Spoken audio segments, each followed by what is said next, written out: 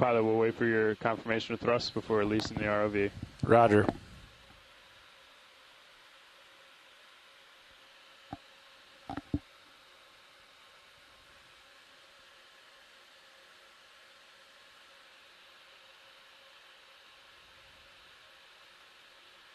Pilot has control. Pull the pin. Stand by for line, pilot.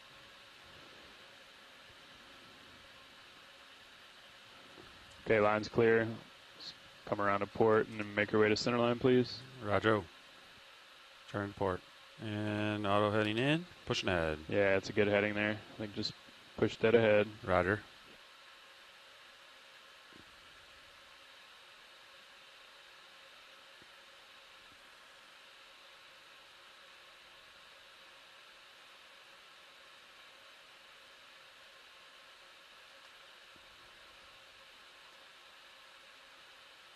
Looking good, pilot. Roger. Just off, just directly behind the crane now. Roger. I still have eyes.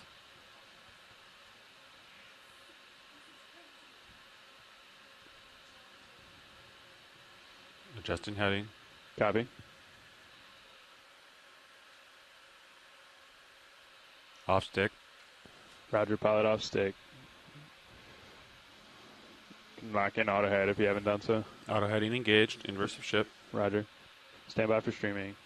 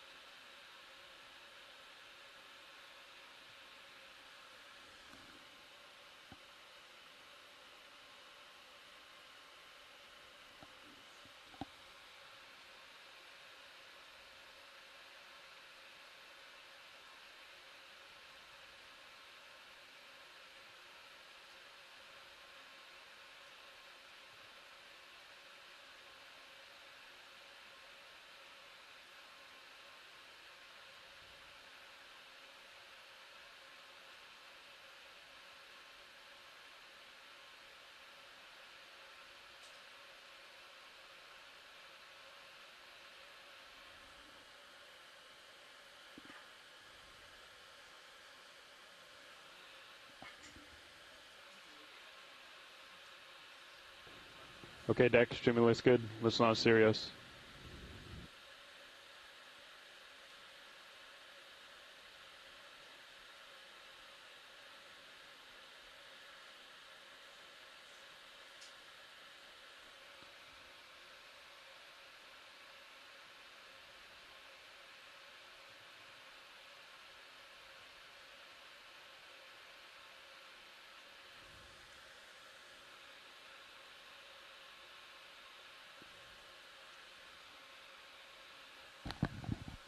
Providing slack.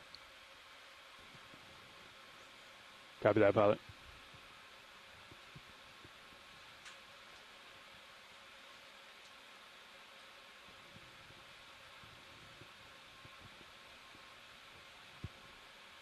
Yeah, it looks good, Tara.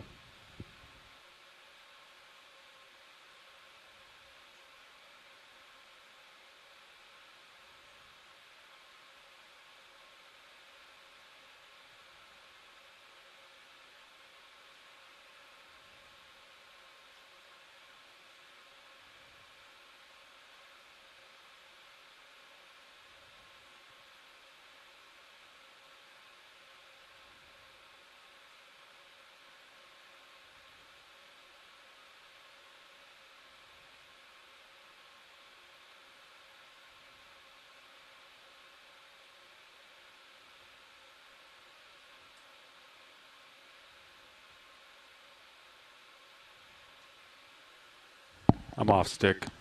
Copy that. We're bringing it back to center line as well.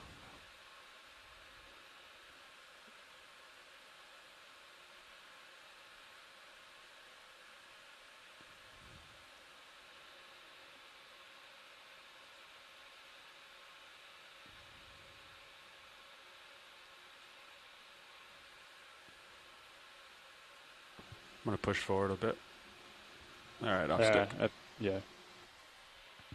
Yeah, I think if anything, just a little lateral, please, pilot. Roger, port lat.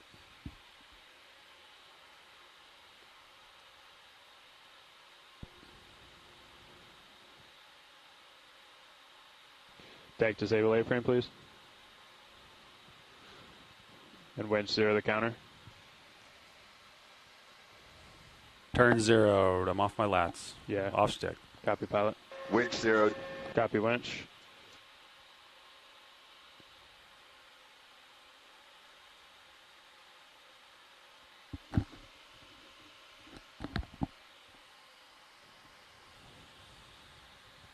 Pilot, are you ready to descend? Pilot's ready. Okay. Okay, let's go down to 50 meters and hold at 15 meters a minute. Winch will do the same. Roger, pushing down.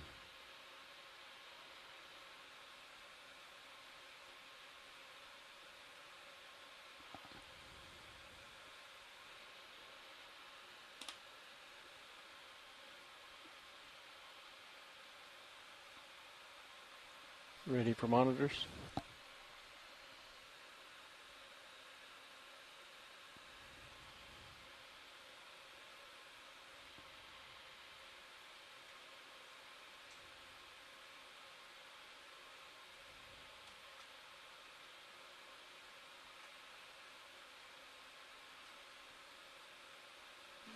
One 0 meters, wire out. D214. You can just see your light in the flex link aft.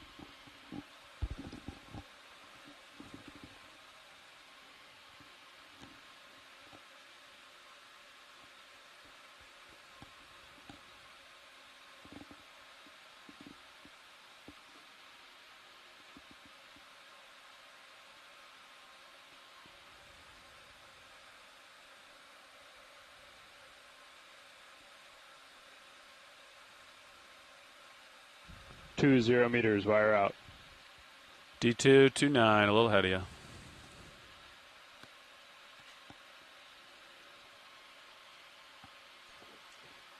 Dive suit nav, good tracking both vehicles. Copy, nav.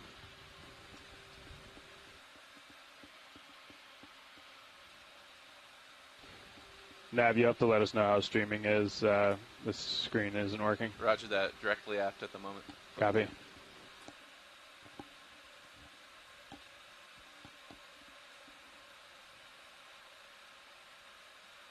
Three 0 meters, wire out. D233.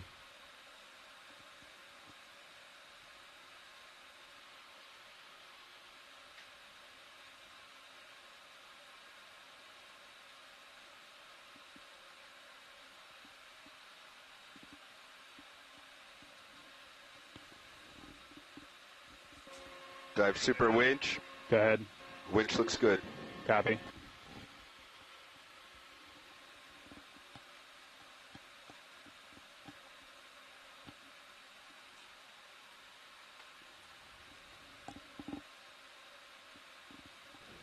Four 0 meters, wire out.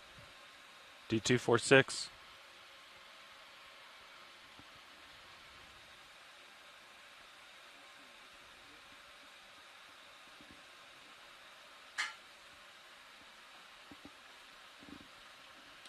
D2 50 meters, auto depth. Copy that, pilot. Dive suit nav, vehicle streaming approximately 20 degrees. Port of ship. Roger that, nav. I'll stop on the winch. 50 meters. Winch, dive super. Dive super winch. Make we pass control to the control room, please. Control room has control.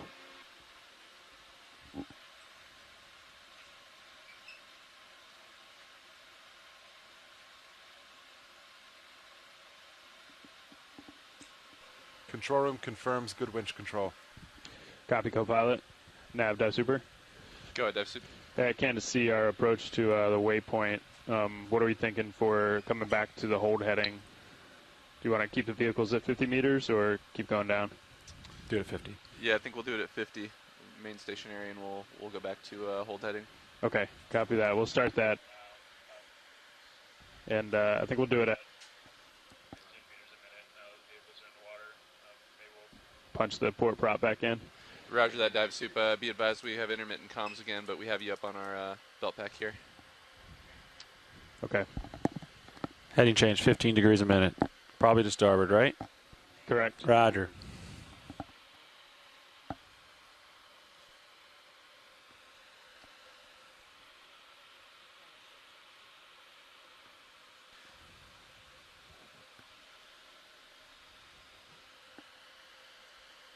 Standing by for heading change. Nobody keep an eye on streaming, John. Current's doing this. By the way. Yeah, it's kind of awkward. Yeah. Be advised. Get a little more of a delta here. Yeah. Couple pump our delta a little bit. How's that?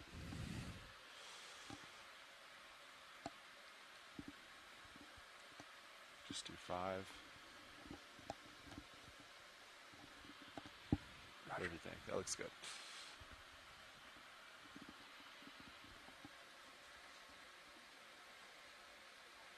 Is D2 stuck a little? There it is.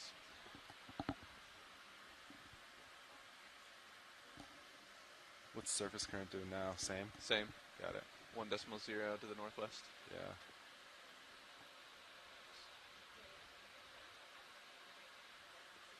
I wonder if we just... It's probably too late. If we swung... Nah, never mind. It'll be fine either way. What? Swing long ways. So the vehicle's already... I think this is good. Did they say they were going to start making the heading change here?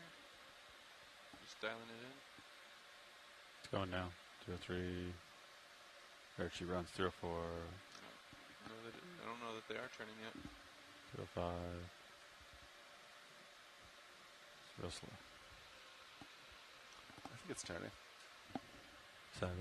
15 meters a minute's pretty slow. Okay, Nav, we're starting that heading change now. Let us know if you see anything in streaming.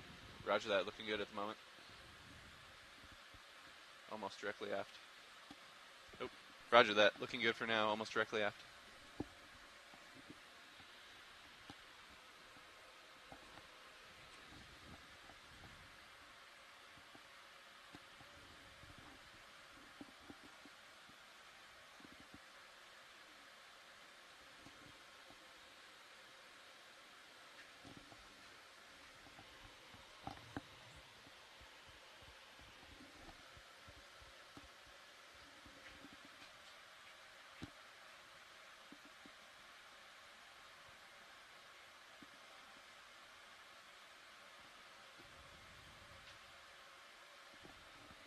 Go ahead, watch it.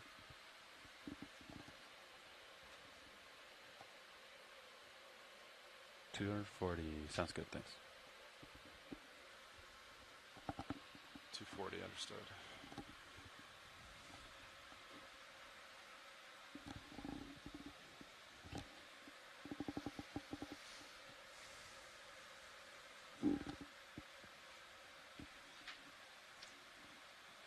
Go ahead, Survey.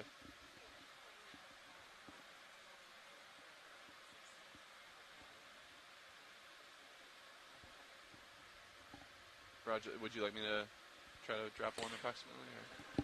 If we descend now Alright. and get past the current, Can do. then when we drag, Is it like right here This between way. Seeps 5 and 6? might be better. Or so? What do you think? Or do you think I just increase layback?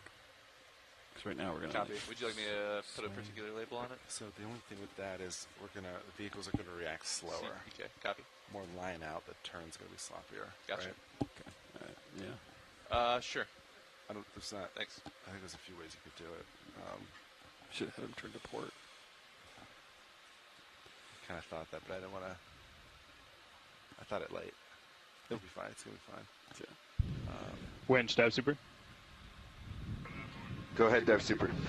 Hey, while we're making that turn, I just wanted to confirm when we were paying out, you said it looked pretty good. It didn't have anything outside of the normal creeks and grounds. I think everything looked good down here, but now that we've stopped, we're still able to move the brake system. So Lars and I are currently discussing Brake system. it does not appear to be fully engaged at the moment.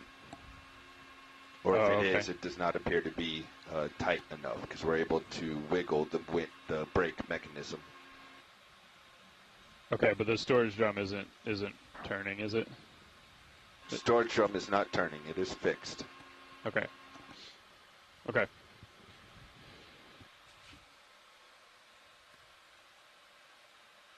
I think there's some play in that mechanism. There was in the old one, and there always was. So I think that whole thing moves on purpose because I think if it didn't, it would just break off.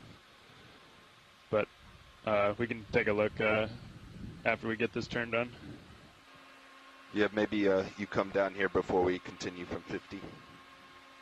Okay, sounds good.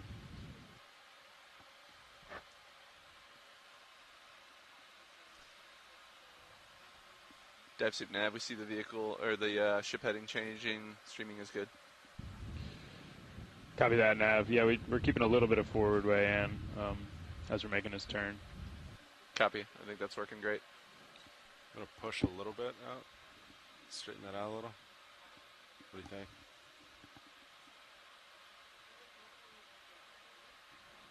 Thanks, Sean. Looks good.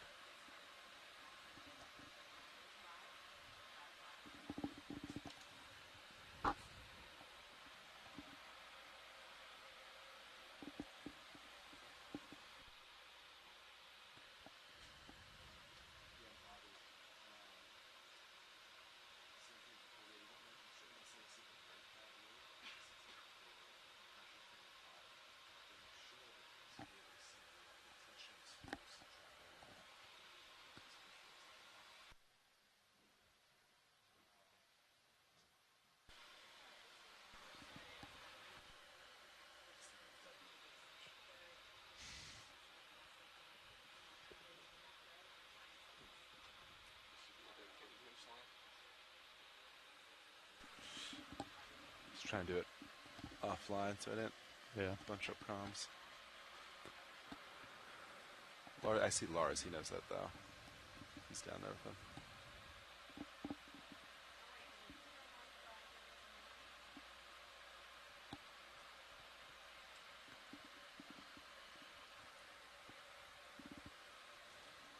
Streaming's looking good. Good turn, boys.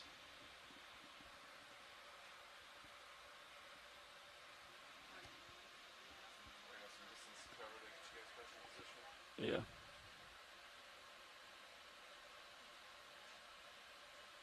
gonna drop a new target for called bottom target, maybe. Maybe drop a new bottom target. Oh, it's the new one. It's on the other side now. Alright, great.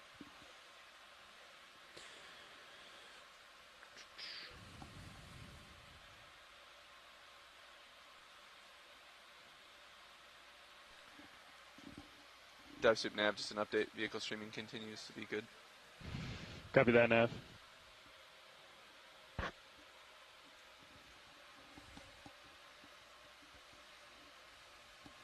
It's looking good.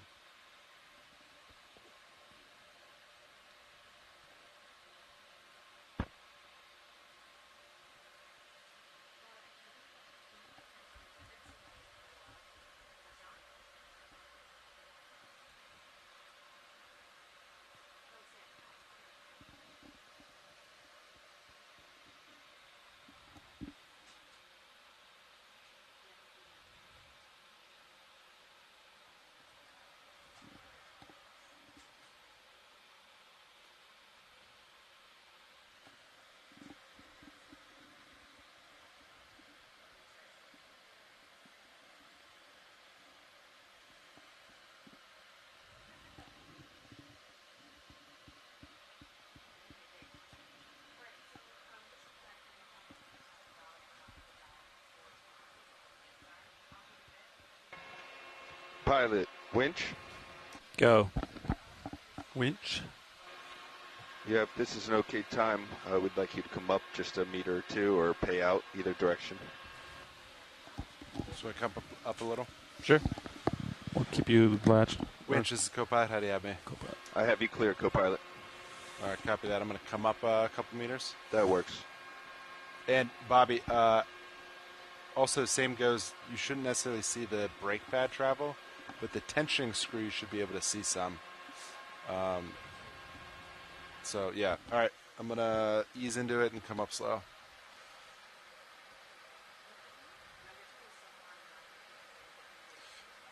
I see it rotating, looking good. All right, that's sufficient. Thank you. Copy that. Stopped. Do you want to opposite that now?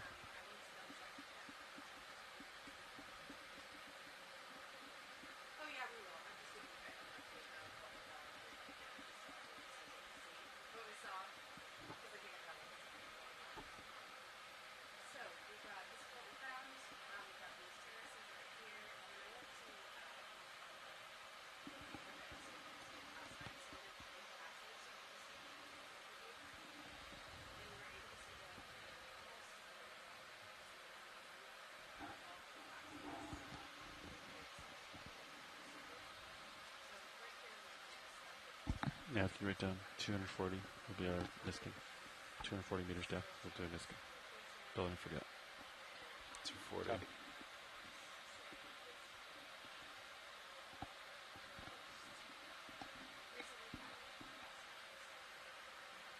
$240 meters high. Thanks.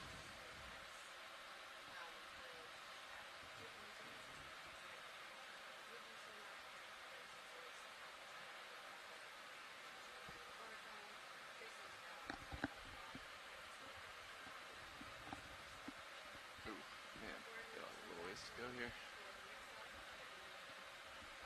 Give a estimate of time.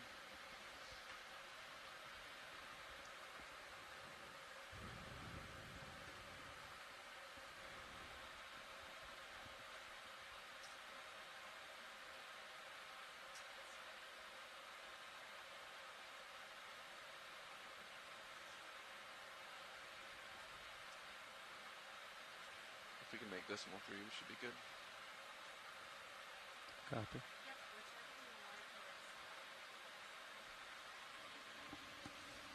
Make sure this ship is happy with that, though.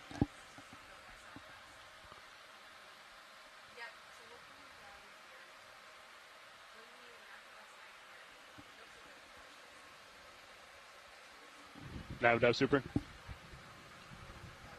Go, dive suit. Hey, we are in full auto position at this time. I'd like to.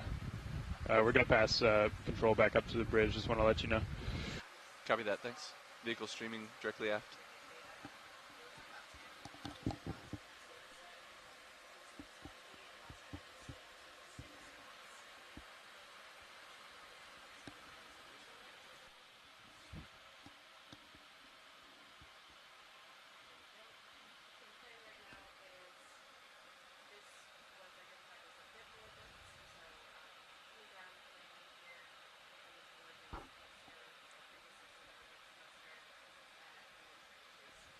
Want to go down? Or you, oh, I want to wait till Chris goes down there. That's right. They're still looking. Yeah. Okay. I think we should wait anyway, right? Okay. Get some movement, or else we have a ton of layback. Okay.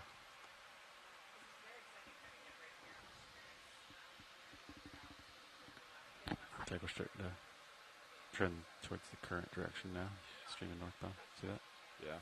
I'm gonna kill my draw lock. Forward way. Be advised. Yeah, you should be good.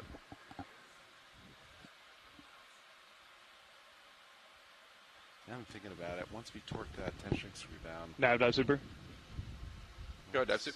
Hey, we have passed control back up to the bridge. I'd like to give comms back to you so we can continue. I'd like to go down to the winch room and give it a look. So I'm going to keep my headset on, but let's give comms to you for the moment. Roger, that sounds like a good plan. Nav has comms. Roger. Yeah, it's gonna move going, and then we'll hold off on the winch until he goes down. Is Chris? Is he keeping his headset on? Yeah. Can I talk directly to him real quick? Okay. Hey, Chris, this is Sean, deck guy. As we go down, so when we're applying pressure, you should be able to wiggle, like press the brake pad in a little bit, and then you should be able to see that gap. And then once we release, it should close it again. Copy that. Yeah. That's kind of what I was thinking too, because it doesn't have that gap unless you wiggle it. Yeah. And I think I told Bobby the tension screw should retract, but now I'm second guessing that once we torque it down, you might not see that travel. I don't think that moves relative. Yeah. So if you want to relay that to him, I think I was incorrect on that. Winch copies. Okay, great. Okay, if you guys are ready.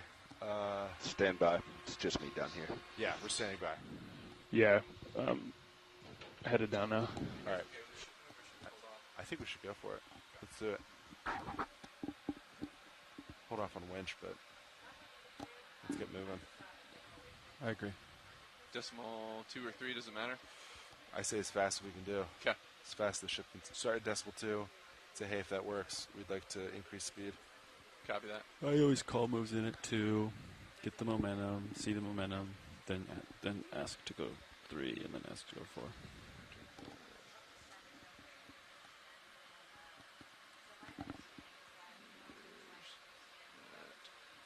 170.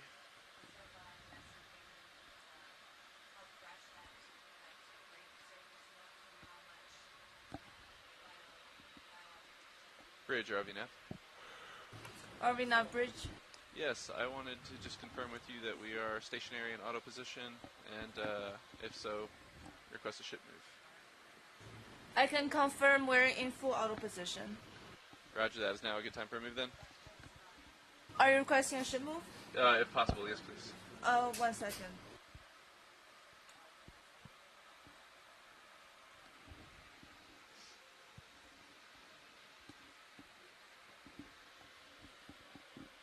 Ready for ship move. Copy. We'd like ship move, range 425 meters, bearing 170 degrees at decimal 2 knots, please. Range 425 meters, bearing 170 degrees, speed decimal 2 knots. Good copy, thank you. Thank you. Good copy, thank you. All right. Starting to move. The ship is starting to move. We'll see. Streaming looks good. Comps look good. Fiber values look good. Copy. And with the current ship move speed, we should be able to get there before we reach bottom, just barely. So, depending on how long we're sitting at 50 meters, we may not need to increase speed. Okay. So that's the name of the game. If we come down in current, we're going to get more layback while we're moving. So we can kind of, what do you guys feel like? If we start coming down now with the ship moving, that's how we get, typically that's how we get a lot of layback. Yep. Because, right, current's going this way. It's going to, so, and we're coming down on slope, right? Yeah, can we see the contours? Very slight. So I think, but if there's layback, we're like in the slope, right? So I feel like we should just get there and then come down. Oh, you want to get all the way there? This close. It's kind of what I'm thinking, open to discussion. Because if we're laid back here, That this bridge. is steeper, Go right? ahead, Bridge. I just want to confirm our center of rotation is still midships. Good copy, thank you.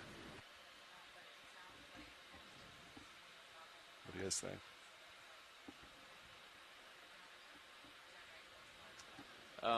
And what's subsea current look like? That'll. Unfortunately, it's not sounding very deep right now, only 250 meters for some reason. Is it just kind of, what's the trend of that 200 meters? Just the surface current. That's it. Okay. It looks like it dissipates ever so slightly, but not much. Yeah.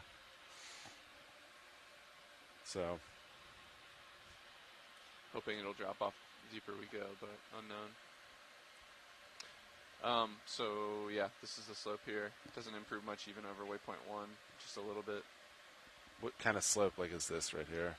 Let me get a gauge here. So that's 30 meters over 90 meters. So What's behind, I guess above that? About like up here. Yeah, like between waypoint 1 and Sirius. What's like that slope kind of like? So 1, Just the average 2, slope. 3, 4, 5, 6, 7, 8, 9, 10, 15, 16. We'll do 15. 370. 150, 370 is. No way to know.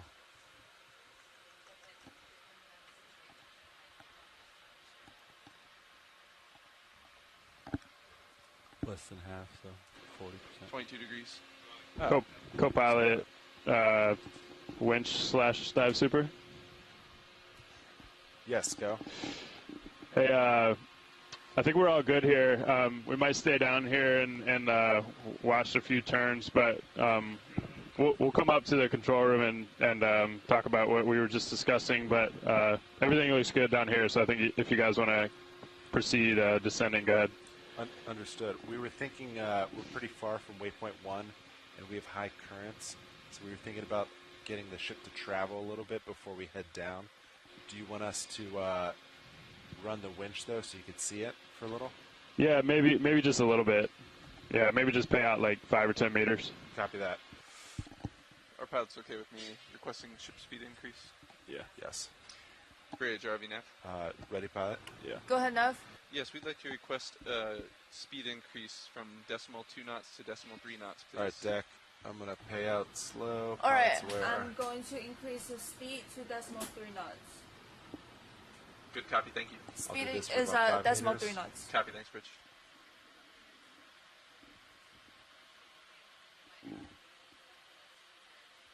It's about 10 to 15 meters a minute.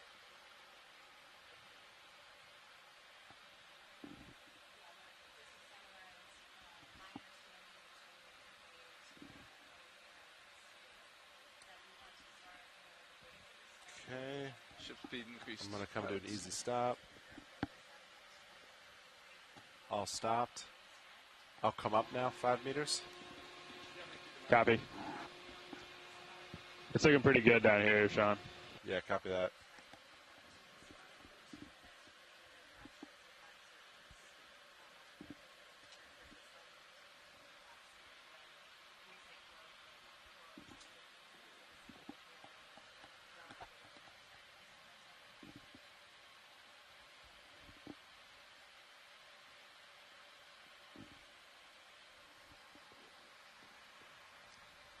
With that ship speed increase, looks like you're streaming a little more northerly, be advised, pilots, Yeah. but not bad.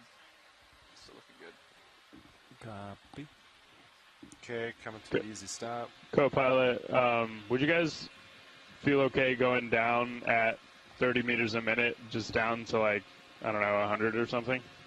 Yeah. Let me talk to pilot. 1 second. Yeah, we can do that. We'll just get Z-bias ready. Okay, copy that. I think that's just the last check Yeah. Bobby and full I were speed. thinking about seeing. Understood.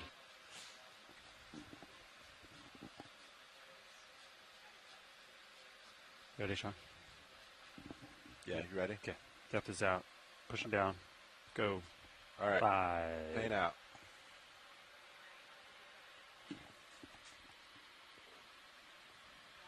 It's 15, 20, 25. It's about 30 there.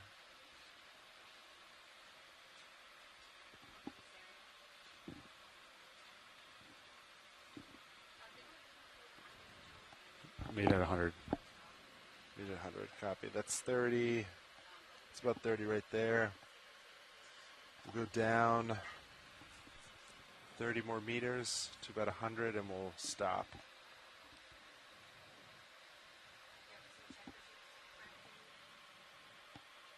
Streaming looks good. Delta 4-5. Looking good. Looks good down here. There's no chattering or anything. Good copy. I think if you guys are good to just go down to 100, let's just go down there and hold. Sounds good.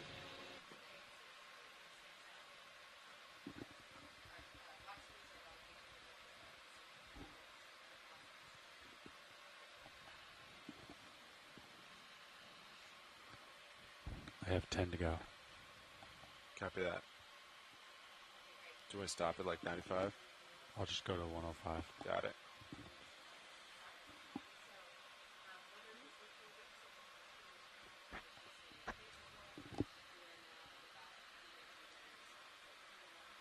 Alright, approaching 100. Coming to an easy stop.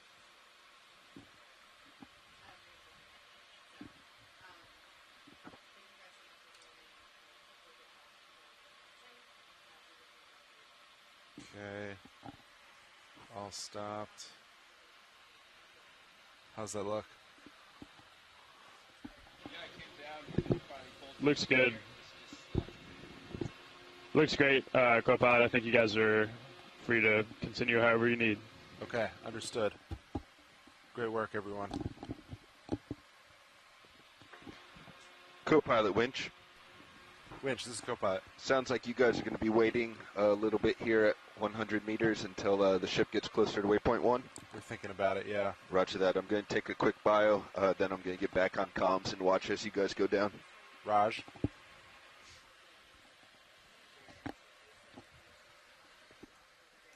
Raj Mahal. That's what I thought too. Can we get some contour labels? How deep is that? Oh yeah, sorry about that. I failed you. I failed you. This is should be 2160, I believe. Okay. Or 20. I'm sorry, 2060. Yeah. Yeah, it's in 3. So Great. I'm gonna go off of Seep 4. Just be thorough about this. Seep 1 is at 2025. So.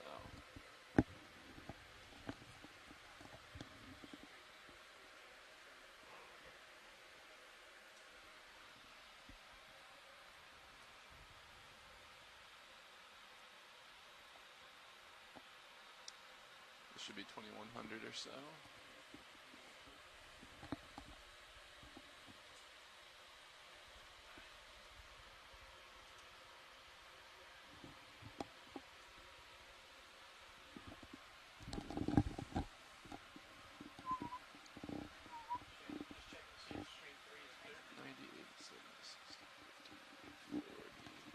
Yep.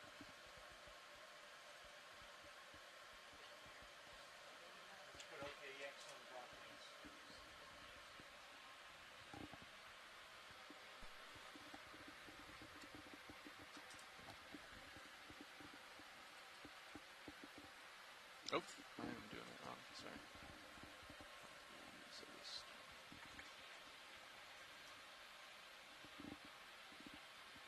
Interesting jellyfish floating by us, huh?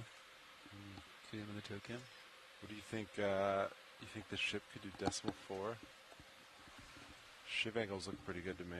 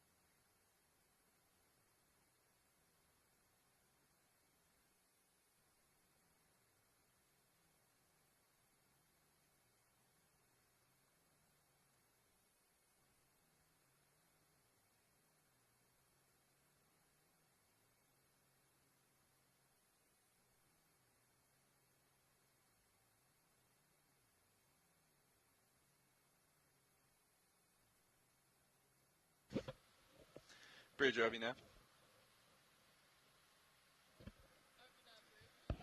Yes, we'd like to request an increase in ship speed from decimal 3 knots to decimal 4 knots, please. Good copy, thanks.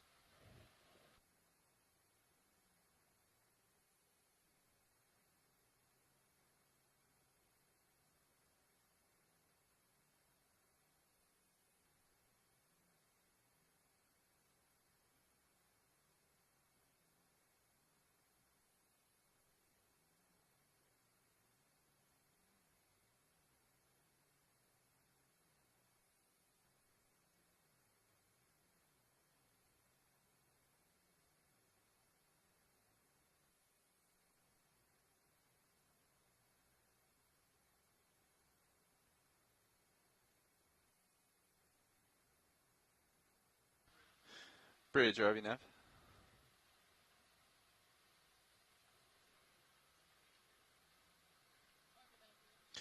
Yeah, Tara, when you get a moment, could you also let me know how much of the ship move is left? Copy, thanks.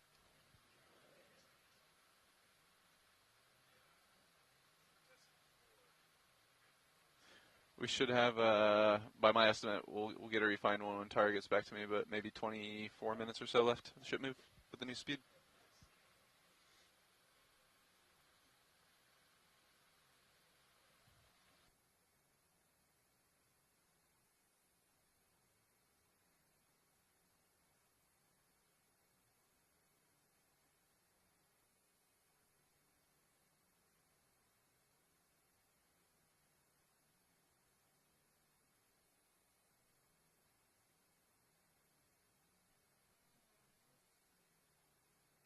Go ahead, Bridge.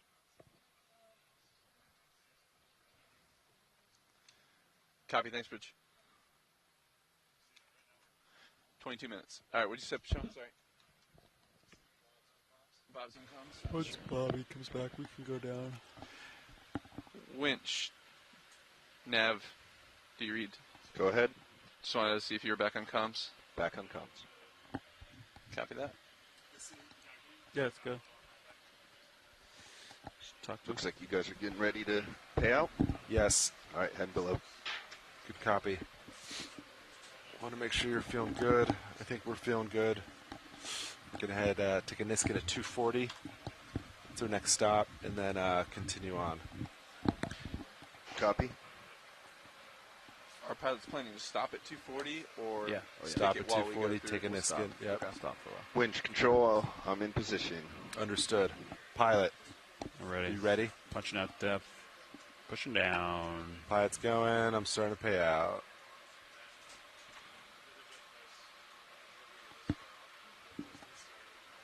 $15, $20, $25.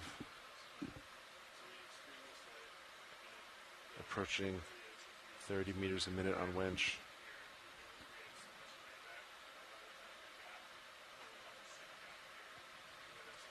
$30 meters per minute. Head down 30 meters per minute. Next stop, 240. Pilot, I'll stop 5 meters above you. Right. Good copy. Barrage that.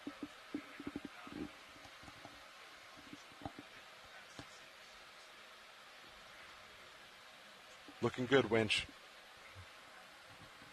Winch looks good.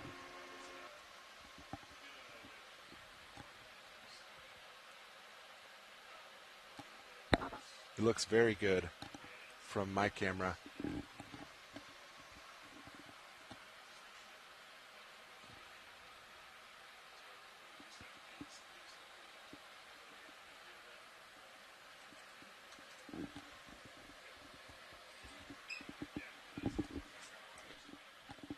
Delta 5-6 looking good. Coming on down. Streaming's good. Looking good.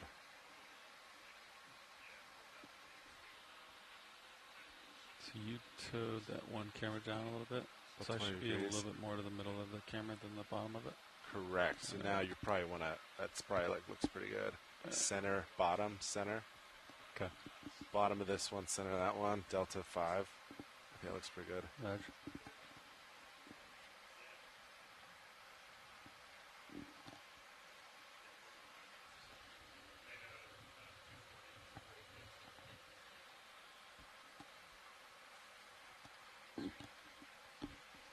240, coming right up.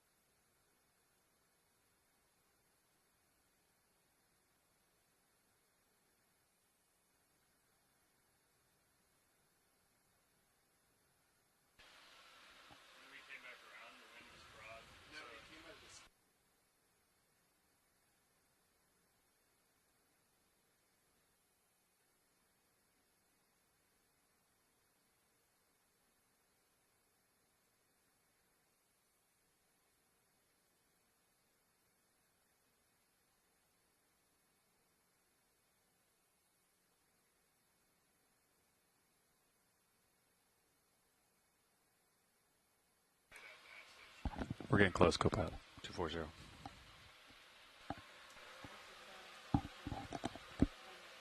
Winch. We're 30 meters out Go ahead. from a soft stop. Understood.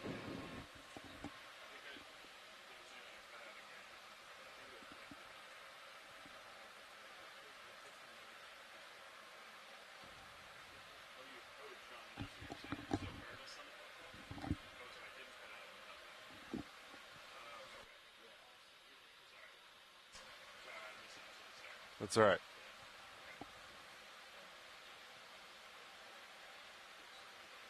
Five, four, 10 thrusters, coasting All right. down. Winch is going to come to slow. 40.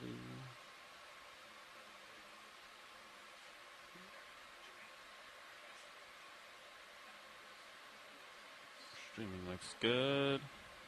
D2's at 240 meters depth. Auto depth. We're settling out here before we do our Niskin sample. I'll hold this here. Our eDNA sample. All right. This is the, I believe the deep scouting there or shallow scouting there. Watch lead. We're at depth 240. Are you ready for Niskin sample? Copy that. Survey 2. All right. All right. I will get hydraulics up. HPU is on. Ramping up a little bit. Valve packs are on. I am resetting. Pilot, you ready? That sure will. We've sat for about 30 seconds. I think we're good. Okay. Firing Niskin in 3, 2, 1. Fire. Good fire. Roger. 1746, 45. That's a good capture.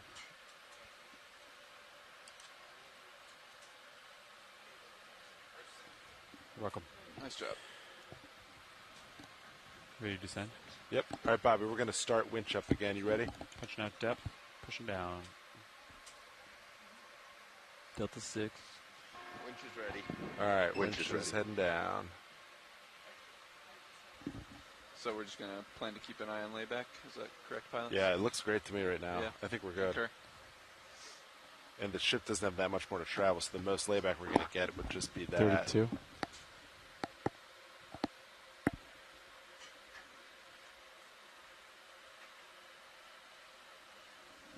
Doing 30, heading down. So I think Dive Soup had recommended we set up so that D2 is over waypoint 1, not Sirius. So I may call an easy stop as we get closer. Looks like we might overshoot. D2 over waypoint 1. Understood. We did. Yep. eDNA number 1 down. Layback's looking good, Sean. Sorry, say again? Layback's going to be nice. It's like, It's looking great, it's yeah. looking good. It's looking real good, pilot. Yeah, it looks very good. Because he's going to stop pretty soon here, and then that'll give us plenty of time to settle out. What are we white balancing? could wipe out. You could start at like 1400. Okay. You could try the. You could try the WB1 and then do the joint locks. Up to you. So if I just play yours. Play mine. Oh, and then Follow the bars. Okay. All right, I'll do that. And then it That gets typically you doesn't close. match up perfectly, Get you close though. but it gets you close enough where you should just be able to a single, like, joint motion. Okay. Should be good. So lock your joint, go for it. And then you just point mini Zeus down. You don't do anything for the mini Zeus. Oh. Okay. It's pretty nice. It's much more efficient.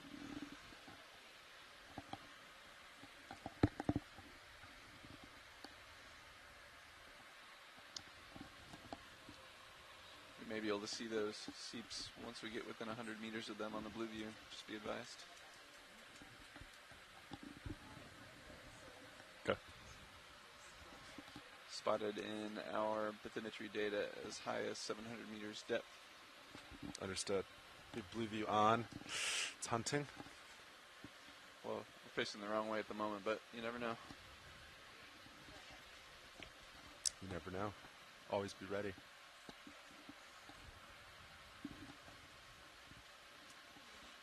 Shannon did say when we were in the middle of the launch that we passed over some potential seeps on the EK they saw it. Yeah, I mean, even if they drift a little Yeah. bit, it could have been any one of these, right? Exactly.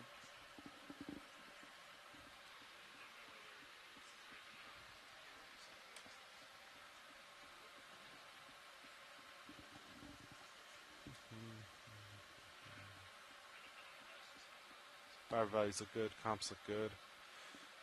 Heading down. Stream looks great. Delta 9 looking good. Winch is doing 30. Heading down.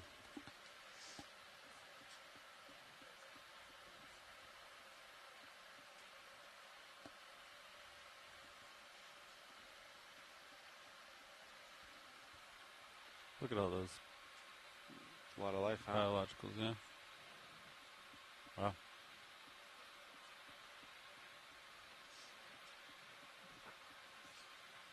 Probably another 13 or 14 minutes of ship move left, pilots.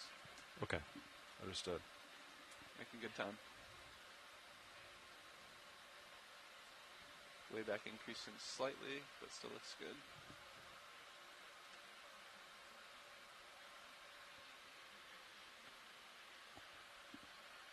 And then let's see. We want D2 to turn right. Or Sirius left. So I guess in this instance, D2 just, yeah. Both turn right, meet at like south, somewhere south. What do you think? Yeah. Understood. Sounds good. And then as once we're on bottom with a good Tasman lock, we'll kick out altimeter per instructions. Okay. Delta 7 looking good. Fiber values looking good. Did pilots hear any other requests for Niskin? Was it just at the bottom? Was the next one? That's all I heard. That's all You I can heard. verify though Copy that. if you want.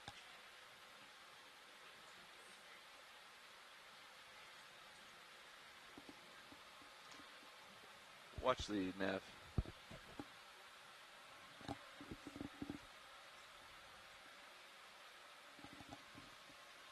Don't think they have me latched.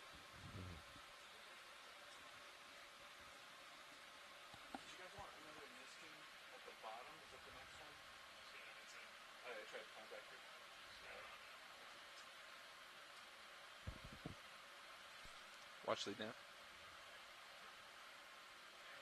No problem. Just wanted to see when the next Niskin request was. Was it on the bottom? Roger that. Copy. Understood. Thanks. Sounds like we're going to wait till we acquire a seat for the next Niskin. Raj.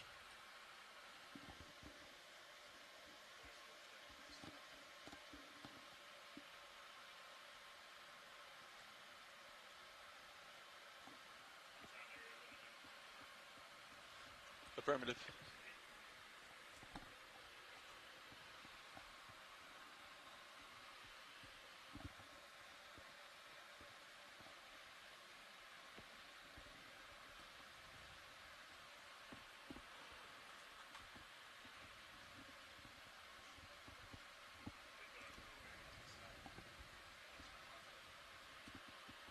And remember to order 11/16 crow's foot. Copy. That's my list. Let's get a mid-sized. I could use a bio at some point. Good to see you. Then a mid-range torque wrench.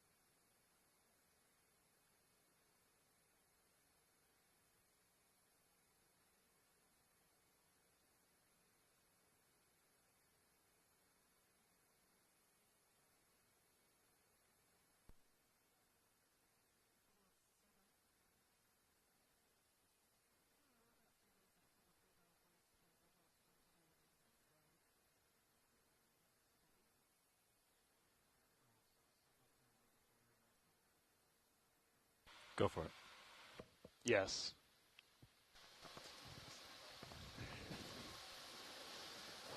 This is Okeanos video engineer Roland Bryan making a general announcement to all those on the ship and the shore. This is just notification that all audio associated with this dive will be recorded with our archive video, as well as being streamed ashore via the satellite and the internet.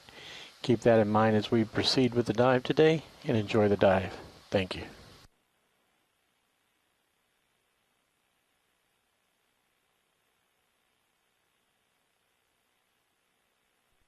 Control winch. Hey, decade go. Yeah, the rounds look good down here. Everything seems to be working nominally. Nominally. Copy. Nominally. I am seeing a little bit of brake powder on the brakes, but I imagine that's because we're going through a little bit of a burnishing, as we reset, put the new brake pad or old brake pads on. I think it's not a perfectly flush fit, so we're seeing a little bit of brake dust come off, but not quite what we were seeing yesterday. I can definitely still wiggle the brake system, so it's not engaged. I think it's just sort of smoothing itself out. Okay, understood. But I will keep an eye on that during the future rounds. Understood all. Thank you very much, Winch. Winch going off comms. Winch going off comms.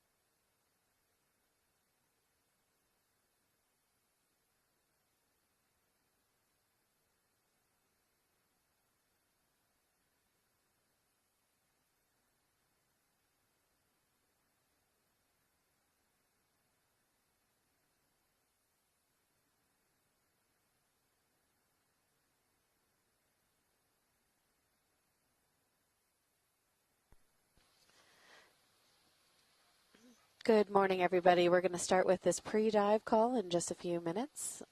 We'll be back with you quite shortly.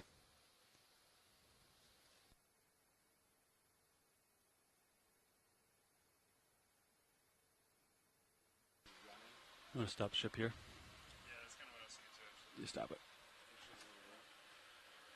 Bridge now.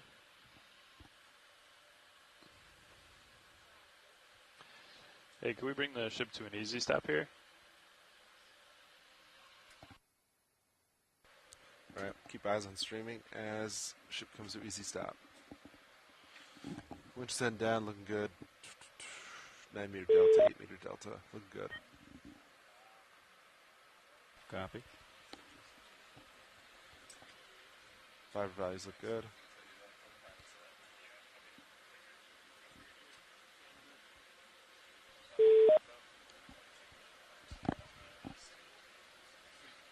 Okay, good morning, everybody. We're very happy to welcome you to dive number 4 of the Seascape Alaska 3 expedition. We are currently planning a dive off of the Sanak Seep area. This was a seep that was discovered earlier this year by the Okeanos explorer, mapped in cruise EX2304. Sorry, tongue-tied this morning. Yeah, so we're exploring today an area called the Sanak Seep, which was first discovered earlier this year by the Okeanos explorer, mapped in 2302. So we're going to try and get some eyes on that today. I'd like to introduce myself. So I'm Rian Waller. I am a deep sea biology professor. Nav, just for reference, what was the layback? Looks pretty good. I'm just curious what it is. Approximately 50 meters. Nice. That's great. My name is Rian Waller. I'm a deep sea biology professor at the University of Gothenburg in Sweden, and I'm the biology lead for this expedition. Hello there. My name is Jennifer Ashoff. I am a professor of geology at the University of Alaska at Anchorage. My background is in sedimentology and stratigraphy, and I am the science lead for geology on this expedition. Thanks for joining us. And good morning, everybody. I'm Shannon Hoy. I'm the expedition coordinator for this expedition from NOAA Ocean Exploration. Yep, and so that's the crew that are on board today, but we have scientists on shore as well. We have scientists in our chat room who are helping us with the dive today, but we also have some scientists on the phone line. So if you could introduce yourselves, please, that would be great.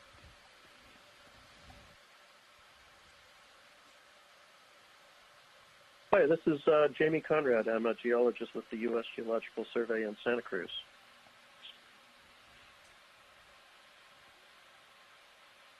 Hi, yeah, hi. This is... Oh, sorry. Colin Ruppel, geophysicist with the U.S. Geological Survey and Woodpole Chief Scientist for the Gas Lighters Project. Identified targets. Roger. Yeah, this is Christian Nilsson. And Louis Levon. And we're science communicators from the University of Gothenburg.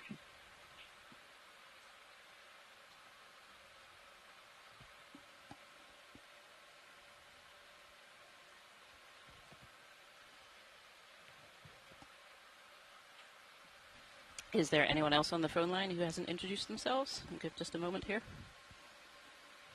We're in Seep territory, correct? Past 700 meters depth. D2's looking. Boom, boom. Oh, okay.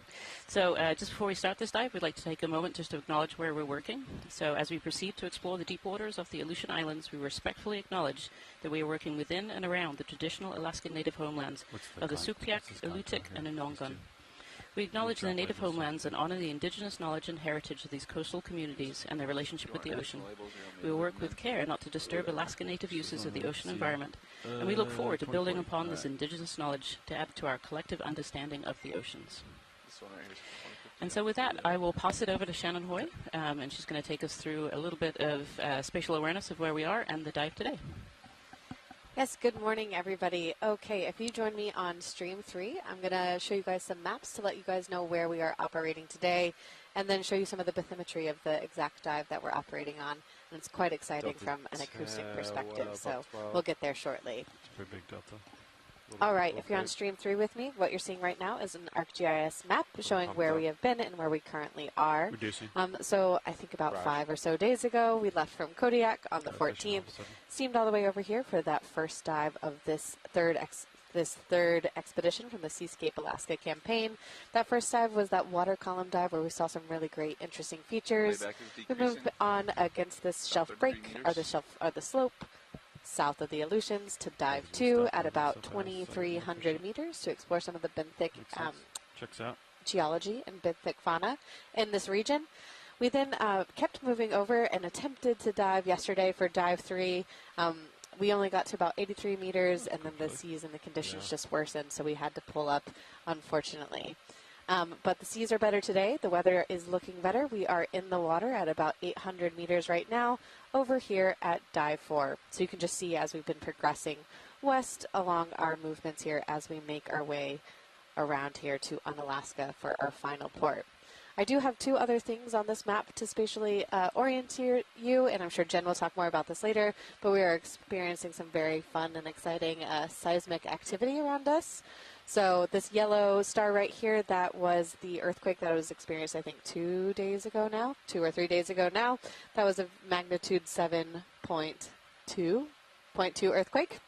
And then up here, we just got notification that Shilshadan, I believe, volcano, Jen will definitely correct me when it comes to her, is also erupting.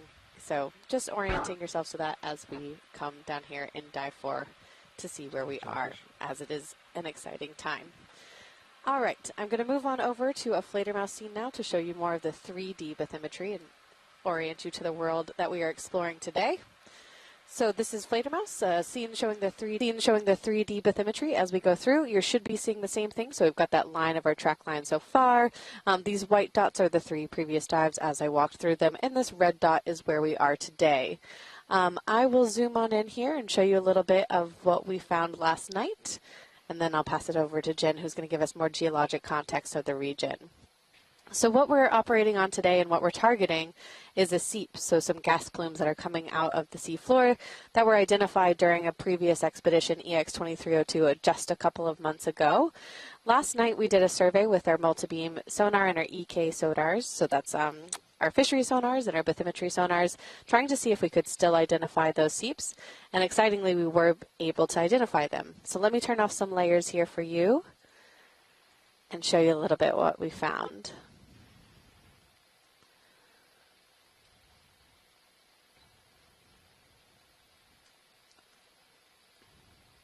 All right, I'm not going to get too much of a spoiler here because I know I have some other people who are going to be chatting more in depth about this.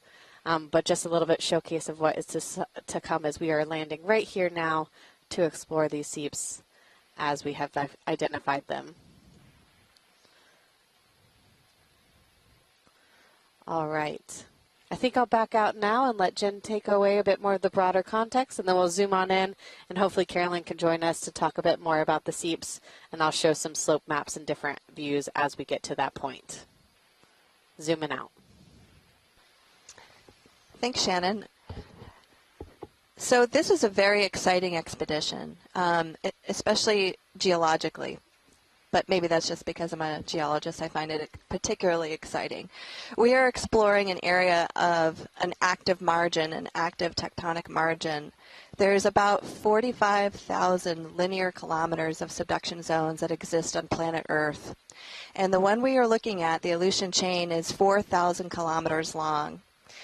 This convergent margin is where we have subduction of the Pacific plate, which is an oceanic plate, below the North American plate. And then in this particular area, we actually have both continental and oceanic crust in the overlying plate.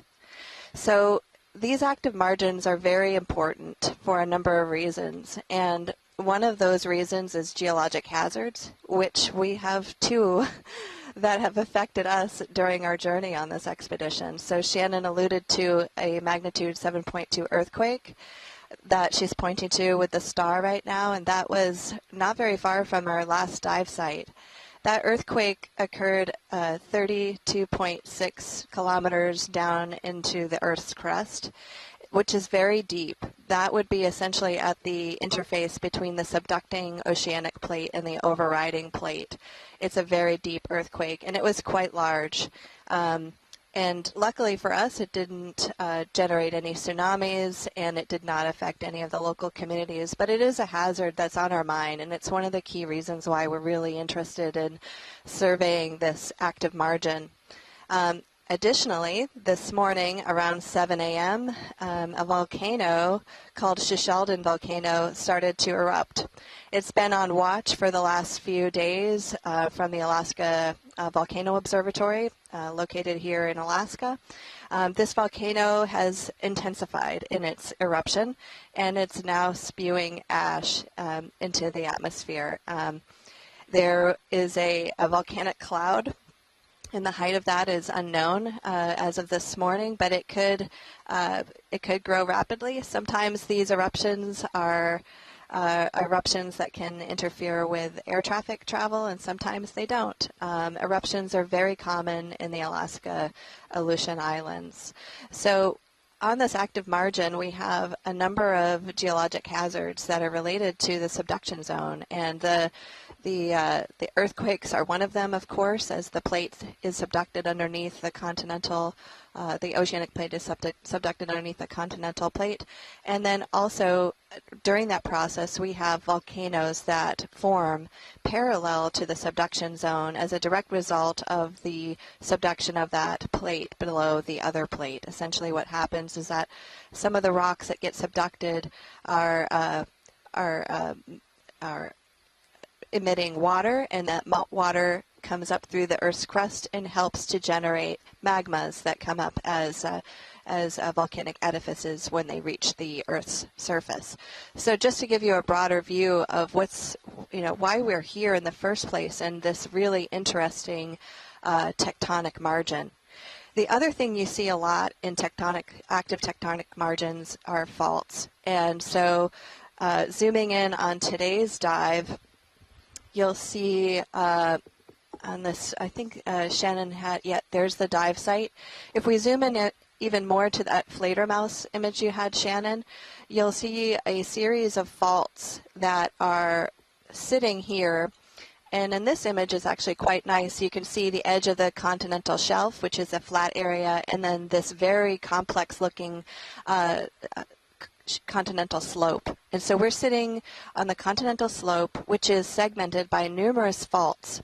And so in this image, you can see a number of linear features. And so this plume that you're seeing, the orange, are actually images of the gases that are emitting from some seeps that we're hoping to find today.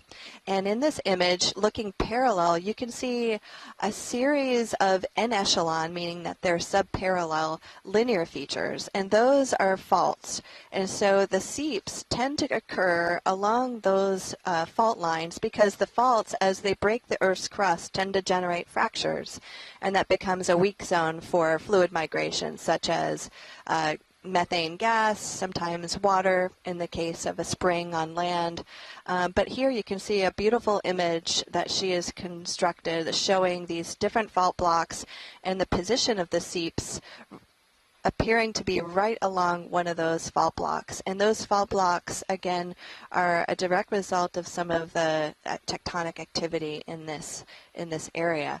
So there's an overview of the general geologic context in terms of the subduction zones on the planet, this subduction zone, and its relationship to both geologic hazards and the occurrence of these seeps. Now, methane gas is a very important greenhouse gas, and this is methane seeps can contribute methane to the ocean, and it's one of the more important contributors of hydrocarbons to the atmosphere. So behind humans, these seeps are very important contributors to methane gas to the atmosphere. So that's one of the key reasons why we're really interested in them. And we're lucky enough to have Carolyn Ruppel on the line, who is a scientist at the USGS. She's the head of the Hydrate Center, and we're very lucky to have her sharing some of her expertise. She's been studying these seeps for a number of years. So Carolyn, would you like to add anything? Yeah, and I'm sorry to start out by contradicting you, but seeps that are more than about 100 meters deep in the ocean actually do not contribute methane to the atmosphere right now, as far as we know. The methane is consumed in the water column. So especially these deep seeps would generally not be able to get methane to the atmosphere. In any case, this is a deep seep. I don't know if anyone says this is about 2,200 meters deep. There have been other seeps on this margin. Lisa Levin and others have looked at deeper seeps on this margin. Of course, those were more needle in the haystack finds. This find, having the hydroacoustics, is obviously very powerful. If you've been with ocean exploration on the other U.S. margins and other dives over the past many years now, over a decade, I guess, or about a decade, you've seen these seeps identified hydroacoustically and then verified with the ROV. In terms of what we expect, I would agree that this is not all seeps are connected to faults, but given that this looks like a sheet of gas coming out, it most likely is sitting along a fault. So we don't know the source of these fluids. There is a sort of more thermogenic basin about 40 kilometers away in this forearc, but we without being able to sample, we're unlikely to know much about how deep-seated these fluids are. It is most likely that these are methane, though, not some other gas. In terms of what we might see today, starting sort of first, obviously what everyone loves to see is the chemosynthetic communities that develop at some of these seeps. What has been found in the past here are certain kinds of clams and what I would in the vernacular call worms. Obviously, they've got a much longer name than I'm not going to attempt to say. And one thing that some of the past papers have talked about is the number of other fauna that are near these seeps, which is not as usual in other places that we have them. So I guess we're hoping we'll find something like that. We may also find special rocks that are called authigenic carbonates. These are carbonates that are actually formed by microbial processes, and they usually form just below the sea surface or in the uppermost few meters. So if we find them at the surface, it can mean two things. One, they might have previously not been exposed, and they're exposed now, either by erosion or some other processes. Secondly, if they exist, they do take some time to form. So it could mean that the seeps have been around for a while. We also may find gas hydrates. So that looks like ice. Some of you have seen that in previous dives. We are very, very, very far inside the gas hydrate stability zone. So any methane that comes out of the seafloor and that has the ability to combine with water before it gets dissolved or before it gets carried away could form this white ice-like material on the seafloor that's called gas hydrate. And it would not be unusual to see that here. Gas hydrate is volumetrically on Earth very important. It sequesters about 16% of the methane on the planet, and it's mostly in sediments, but there can occasionally be some at the seafloor, and we've seen, particularly in the Gulf of Mexico, some spectacular formations of gas hydrate at the seafloor at various seeps.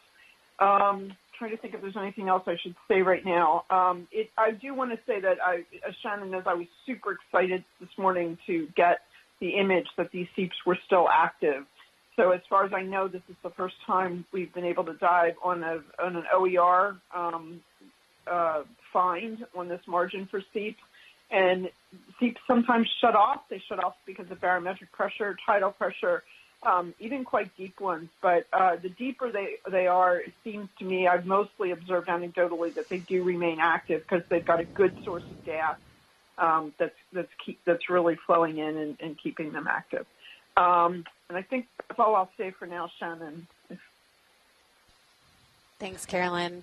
Yeah, no, I really appreciate that. I was going to point out, let's see if we can see. From the Seep when we looked at the data from EX2302, it actually looks like if we pulled out all of the correct points that it was a bit shallower in terms of how far it extended into the water column. That could be from the data that we collected it in our methods, but something I wanted to show you and make sure you were aware of if that was an interesting find. And also, just to clarify one thing. Sorry, Carolyn. Now than before. Go ahead. I should say, and I think I emailed those on the ship this morning, by the time the bubbles reach a few hundred meters above the seafloor, they can still be bubbles, but they don't contain methane anymore for the most part. So the methane's gone out into the seawater, and other gases have usually gone in. But it is interesting to have these huge flares or plumes. Yes. Right. Thanks, Carolyn. Thanks for clarifying that. And what I should have said was that beside the anthropogenic sources, hydrocarbon seeps in general are thought to be the single most important natural source of oil and methane in the ocean. Thanks. And that comes from Weber et al. 2019. Yeah. Thanks, Carolyn, for that. I think this is super exciting. As a mapper, it's always probably, we don't get to often, and I'll fill some air now since we're still got about 800 meters down to the seafloor, so apologies about that. But as a mapper, this is one of the most exciting things that we can do because we do get to map bathymetry quite a lot, and we use that to determine where to put the dive down, usually looking for steep, scarp features. But it's always exciting to use our technology in different ways and to be able to identify these water column features is something that we don't get to do that often. And so I might get a little bit too in the weeds here because mapping makes me very excited.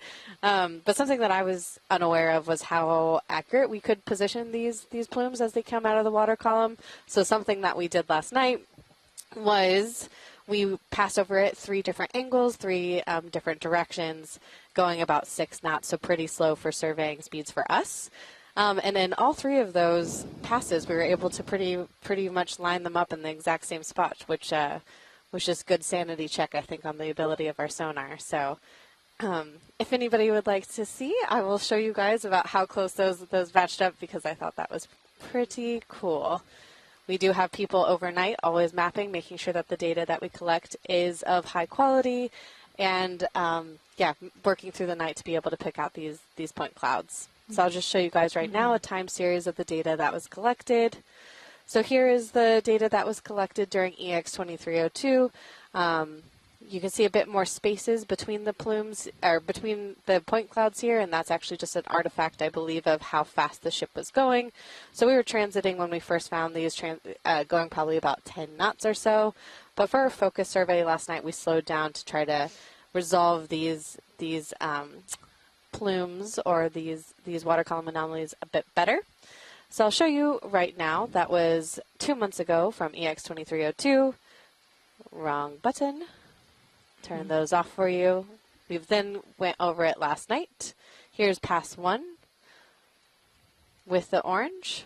I'll put that back on to the pass from the night from 2 months ago. You can see it lines up pretty well with what we saw 2 months ago. We then passed over it again. That's this purple coming into the mix here. I'll zoom a bit more slowly. And passed over it one more time for this blue. And so you can see all of them really aligning. We don't get to talk too much about how our sonars work and what they do, but for me this is a pretty amazing feat of the human's ability to find small bubbles on the seafloor pretty accurately with big ceramic transducers on the bottom of a ship going to about 2,000 meters. So I hope all my other acoustic enthusiasts are out there are just as excited as I am, and especially if you're an expert, want to chat more and tell us even more how we can improve our methods here. This is an exciting night for me and mappers around the world. Go ahead, Carolyn. Shannon, I think it'd be interesting I think it would be interesting just so we can nerd out on the geophysics for a minute, but to say something about why we can do this, why we can detect these bubbles. So the bubbles, of course, you can think of it kind of like the sound is trying to go, it goes through water and then it encounters gas. And the gas has a very different characteristic in terms of how the sound propagates than the water does. So it's all technical about impedance contrast and things like that, but the point is that's why we can image these bubbles. And in fact, we've been able to do this for a long time, and it's not as if Seep just started 10 or 15 years ago, but before that, we just didn't have the capacity to store the data and look at it and everything else. Now people are using this water column data much more aggressively to try to find features in the water column and to understand it's particularly good for gas seeps, obviously.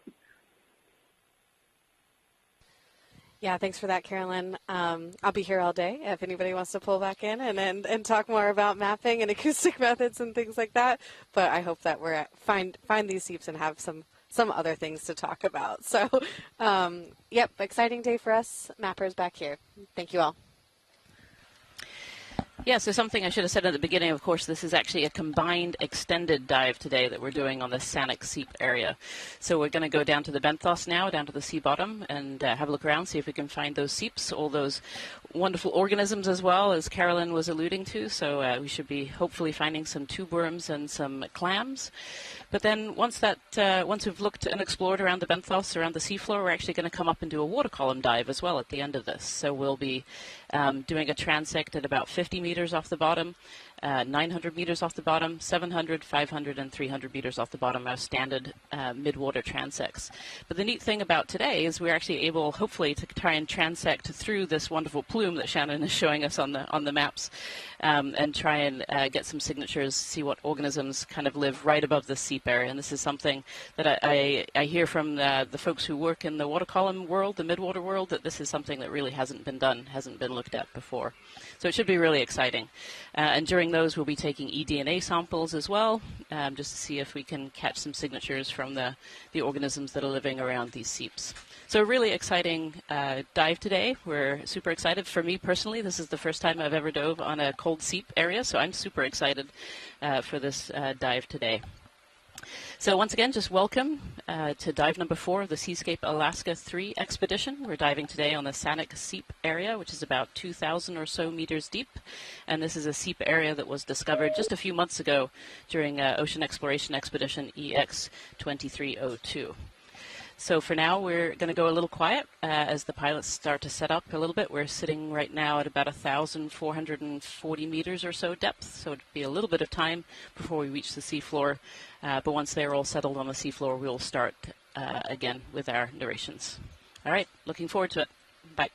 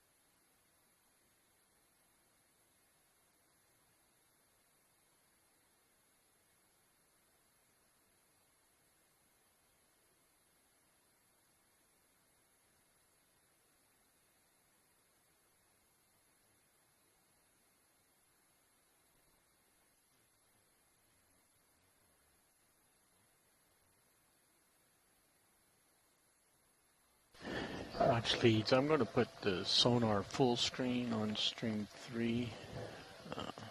Might be the first location that we will see signs of the seeps.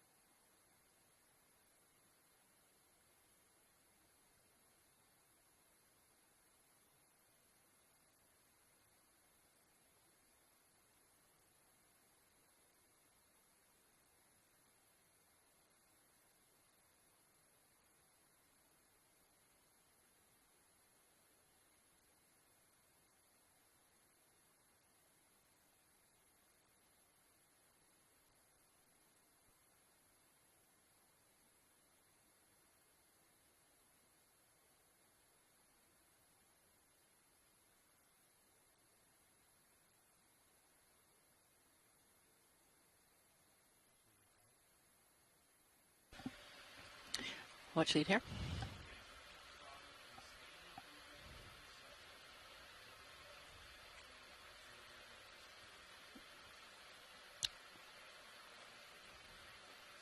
Okay. Okay, perfect. Thank you, pilot.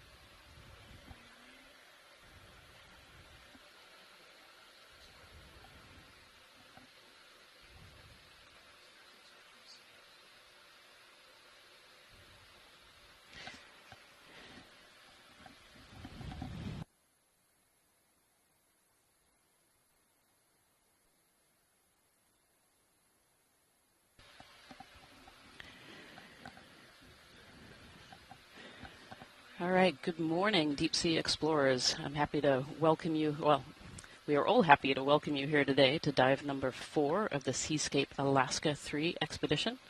And I hear we have some folks tuning in from Sweden, which is my home country at the moment. And so I'd like to say good morgon, djupt havets forskare. Välkommen till dig 4 på Seascape Alaska 3 expeditionen. So today we're exploring the Sanak Seep area, which is off of the Aleutian Shelf. We're sitting in water of about 2,028 meters or so.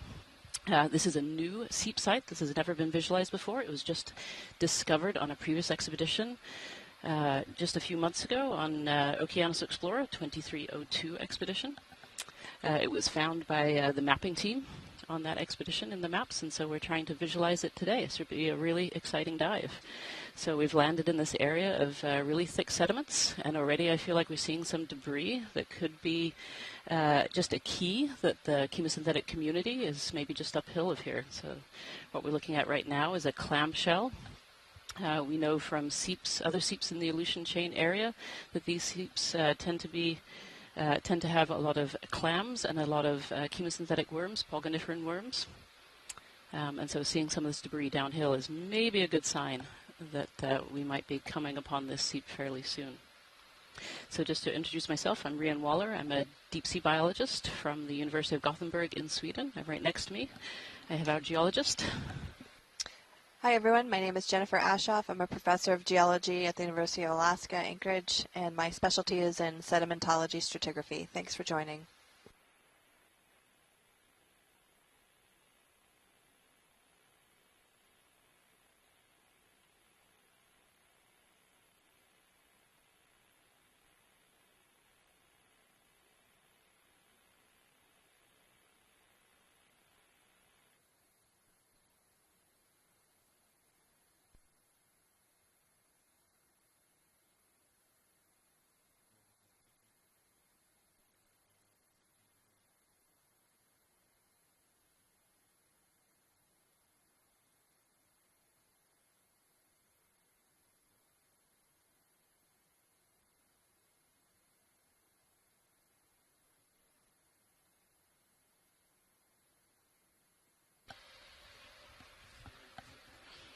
So we've kind of landed in this area with a looks like a fairly thick covering of sediment here. You can see lots of burrows. Those are little mounds in the sediment. Those are probably made by organisms that are living in the sediments or living around the sediments. So organisms such as shrimp and clams, but also worms, amphipods, little crustaceans can make these little burrows in the sand.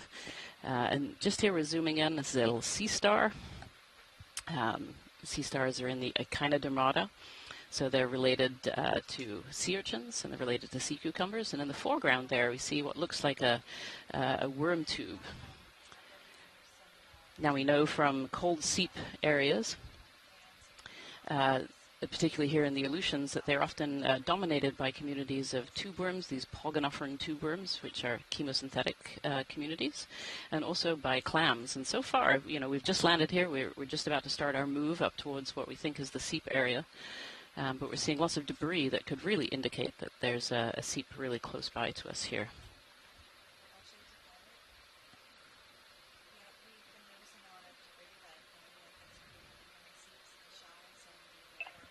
Brian, for those tuning in, it might be useful to say why we call these cold seeps as opposed to hydrothermal vents. Sorry, say that again, Carolyn. I said, I can answer it, but I'm going to throw it at you. For those tuning in, it might be useful to say why we distinguish cold seeps from hydrothermal vents. Yeah, that's a really good question. And I will first start off by admitting I am not a chemosynthetic biologist. I am a deep-sea reproductive ecologist who works on corals and sponges, which I'm hoping we might see some of those as well today. But yeah, so these cold seep areas, so I think when people think of chemosynthetic communities, they often think of hydrothermal vents, which are kind of the key one that people see in the media.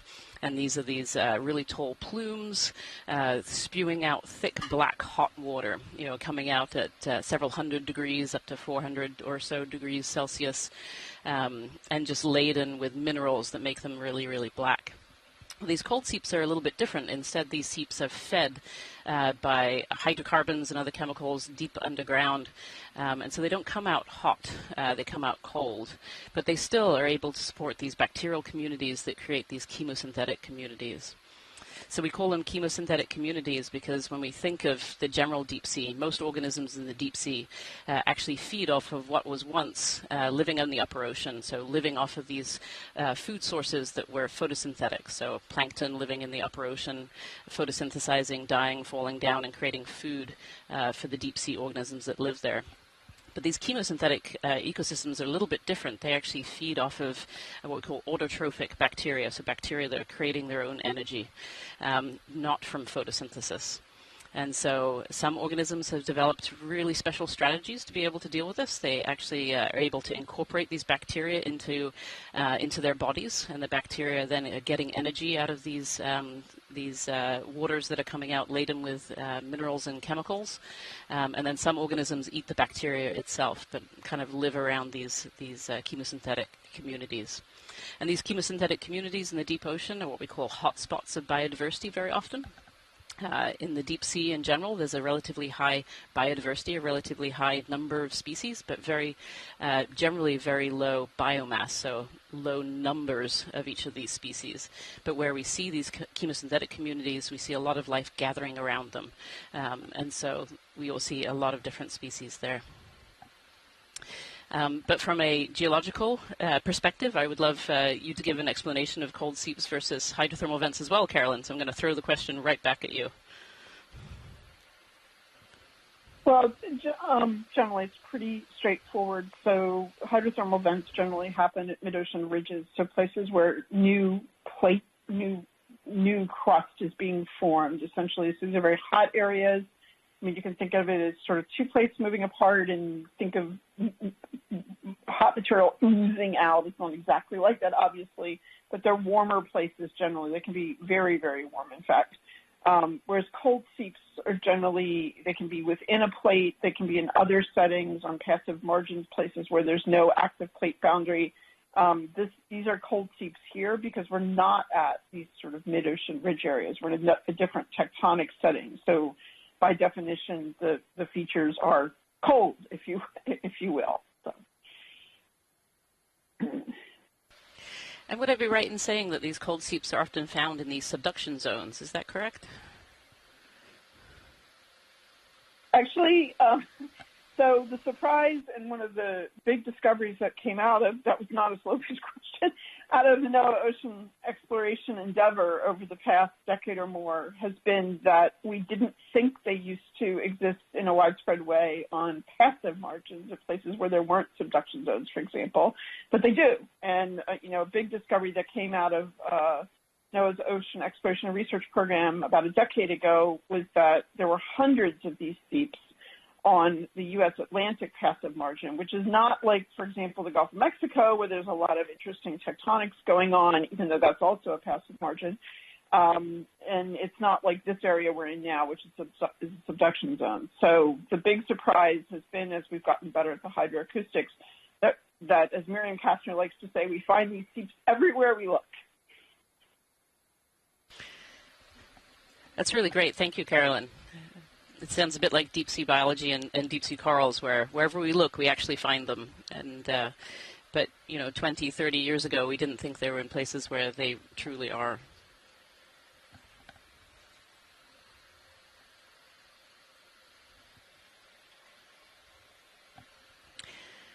So we're seeing quite a number of fish species here. Earlier on, that blackfish that we were zoomed in on, that beautiful shot that we had there, was a Pacific flatnose, which I believe is a type of antimore. I'm getting my information from our scientists in our chat room here.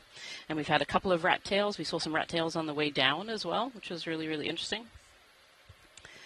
And then we have a lithodid crab that we just went over as well. But the big feature here for me, I think, since we've landed, is just seeing this debris that's lying on the sediments. You'll see these long, thin, skinny tubes, which are the tubes of tube worms that we usually think of as associated with these chemosynthetic communities. And just as we landed, we also saw a clamshell as well. And there are specialized clams that live around chemosynthetic communities. They incorporate the bacteria within their gills, and they're able to use the bacteria as a food source.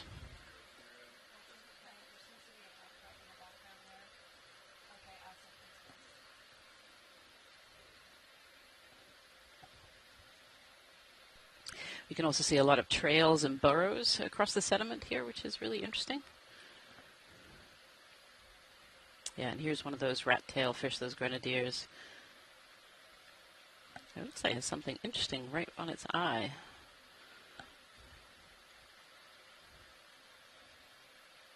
Oh, yeah.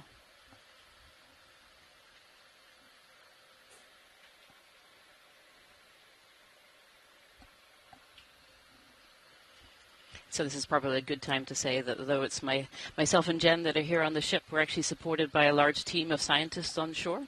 We have a specialized scientific chat room where scientists from all over the globe are helping to feed us information on the geology that we see and the biology that we might see. And there are also some scientists on the phone line as well. You heard from Carolyn Ruppel from USGS earlier, and I'm sure others will be chiming in as we go.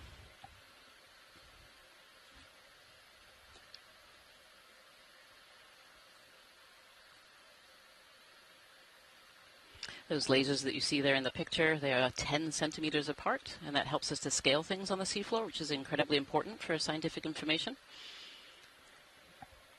Very often it helps us identify which species are which. If we have the sizes, it also helps to identify geological features and be able to describe what we're seeing in some of these transects along the seafloor in these newly explored areas. And Carolyn, since I'm not an expert in seeps, I was wondering, I read that cold methane seeps have been recently discovered, and I read that they were discovered just in the 1980s. Is that correct? And what's the history of the seep exploration? Would you be able to expand on that? No, not very much, obviously. I wasn't around then. No, I was around. I was an undergrad. But, yeah, I mean, I thought someone else on the line or in the chat room might correct me if I'm wrong, but I thought one of the first discoveries was probably in the Florida escarpment.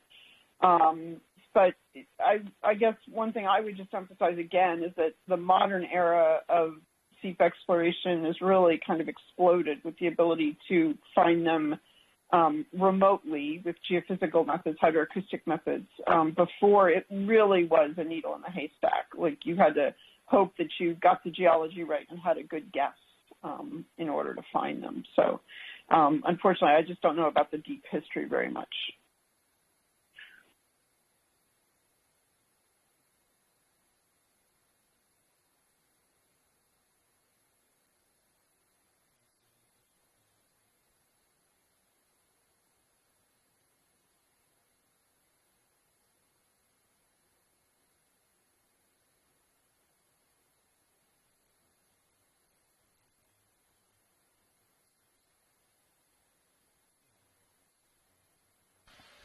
I feel like we're really starting to see more debris on the seafloor here as well, and you can kind of see in the background there we're starting to see some more rocky outcrops, some more topography. So maybe we're creeping closer to the Seep area.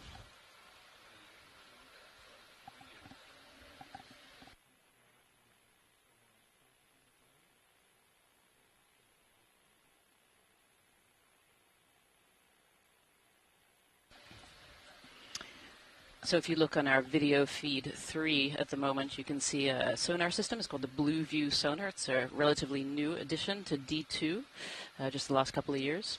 And what you're seeing in that top, it's a split screen right now, and on the top you can see the Blue View.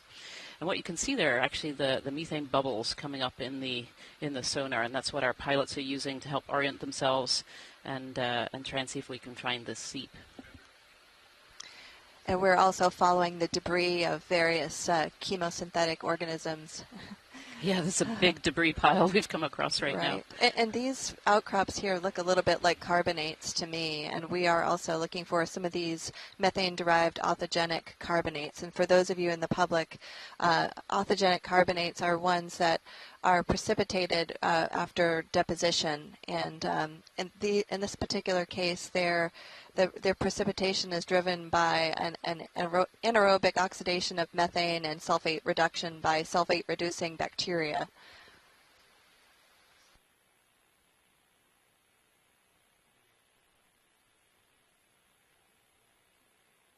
Oh, good spot, pilot. There's a little fish tucked in there underneath that carbonate and beside the tube worms there.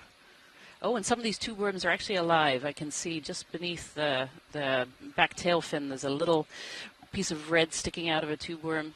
I'm not quite sure what kind of fish this is. We have a couple of fish researchers that are in the chat room, so I'm hoping they will help me. It's a more unusual looking fish. Looks more like a benthic type of fish, and we can tell that from kind of its flat bottom and its rounded head. It's got these interesting little spikes on it.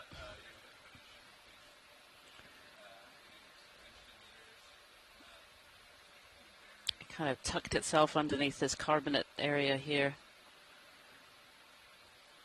And on the carbonate there I can see they're either little sponges or little tunicates, those little white round balls, but within this big tangle of tube worms here, these are actually I can see quite a few that are alive.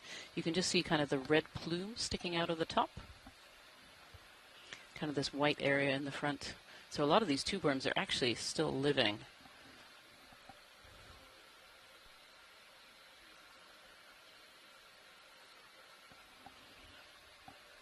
If we could have a zoom inside that tangle, that would be great, pilot. Yeah, there, you can just see the little plume sticking out of the top of the tube worm. So these tube worms, these worms create a specialized tube and then live inside. And they have this bright red plume, so they actually have hemoglobin, which helps them to oxygenate the bacteria that live inside them.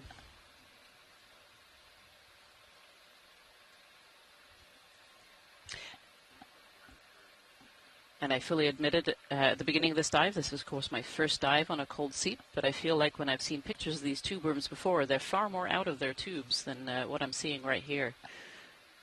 Although they're there and alive, they don't seem very, very active right now.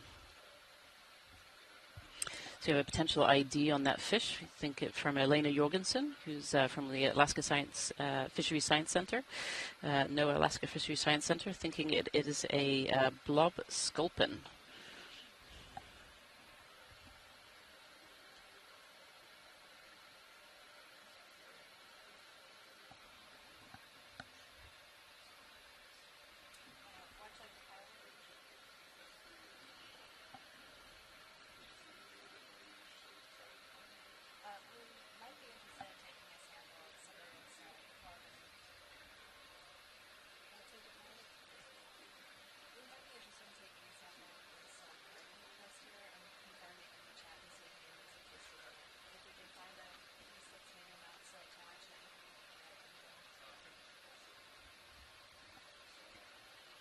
You can see another one of these big, large red lithoid crabs.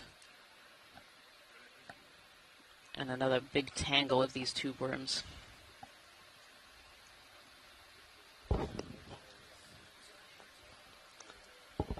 Everyone who's joining us online, we're wondering if these samples will crumble when we hit them, but we're going to try to get a sample of some of this carbonate crust. I agree, there's a good chance that this might crumble, but the pilots are going to give it a little bump and see what happens and see if it's something that we could get a sample of. So, Jen, why would it be interesting to sample this carbonate, this particular rock that's here?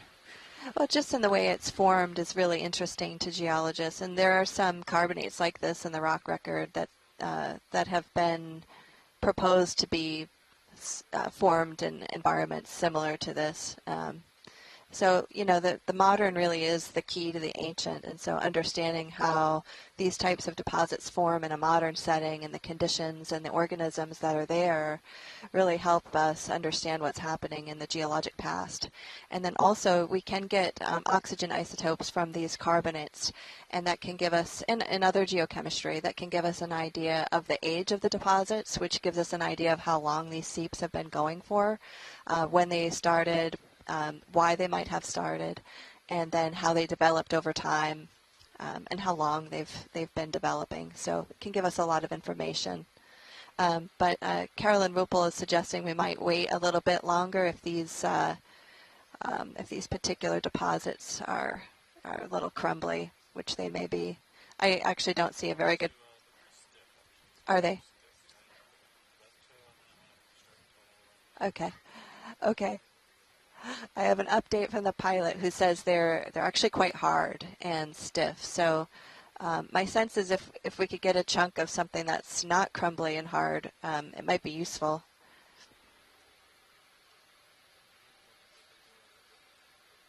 Right, and Rian, to your questions, Carolyn, again, so in other places, people have used certain kinds of geochronology, uranium, thorium in particular, to try to understand the age of the carbonates. Of course, that doesn't necessarily tell you the age of the seep or anything, but it tells you that the seep was probably happening when this carbonate formed. So it's a little bit different than actually telling you the age of the seep. The oxygen isotopes are super useful for getting a paleo temperature, and there's some indication along this margin from past studies at greater water depths at the few seeps that have been sampled that the temperatures were much warmer here in the past. And of course, that's certainly very interesting given the high latitude that we're currently working at.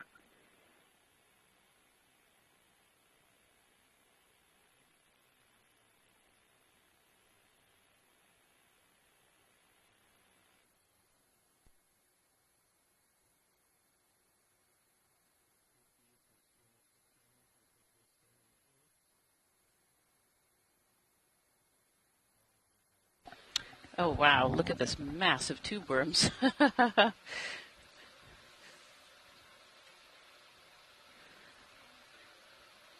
Holy cow. That is a lot of tube worms.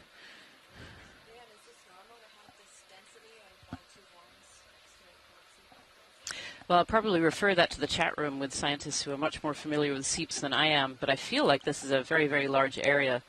If we could do a couple of quick snap zooms, pilot, just to see if these are live and living or whether these are dead tubes.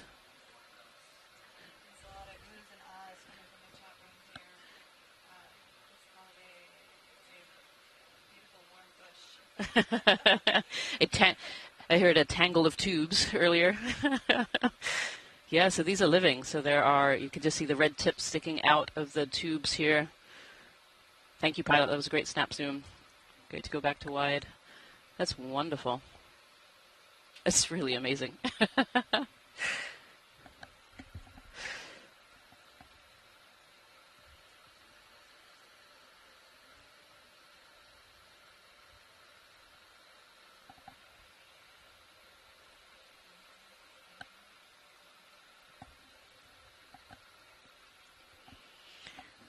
This is an extremely extensive area of tube worms. And so I was saying earlier about how these seep areas, these chemosynthetic areas, can be hotspots of biodiversity, hotspots of life on the seafloor, where life is usually pretty well spread out because of the limited food resources.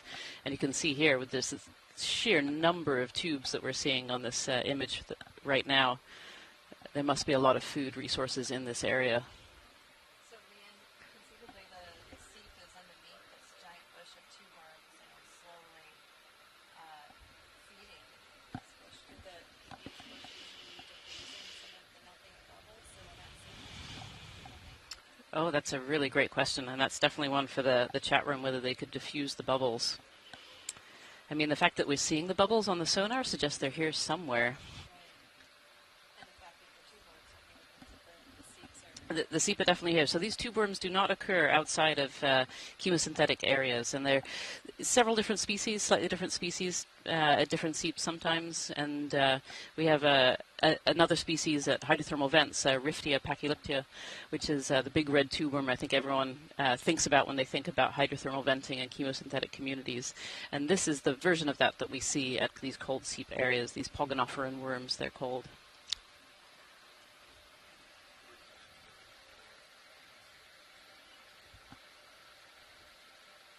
So there's a lot of chat in the chat room trying to figure out if this is particularly dense. Everyone seems to think this looks a lot.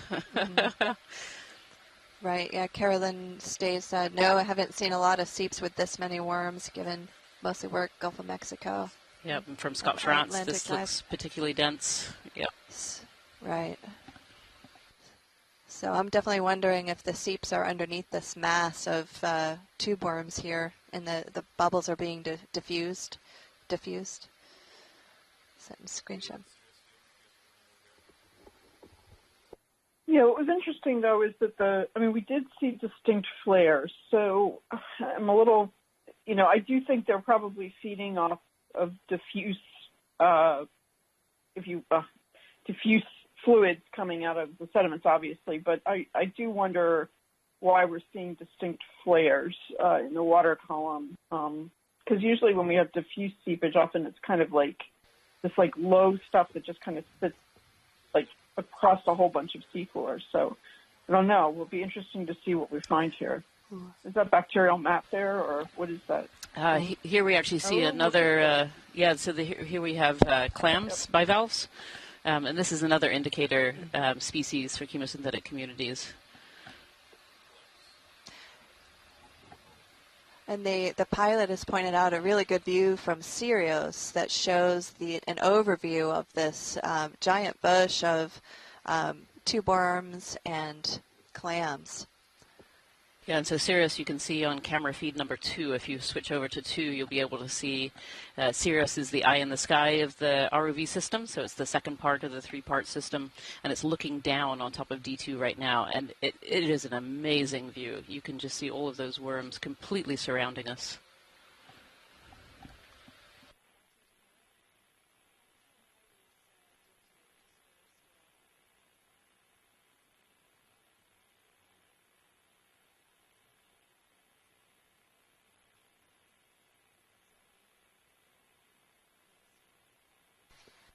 So this is interesting. This might be bacterial mat on the surface here. I don't know if we can do a quick snap zoom in on some of this orange area.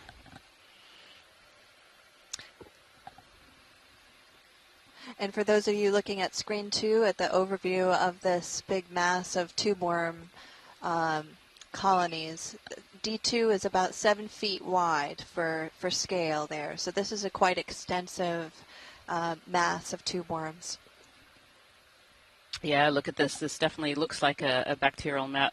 And on those tube worms, you can see lots of little limpets. Those are the little shells that you can see covering on the tubes. So lots of mollusks in this area. Tube worms underneath that mat too, I can see.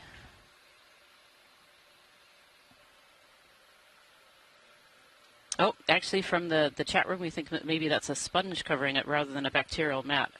It's very, very thick.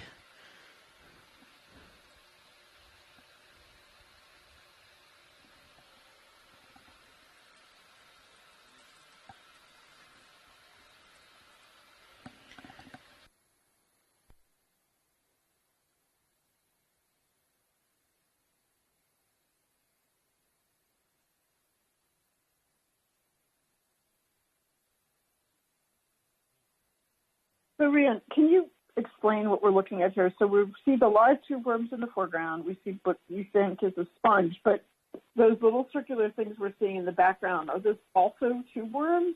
I don't understand, like underneath the sponge.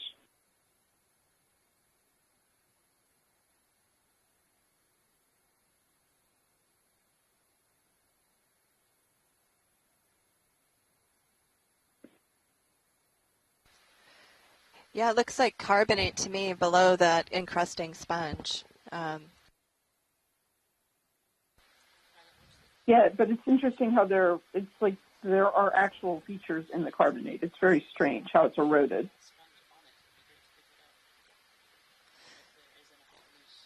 Yeah, that's a good question, Carolyn. So it looked like before there were creatures in some of the cavities in the carbonate. Rian, do you have any idea what those might have been?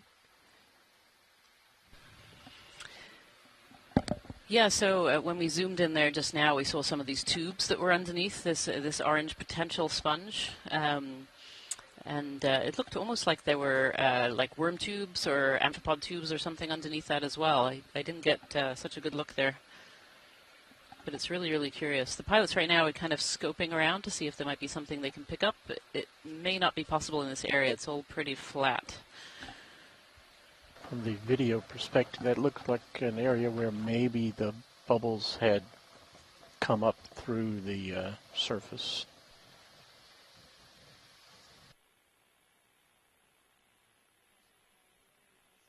So are others thinking that the black material is probably some sort of sulfidic deposit or what?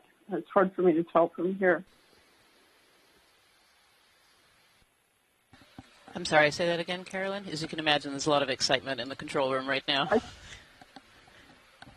Right. So we see that little pocket of clams there. I mean, is the perspective, I'm thinking the black material is some sort of sulfidic deposit there. Yeah, we're going to do a bit of a zoom in here on it. Hopefully that will help a little bit. Yeah, you can see those clams in the left-hand corner. It's almost like those tubes are the black. Yeah, they look biogenic to me. I don't know what you think, Rian. Are those little baby worms? Yeah, I'm thinking that they might be biological. Yeah, burrows. Yeah, so Steve Oskovich and Scott France in the scientific chat room are thinking maybe it's a sponge that's overgrowing, like a sabellid reef. Sabellids are tube worms that form a very calcium carbonate tube, so they can form larger reefs. And I can actually see a little. Actually, there's worms coming out of these tubes on the bottom left here. Yep. Yeah. Are those little baby worms, or are they a different species? I believe that's a different species. Yeah, those look more like the sabellids that Scott and Steve are talking about here in the chat room. Yeah, that carbonate rock they zoomed into did look a little bit like some of the ancient reef deposits that I've seen. Yeah, look at that. Yep.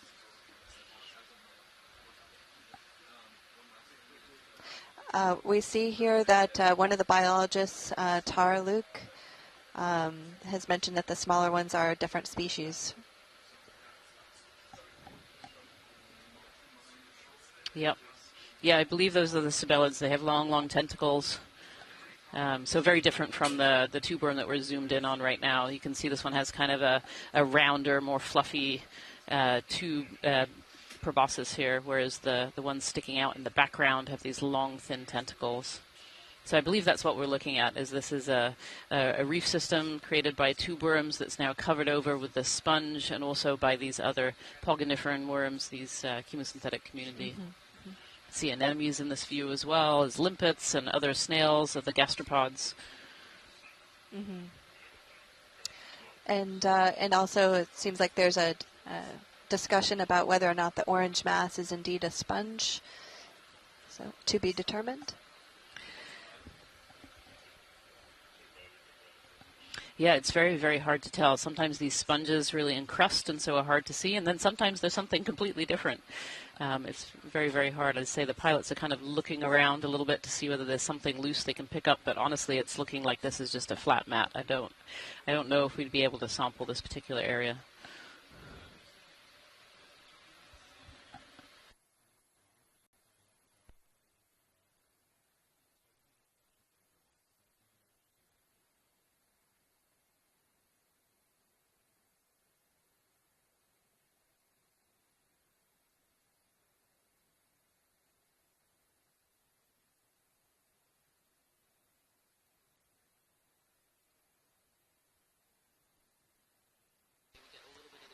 everyone following along online, we are looking for a place to sample some of this very interesting conglomeration of what could be worms and bacterial mat or possibly sponge.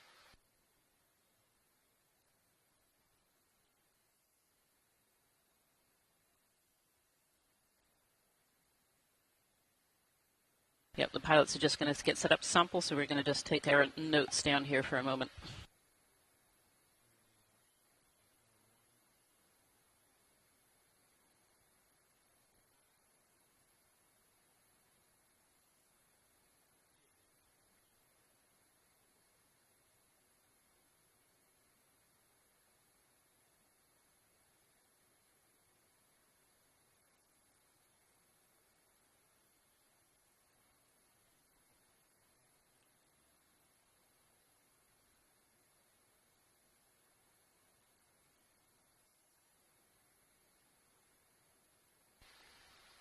Okay.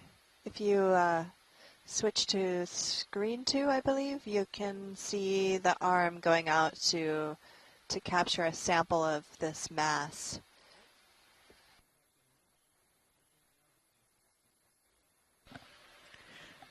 Yeah, I agree. Give it a poke.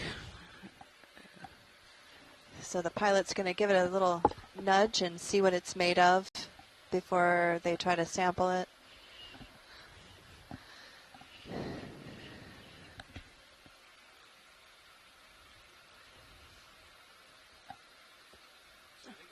It's very soft.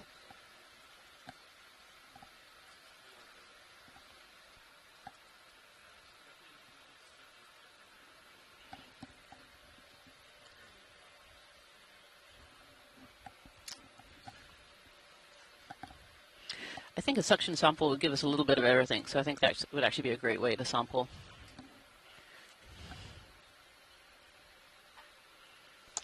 All right, we're going to try to use a suction sampler to get a little bit of everything in the view that we're seeing here.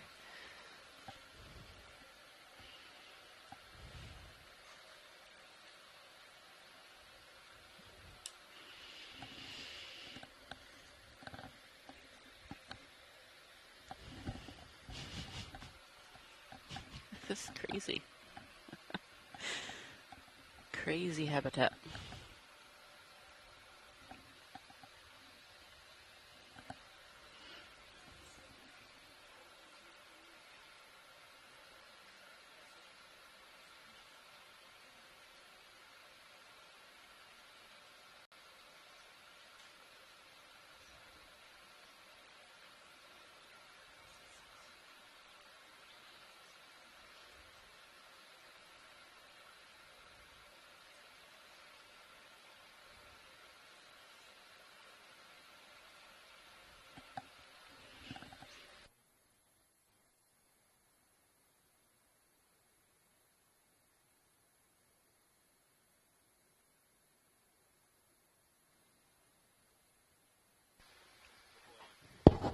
Rian's sitting next to me, by the way, everybody. She's taking photos and laughing and smiling and jumping up and down a bit. You know, as my first Seep, I think this is a pretty good one. I agree. This is my very first Seep, and I'm pretty impressed.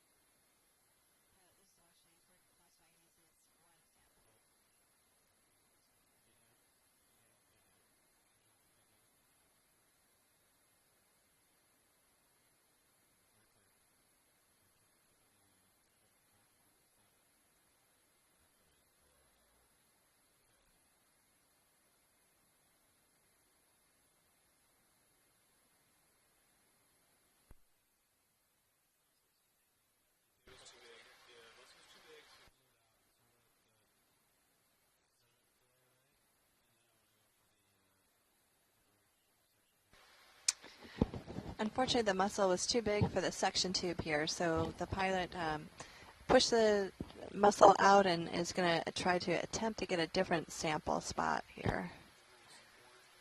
And we're interested in this black mass that seems to have a different species of worm, and some of this orange material that has been discussed as being part of a sponge or possibly a bacterial mat.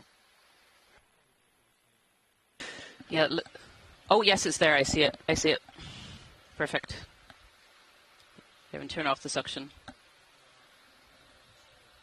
Perfect.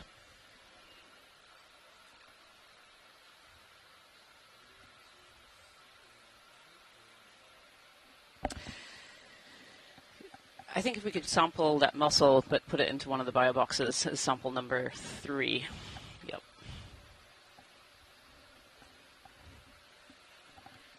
And after that, we can continue on. Is this a mussel or a clam? I'm sorry. Could someone clarify if this is a mussel or a clam? Because we had been told there weren't mussels found previously in this area. Yeah, that's what I had seen in the previous papers of the region too. It's a little unclear to me as to whether that is a mussel or a clam. It's got a very elongated shape, a bit more like a mussel, but when it actually came out of the sediment there, it looked a bit more whitish, like a clam. But either way, that's a high target for this area because it's characteristic of the site, so it would be a good sample regardless.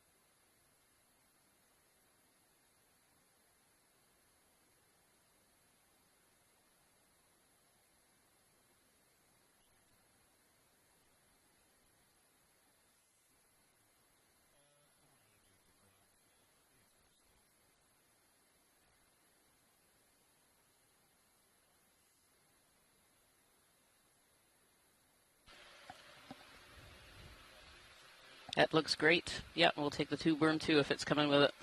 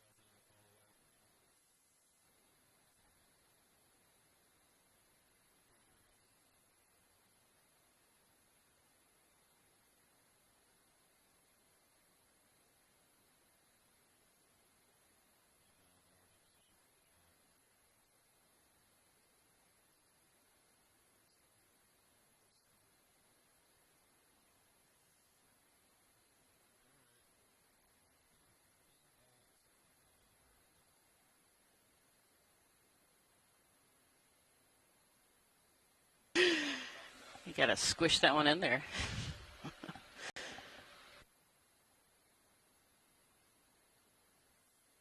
Hey, look how long those tube worms are.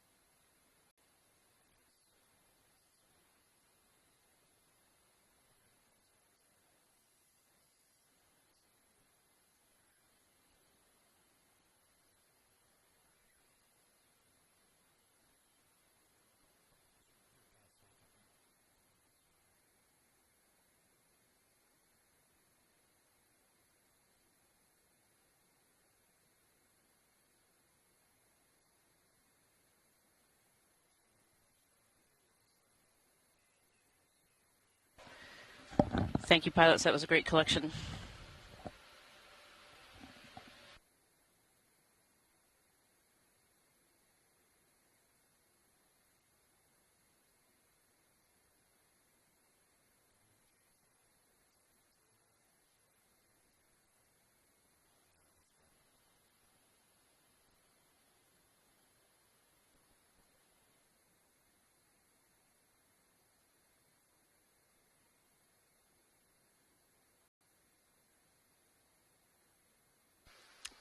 All right, fantastic job by the pilots collecting a couple samples of these fantastic tube worms and what could be either a clam or a mussel. We're not sure at this point in time. And a sample of this orange mass that could either be some kind of sponge or perhaps a bacterial mat. And some of these very small black, what appear to be worms. So very dense area with biology.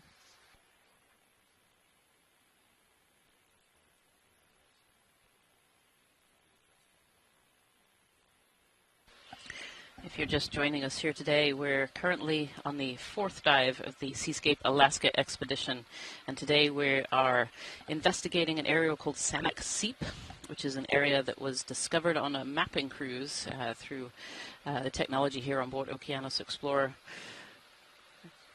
And we have just come across the Seep area, which turns out to be a very extensive area of these worm tubes and clams and potentially some sponges, maybe some bacterial mat.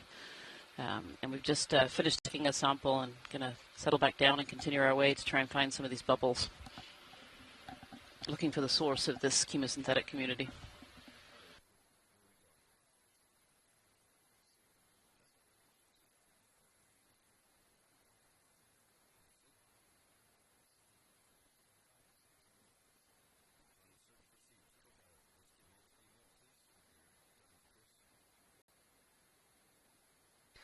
And everyone on shore, anyone who's joining us recently, I just wanted to give you an overview of where we are. This is the fourth dive on the third expedition of Seascape Alaska. We're currently located about 43 miles offshore of Sanak Island, and we're currently at a water depth of 2,020 meters.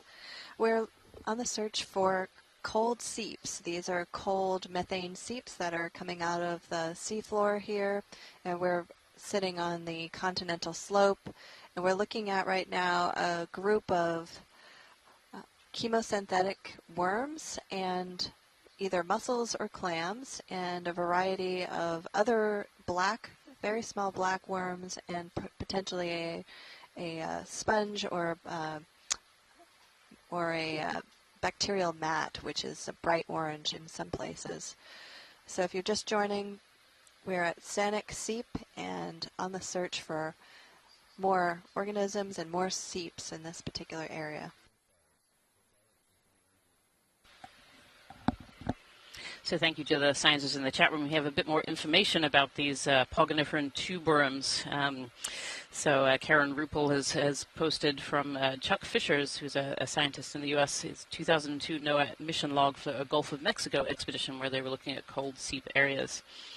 And an abstract from that is we've been studying the tube worms at cold seeps in the Gulf of Mexico for about 15 years.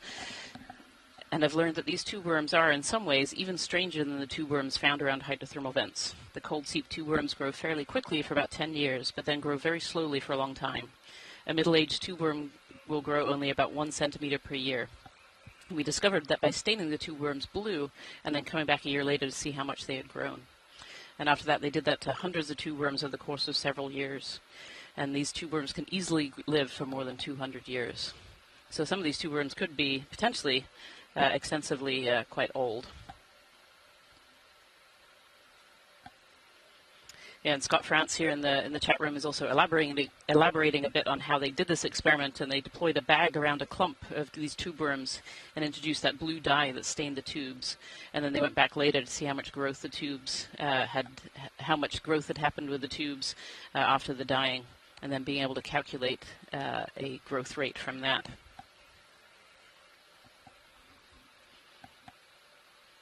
So that's really incredibly interesting, especially where we're seeing such a large area of these tube worms on this particular dive today.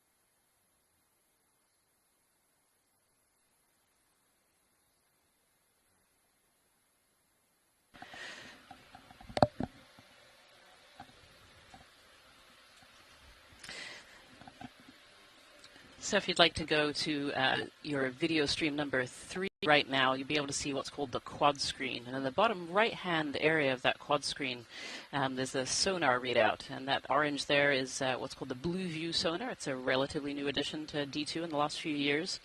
And you can see kind of all these little blobs and marks in that blue view. And we think those are the gas bubbles that the pilots are able to kind of navigate us around this really massive area of cold seeping.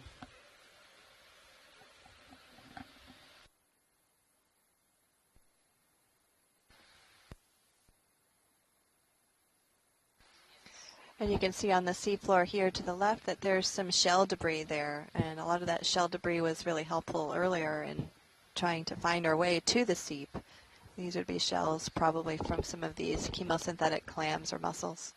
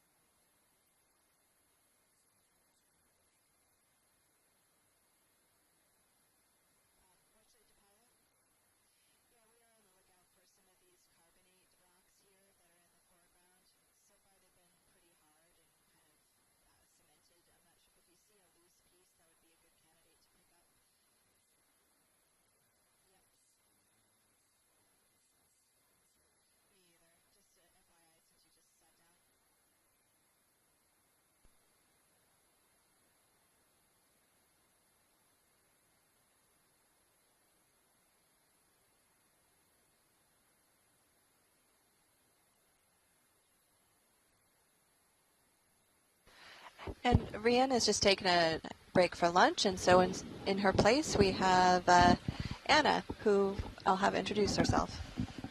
Hello, my name is Anna Lenish. And I am an affiliate at NOAA's National Centers for Environmental Information, and I am here on the Okeanos serving as a sample data manager aboard. And so, yes, as I'm filling in for Rian as we do our lunch exchange today. So.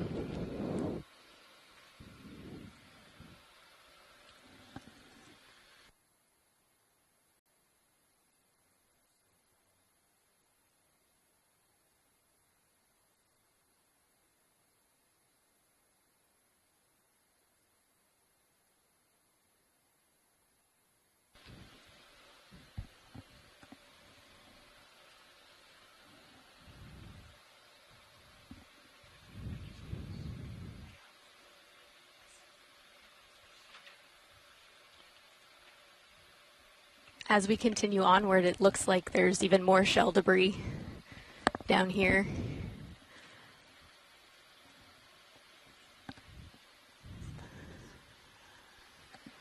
Carolyn, as we get back into position looking at this this methane seep here, could you give us some idea about the variability in these methane seeps compared to other seeps that you've been to or read about? How is this one different from others? You mean, I'm not sure what variability, what parameter are we talking about necessarily? Yeah, how do these seeps vary in terms of their character, in terms of the communities that grow adjacent to them, in terms of the deposits that form around them? Just share whatever you know about that. Why would Alaska be any different, or is it different? Okay, I'll preface by saying I'm a geophysicist, but obviously we've looked at a lot of these seeps.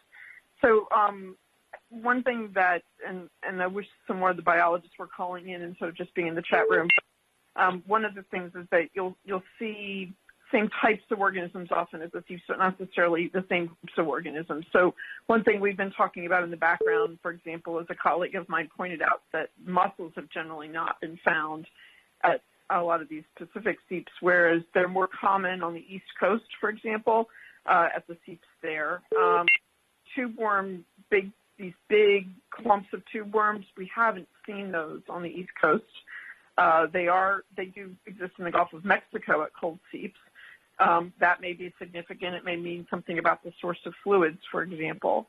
You know, it's not that seeps are seeps. I mean, seeps in these active tectonic margins, these convergent margins, they do tend to generally tap a whole different host of fluids. So there can be some that are shallowly sourced, but also there's a lot of complicated tectonics going on. So you could have folds, you can have fluids moving up faults, you can have thermogenic basins underneath that are overprinting the fluids. So there can be a lot of different things going on.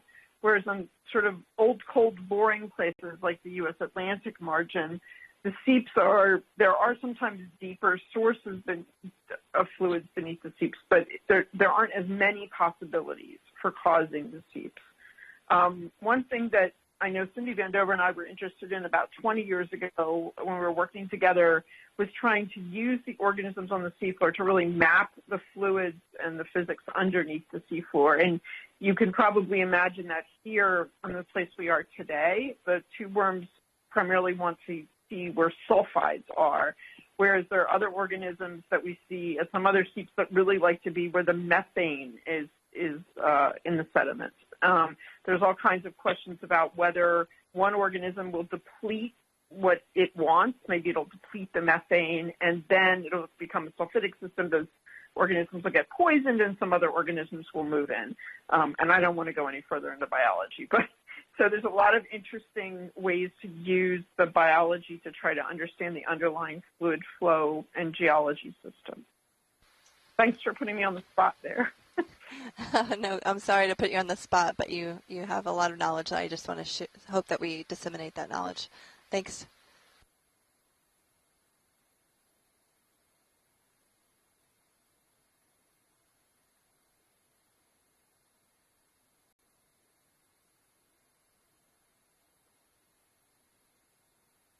So, Jen, can you see what we're doing? We're getting repositioned here.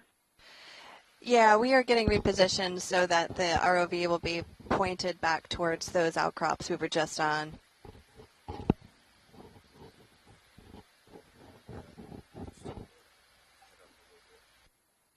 The pilot's indicating that we're going to try to head up the slope a little bit in the interest of time. Hopefully following this train of seeps.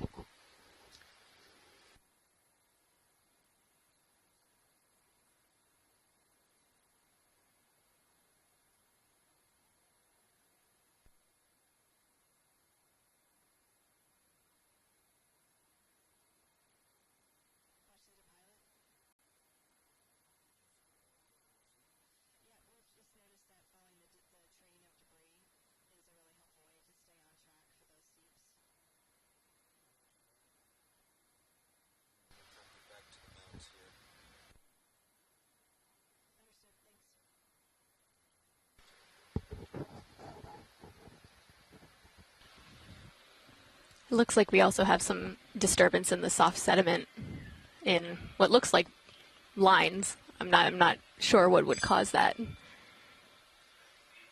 at these depths around these areas.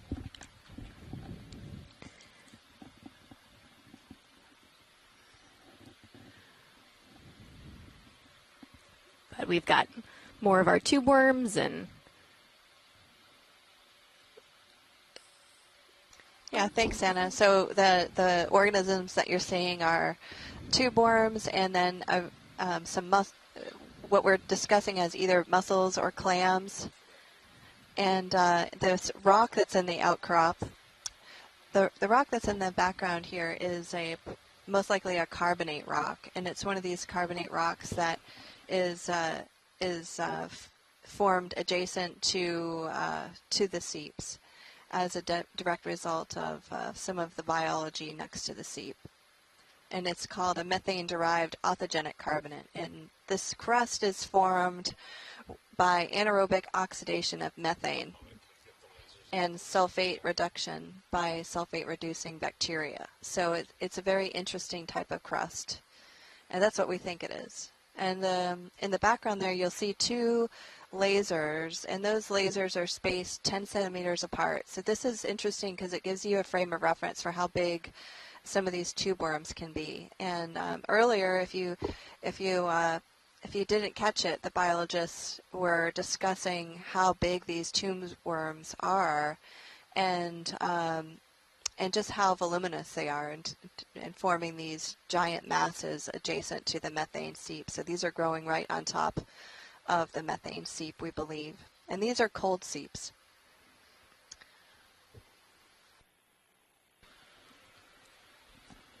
And for anybody interested on live feed 2, there is a view from Sirius that gives a perspective of D2 within this tube worm field that we are experiencing, to just show how large this is in comparison to our deep discoverer, which is quite large. Yeah, that's a great point, Anna. The D2 is 7 feet wide, so you can see that these masses are probably 14, maybe 20 feet wide, and they're quite long. They seem like they're clustered in these bunches along a fairly linear trend.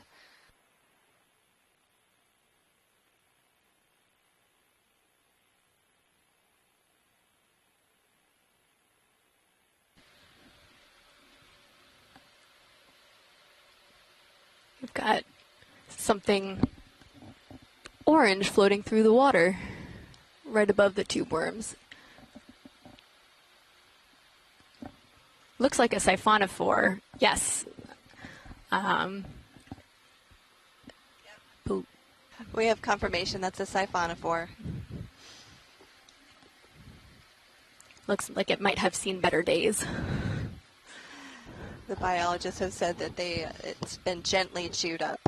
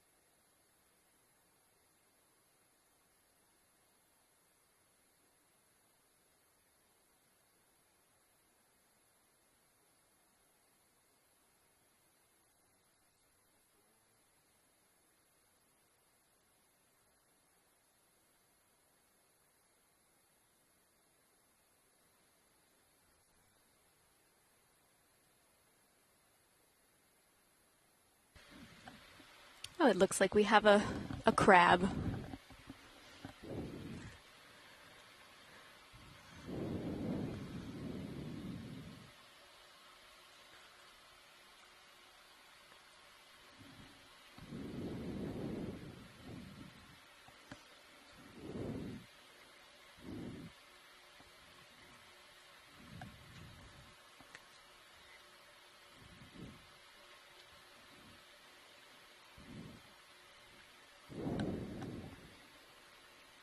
It blends in so well.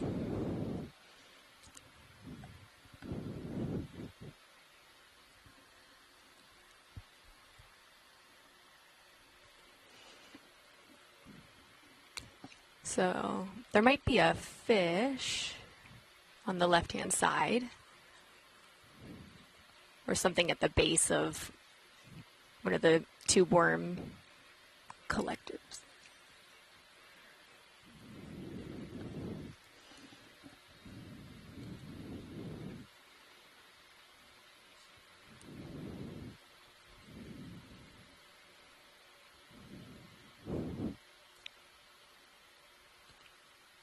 No. Eyes are deceiving. Looks like we've got a rock there.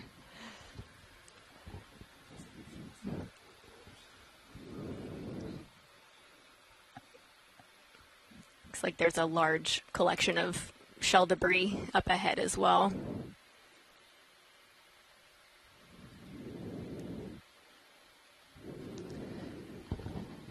If you're just joining us, I wanted to just get you oriented to where we are and what we're doing. This is the Seascape Alaska 3 expedition, third expedition, fourth dive, and we are located at an area called Sanak Seep. We're looking at a cold methane seep on the seafloor that is about 2,010 meters deep. We're currently located 43 miles off the coast of Sanak Island in the Aleutian Island chain. And we are following a fairly linear trend along a fault, what we think is a fault block, looking for more methane seeps and some of the communities that are living around those seeps. Right now we have a close-up view of some of the clams or mussels. There's some disagreement about whether these are clams or mussels, but we've collected a sample earlier to try to solve that debate.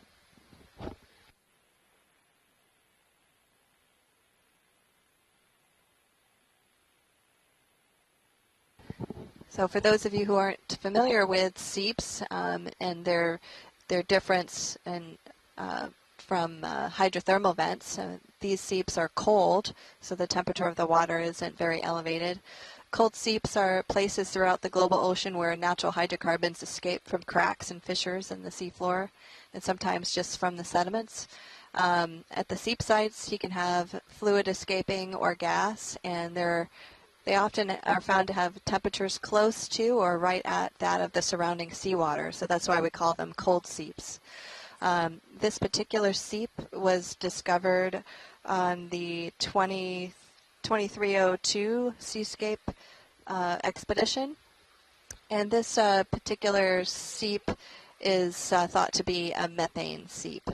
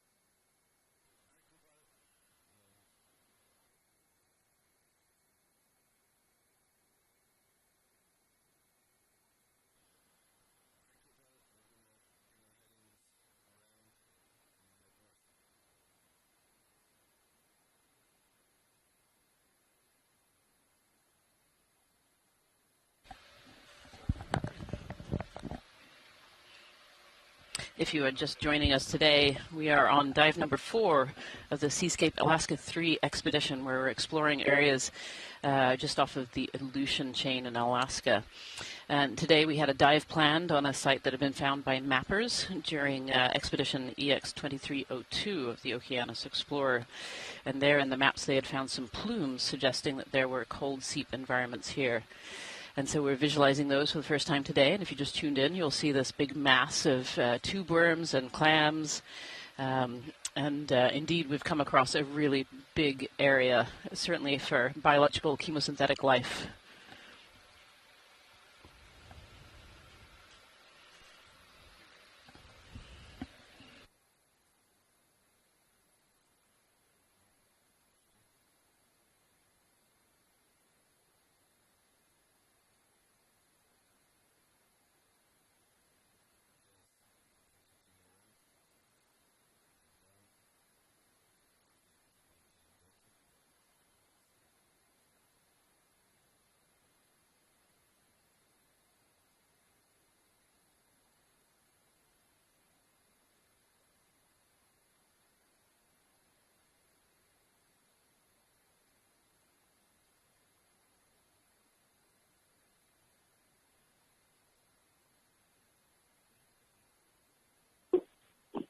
Well, we're getting reoriented here. This is Carolyn again. I did ask Bob Carney, who's an expert in all matters seeps and has worked extensively in the Gulf of Mexico, who's been in the chat room about whether they had ever seen these kinds of extensive tube worm in the Gulf of Mexico. And he said, yes, they do see tube worm lawns, as he calls them, in the Gulf of Mexico as well. Obviously, that's not a quantitative answer. We don't know how big they are here, nor do I have a number in the back pocket in terms of how extensive they are at some of the seeps in the Gulf of Mexico. But it does sound like this phenomenon has been noticed in other places.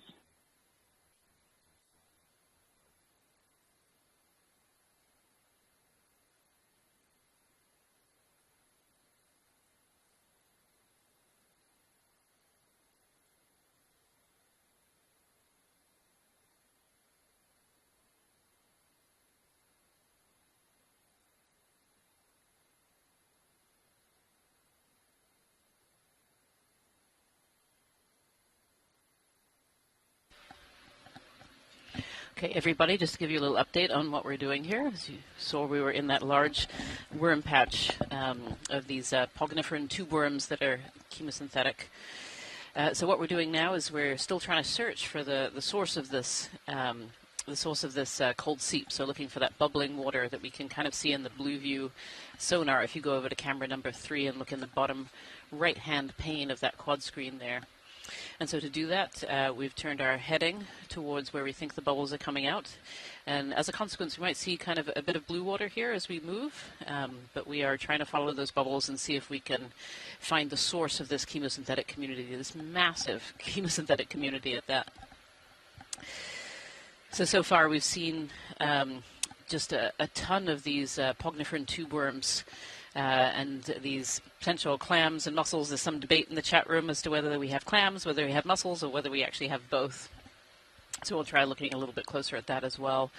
But right now we're trying to find the bubbles, the source of this cold seep environment that we've seen so far today on today's dive.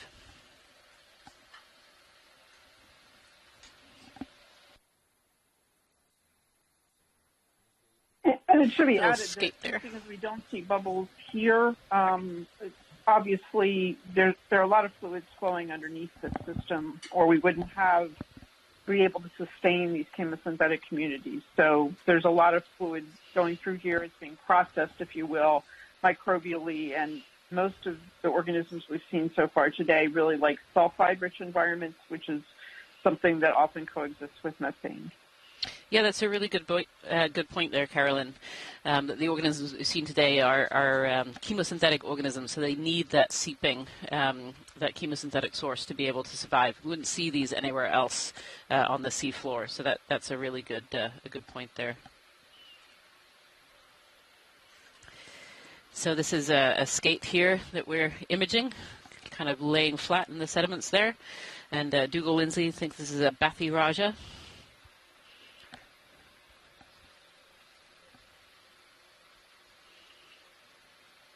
You can see a lot of particles in the water. So it's a very productive area of the seafloor.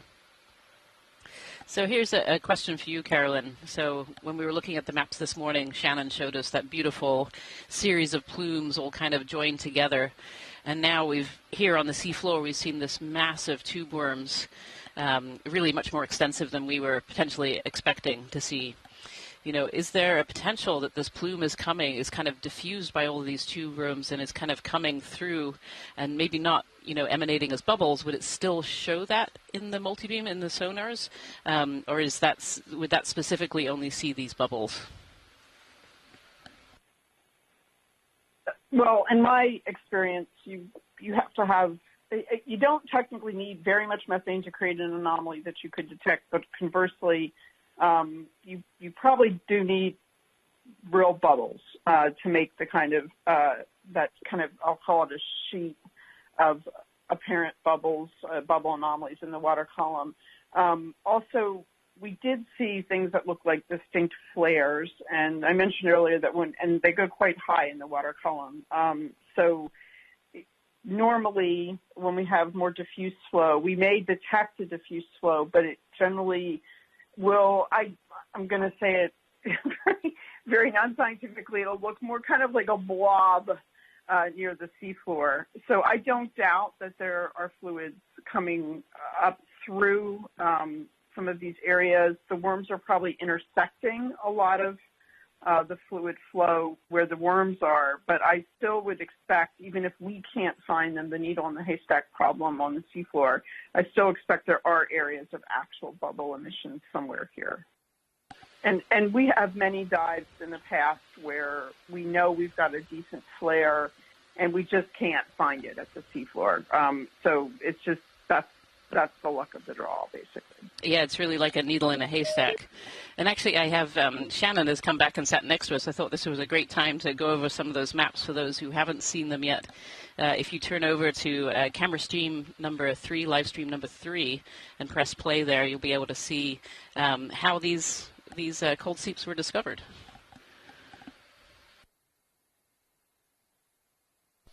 Yeah, sure. Thanks, Ryan. So, yep, on stream 3, I've got the maps of what we mapped overnight, including the plumes that were processed out of the water column data from our EM2304 multibeam sonar. I think what's interesting and what we're trying to pinpoint right now is exactly where these are coming out of on this break right here, and it's a bit difficult to resolve because that horizontal distance isn't that far, and so just trying to figure out where we might find it and where they might be escaping here, I think, is what we're trying to pinpoint. But from my perspective, it was really interesting how linear, I think Carolyn called it a sheet this morning, I believe, how linear the sheet was. And so you can see little, if you're looking right now, the little two ROV and Sirius as we're trying to investigate where this plume may be coming out from the slope. Yeah, and so really it looks like we've just kind of hit the edge. We're not even in the kind of main part of this plume. Would you agree with that, Shannon? Yeah, right now it looks like if we were to head, let me put north up for everybody. All right. And this is what the pilots are working on now. We're kind of on this edge. This was shown as the more dense area in the original findings of EX2302. So more on the edge of that area, but we've got the sheet extending eastward. I always mess those up on air. Eastward. So. Yeah, so hopefully much more to see in this dive, for sure.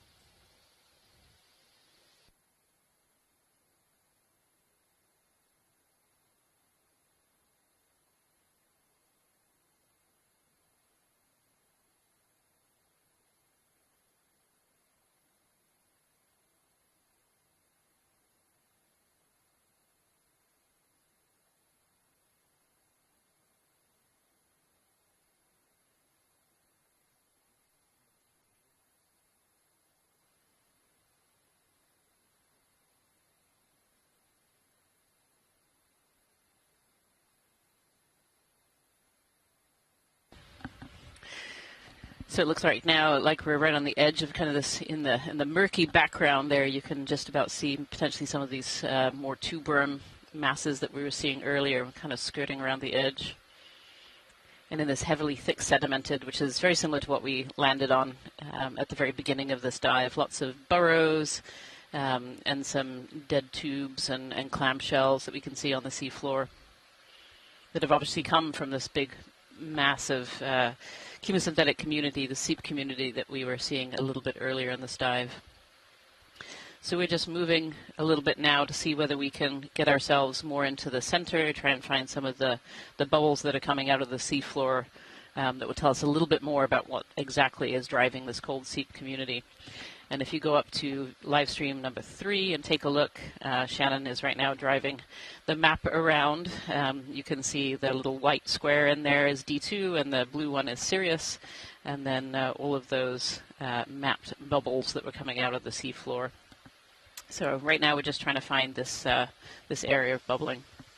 Yeah, and I did translate the points down a bit, so to try to find the intersect with the slope below. So you can see that we are right where the points that we saw that was a little bit floating up here due to some of the artifacts of the sonar. I translated them down. It does seem like they are right around this ridge line. So fingers crossed. Yeah. And as Carolyn was saying earlier, you know, this really is a needle in a haystack situation very often. We have far better tools than we ever had before to be able to try and find some of these cold Seep communities. I think we were exceptionally lucky to have landed almost on top of that massive tube worms. And so now we're just trying to characterize the site a little bit further and see if we can find those bubbles that are coming out of the seafloor.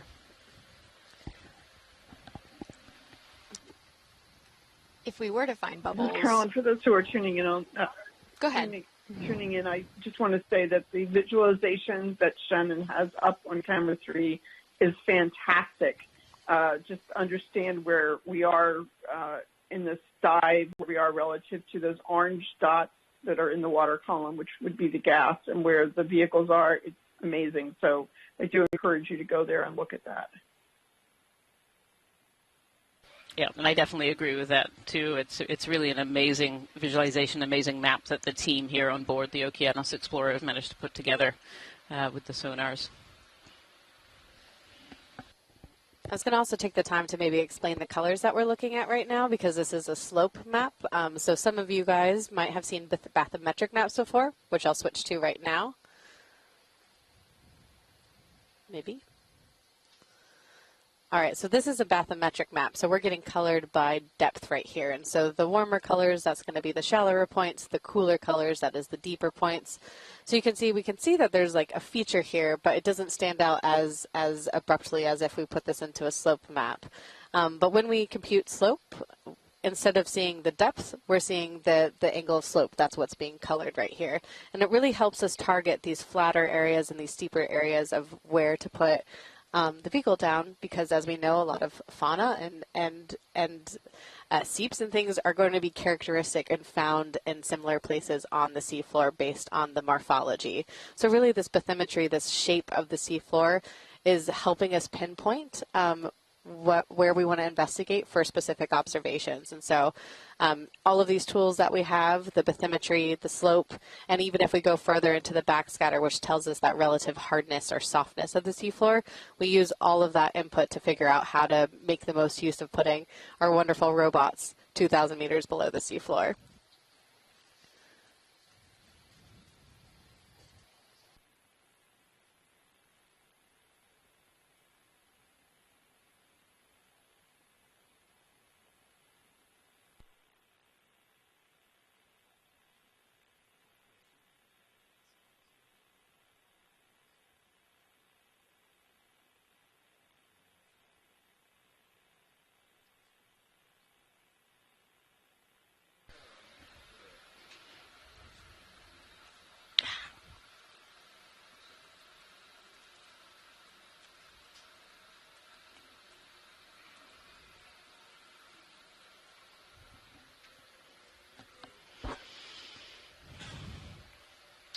I don't know if any of those pieces there would be able to be picked up. Are they too big? Do you want to splash some lasers on that, actually, and we can get an idea of scale? Oh, yeah. They're bigger than they looked. And we're definitely looking for kind of that carbonate material rather than that rock that's in the foreground. So. Ah.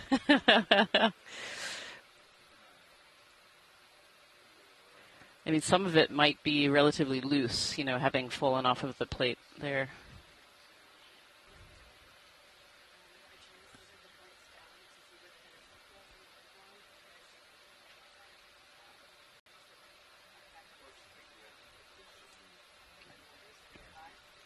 Okay. Okay, I hope that would be great. Thank you.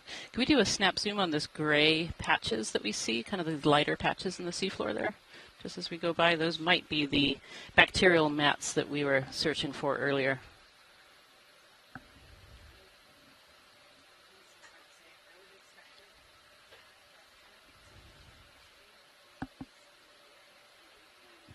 Yeah, I think it's hard to say whether that's a bacterial mat or whether that's material that's been kicked up from deeper in the sediments. It looks a bit like an animal has just turned over some of the sediments there rather than a bacterial mat.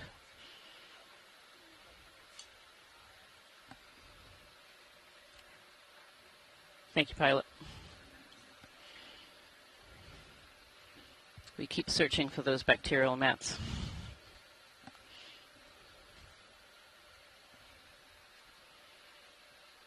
Yeah, more of those broken shells, those clam shells that we saw earlier around the periphery.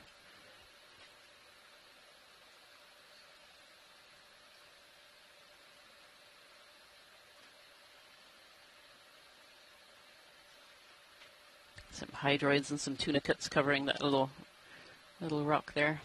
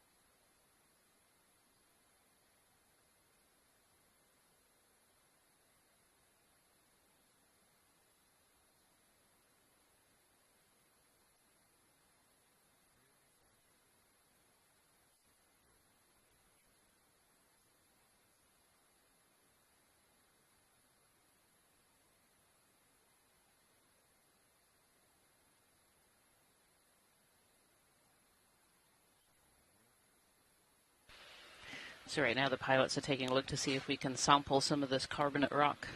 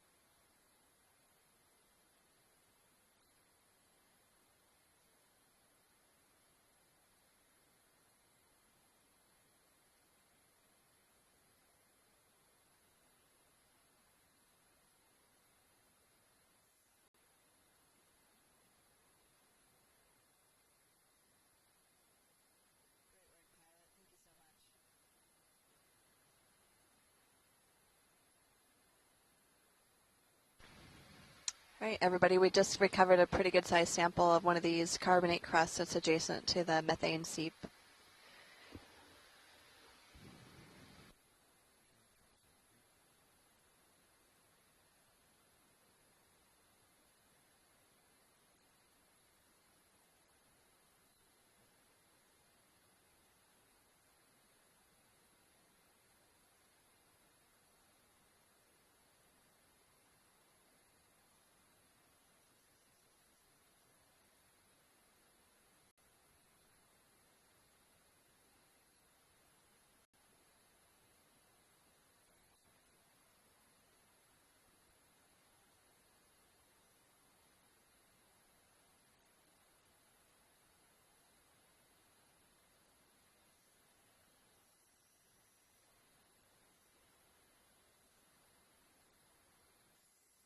Great sample pilots. That was awesome.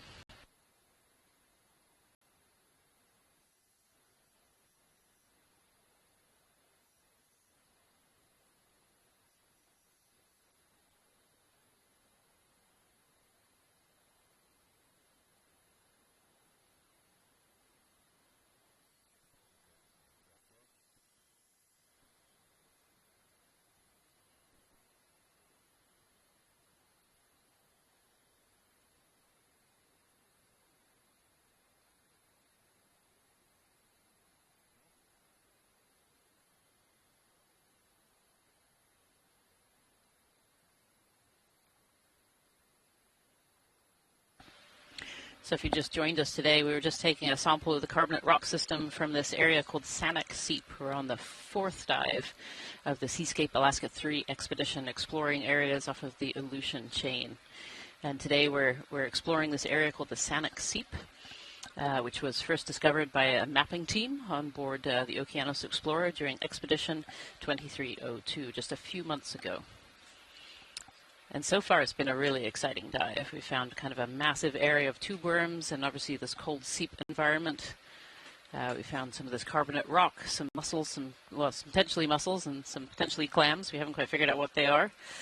And at the moment, we're on the hunt for some bubbles. So we're looking for where bubbles are escaping the seafloor and helping to create these massive chemosynthetic ecosystems that we've seen so far on this dive.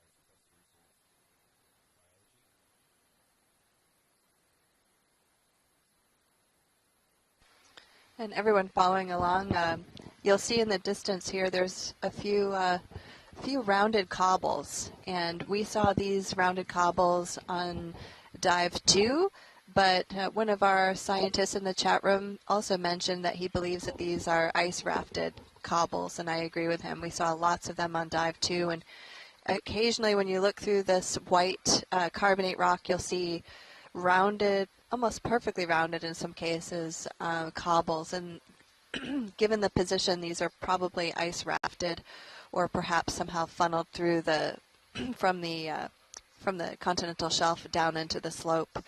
During the last glacial maximum, the glaciers were positioned at the edge of the continental shelf here, and that would have been a good situation to provide cobbles down into the deeper waters. So thanks for that observation, Robert Carney.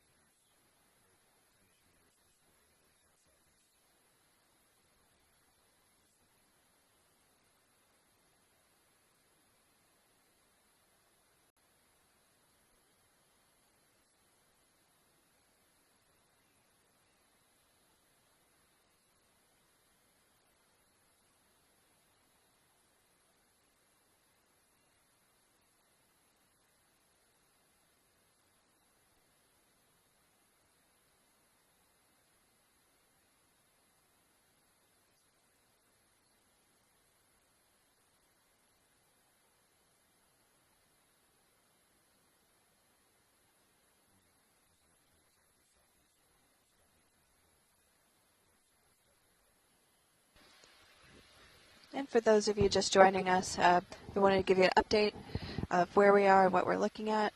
This is part of the Seascape Alaska campaign. We're on the 3rd expedition, and this is our 4th dive. We're diving on an area called Sanak Seep.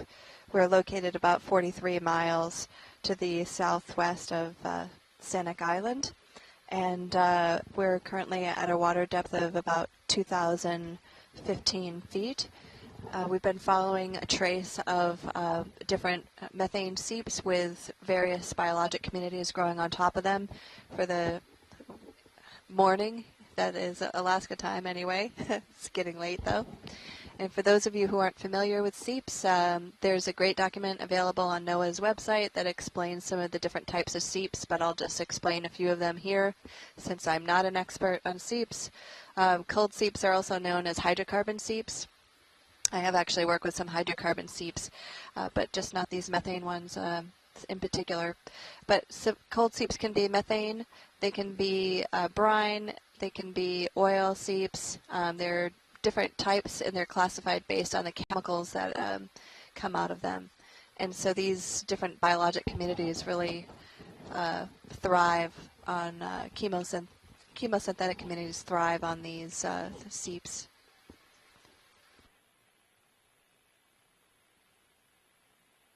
Can we take a snap zoom on the center of that tube worm? There's a little pink, kind of a different color in the middle there. Oh, fantastic.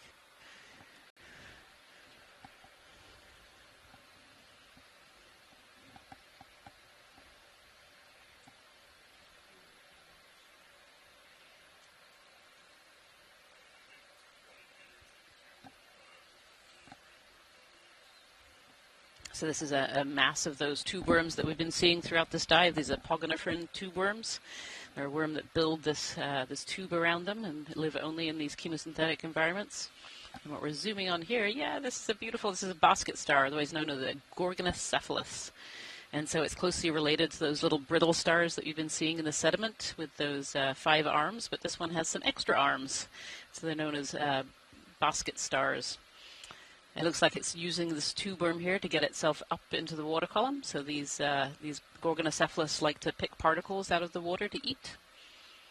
And so they'll often find the high spot in a piece of topography. You'll find them on corals, and here they're using one of these poor little tube worms to help it perch up into the water column, sticking its arms out, catching particles. And Dougal Lindsay is also noting, of course, that on these tube worms too, if you look around, you can see these kind of brown, almost tree-looking structures, and these are hydrozoans on there as well.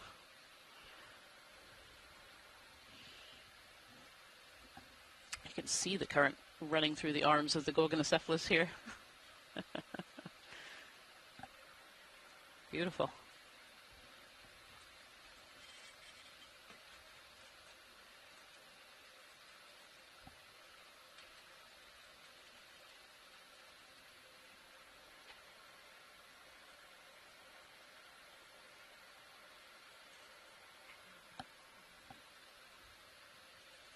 That's a great shot. Thank you, pilot.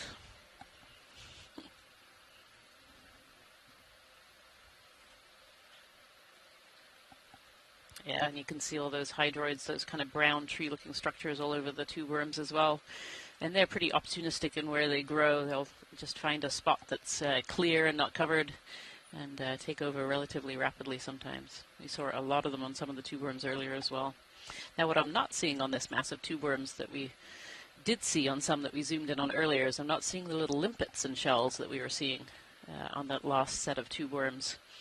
Those last set of tube worms were absolutely covered from bottom to top in these little limpet shells, and I'm not seeing them here.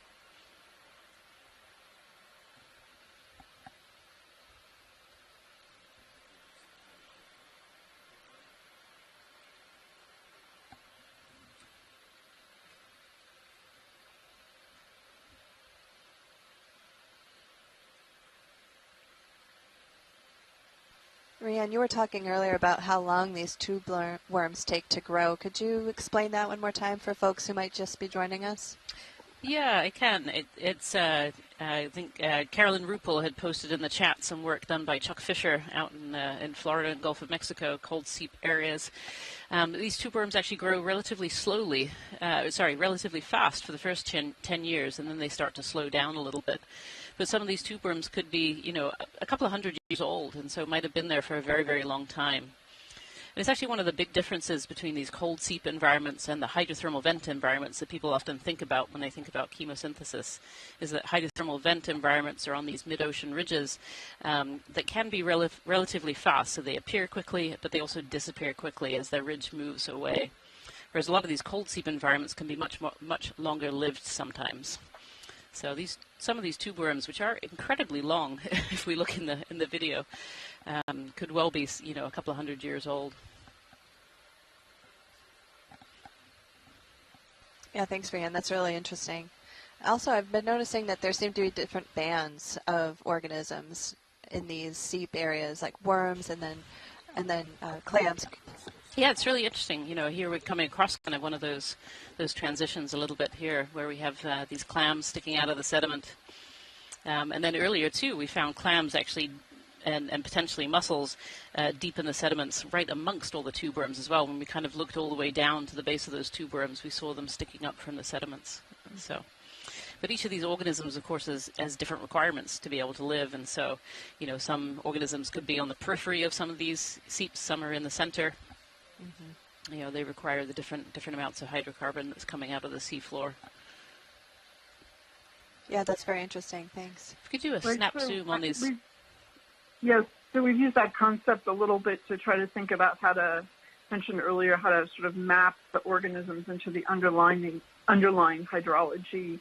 So, for example, as you've mentioned, there's some organisms, these organisms we're seeing today depend a lot on sulfides, and there are some organisms that are poisoned by sulfides. So, it depends on what amount of methane or sulfide they need, which I think does control the zonation in a way, like if there are little tree under there that's kind of supplying the I'm going to call them nutrients, but methane or sulfide or whatever it is that they need, supplying it at different rates.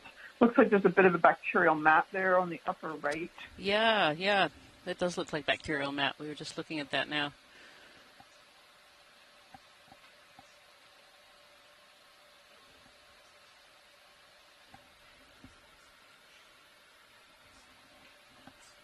Yeah, and Bob Carney is saying in the scientific chat room here that these cold seeps can have a very slow to dissipate reservoir, and so that can feed these organisms for a very long time compared to the hydrothermal vents that tend to be fairly fast.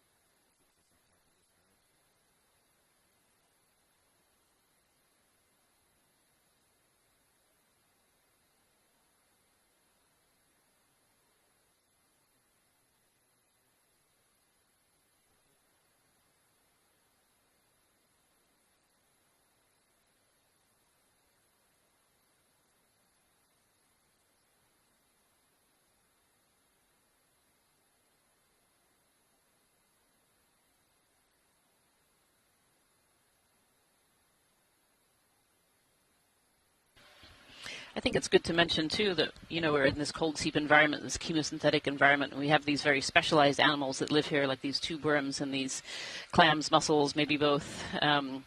But these areas are also really, really productive, and so it's often areas that we see other organisms as well that are just looking for food in the seafloor. So in amongst all these tube worms, we've seen these large red crabs, these lithodid crabs. We've seen a fair amount of fish as well. Because, of course, these ecosystems are areas that kind of bring in life, and so bring in food as well, food resources for other organisms in the deep sea. In fact, one of the key studies that was done when they were just discovering the seeps on the Pacific Northwest margin of the U.S. Dependent on input from fisher people. So people who fish for commercial fishermen or people who fish for a living who knew where the fish were concentrated. And it turns out they were often concentrated over the seeps because they were feeding on organisms in the water column. So that's important as well. If I can, while we're transiting a little bit here, I want to say something about the age issue. Obviously, we're looking at organisms here at the seafloor, these tube worms that in some cases could be 100 or more years old. Some of these osteogenic carbonates form usually below the seafloor and then are exposed by the erosion of the sediment over top of them, but they take a long time to form.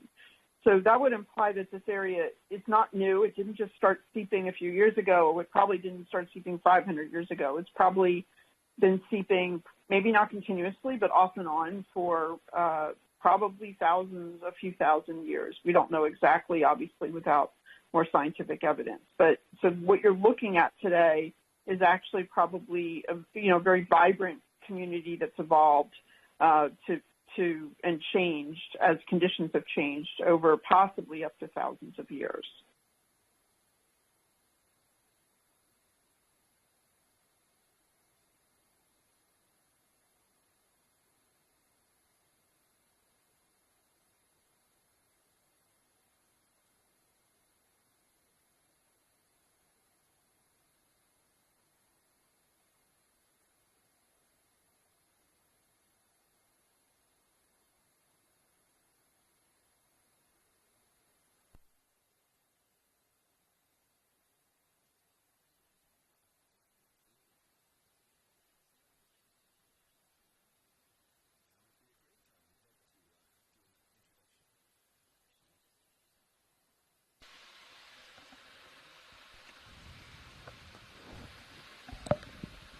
So here on Okeanos Explorer, you've heard a lot from myself and from Jen here on the back row, but there's also a whole other crew here in the control room as well. So I'm going to forward you to the pilot to the front row to introduce themselves and what job they're doing up here in the control room. Well, thank you for that introduction. This is Bobby Moore, sitting in pilot seat right now. I and my fellow team members are from the Global Foundation for Ocean Exploration. We're the group tasked with operating, driving, and maintaining the ROV systems, Deep Discoverer and Sirius, as well as bringing the live footage to you at home on your computer through the satellite systems, and for producing all the post-dive highlight reels and highlight videos and other form of products that you see. To my right, we have in co-pilot Lars Murphy. And on my left, in the navigator seat, Chris Wright. And we'll pass it off to Roland. Way over in the corner, you got Roland Bryan at video engineering and satellite. And in the back row, Art Howard on clipping. And next to Art is Livia, one of our newest crew members, and also one of our video producers as well. And we've got some other people all around the ship that are not currently in the control room on these responsibilities. And we're all members of the Global Foundation for Ocean Exploration, engineers for exploring the world's oceans and bringing it to the world at large. Thanks so much for that introduction. So just to show that we're a very large team here aboard the Okeanos Explorer exploring today. And I also want to give a shout out to, in the background as well. We have lots of crew. We have crew members from the NOAA Corps. And then we also have a team of scientists on shore as our shoreside scientists, some of whom are on the phone line, but many of whom are participating in a very vibrant science chat here, in the background. We should say, too, that a lot of these scientists in the background are from all over the world. So we have scientists from all over the U.S., but also internationally as well, participating from Europe, from Japan, from New Zealand, and other areas of the globe. It's one of the beauties of this telepresent expedition is we can involve a lot of people having eyes on the seafloor here and helping us to interpret what we see.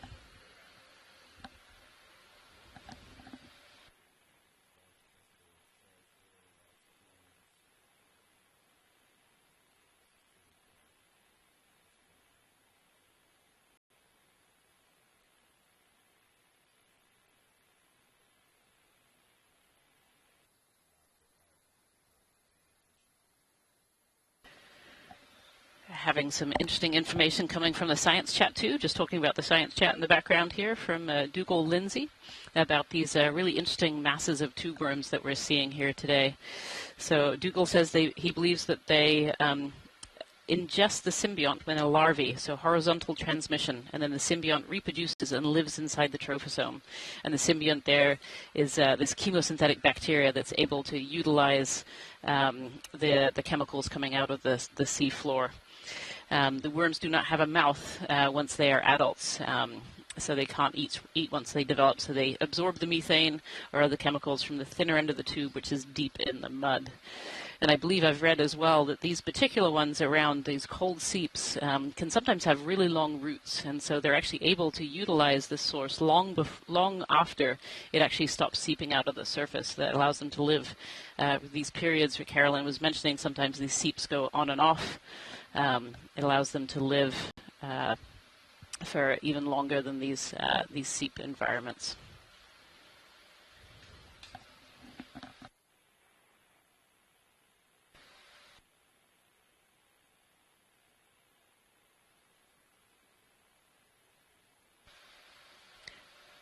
Pilot watch sleep. Do we have some lasers on? No. Thank you. So just trying to get a look at the scale of this environment. They're kind of hard to see because it's such a mixed environment that we're looking at, but there are two little red dots in the just upper center of our screen. And these two dots are around 10 centimeters apart. And that just gives you some scale of the enormity of these tube worms that we're seeing in front of us and have seen throughout this dive. These are incredibly long tube worms. I would say some are at least a meter, maybe more in height, and are just this big tangled mass. Here we are. That's a great close-up of these two dots, and as well a little.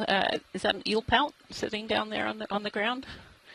So those two red dots are 10 centimeters apart, and here we have a little fish sitting in amongst the clams, in amongst the worms there as well. It's really interesting getting a close-up of some of these environments too, because we see so much more than we do from the long view. I see anemones, and there's some gastropods in there as well. In amongst all these shells, we found this little fish here. Yep, I'm getting some confirmation this is an eel pout from the chat room. Yeah, so many more organisms, limpets, gastropods, lots of other organisms living in these environments that these tube worms are creating.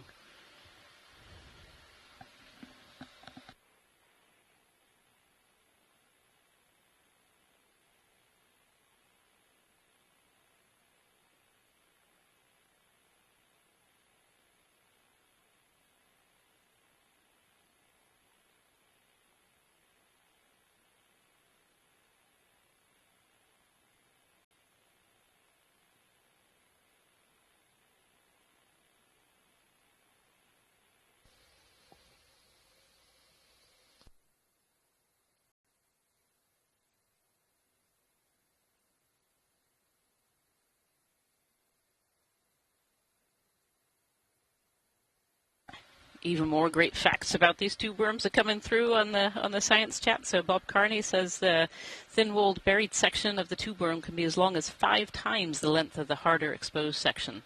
So the tube building end of the worm is segmented and has chaetae, and it's mobile, so it can explore the environment underneath, the interstitial environment.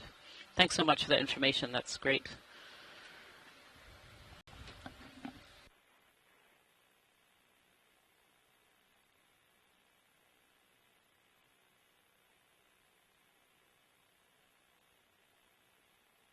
In the middle of the picture, we're seeing sort of a collapsed bit of carbonate. And if you could please zoom in, there's like some kind of white material under there.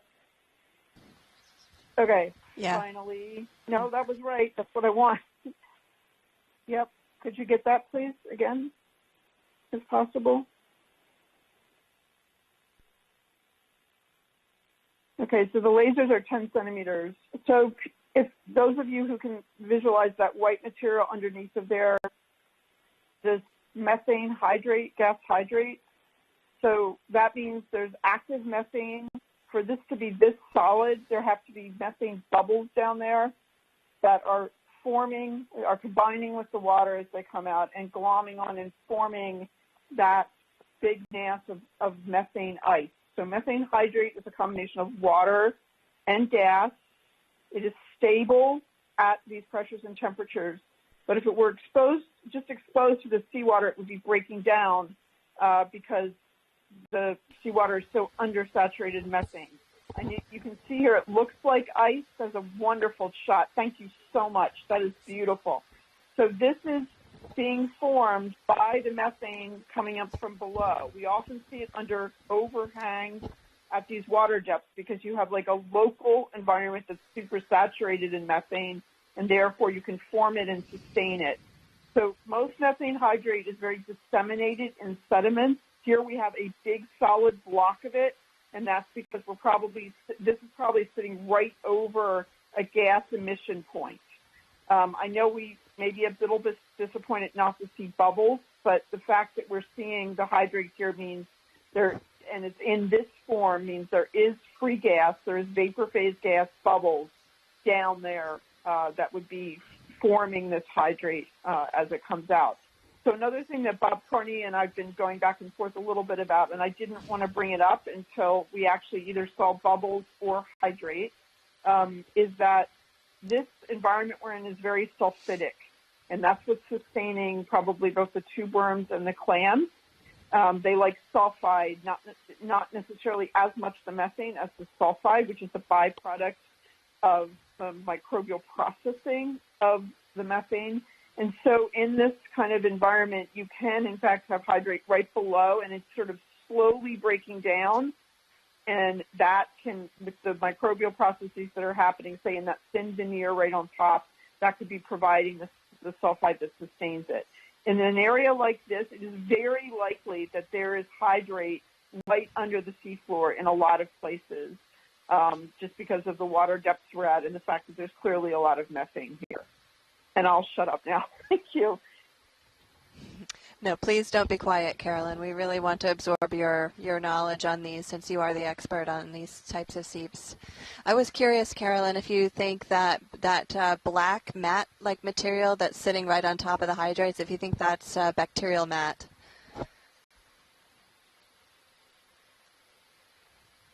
Not mine. Yeah, I know, but you've worked on them. That's why I thought I'd ask. Any ideas, Rian? Is that more of like a bacterial mat sitting on top of there? I mean, there could well be a bacterial mat under there. What I'm really amazed to see is just the number of anemones that are sitting around there. Those are, as far as I know, I don't think those anemones are chemosynthetic, so it's so really interesting to see such a mass of them sitting there. And then just that view that we had earlier of this hydrate, and then the clams or mussels sticking out from the back of it, you know, almost embedded into this block. It's a really, really fascinating environment. Right. I'm wondering, too, if it's potentially a different species of tube worm that we're kind of seeing there versus the background. Right. That's very cool. And for those of you in the general public that are hearing all these scientific terms and aren't really sure what we're talking about, sometimes we get a little bit carried away. This is, we're looking at an exposure of a clathrate or methane hydrate that's positioned over what we think is a methane to the hydrate, seep, yeah, a probably. cold methane seep on the bottom of the seafloor at about 2,000 meter water depth. You're going to lose your angle. Near the slope of the continental slope off of the coast of the Aleutian Island chain. So these methane hydrates will essentially be solidified within a certain pressure and temperature range. Down for you if you were to see them in your hand, it would look like a piece of ice or dry ice. When it dissociates, it turns into gas, and it would dissociate or break apart and turn into gas when the pressure or the temperature went outside of the field where they're stable. So for the general public, that's a great outcrop of methane hydrate.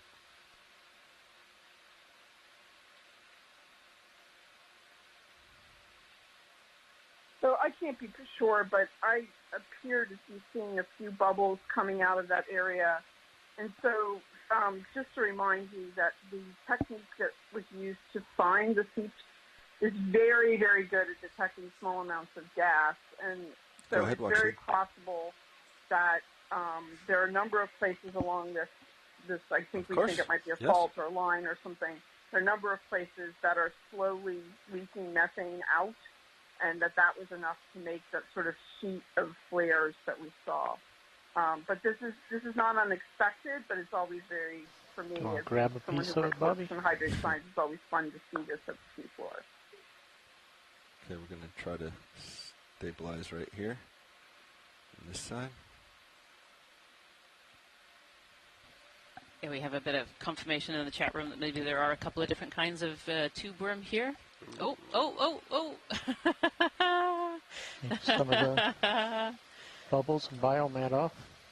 And there we are. Okay, perfect. That's what we wanted to see. So we got the episodic kind of feature of the venting. I also want to point out, you notice the bubbles are wobbling in the water column, and they're not exactly spherical. That's because as soon as they're emitted, they get covered with gas hydrate, and also with these pressures, the bubbles are not necessarily spherical. Thanks. I'm sorry to interrupt you, Rianne. Those bubbles interrupted me, not you, Carolyn. Yeah, they're great. There are a lot of people jumping up and down in the in the room here. And our video team captured that whole event of those bubbles coming out. Took some excellent snapshots of that.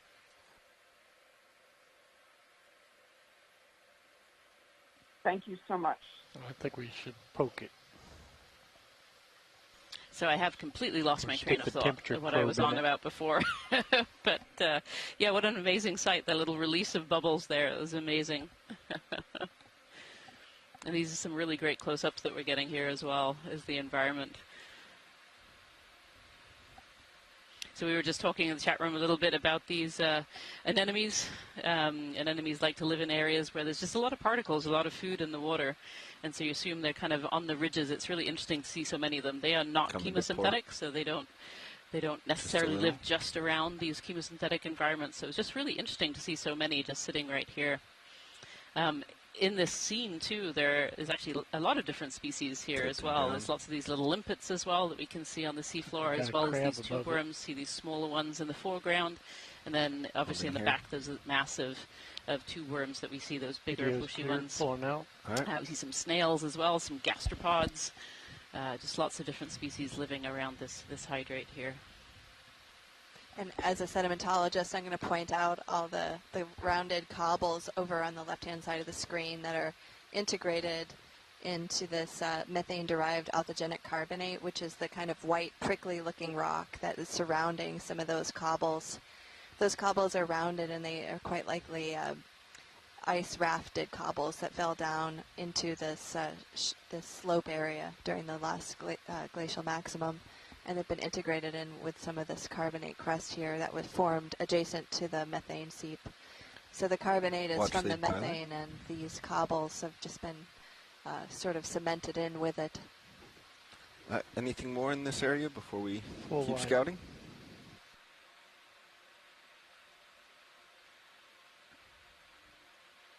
Fog light's clear. You're off to my port. Understood.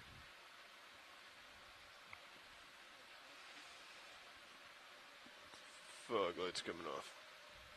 Thanks to the ROV pilots for that. That was really great work on your part. Thank you. I'm just going to back up a little bit, Lars, in this area. See if there's anything else. You're seeing a tube worm appear in the camera occasionally. That's actually a tube worm that we incidentally collected earlier that's half sticking out of the bio box. And so every so often it keeps coming in the camera view, which shows just how long these tube worms are. I don't see any similar areas. I think underneath So that really ledge to the left is same stuff. Go ahead, Carolyn. No, go ahead. Okay, I was just gonna say, and I'm sorry, maybe Bob Carney can put some more info in the chat if he likes. In other areas where we sometimes see hydrate near the seafloor, there is a particular kind of shrimp or worm that loves to, well, actually both, that likes to be near these things. And we're not seeing either of those ice worms. And then on Lake Ridge, when we saw these, there was a particular shrimp that sort of hung out on them. And I think that they were feeding on microbes that were somehow embedded in or involved with the I don't methane think this hydrate was me. itself. Maybe it was. But we didn't see those here, so that doesn't mean anything necessarily that we didn't see them at this one There's been a spot. fish I would swimming also say around that the texture of that hydrate was quite different than what I've seen in the past. And normally it doesn't look that sort of like a shaved ice like that one looks like. So I'm looking forward to going back and seeing the video. Yeah, that's good to know. We'll try and keep an Another eye ship out move? for those little shrimp. Yeah. I've come around quite a bit from Could the someone tell me what this cloudiness is in the water 150. here? Is this some kind of emission? No, we think it's actually kicked up by D2 because we're kind of going in a bit of a circle here. Well, actually, I actually don't Oh, think we're it in a is circle. I'm sorry. D2 Okay, thank you. this time. Actually, no. The pilot has just informed me this part may not be D2, so we're going to have a closer look here. It may be fish related. I think it's something digging down in there because it keeps coming. That would be interesting to take a look. Apparently, it kind of keeps coming out. It might be a fish digging in there or something else.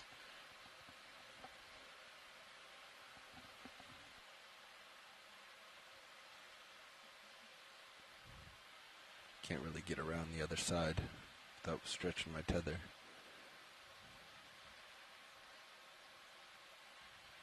Go partial?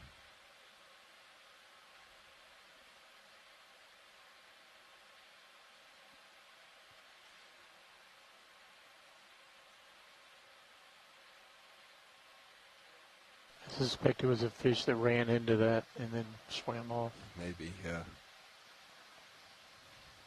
It originated way down in there, so it was not D2. All right, let's come on.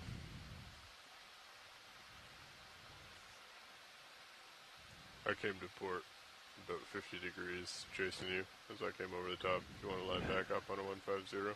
I kind of feel like where we're pointing is our new heading, at least for 20 meters, right? Because we just saw that outcropping on our port side. Copy that. So 135, 140. Maybe even more. More southeast, right? Okay, 125. 115? What's wrong with lasers? Oh, lasers are on. Oh, laser's back on. I like where you're pointing right now. What do you think, Lars? Yeah, we can follow that muscle patch. Yeah, let's do 20 meters this way. Copy that. 115.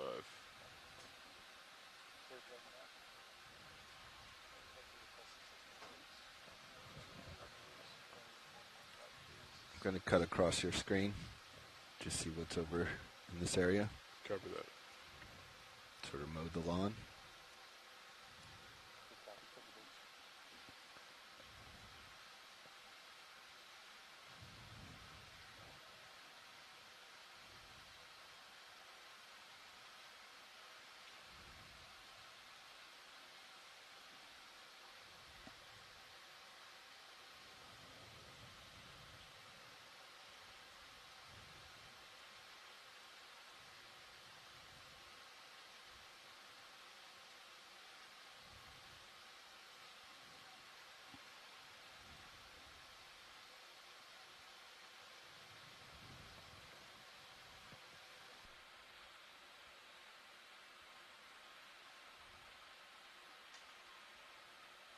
Yeah, I'm not seeing anything more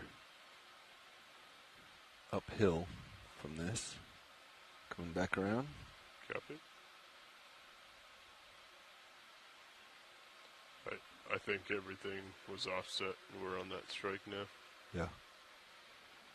This looks like a good cluster. Let's push out to it.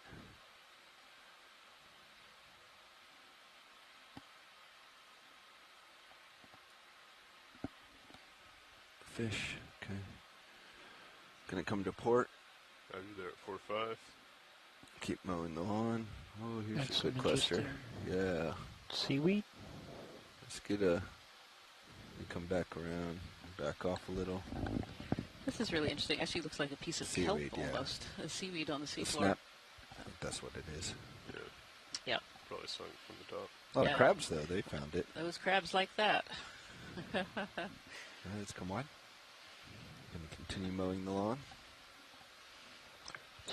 So if Quite you've a just joined us few today, there we're actually on forward of dive us. number 4 of the Yeah, let's Seascape push out to Alaska that. 3 expedition, and I'm we're with you, exploring Roland. today an It area looks called the interesting. Sanak Seep. And this is the first time the Seep has been visualized. It was actually discovered have the on a longer mapping path up cruise further just a few starboard. months ago on the You kinda Okeanos see it in Explorer your- by Expedition 2302. And we're currently in just over 2,010 meters of water, and we're looking at right now is a cold seep environment filled with clams in front of us and large tube worms, which are chemosynthetic organisms. This would be a good spot to get And an then as we look overview down of at some these we've seen many bivalves. more different types of organisms as We well. do. And right now we're kind of on a transect. We're trying to see if we can find more bubbling. We found a little bit earlier today.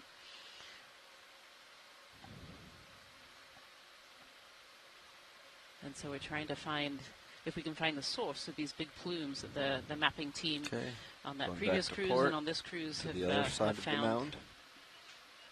Since that's where we saw the last collection. It's a little bit downhill, but not too bad.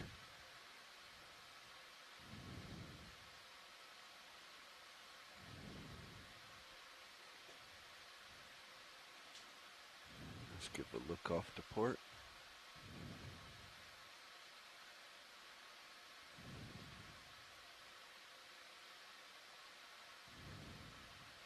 Yeah, so it seems to be a pretty narrow strip here.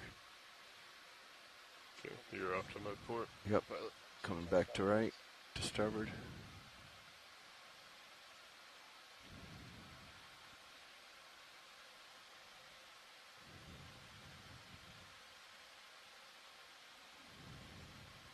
There's our, so yeah, that's our original where we found the carbonate.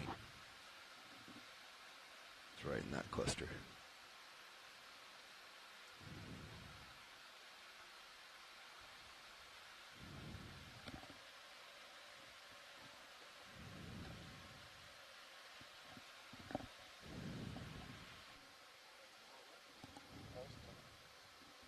He has an afternoon shift. Okay. Looks like a field of worms.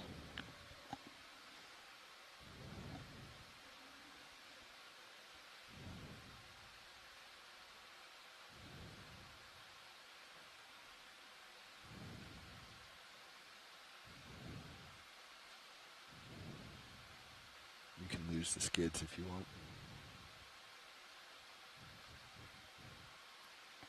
If you could push forward on this, this would be a really nice shot to get a partial.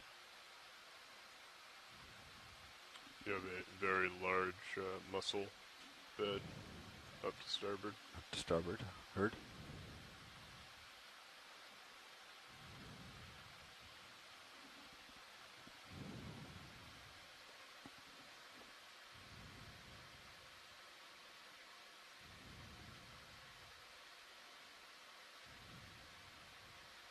Laser's clear.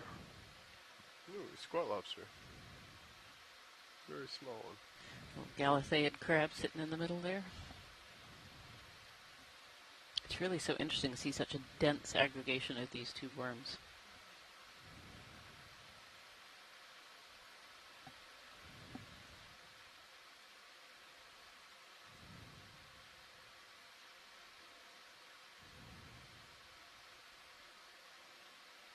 This is perfect, Bobby. Perfect flyover. Go ahead, watch the.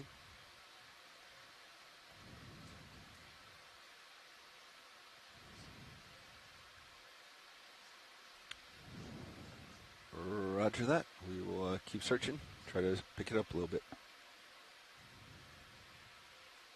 Let's come live video when you're done.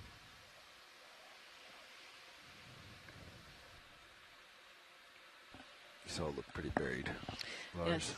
This looks like an area of actually dead clam shells. This could signal kind of the edge of where the that methane or hydrocarbon is seeping out.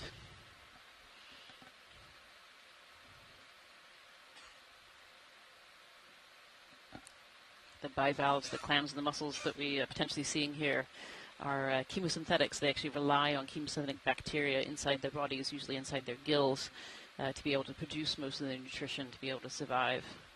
So without that, if they're on kind of the periphery and that seepage changes Let's go look in here. area, Yep. I think I then can those see some ice clams from can here. no longer survive.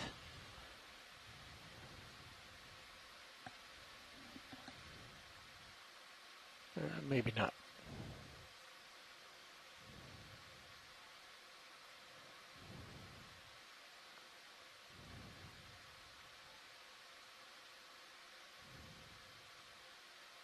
I'm not seeing anything.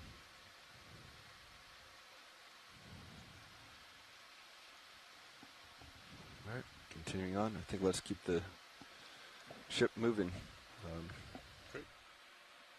Another 20 meters at 115.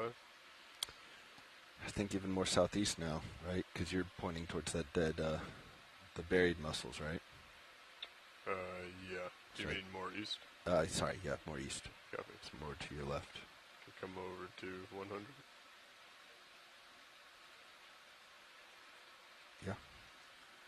We do another tight on all these open worms. Yeah, go ahead. All right. 20 meters at 100. Those are some healthy looking tube worms. Look at those. Trying to arrest my movement. Beautiful. Get you a little closer, Roland. These are the tube worms that we've been talking about today. These are called pogniferin tube worms, and they rely on the seeping nutrients feeding those bacteria within their bodies to be able to survive. Some of these tube worms too have roots that go down into the sediment to utilize those hydrocarbon source. And we heard earlier from some of the scientists on the chat room that those can sometimes be 5 times the length of the body that we're seeing actually above the surface. And some of these tube worms that we're seeing above the surface are still several meters high, so that's an incredibly long tube worm. You can just see the beautiful red plumes sticking out of the top of these tube worms here. And they're red because they contain hemoglobin, which helps them to oxygenate and feed the bacteria inside with these nutrients that are coming out. Just snapping some shots while you're going over it. Is just so a kick on the fog lights. It's so beautifully healthy. Look at those. 50%. Just tucked inside some of these tube worms too, we can see limpets. We see some gastropods. We see some little galathid squat lobsters in there. So they're also, creating habitat for other organisms as well. Move forward with this shot now, buddy. And Bob Carney is noticing those beautiful, very regular growth bands on the tube worms as well. There's some anemones in there. That's great lighting in the near ground. Watch lead pilot. Yeah, just wanted to let you know that while I'm doing these shots for our video team, we do have Sirius moving on, and we'll continue our searches, but it takes a little bit to get the tether length to search new ground, if that makes sense. All right. Pulling out slow. Yep.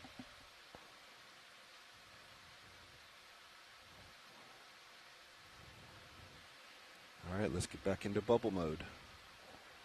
Okay, lights are clear. Coming down. So we're continuing our search with D2 to looking for bubbles. So we're looking for where these hydrocarbons are bubbling out of the seafloor. Going off to port. We saw a little bit earlier. Pushing past the skids. Yep. But we're hoping to find some more because we saw some very large signatures. The mapping team, I should say, saw right some there, very large Roland, signatures. Fish. Fish. Copy. I see it now. And so what we are thinking, what we're hypothesizing, is that there must be areas along this ridge here where there must be a lot of bubbling coming out of the seafloor.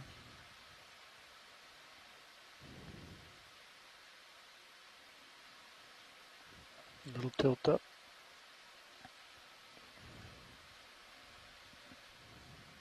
Pushing past the skids. Yep.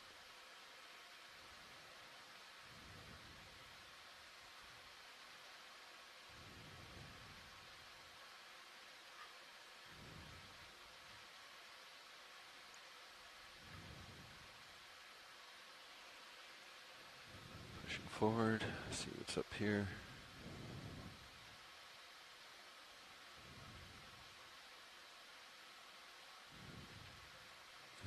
does start to fall off on your right side. Going back to the center.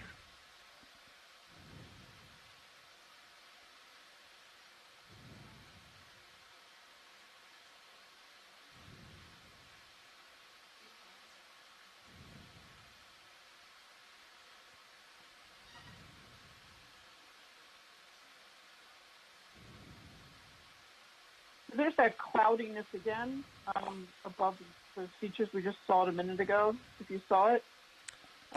That one was created by the ROV. I do wonder if there's methane coming up through these beds. I don't know. Orange I agree with you, Carolyn. Every once in a while I see sediment plumes come up through the worms. And yeah. Ice on the left. I agree. No bubbles. Let's snap. Is this a little more hydrate here, Yeah, Caroline? there's more coming in on port side. Yeah, that looks like hydrate. Yeah, you're a little bit ahead of me. So yes, let's hydrate underneath. So yeah, so I think a lot of this area, you can see some also here on the left, a lot of this area has just got this thin carbonate cap and the hydrate is right underneath of it. And we've had some questions in the chat about sort of how, oh, that's really great. Look at that. It's beautiful. We've had some questions in the chat about sort of why the carbonate ends up at the surface. And it is true that we do see these places where, I'm going to call it like an inflation, like the methane kind of is like forming a mound underneath, or the hydrate's forming a mound underneath at the seafloor and the carbonate's over top. Yeah, this is really, really great. So there's got to be methane coming out below this for a feature like this to form. This has much more the characteristic when you look at it of sort of individual frozen bubbles that have been glommed together. The last one was kind of a more massive hydrate. Lights at 50%.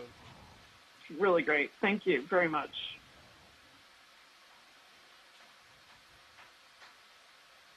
Slight tilt up.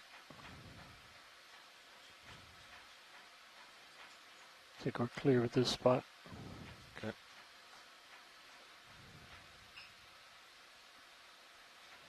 Lights are clear. Lights coming off. And keep the lasers on. Lasers on, heard.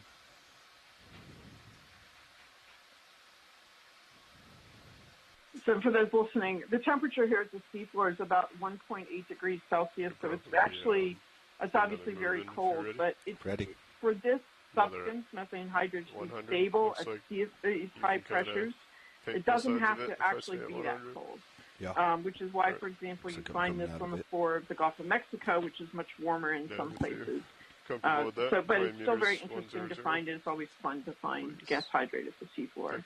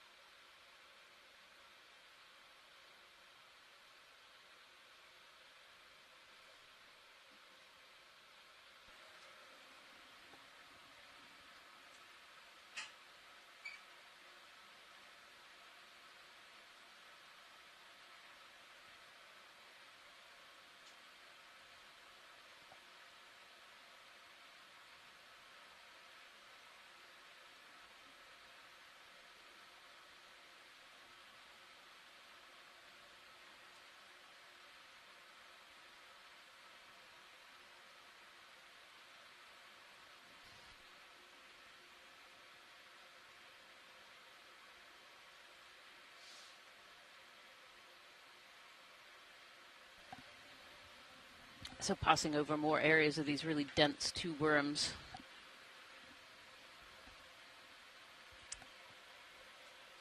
More orange biomat forward. Don't see any bubbles. Yeah, we'll catch that on the next pass. This has really been the feature of today's dive, is these masses of tube worms. Far more than the tube worm bush we thought we had in the beginning. This is a really extensive area of tube worms. Rhiannon and I have been discussing the zonation in these organisms where the Another tube fish. worms, at least superficially, seem to be forming bands along this line of methane seeps, and it alternates between tube worms and clams and mussels on the margins.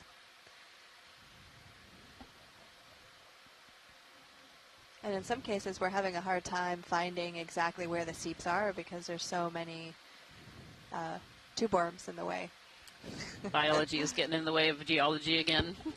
It tends to do that. Just want to wipe it away. Just look underneath. Is this the Alaskan underwater bush?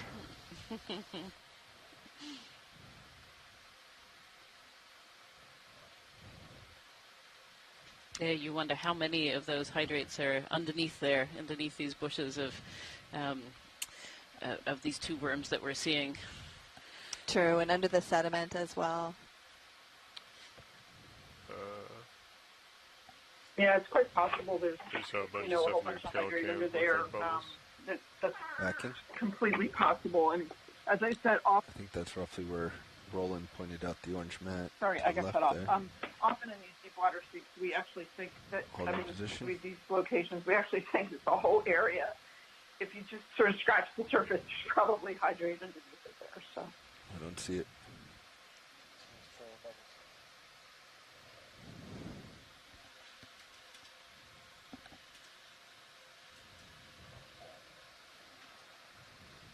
So, Carolyn, earlier you were mentioning that the hydrate stability Bubbles, zone forward, here is a left. little bit different than Forward, in left, other okay. places you've worked. Anyone Do you else care got to eyes on expand on that at all? I thought it was starboard. Starboard. Okay. Oh, well, it just has to do mostly with how cold the given margin is. So the waters on this margin are a little colder than they are in the Pacific there we go. Northwest Yeah. or in the Gulf of Mexico and the Atlantic. So it just means that hydrate is shallower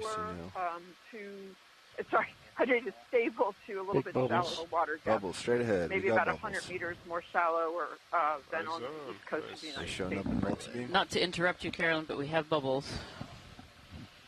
We have more Not seeing bubbles. them. Okay, hang on a second. I'm actually outside with the dog. Straight Right down. down, straight down center. Of course. It always happens when you're not inside. We want to get a move back. You're Yeah. gonna come out Yeah, let's stop the move. So there's a little bit of lag between what you're seeing at home versus what we're seeing here on shore, so you should be able to catch up with us soon in just a couple of seconds here. Good catch, guys. We drop a Start to see target. some of these bubbles coming out of the seafloor. There they are. All right, let's go partial Yeah, those video. bubbles Let's are find the hard to base. see in that mass of worms. Good eye, you guys. Good Further eye. down. Yeah, sure enough. Looks like maybe a couple They're here. coming right to through starboard. that mass of tube worms. Looks Looks like a lot of them all in of this this area. area. Yep. I saw Starboard. the Got cam it. was pretty Yep, that significant. looks like Great, a lot. good job. That's great. So that kind of confirms what you guys have been saying before, that maybe We might they are actually want to coming get a through move the backwards worms. if That's possible. good. Are we going to be here for a second? I think we will be. Copy. Maybe like a I feel like as the biologist on board, I have to apologize for the worms being in the 290, way. Maybe just like 5 meters. In the background there on the right, going for Rhiannon, the I'm seeing right. some more of that orange encrusting organism. Oh, yes. I don't know. You were thinking it was either encrusting sponges or like a bacterial mat? Or a bacterial mat, yeah, one or the other. And we have some collected, so we'll be able to actually find that out Okay. later this evening. So why is it red? A lot of organisms on the seafloor develop a red color as kind of a camouflage. You know, the red Still light back, is Bobby. attenuated or bounced out very Sorry? early. It's in the still water column, backwards. I and still so see if it you're at a the red bottom of the organism down at screen. depth, Those you're you're actually looking at. basically invisible. So a lot of organisms that live on the Uh, seafloor are yeah. red or a variation of rotator's red. all You the see way kind of down. purples Yeah, and so- oranges. Either that or being clear. Can't Clear is quite look obviously down. translucent is a good way to hide from predators as well. It's a beautiful shot of this bubbles coming up through the tube worms. And now we're getting that little look on what these tube worms are really feeding on. Trying to back up. I'm looking down at 290. I am moving back though. I'm going to Understood. pull up to get the tether Yep. straighter. I think Yeah, you can good adjust your question heading here too. from Robert Swing around Carney. to What are the keep your tail bacteria away hiding me. from, you think, Yeah, if they're I think that orange will like help. that? What eats them? When we get a chance, I have no idea why one a of the bacterial shots mat we'd would like be, to get is would to be try to orange. get tight So on the I'm bubbles and intrigued to see maybe whether that's a bring up sponge. I'm full I'm a little bit in Can the you come sponge wide, camp please? for what that might be, but we'll see. I need to check my See what those are when we get them back up. starboard side here. It did as look I very came around. sponge-like, but I think I've seen orange-colored and other brightly colored bacterial mats and hydrothermal, springs at least on the surface. Yeah, that's very true. They can often be quite a rainbow of colors. Might be able to get a toe down And we saw some behind. earlier that were kind of that gray color, which is a little bit more characteristic of what I think of with the bacterial Yeah, mat, I wasn't kind of dropping gray it. color. I almost felt like I was touching something there. But all right, coming back into bubbles. Just had to do a surroundings check there on the watch lead, but we're coming back to the bubbles now. Thank you, pilot. Yeah, you can really see how Bottom many mat, bubbles are bottom just right. coming out of these tube worms. It's quite an Oh, extensive yeah, area. here's a whole bunch of the orange mat. Oh yeah, and there's the orange mat in the bottom right-hand corner there, tucked up underneath the tube worms this time. Okay, coming back to bubbles. Let's go partial. Pushing in. Yeah, Bob Carney is confirming that kind of those red or orange Partial. bacterial mats are quite common.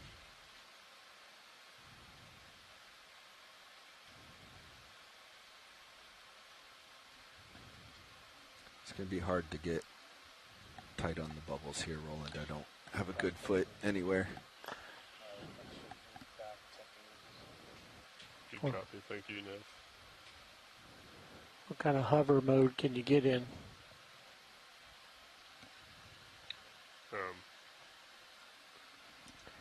This, you're seeing it. Okay. Pilot, directly Shall we behind give it a you try? is a flat, muddy bottom with a bunch of shells that you could set down on. You might pretty- be able to look up. It's pretty far away, though. Lots of bubbles coming through these tube worms. And the two lasers that you see on the screen We'll just take are it from 10 here, Bobby, centimeters because I apart, see so it gives you a bubbles sense of collecting how on tall that, some of these tube worms worm are tube. adjacent to this methane seep. So, Okay. Yep. There, that's all the way down. right there. Some more anemones there, and some little gastropods, and some. Sorry, Roland. See some limpets Sorry. in there. Lots of other organisms. In some other areas, Rian, it looked like the... Hydrate forming right there. Sorry to cut you Yeah. off, Jen, Oh, but I yeah, was just it seeing the is. same thing. The hydrate actually on the tube worm. Yeah, that's so cool. Look at that. In other areas, it looked I'd like like to the try to sediment kick was in being some shutter transported on one of upward. these Are the shots. anemones eating that, Go ahead. sediment? Okay.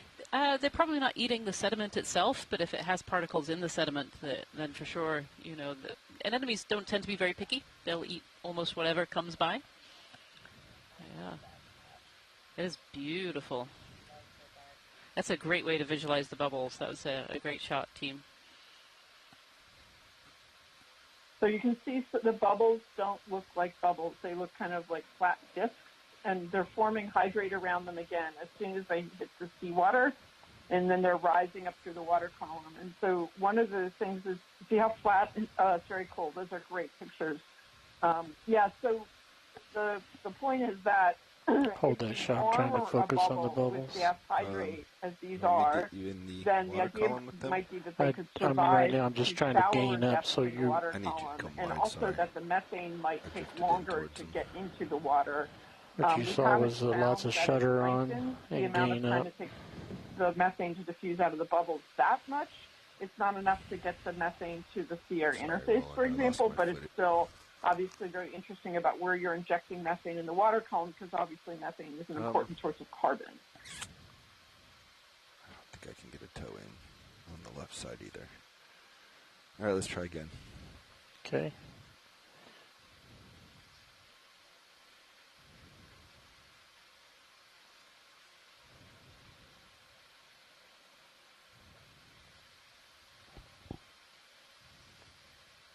I'll put another plug in here for the technology, as I've seen these small little bubbles just always makes me reminded of like how impressive the feat of human engineering Let's is. kick on the that fog lights. these tiny bubbles gave a glimpse of Bring the up the community fog that might be lights. below with our sonar from the ship, and then sending down D2 2,000 meters Bring up below, to 100%.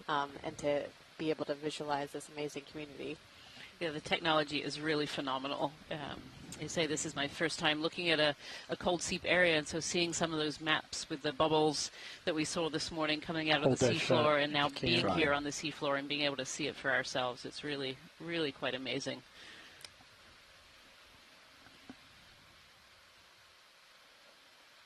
Oh, this video is amazing. We wrote a paper on this a few years ago using video provided by OER and others, and we had nothing of this quality. This is just amazing video. Don't let anyone ever tell you that all bubbles are spherical. Yeah, I know our GFOE engineers have got Roland in the chair doing some amazing focusing right now, and they can just really capture so many different layers and facets of these communities. It's definitely something that I learned today, Carolyn, that bubbles are not always spherical. Look at them go.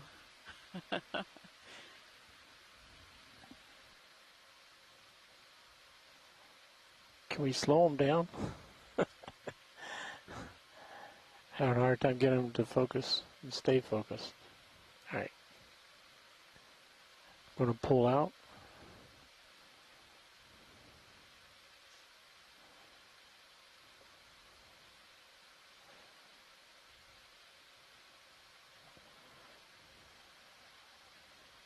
Bring them up into the black for you. Yep. A couple have pointed out in the chat room too, kind of that purple that you saw in some of the tube worms and some of those previous images are probably a sponge, like a bluey purple sponge that are there. I'm shutting my shutter down. Oh wow, look at that.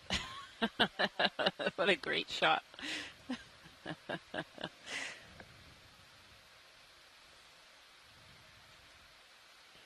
Can clear the fog lights.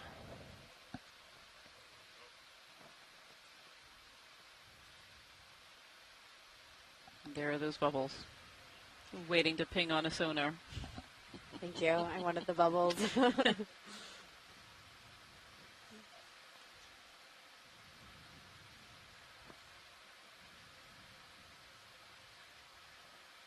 I just think it's so counterintuitive. You would think these massive, structure building tube worms are what would let us know that we could see them, but it's just this tiny gas bubbles coming up that we can find them from. Yeah. And I just continue to pull wide. Tiny, tiny little bubbles are what is sustaining this whole massive community that we've seen today.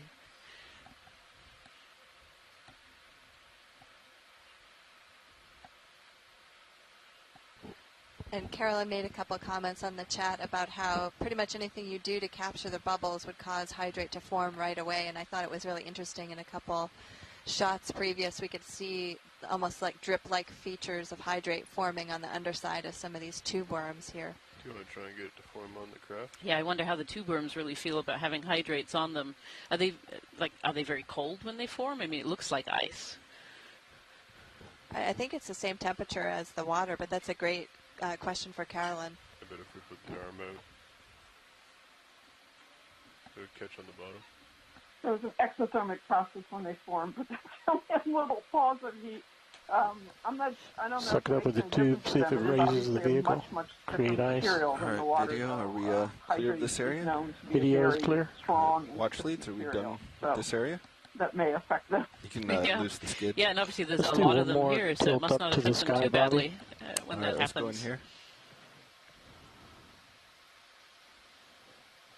Partial. Not sure what the target is.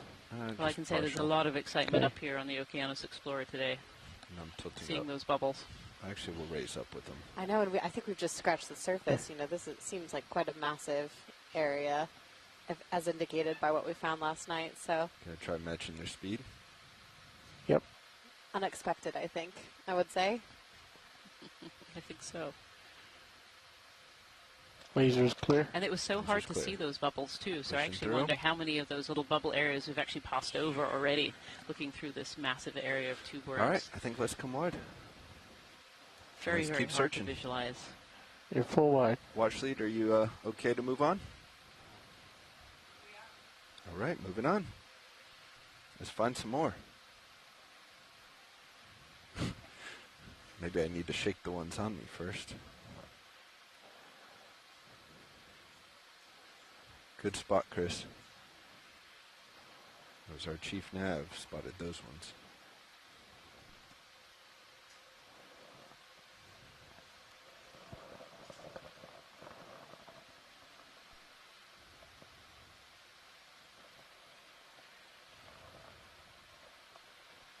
think, guys? Resume the move? While we're repositioning the ROV, I just want to take a moment to thank all the scientists at our shoreside.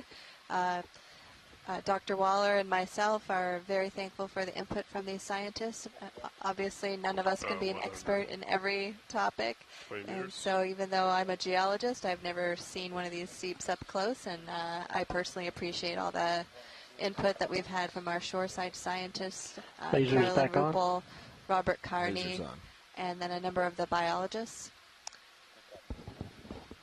Whoa, it's a nice drop off. And just a quick reminder of where we are. We are on the third expedition of the Seascape Alaska campaign. We are currently located on a feature we call the Sanak Seep. This is what we believe to be a cold water methane seep.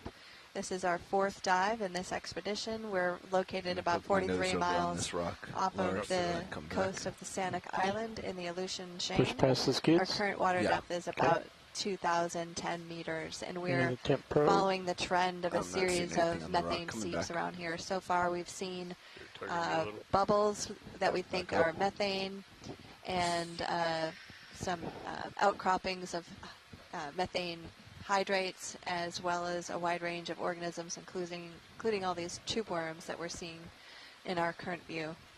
Coming back to you, co-pilot. Go.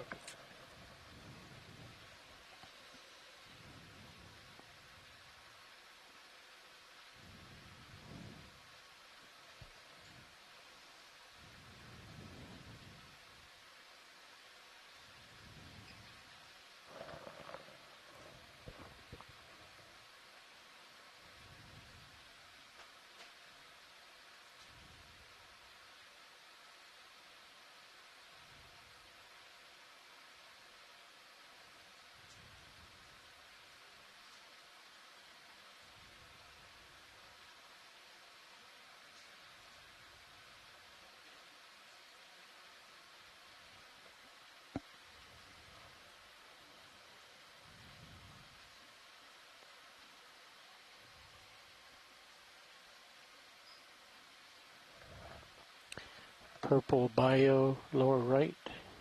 Fish? Purple bio. Yeah, it looks like a fish, maybe? Yeah, it looks like a fish, but go ahead. You can see some more further down. Yep, backing up for it. Looks like potentially tube worm with the purple. Oh, the purple, yeah, encrusting. Purple there's sponge more behind encrusting on that tube worm. You've seen a little bit of that today. And so more of this worm reef as well on the bottom underneath the sponge, like we were seeing at the very beginning. Okay, time to let it go. What's that white at the center? Sponge. I should say sponge, maybe bacterial mat, maybe sponge. We're not quite sure what that is, but we have a sample of it to look at later this evening when D2 comes to the surface. Need to push out. Coming down, altitude.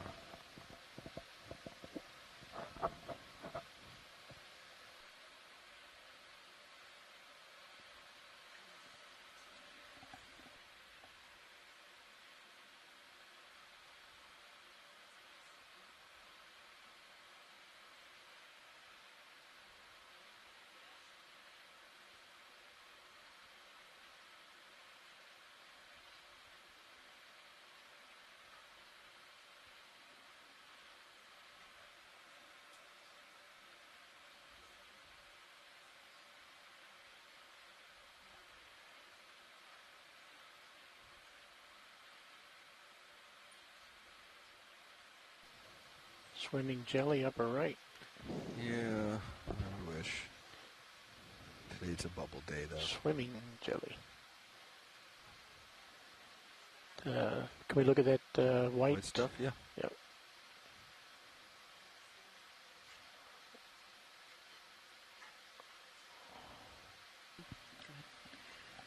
Yes, this is interesting. This is more of that worm reef that we were seeing at the beginning of this transect, but a bit more clear here. It's not so covered over by that sponge. Pulling out partial. Yep.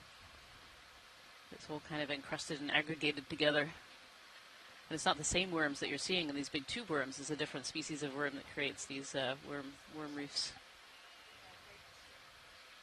Great capture, pilot. Thank you.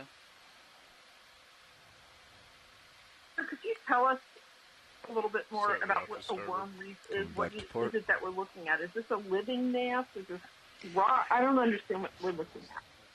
Yeah, I was looking at the pictures here and the ones earlier, and I had a hard time seeing any living. I know earlier in the dive we saw some of these darker, smaller tubes that definitely had the live worm inside Pushing them. They were past still the living. skids. But these wider ones, I think, Copy. are the left behind, the tubes that are left behind that kind This of is hard aggregated rolling together. because I gotta Yep. stay Certainly, so if high anyone in up the scientific chat that knows my a bit more camera's information, that would be constantly really tilted down. helpful.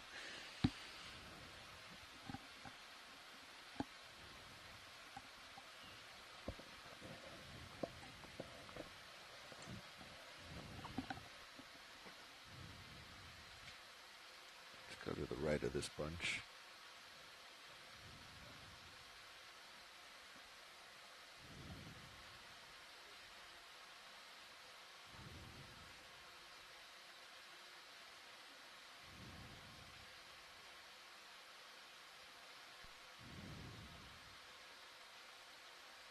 Go ahead, Watchley.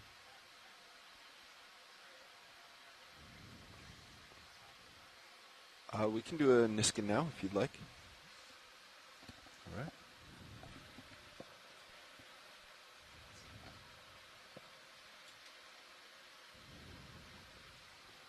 Co-pilot is ready for Niskin.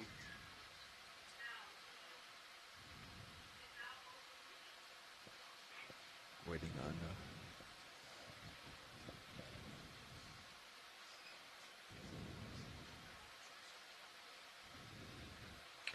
Clipper is ready.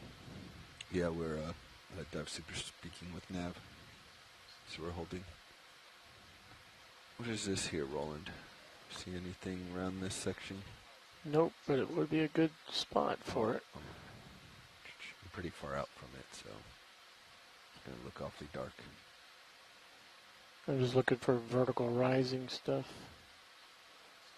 Copy.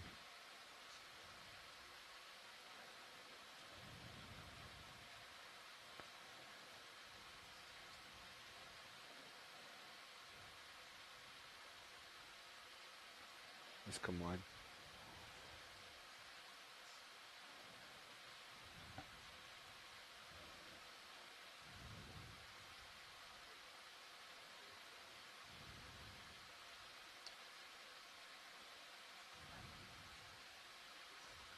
Video, could you make any adjustment to Sirius's main camera to help lighten it up a little?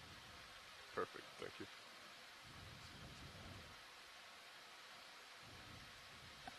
It's a ledge upper left past the fish. Rat tail fish. Yeah, I can't get there right going now. by. So we're heading back towards. That's a bubble right there that just came up past the Information camera. from Bob Carney here that Linda Spio is a worm known to create masses of mud tubes in proximity to bubble plumes.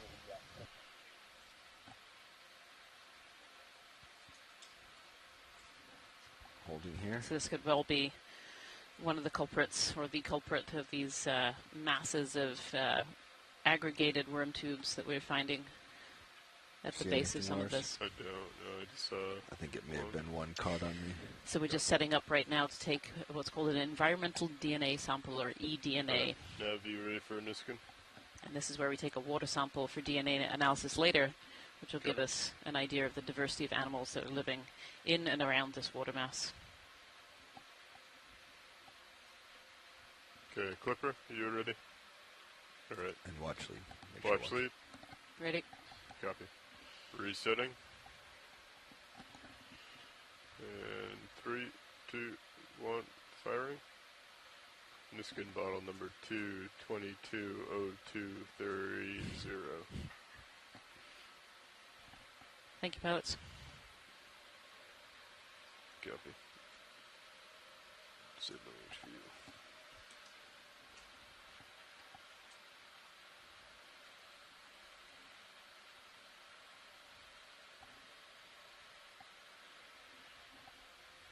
If you're joining us online, you might have heard us go quiet for a few minutes there, and that was because we're taking a water sample that is for eDNA, which Rhian can talk a little bit more about.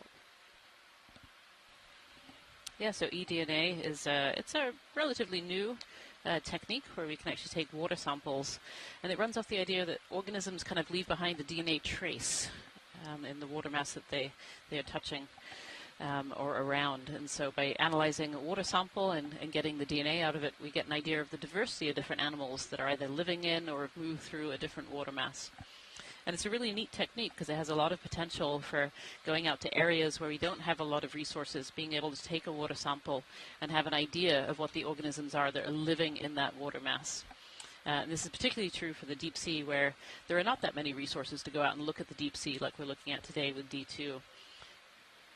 So it gives us another tool to be able to figure out what the diversity of life is living on our deep sea floor.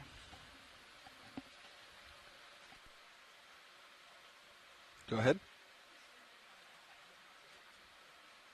Yes. Video, let's go to partial here.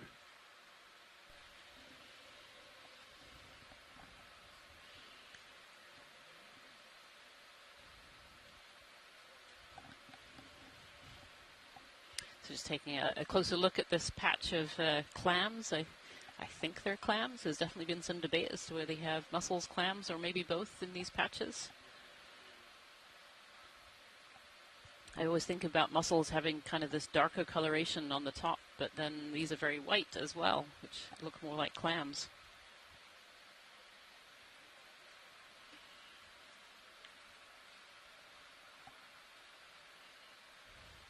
You want more, pilot? That sounds like that's enough. Okay, pulling wide. Continue on. Thank you, pilot. Yes.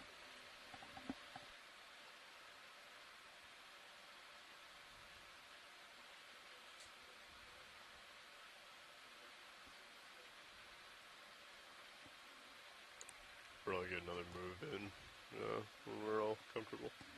Pilot's ready. Good. Another 20 at 100.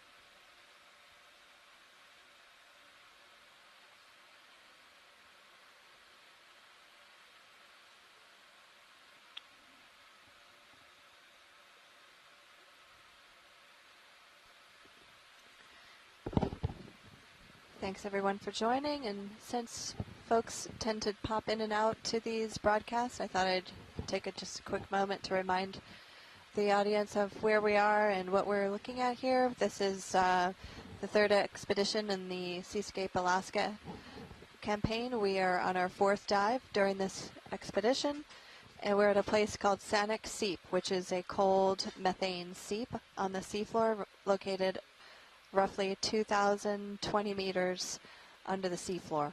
We're positioned 43 miles just southwest of Sanak Island. We're looking at a wide range of tube worm communities, some Nothing really some out methane here. hydrate, which we Like might we've been see seeing. here, and a community of clams or mussels. There's some debate about what that is. Throughout the dive so far, we've seen some gas bubbles rising. We've seen some methane hydrate outcroppings, and a wide range of carbonate crusts, and some encrusting sponges, all kinds of things. So Yeah, far. several of these eel pout fish as well, and then some of these aggregating tubes, which potentially are something similar or are a Linda spiro, a type of tube worm that creates these mud tubes very close to bubbles, to these methane bubbles that we were seeing coming out of the seafloor, hydrocarbon bubbles, sorry.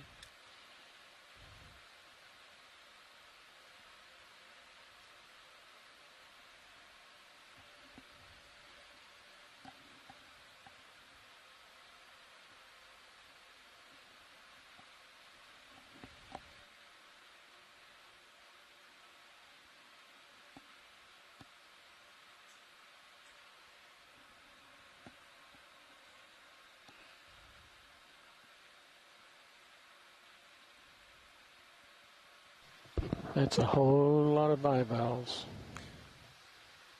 Yeah, I think up in to the right here. We just do a turn left, but Yep, the you're hole going looked to like it to the right. Is that the cave you're looking for? Yeah. Yep. I just want to do a look left before I go that way. Okay, heading back to cave. So we are currently still bubble hunting, looking for more areas where these gases are escaping from the seafloor to figure out what is driving these rather massive communities that we're seeing today. And certainly anecdotally and from scientists in the chat room, we think this is one of the largest aggregations of tube worms that we've seen. It's certainly incredibly dense. Not seeing anything from it. We've seen a couple of patches where we've seen gases emanating from the seafloor. We're still searching Lower for left more section here. is pretty white. It's like a little eel pout sitting in this little cave. Okay. Pirouetting around. Come up These little depressions are great places to look for the seeps and some of the bubbles coming out, but we don't seem to be seeing any quite yet. There's some white on that rock there, maybe? Yeah, Right, that does look down. like maybe some hydrate accumulating on the face of the rock there. Maybe when we come around the corner, we'll see it Not better. seeing any flow.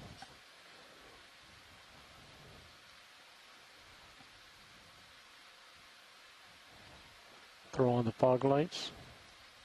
Yeah, my guess is that is hydrate accumulating on that little down face left of rock looks there. like hydrate. Yeah. Do I go more rolling? Look at that. Can't tilt down anymore, but I'll try to get in. So what's that now? Patch number 3? Zoom in. Yep. Just see if the light's off. Make it any better or You worse. can see there with the laser for scale, that's 10 centimeters across. Ready for zoom? Yeah, let's snap. It's kind of a bulbous mammillary look to it. That looks like. Yeah. Oop. It's interesting, too, because each of these patches have looked slightly different, at least That to looks like an methane untrained back there. biologist's eye. No, I think that's pretty true. When Carolyn was online, she mentioned the difference between the first exposure of it and the second exposure of it.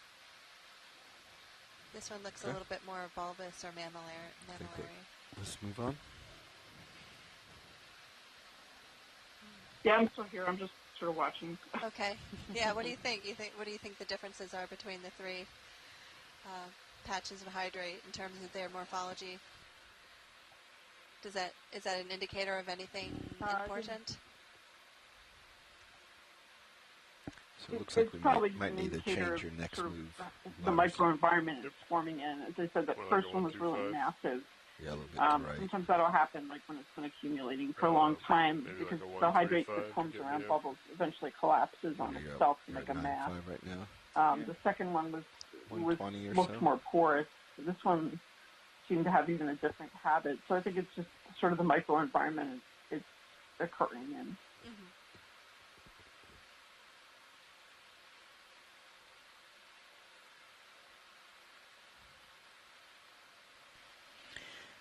So Carolyn Ruppel was just reminding me of some information from some other vents in the region.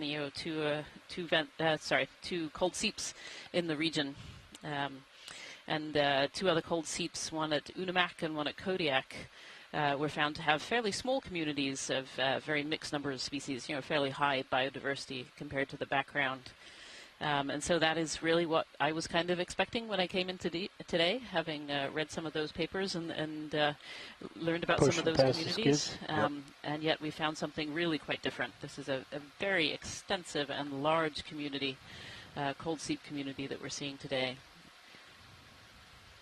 And just to add to that, Rianne, I've noticed in the comments here in the chat that they've mentioned that these worm colonies are much larger and much thicker than in other places like in the Gulf of Mexico that people have worked seeps on. So it does seem unique. I mean, there's tube worms as far as the eye can see there. It's amazing.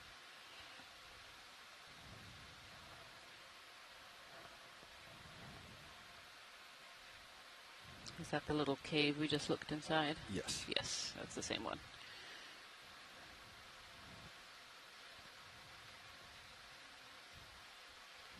Probably get another move in when you're ready. Yeah. It really blows my mind looking at that. It's amazing. It is truly, truly amazing. It's the first big boulder we've seen. Can come down and take a peek. So having my biologist brain on, looking at all these tube worms, there must be a lot of food. And of course the food for these tube worms is that hydrocarbon. So is this indicative of how big a seep this is, how much of that reservoir there is? Or is it more an indication of how spread out it is and it's not necessarily a larger reservoir in the first place? Or do we even know the answer to that? 125 pilot. Copy. Yeah, I don't know, Rian. I think you're asking about whether or not the flux of the gas or the rate of the flux has something to do with why these tubes are so large. I'm certainly not an expert in this area, so if Carolyn has some ideas, she's probably the most experienced on that particular topic.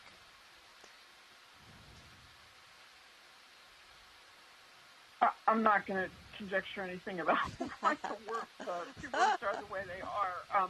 Except for geographically, but I do think that it's likely that there is a store of methane down there, methane hydrate. It's slowly dissociating. Something like that is going on, and that's what's sort of sustaining this community. It clearly, as we noted earlier in this dive, the carbonates take quite a long time to form. So I can't say it's been continuously seeping for thousands of years, but there's probably been some seepage at this location off and on for thousands of years, and certainly the tube worms can be up to 100 or more years old, and so that also implies that they've had a source of sulfide, which is related to the underlying methane for a while.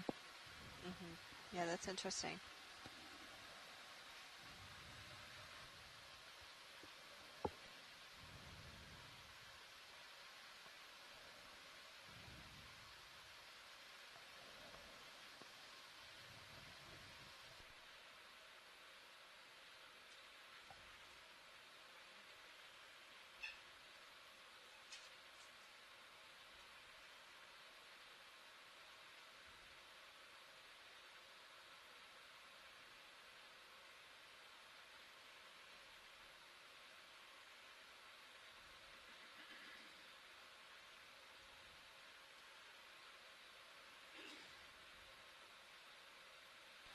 Little crab sitting amongst the tube worms there and created its own little hole.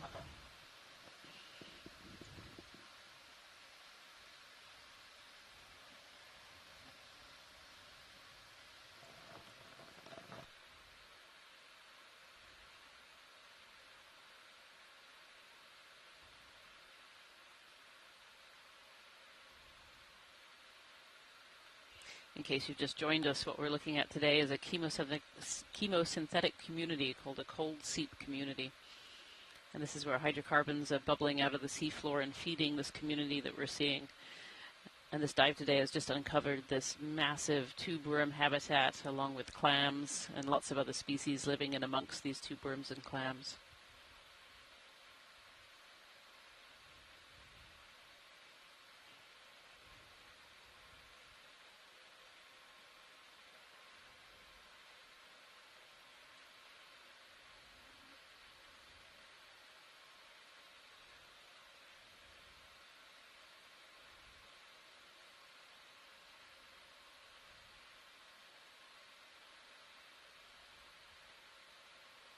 Can you take a snap zoom of this clam community here, pilot? Yeah.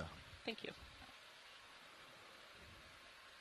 Actually, we're waiting on Sirius tether a little bit, so we'll great. get a nice close zoom up. Thank you. Going to have a little closer look here as we wait for a just out of reach. A move. Let's go ahead, video. Go where the crabs are. Copy. Working on it. Tilt down. Working on it. Copy. Oh, wow. What's this little mass of crabs here? Laser's clear. This is a really fascinating observation here. Something's changed. Yep, go ahead. Oh, it's just making this observation that all these crabs are here. And they're relatively small ones as well. These are potentially juveniles. Having a little feeding frenzy here. Feeding on something. Are they eating one of these clams? Jelly? They're definitely fighting over something in the middle there. I see 1, 2, 3, 4, 5, 6, 7, at least 7, 8 crabs in there. Feeding on something that's underneath there. How close are we to that? Can we get the extra lights maybe? There's a better view of what they're looking at. Yeah, what's in there? It's like it's a lobster or something. You can only assume that they're feeding on one of these clams that are kind of sitting around them. But it's hard to know.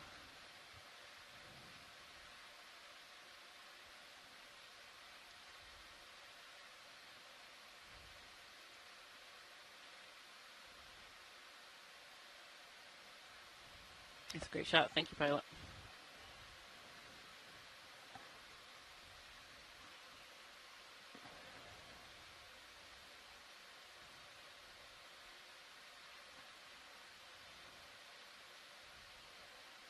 You can see anemones in the foreground here as well. These crabs.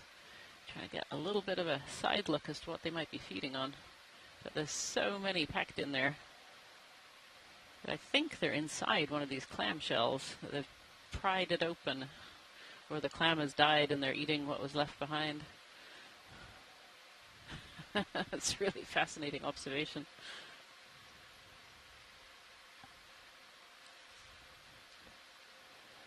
Get us any closer, Bobby? Yeah, if you come wide, I can... You're full wide? Let me check my surroundings. See where I might be able to touch down. Get a stable close-up.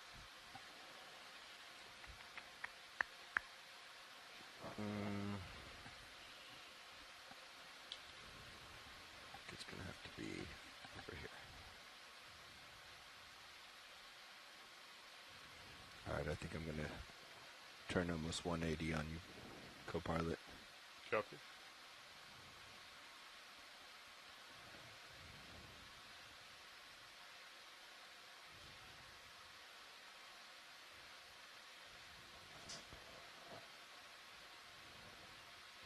Tugging you. Just slightly. Coming back to you. Copy.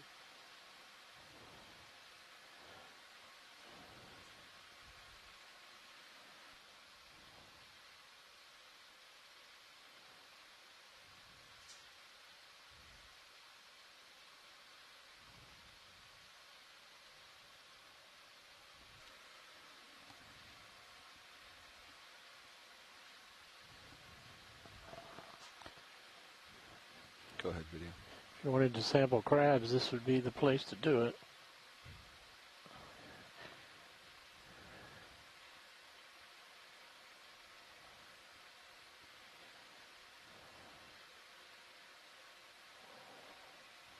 Just taking another look at these crabs here. Feeding on something. There's a crab eating some particle it's picking out. We can assume it's either these clams or mussel shells. That one has either died or has been pried open.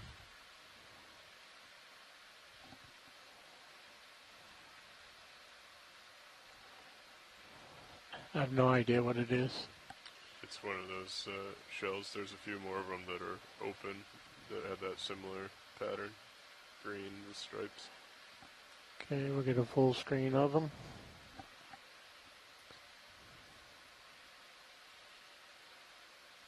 This little feeding frenzy of what I assume is juvenile red crab, lithodid crabs. Okay, video's clear. All right, let's move on. Thank you, pilot. Keep searching for bubbles.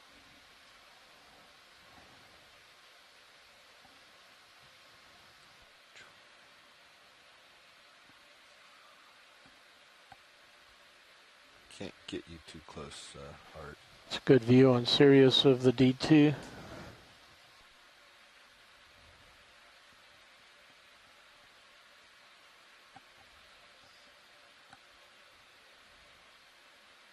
Lasers.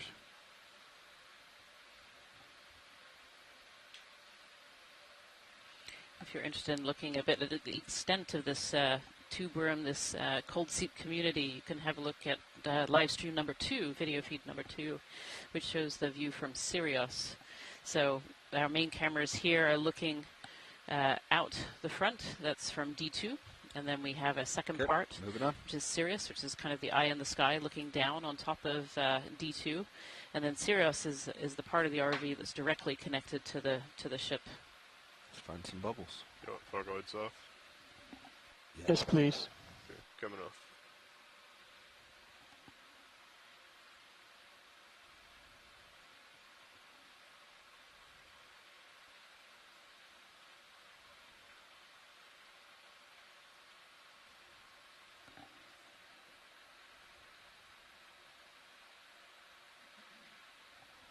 So is there any frequency changes you can do on the sonar to get anything different? Yeah, we could change the frequency.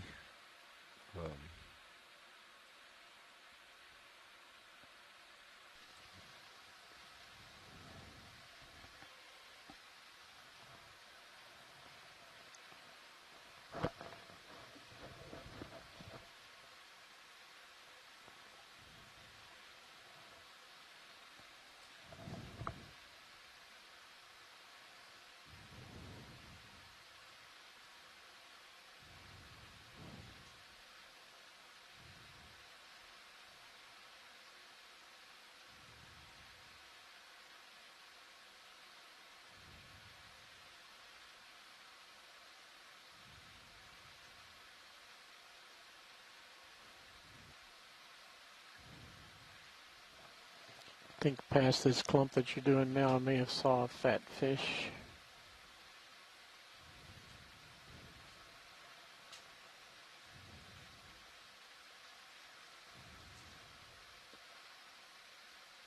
There he is. Do you want him? Get at least a facial shot.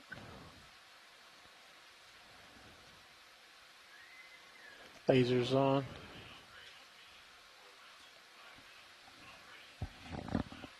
It's another one of those fish that we saw earlier. You see a tail? No, just very stubby. Okay. Good job. Trying to run back through my notes to try and find what Elena Jorgensen had called it. Unfortunately, I think she's dropped off the chat here. Beautiful shot. So, have me come a little bit more south.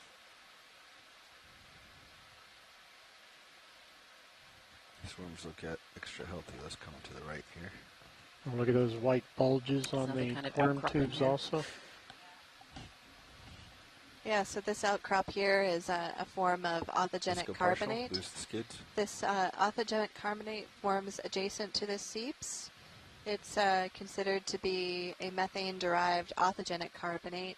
Authogenic just means that this carbonate rock did not form in place. It was precipitated later on. So these, an example of one like this would be like a travertine, or in the modern we might call these tufas. They form adjacent to cold water springs or hot springs. So that's why they look a little bit like travertine that you might have seen in Yellowstone, for example. Except here it's forming next to a cold water methane seep. But the processes, I think, are comparable in some ways. These methane-derived authogenic carbonate crusts form by anaerobic oxidation of methane and sulfate reduction by certain bacteria that are sulfate-reducing bacteria. And so you can see in some places it looks like you see like a brownish colored mat, and in other places we've seen bacterial mats today that were kind of an orange color. Those are the bacterial mats that are could be responsible for helping to precipitate these. And then underneath that overhang there's kind of a whitish area that is suspect for hydrates. Hard to tell from here. Maybe we could get a zoom in on that, pilot. And seeing bubbles below you. Bubbles below me. Halting, yep, we got bubbles. And we have some bubbles. Awesome. Good spot, Roland. Yeah, coming up from right underneath the ROV, there's some bubbles. And that's quite likely methane gas that's escaping from the seafloor in this area. I need to back out for a second.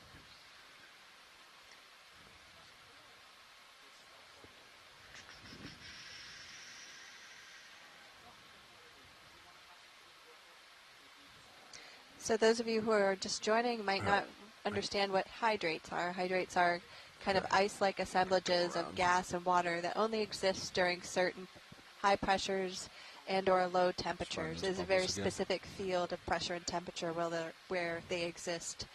And so it's, in a way, it's similar to like a dry ice, where you can see and hold the ice in your hand, and then it evaporates, turns to gas in your cooler, and hopefully not in your hand unless you have a glove on. But yeah, the hydrates are sort of similar to that in some ways, where it's a gas, but it turns into a solid form at specific temperatures and pressures.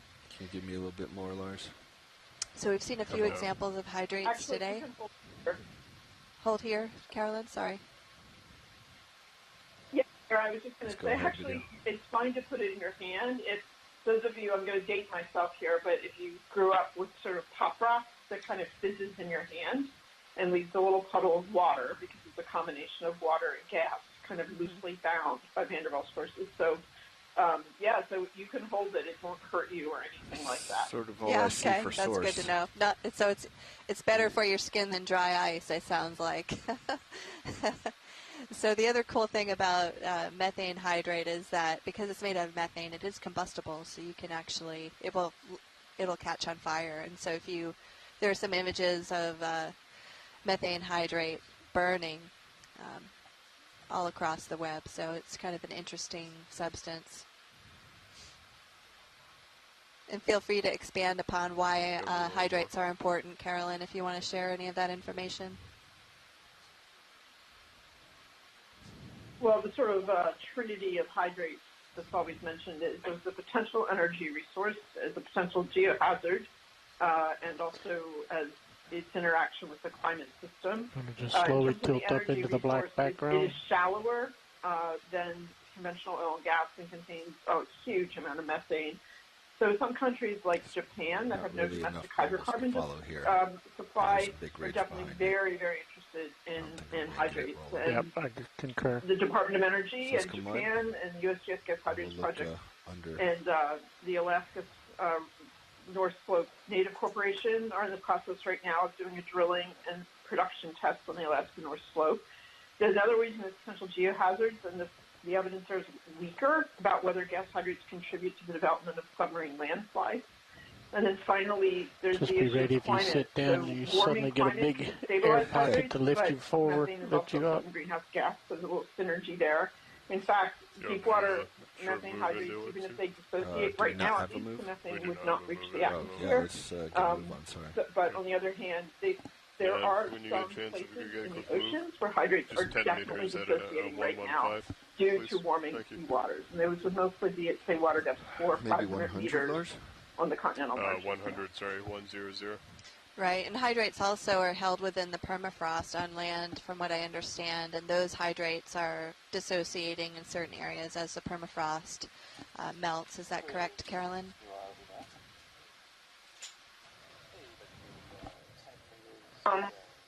There's not much hydrate associated with permafrost. It's mostly deep in the permafrost or below the permafrost. So a lot of other shallower sources of methane.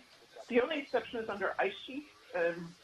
There has been a recent paper within the past 2 weeks that talks about thawing ice sheets on Svalbard, which is an island north of Norway. And there, the thawing ice sheet is actually likely leading to breakdown of gas hydrate, and possibly some of that methane is going directly into the atmosphere. So it is a very interesting possibility. If the question right now is how widespread those places may be, sort of how important they are. So the hydrates are below the permafrost. They're not intermixed with the permafrost, is what you're saying. And they can be in some places, but it would be deeper than conventionally deeper than about 200 meters. And in the oceans, gas hydrate can form pretty much wherever the right components exist. In the sediments that are on permafrost, they're continental sediments. As you know, they're extremely variegated. And generally, the hydrates only form when there's a deeper conventional oil and gas source, essentially, that has migrated up and frozen in place. Right, right. Yeah, I remember years ago that, hydrates were important to oil and gas because when the gas is flowing through the pipes around a corner, sometimes the hydrates would precipitate as a function of the changing pressures at that bend. And for a while they were considered to be a nuisance because they were clogging up the pipes. And then they, in the 1980s, discovered, that there were natural hydrates. Right. So hydrate science initially began. It's actually extremely dangerous if pipelines clog with hydrates because they can sort of build up pressure behind them and then kind of become explosive outward. So that's how the field originally began, and they learned that certain additives like glycol could keep the pipeline free. But yes, there are many natural hydrates are. Sure, do we need to do that on a special channel, or is it EXRB? In the permafrost areas and ice sheets, but on the other hand, there's a lot of they're it. talking right now. And certainly, with U.S. Geological Survey studies, we don't study the kind that forms in the pipeline. Yeah, clearly. I just was noting the timeline of that hydrate research, how it went from, okay, what are these things forming in our pipelines, and oh wow, here they are in nature, and where do they form, and what's their distribution, and how do they form, and classifying them in different ways. So just that timeline of research is interesting.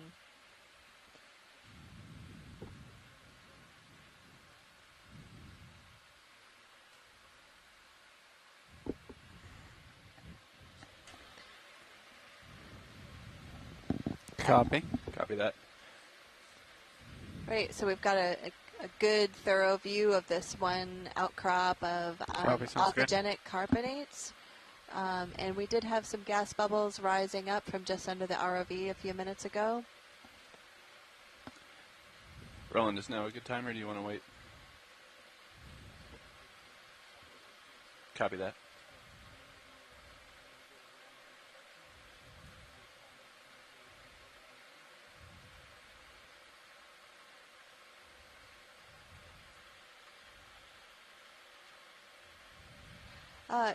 So we just want to pause for a second to do a round of introductions. As Dr. Rianne Waller has stepped out of the room, we have a couple of new scientists that have joined us for the narration. Both of them are biologists. So I'll start with myself. I'm Dr. Jennifer Ashoff. I'm a professor of geology at the University of Alaska in Anchorage, and my research focus is in sedimentology stratigraphy. This is my first dive on a seep, and it's been really exciting. And I'll turn it over to Jen. Hello, this is Jennifer Green. I am a sample data manager here on board. From Roger that. Feel free to take it, Roland. Mississippi State University with the Northern Gulf Institute and NCEI. And I am Anna Lenish. I am also part of NOAA's National Centers for Environmental Information, or NCEI. And Jen and I are here on board as sample data managers. And we are here acting as relief for when our dedicated science leads needs a much-deserved break. So any additional information that you all want to put in the chat to help us non-deep sea biologists. They are turned on. That would right be there in the middle. Even more helpful. So glad to be here and excited to see the seeps.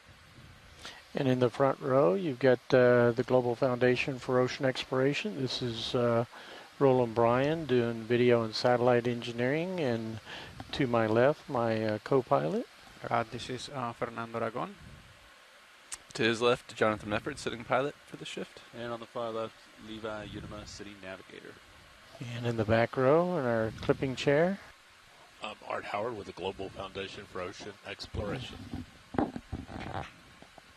And we're all from the Global Foundation for Ocean Exploration, a group of engineers that help to manage the technology associated with this program and design and build the ROV as well as the systems on board to help manage these systems and share these streams to you in the world at large. So welcome to our dive. To rotate, pilot? You're off of my starboard. If you're stationary, you can rotate.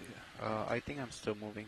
Great, thanks everybody. But thanks to you, we're able to do these dives and collect some really valuable scientific information, and then also share this information with the general public.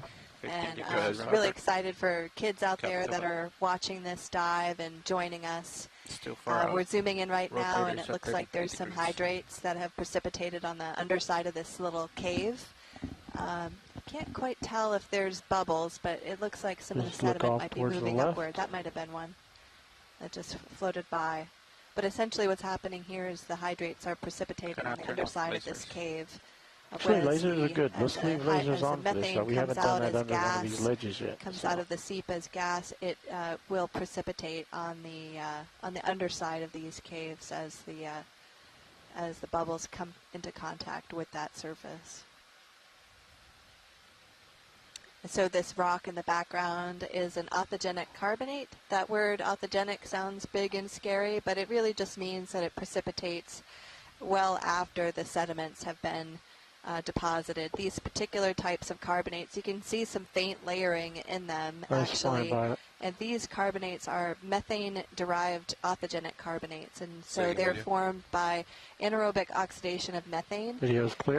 And that would be from the methane that's coming out of the seep, and sulfate reduction by these sulfate-reducing bacteria. So the sulfate-reducing bacteria form as sort of like a sticky mat, and they reduce the sulfates, and that helps to precipitate some of the carbonate that you're seeing here. We're just going to go up the ridge. So they look very similar to travertines or tufas that you see adjacent to hot springs or to freshwater springs, cold water springs.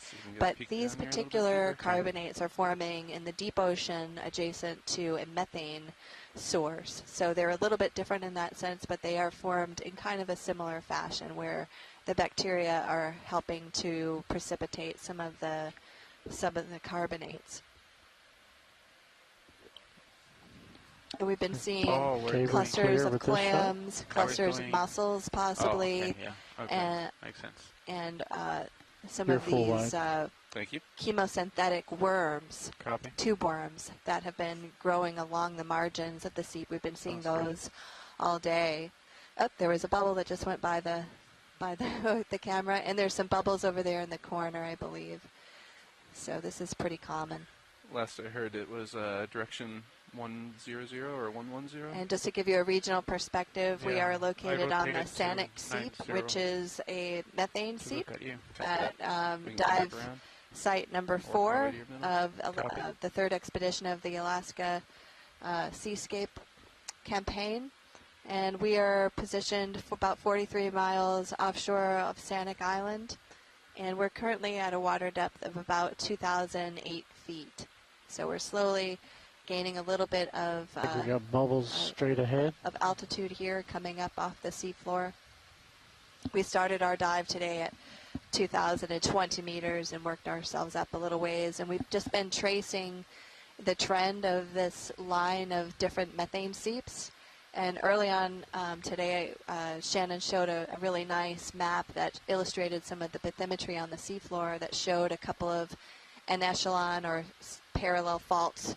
And these methane seeps appear to be paralleling the trend of those faults. They may or may not be related directly. I'll leave that up to the experts who study these particular types of seeps. But we have been following these trends, and we've been seeing these very, very thick masses of tube worms, and then some of these encrusting what we think could be encrusting sponges, perhaps at this peach or orange color in the lower right there, mixed in with some of the mussels and clams in different areas, and lots of patches of this authigenic carbonate, methane-derived authigenic carbonate, which you can see there to the right with the two laser beam eyes. Those laser beams are used to get a sense of scale for some of the objects we're looking at. So you can see here, that's 10 centimeters across. It's a pretty good sized little outcropping of methane-derived authigenic carbonate. And what some of the scientists have been mentioning throughout here in the chat video, you were talking about the ledge on the left side of the screen. Yeah, left. this particular Left, location left. seems That's to not have a along the higher strike density of the direction of we tube were told worms to and go. a Okay. larger That's fine. We'll tube keep worm going than in in the most of direction the we're other supposed to travel. areas where these communities have Yeah, I been think studied. 100 is good. Certainly, Okay. compared I'll to just catch up. communities that some of the scientists have mentioned they've worked on in the Gulf of Mexico. So. Yeah. And earlier they were saying that some of these tube worms can be about 200 years old or more. That's very fascinating.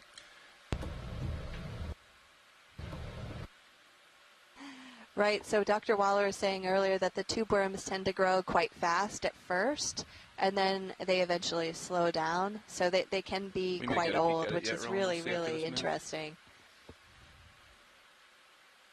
Repeat that, pilot? I said we may get a peek at it after this move. Okay. We'll have to see. Just notice that under ledges and when we see cracks in the crust, that's where we've seen the methane And for ice. those of you who might have missed some of Roger our that. samples, we've There taken was a number a of fish to samples your throughout right. the dive today. We've seen that fish As far before as the as well. geology is So- concerned, which is the area that I'm working on, we've taken one sample so far of this carbonate crust. It's tether to get proved to over here. be kind of a difficult rock to sample because it is pretty hard and it's fairly well attached to the seafloor. But we managed to get a sample of it, and we'll take a look at it later. About 2.5 minutes. And our still. very capable data manager sitting And I next to me think will help catalog Navigator that, saw and you the can best access bubbles those from samples for the research rail cams. through the collaboration tools if you're logged in online, and certainly in Not on here NOAA's in this website spot, through but the earlier search today engine. You that can seemed to find be these the first samples, cam as to well as spot a it. lot of photographs that we've been taking throughout the dive. We had some really, really amazing Liva, you screen landed captures. this I've been morning? watching over my colleague's shoulder here Did as you he's land with the taking the altimeter screen turned off or grabs on? of these bubbles that have been coming up from the methane seeps. So all that All right. information will be available online to our Was the DVL team shoreside as steady as researchers who it are is right now, interested or in was this it stuff. going in and out earlier today?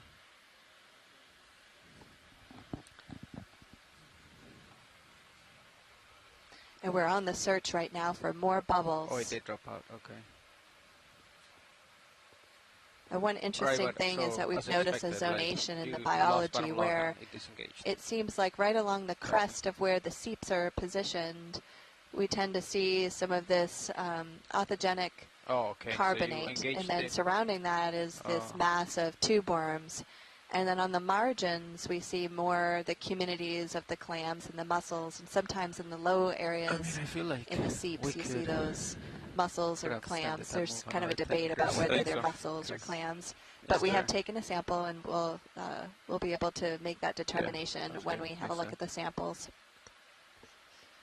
So that zonation Yeah, has just been absolutely. something that's kind of interesting. We've also noticed Ease into that in things here. some of the areas, the low-laying areas, there's a very kind of smooth-looking, whitish-colored rock that has lots of cemented worm tubes in it. So there seems to be one rock type in particular that's essentially the record of these tube worms that have cemented themselves together in a rock Is form. that, And it's not bottom-looking unusual to camera find serious? fossil tube worms in the rock Why the- record. like across from And lots the- of the organisms big hump? actually bind themselves to That- one another and are left behind as fossils, like Okay. coral reefs, for example. All right. Yeah, I'm just trying to picture it. So, okay. You can view it by OGS 1 and 2 on your router panel, Fernando.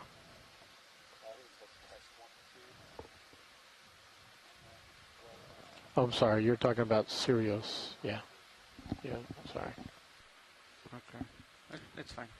So we have about another It looks to 15, me like 10 or 15 minutes along the bottom here, bearing 100 at which goes point a we'll little start to downhill do with some the head. water column transects. I need to adjust. So we'll keep looking for more evidence of methane gas seeping from the seafloor, more evidence of hydrates, So and looking those for more tubes that are in variation front of in us that have a these, white tinge on the bottom, chemosynthetic that tends to communities make that me are living here believe in the that, deep yeah, ocean there floor. may be some seepage coming up from below them. Roger that. You want to zoom in on it? Yeah. Go ahead.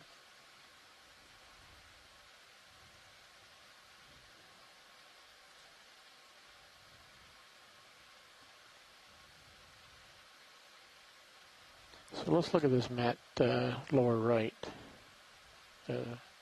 that collection.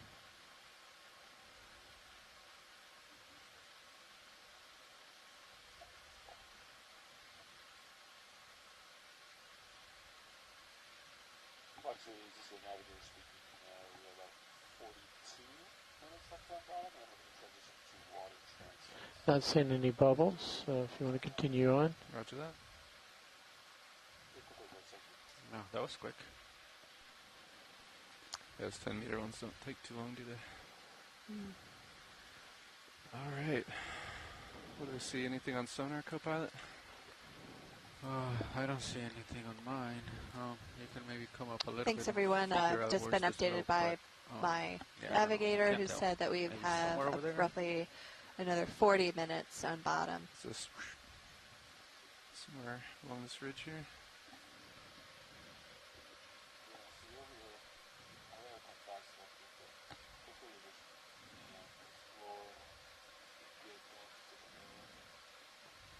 Go ahead, watch the.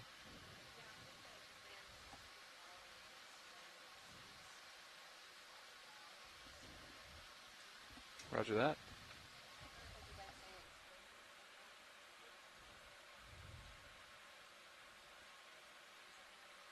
That is correct, yes.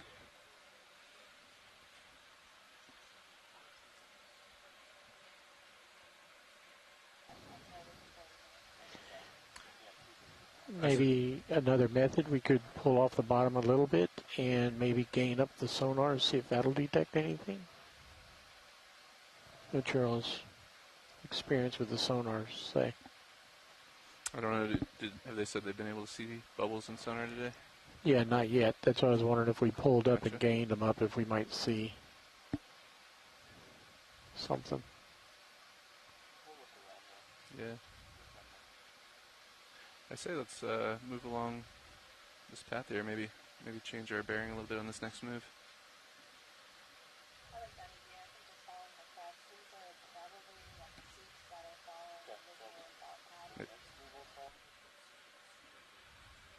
Yeah. Roger that. Let's go for it.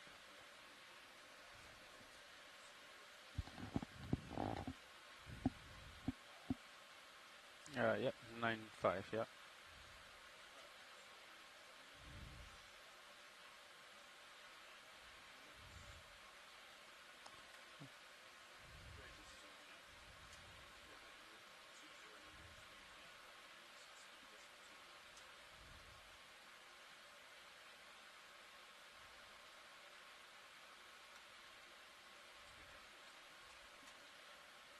Thanks, Nav.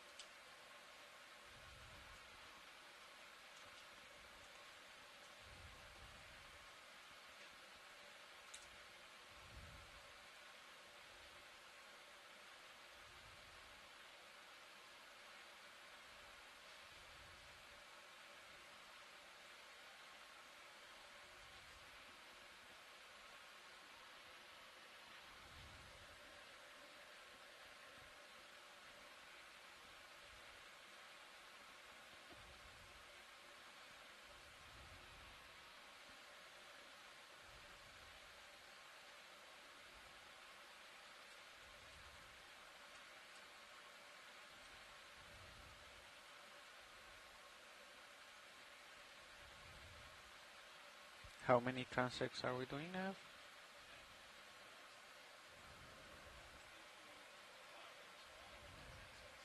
Oh, okay.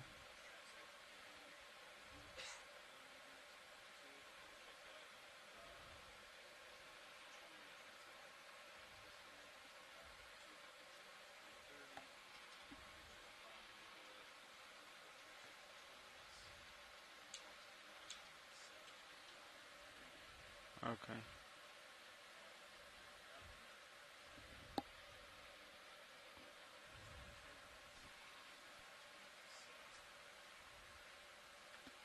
All right.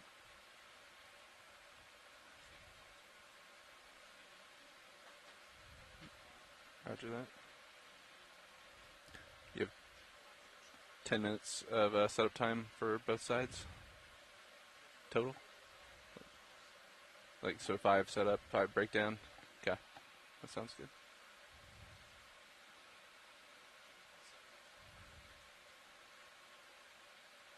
You guys were doing it pretty quickly. Sure. You guys were doing those pretty quickly the other day. I'm anxious to move. All right, we can come in on video.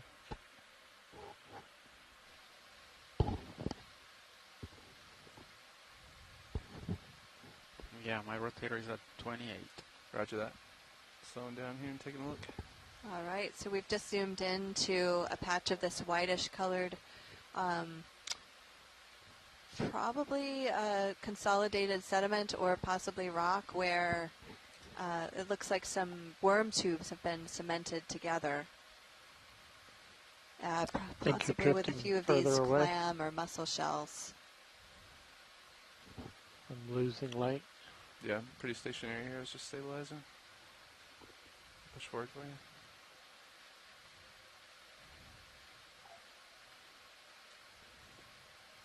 How's that? A little better? That's a perfect shot of that, and you can see the 2 lasers here are showing a scale of about 10 centimeters. We've seen a few of these patches of cemented worm tubes throughout the cruise today along the seafloor, and here we have some of the what we think are sponges that were encrusting the worm tubes, that kind of purplish color. Some of the scientists have noted that those are possibly sponges living on top of the worm tubes.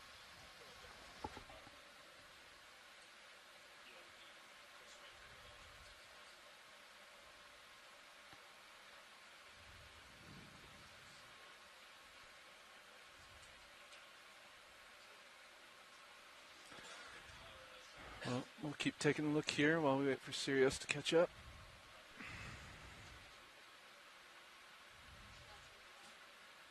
Go ahead, watch lead.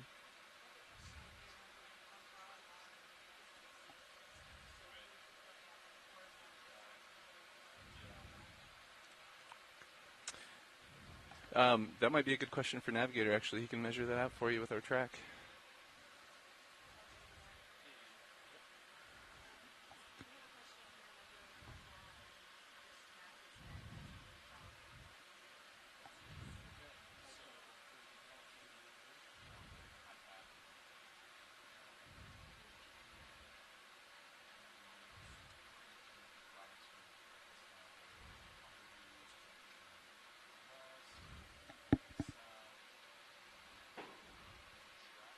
Coming back towards you, Fernando.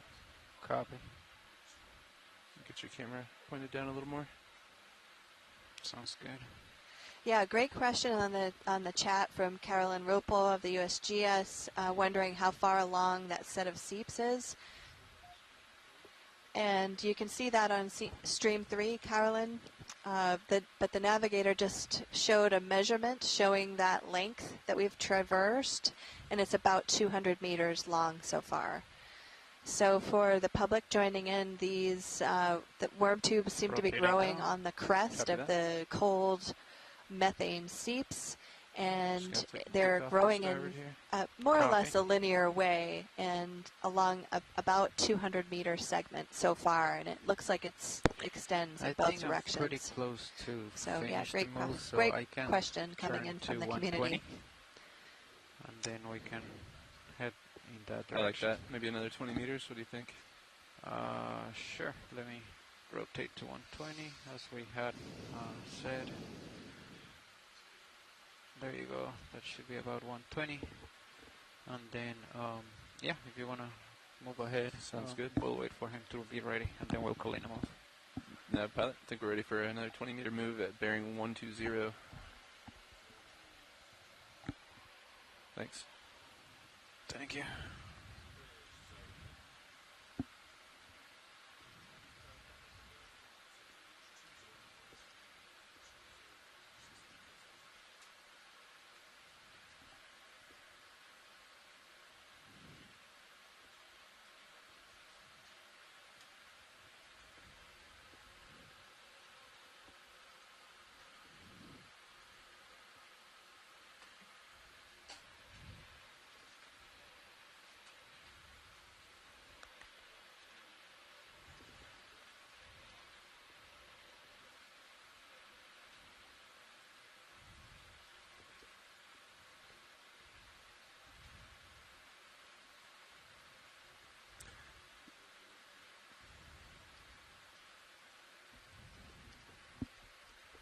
We can pop up like temporarily if we just want to like sweep out with our sonar, but not sure if we'll see anything. But, yeah. How about a pop up for you here while we're waiting for the move to kick in? I'm gonna come up a little bit, Copilot. Copy. You're fine.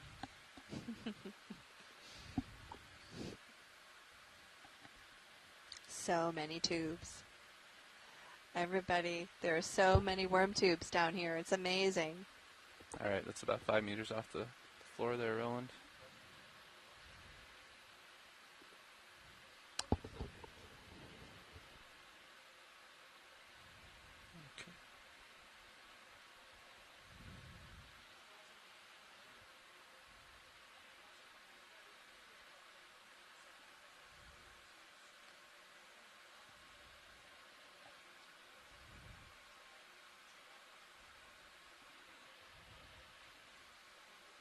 Yeah, thank you.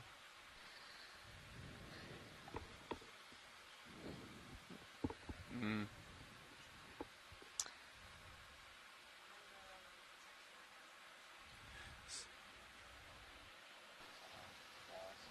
And I'm not able to detect anything in the visually in the water column. Yeah, same here. Trying to determine where the next move might be. You guys got any ideas, Nav or Copilot? Right, well, he's gonna put him on top of me, and then we need to find another part of the ridge to go along. The bathymetry is going up northeast or southwest?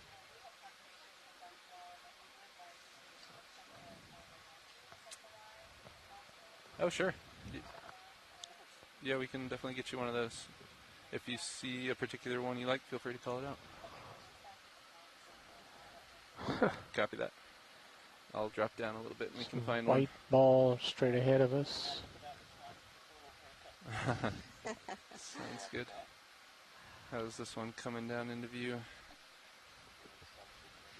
Everyone joining online, we are discussing the potential of taking a sample of one of these worm tubes, just so that we have my rotator is at 40. A couple of different representative samples of these worm tubes, since they do seem to be quite a bit bigger and more robust, and definitely more dense than other seeps, based on some of the discussions I've seen. One thing, you probably want to cut it, otherwise it's going to be 6 feet long. Mm-hmm. Yeah, we'll plan to use those clippers. Yeah.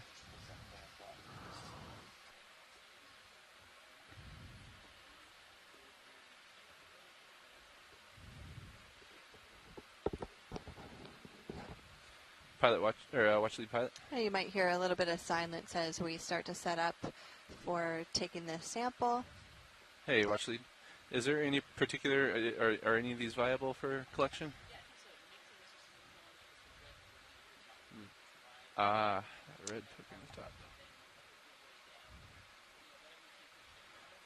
Okay. So, and you prefer BioBox over a suction jar? Okay. So we should not open the an port side, interesting right? interaction here from Dr. Waller with our pilot about which worm tube to collect. We're looking for a worm tube that has a little bit of red on top. All right. Sounds good. And the red on top indicates that the worm tube is alive. And we're hoping to collect one of these through the suction.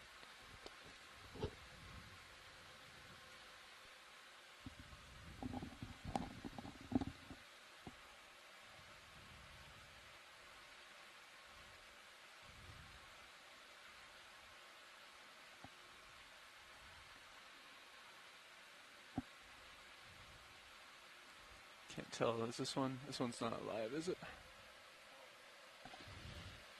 That big long one sticking out? Yeah, I think that one might be dead. And you said we only have one sample in the bio boxes, right?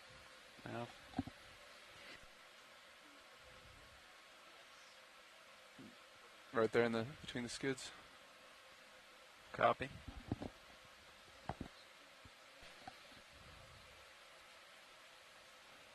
Trying to look at the tail cam here. Might be on a little bit of a slope here.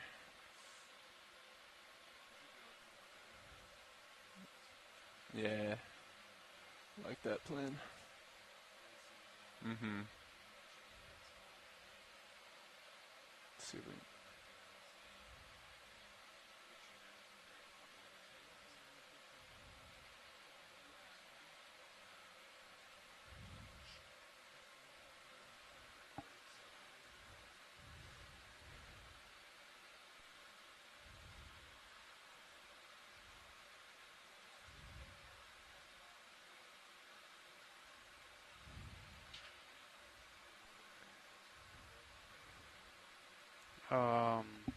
I'm maybe moving a few meters, but not much.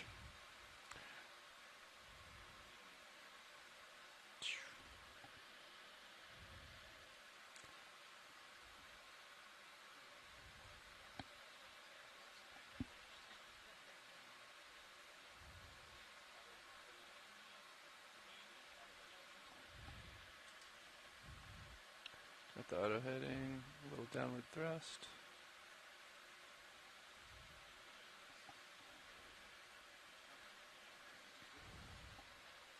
Go ahead, watch these. I see it.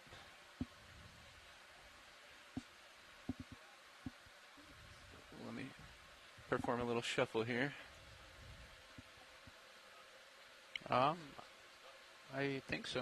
I mean, you see the tether. I think it's good.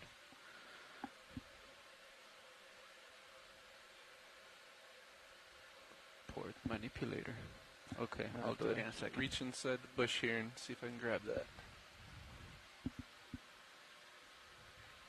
that. And you said we can't open the port bio box, is that correct? It would be better not to if it could go in starboard. Okay. But I think it's just the dead tube worm that will fall out of the port if we go that way. Copy that. Yep.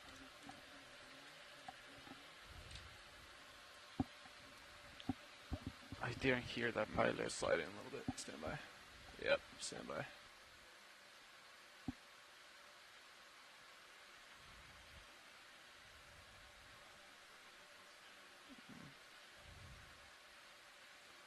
Alright, got a little sediment coming up here, sorry about that. But I feel pretty stable. I didn't hear that pilot. Do you want to go to the port or? I think we're going to try to go for, we can go for either, but let's try for starboard and see if I can tuck it in there. Copy. I think we can go for it.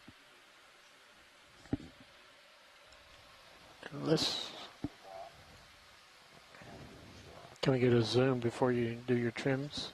Yeah, you can come on in video. Tilt up? Yep, coming up.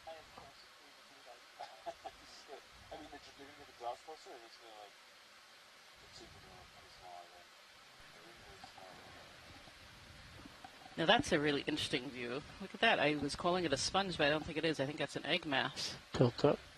Would you still like this specimen? Oh, yeah. I can tell you're excited. Yeah, look at that. Lots of associates.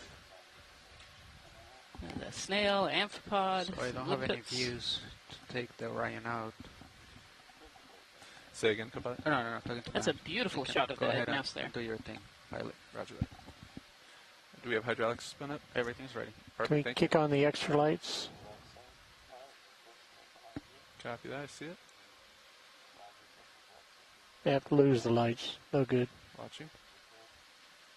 Going to get a two-shot with this and the head of the worm tube. Apologize for the Tilt dust. up. Coming up.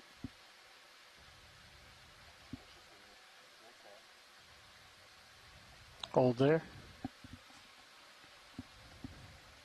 Yeah, unfortunately we're having to stabilize here with some downward thrust, so I think it's kicking up a little dust.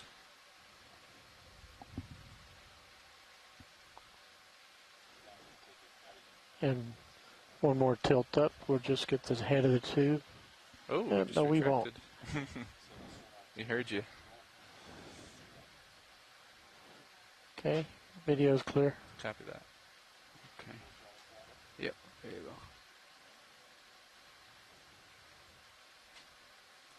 All right.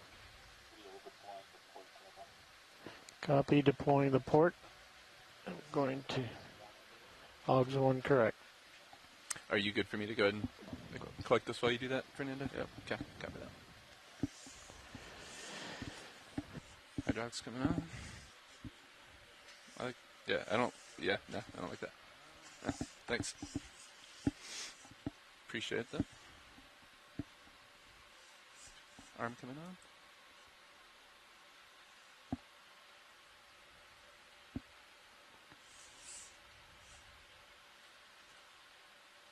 Shutters on the bottom. And about how much of the specimen would you like, watch lead? Just below the egg nest there? Yeah, just below the egg nest, I think is good. Egg nest. Thank you. I might get a little extra. I've got some in my claw there. Let's see. Yeah, I think it's just important that it fits all the way in the bio box, I think. Roger that. I'm going to push this guy out of the way. And I do have my claw around it. Let's see if I can get it in between the clippers here. Do you want any close-ups? Zoom in on HD2 if it helps. Yeah, let's come in on HD2 so I can get an accurate idea here. Thank you. It's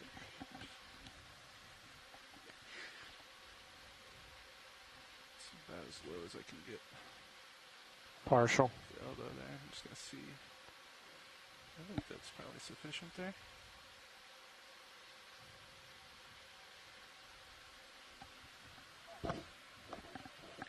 Perfectly plucked. All right, let's come out with you. Yep, full wide HD2 there. And do you have any room to kick the drawer out right here, Fernando, or do we need to come up? I can try it, but I don't think. Okay. I can. Well, let me see. I'm pushing out the drawer. Slowly, it's moving. But if I need to come up, I can do that. On the starboard side, I think I'm moving the sediment, but the rope is not moving. Okay. All right. I think. Can you tilt down? All right, here, I can get this. Let me see. Hold on. Let me keep going out. That's looking good. That's. All right, there you go. That's full out. Perfect, thank you.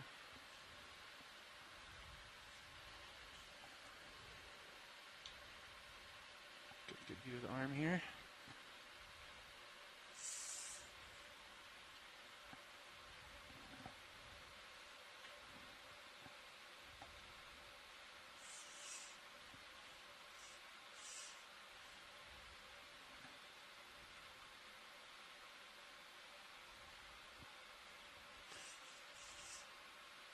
How buoyant are these, watch lead? Shouldn't be buoyant. Okay. Roger that.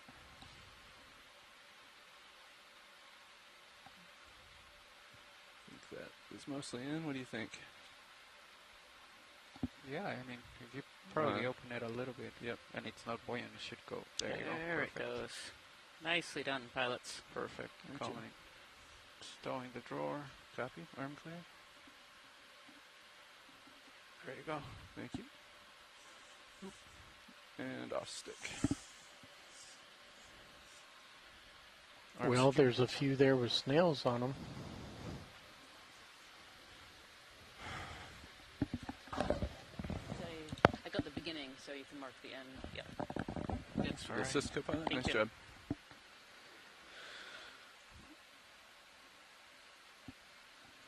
Taking off. I see you looking down at 050 degrees. Go ahead, watch lead. Oh, 15 past. Copy that.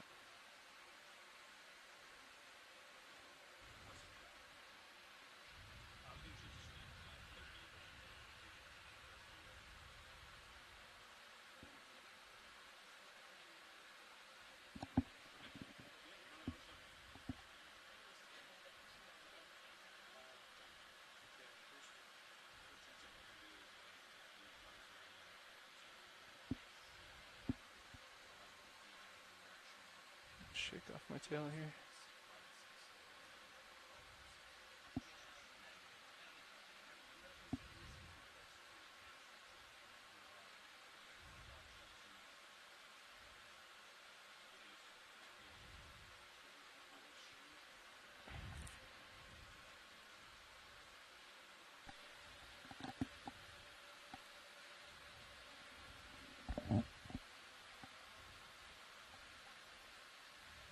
Well, we might as well start getting set up in the tow config. You ready to come off the seafloor, Fernando? So if you're watching at home, this is the fourth dive of the Seascape Alaska 3 expedition. We have been exploring a seep, the Sanak seep area, which is a seep discovered a couple of months ago. Oh, there's more bubbles. Look at that. I'm going to go take a quick peek. I've been interrupted by bubbles. We got 40 seconds. Look at that. I've got a lot of debris on me, but the fish is looking at them too. How about that? And actually, I was just coming online really to say we're about to transition from the benthic part of this dive to the midwater part of this dive. And it's been interrupted by this beautiful bubble flow here. You come coming in out partial from the past the center skids there, of Rowan, these if you two like. worms. Thanks. Look down more. Come on in at your discretion there. And I'm perched This here has pretty certainly been decent. an amazing benthic dive You say so zoom far, in? Yeah, go ahead, discovering come on. this Okay. extensive tilt down. cold seep community. It's about all I can do. Maybe a touch more. Nope, I'm full down. A little too Oh, close. look, you can see all the hydrates forming on the tubes there, like we were seeing a little bit You earlier. hold center there if you can stabilize. Stand by. Yeah, that's really cool. So that kind of Navigator, clearish looking this mass there. video that Go ahead, monitors Carolyn. power will need to be cycled. You I can put it see on that a test you signal can, and it's still for not those who changing. were watching before, these are not the kind of bubbles like you see in your seltzer. Okay, you ready, You can pilot? see these are like little flat discs. So they're Yeah, I coming think I'm out of pushing the off with some of these guys, seafloor and yeah, we're good they are here. forming hydrate immediately. So hydrate is an ice-like substance that combines some methane in the water. You can see that some of them are agglomerating underneath of these tubes. So there's buildups of ice. They look like ice. But you can see some over, particularly on the upper left there.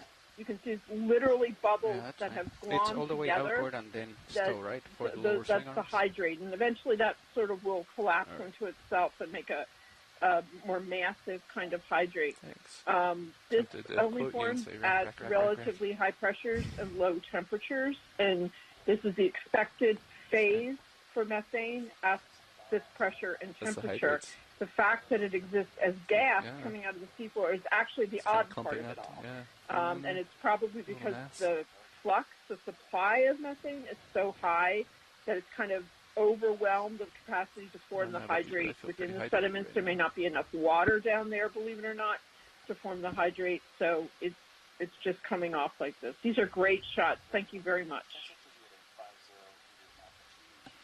Yeah, great spot just as we were starting to leave the seafloor to take on our midwater transect.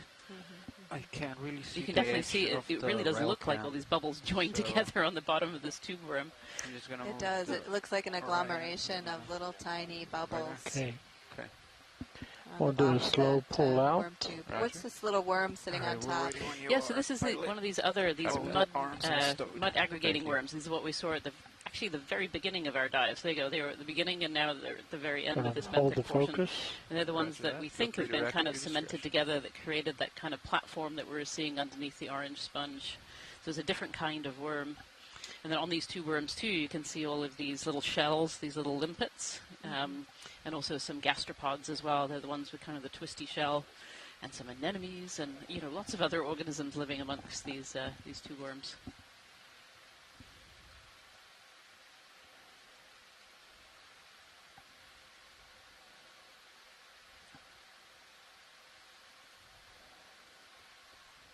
Holding this shot. Roger that. Nice shooting video. Looks great. So to give everyone a little idea of what phase we're laser's going into clear. next to this dive, this is a Roger. combined Can you dive, get this one? Thanks, doing sir. both a benthic portion, which we've just about completed here, and then moving up into the midwater. And the goals of this midwater are to do 5 different transects. We're going to do a transect about 50 meters above the seep feature. We're actually going to follow along the seep at 50 meters above bottom, looking at the midwater organisms that live there and taking some eDNA samples. And then we'll move up to transects at 900, 700, 500, and 300 meters. And so doing these standard transects that are generally done on the Okeanos, looking for these midwater animals and maybe even managing to get some samples away. One of the really unique things about this is that we're doing these midwater transects directly above a seep area, and this is something that we learned from the midwater community. Either it hasn't been done before or is rarely done, and certainly we haven't done it on Okeanos before, is taking a look at what the midwater animals are right above the seep system. Just slow and now, steady if anything, tilt it's even up more as you exciting that we can. know that the seep system is so extensive on the all the way seafloor. into the darkness. It should be really, really interesting to see what's in the midwater.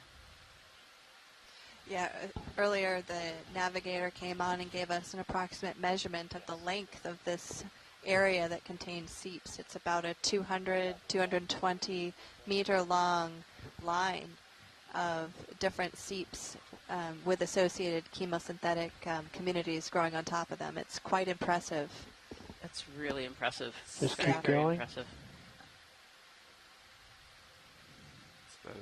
And here, continuing to watch these beautiful Steady as bubbles. I can keep it, Roland. Apologize for the jitter. Yep.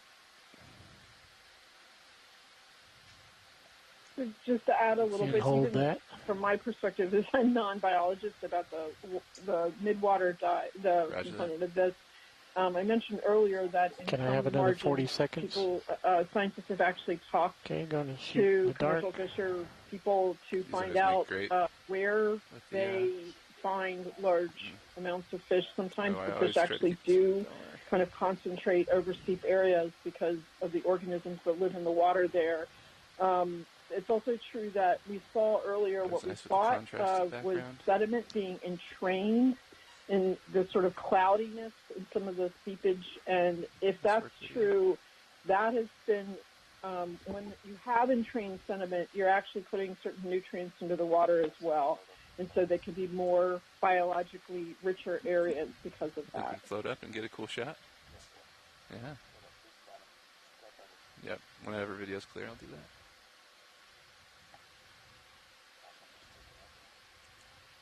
You're reading my mind, too. Okay, you can go ahead and rise. Rising up.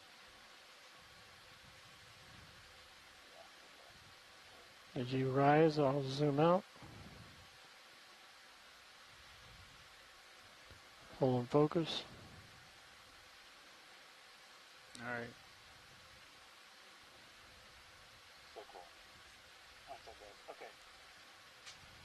Time to set up. 20 meters, you said, right, off the bottom? 50, okay.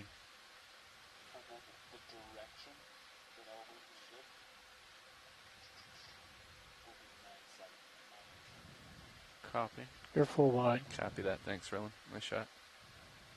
Good work on that. R3 too. Good. Coming up. All right. You're coming up to 50, Fernando. Is that what I heard? Me at 50.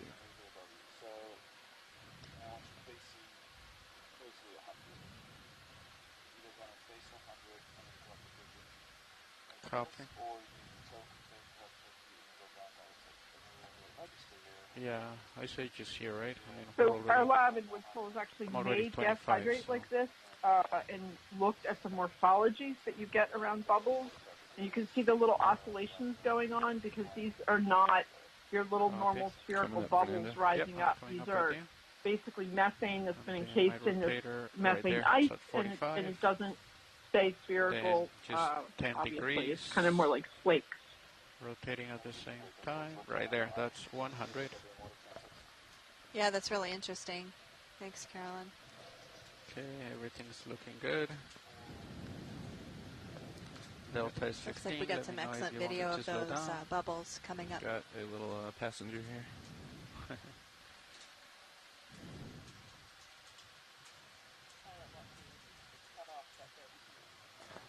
I think we're okay. I think I think it fell off the windshield there. Oh, that's from the bio box. Yeah, he's... Roger that. I suspect once we have water flowing forward to us, it'll probably push Okay, it I'm away. Passing 45. I settle usually 15 over you? Yes. 65? And then, yeah, like 18 when I come under you, but 15 to start would be fine. Copy.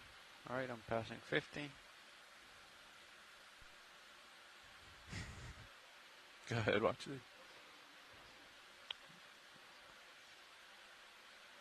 Roger that. Alright, I lost bottom, but I'm gonna get to 15 delta once you are there. And then this is our first transect, is that correct? Okay. Right at 50.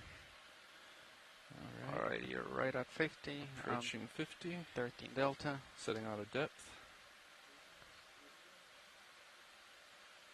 Copy. Ooh, I went over just 2 meters.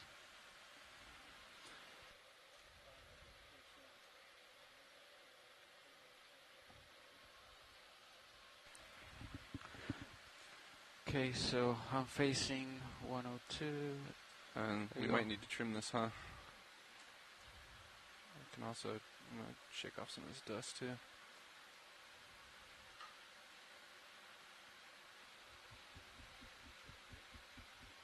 Got a lot of sediment stuck in the skids, huh? The question is, yeah.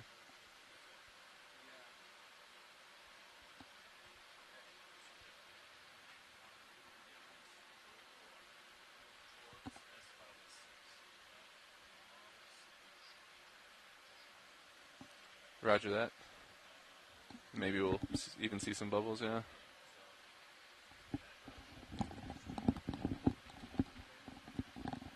Copy. That's pretty. Yeah, that sounds good to me, Nav. So, in 15 minutes at point 1, how long? How far do we move? That's like. That's maybe 100? Well, okay. Yeah. Okay, alright. So I'm in a good position here. I'm backing up a little bit towards you.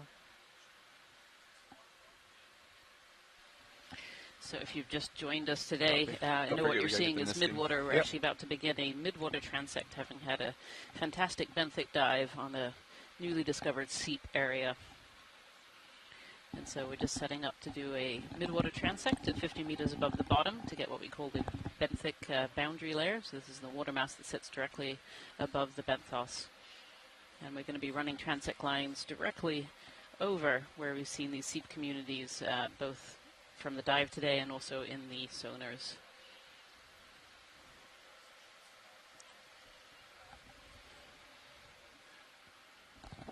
Do we want to secure hydraulics or leave them on? As soon as I do the Niskin, okay. We'll secure. Copy that.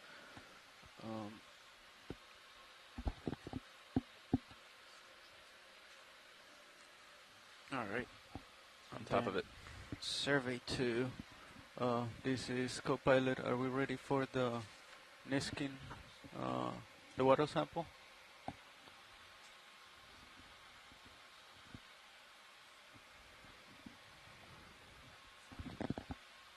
Isn't the clipper chair survey 2 right here?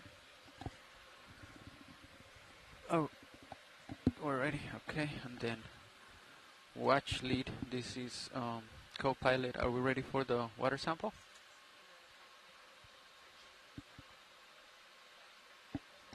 Copy. All right, so navigator, we're ready. All right. Okay, resetting. All right, I'm gonna fire at 27:45. 5, 4, 3, 2, 1. There you go. That's it. Nice job. Disabling high valve packs.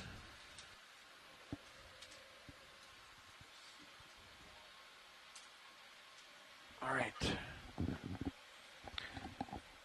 Do you see any current, pilot? I don't see much. Looks pretty still right here. Yeah. So we'll be continuing our water column transects in this area. An interesting discussion on the chat here is about how some of these methane seeps seem to be associated with some feeding grounds of certain organisms. James Conrad from the USGS chimed in and added to this thought that methane seeps might be bringing up nutrients to the upper water columns for organisms to feed on.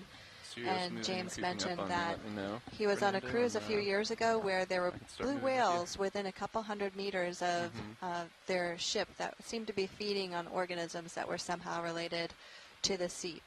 So there was biological activity up in the upper right. water columns associated with the seep. So this is a really interesting interplay between the geology of the seeps and the associated chemosynthetic pretty good, yeah. communities, I and then was doing a few communities in meters the up the upper water bottom and column it's pretty feeding steady. on nutrients that might be brought up through the upper water column.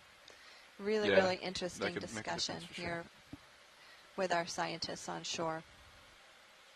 Correct. At 50 meters, yep.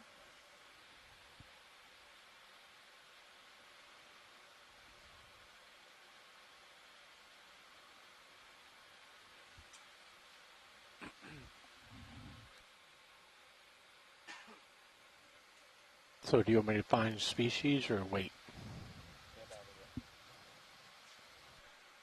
Go ahead, watch it. Absolutely. I believe Nav will count us down.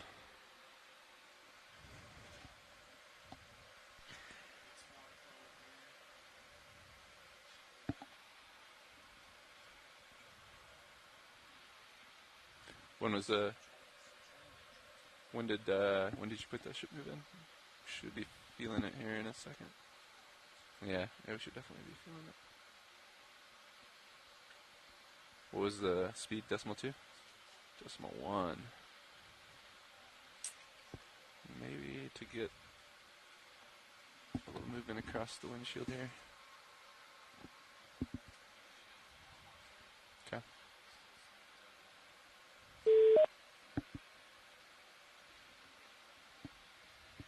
Hello, Okeanos. Mike Vecchione here. Hi, Mike. Great to hear from you. You can zoom in on that in the middle, yeah. Take it. As I said in the chat, I'm going to keep it on mute unless I've got something to say. Yeah. That's all right. I know you're joining us from vacation. I really appreciate your time. Hopefully we'll see some really interesting things today. Well, just not vacation, just working at home. Vacation starts this weekend. Oh, good. Good practice, though.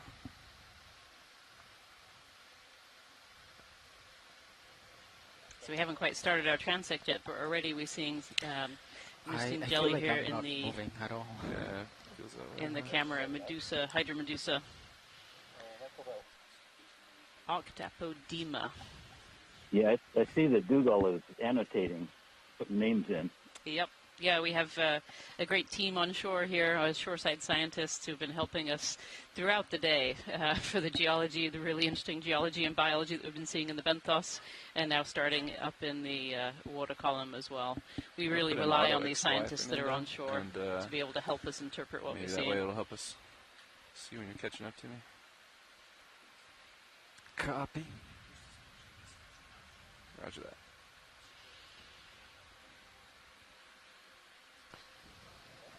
Copy. Direction of the move was bearing 100.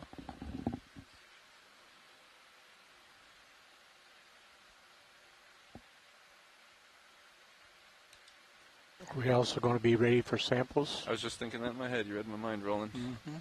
Is that watch lead pilot? Is it the desire to collect samples, perhaps, or just images today?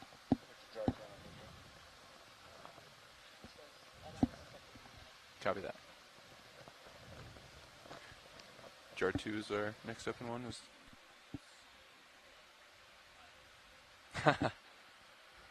I do realize that.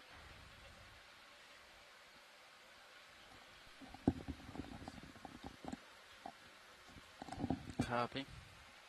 What do we have in jar 1?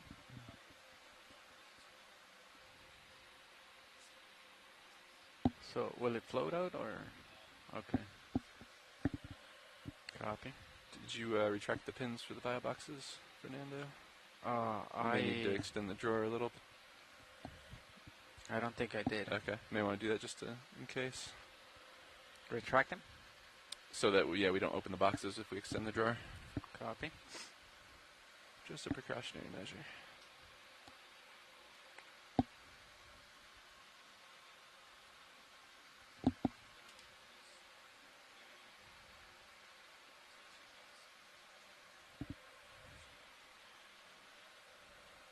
Copy.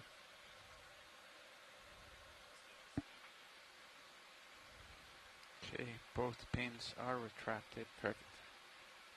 Drawer is completely pushed in, and I still don't feel that move.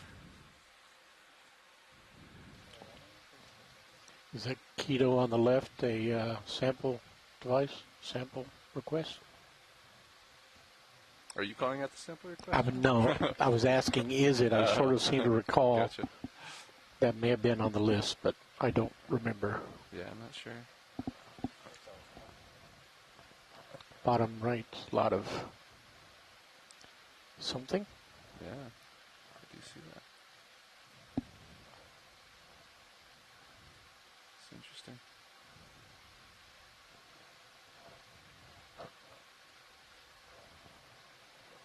Alright, I started to move a little bit, pilot. Copy that. I think we can push forward ever so slightly here.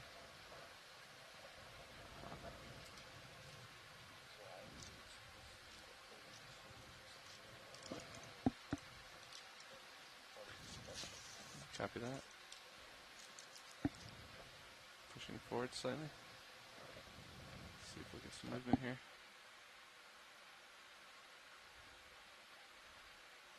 Yeah, I'll let you call it when you think it's good, Nav. I think so. Let's start it.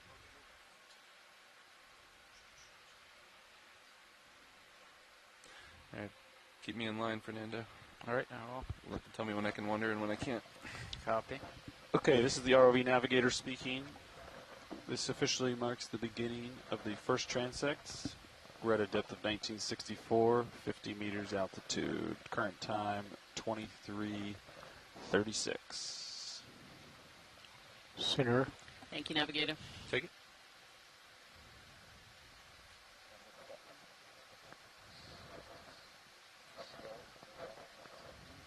You can probably increase the speed as well. I think so. Decimal 3. I think so. We're crawling here. It's a little Keated Nath that we're seeing in the water column.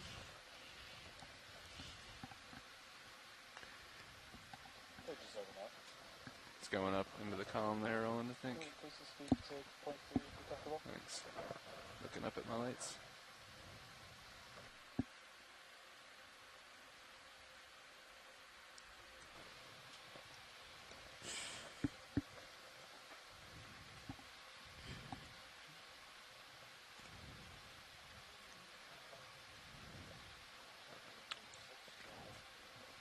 Roger that.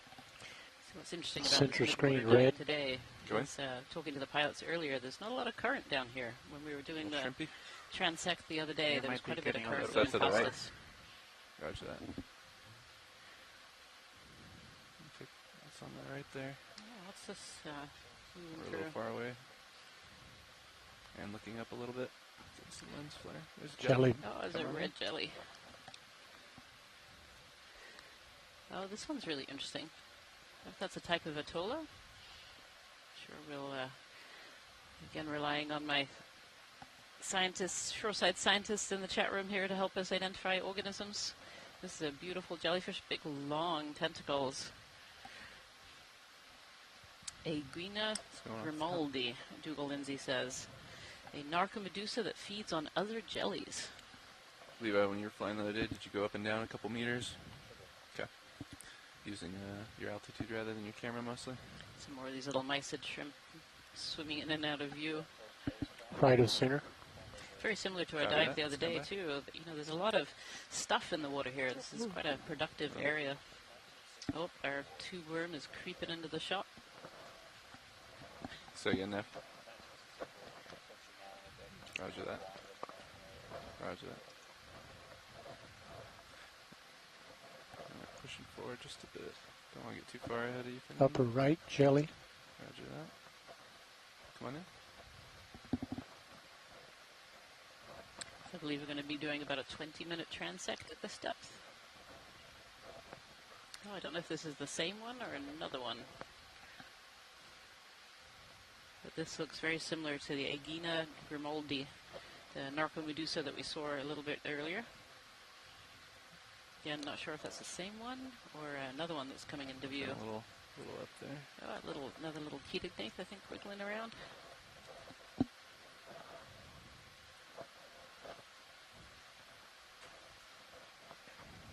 What is the current at the surface? Is it almost 2 knots? Oh, that was the one we just got. You want it down here? I thought that was the one we were going for. Take it.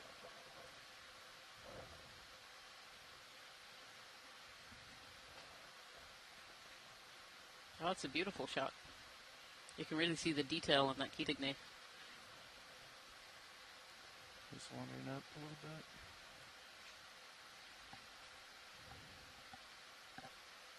Looking pretty high there, Owen.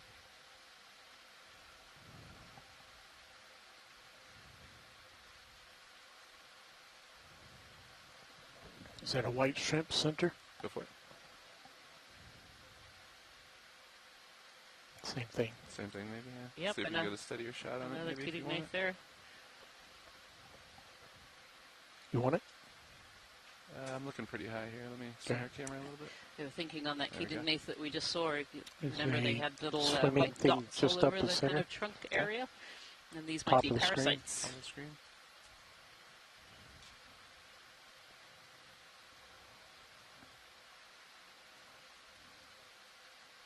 A lot smaller than it looked. Yeah. Yeah, I Deceiving. don't like that.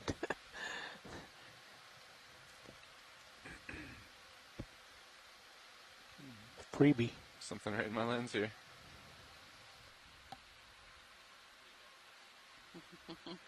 Another one of those Looking Ketognaths. into the lights, but you can try to focus on it if you want.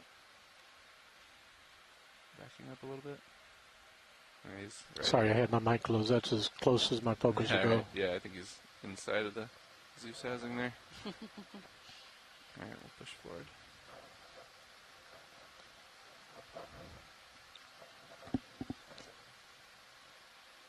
Delta 19 pilot. Copy that. Thanks. Lower left, white spot. Come on in. Schmutz. Yep.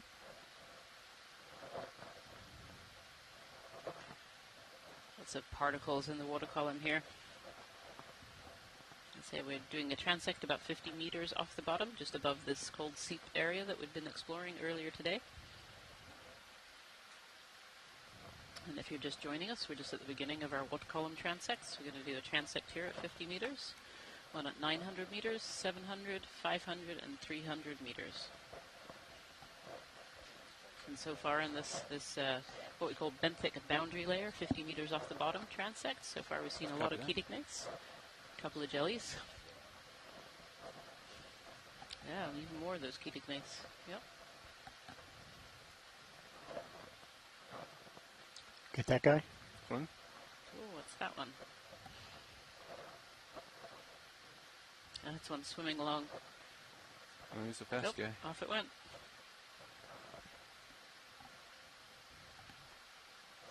Come on in, Ken. See if we can get him before he moves. Just out of focus.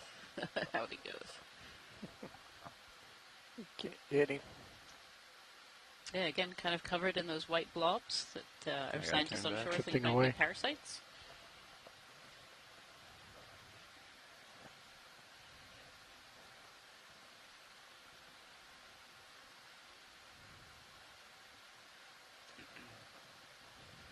Pushing out. Jelly left of center. Go for it.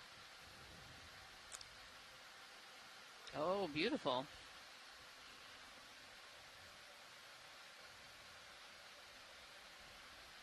Slowly coming at you. I don't know if this was one of the same red jellies that we were seeing earlier, the Eguina-Grimaldi.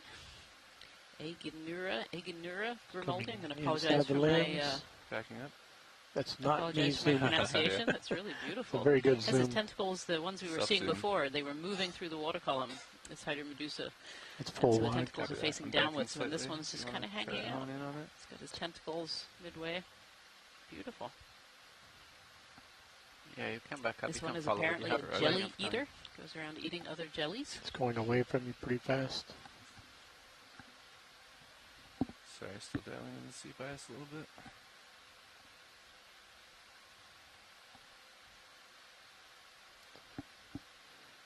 Now approaching it. Copy.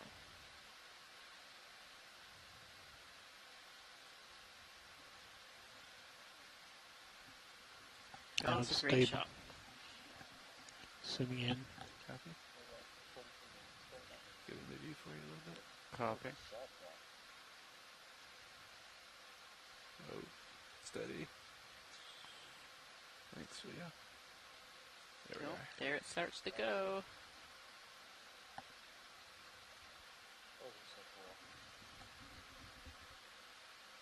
Doing okay, Fernando?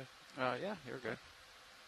Such a graceful Delta's a swimming little bit low, motion. but 13, The bell you're there. fine.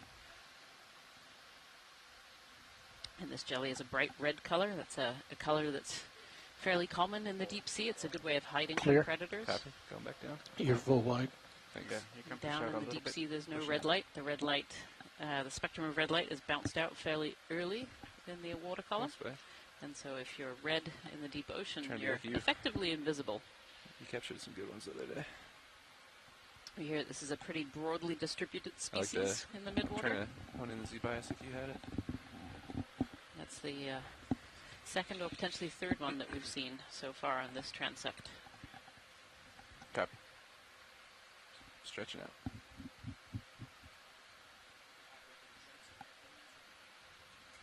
Perfect. Just hearing we're halfway through the transect now.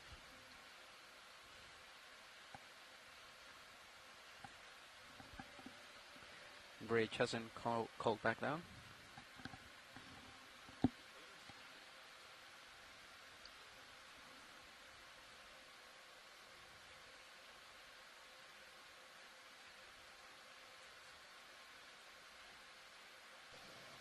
Red just below center. Take it. It's amazing how much the red really stands out. Oh yeah. Something else. Actually, it looks like a copepod maybe. It's coming at you pretty Long quick. front antennae. Centering and backing a little bit. Slowing down. Copy. It's going away. It's a tiny guy, I think. Coming at you. Yeah, tiny little copepod. Copepods have these two very long antennae at the front and often a big long tail. And so they're quite distinct. Full wide. Thank you.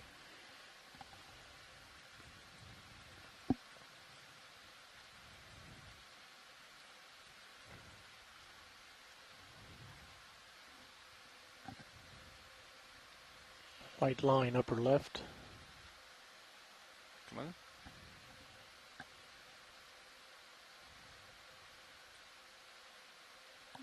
What's this one? Potentially a little siphonophore. Yeah, I can see kind of a bell on the end. Siphonophores are colonies of organisms. Each part of the colony is doing something a little bit different. This one's a little bit different. I don't, not sure I've seen this particular siphonophore before.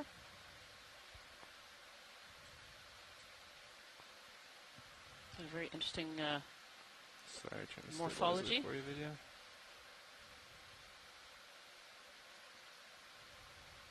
It's really sensitive with that zoom. Alright, try again if you want. Come in slowly.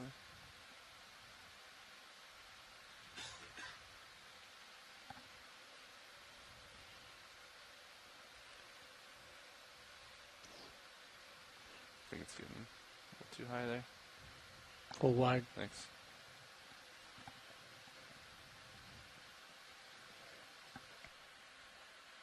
Pushing ahead, resetting. Copy.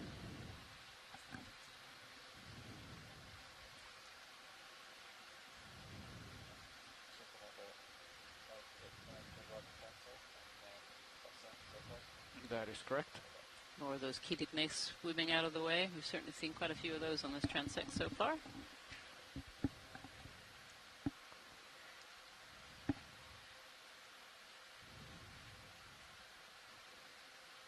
Jelly top center. Okay. Yep. Copy. Maybe it's a ctenophore? Oh, what's this one here? We should get this really good if we can. Copy. Maybe a ctenophore? Yeah, you have plenty of time. You can drift back with it if you want. Copy. Come out just a little bit. Stand by. Not quite sure what this one is. It seems to Alright. have two long tentacles, which suggests maybe it's a sediped ctenophore, but I don't see the comb rows. So maybe it isn't. What are you? Backing up, sorry. Give me a little bit more there. Yeah.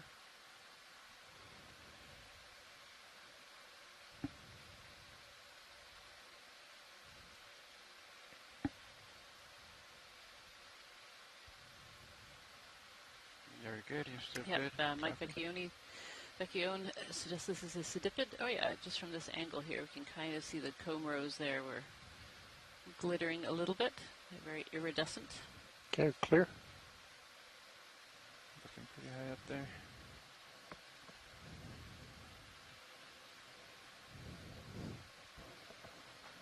Pushing out. Copy. Tether looking good? Yeah, everything's good. Copy.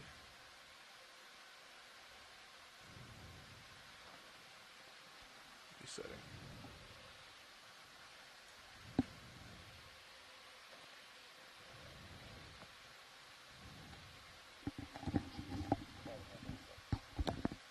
Copy enough.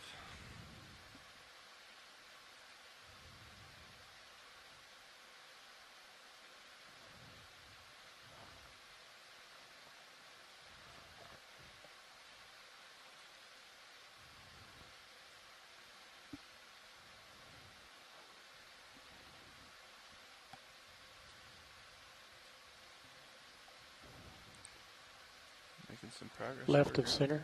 Copy. See it?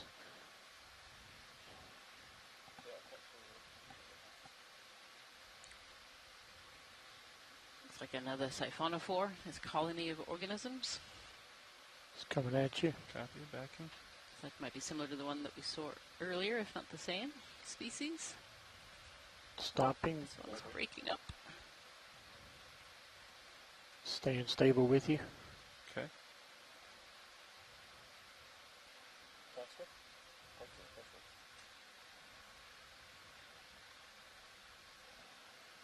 Okay, clear. Yeah, Dougal Lindsay says this is a Regiocovia. So upper right. Ficata. We are Ficenex a little siphonophore. high, but let's take it. Right there. Yep. Jelly. There you go. Resetting. Alright, see straight ahead there. Pushing out Fernando. Copy.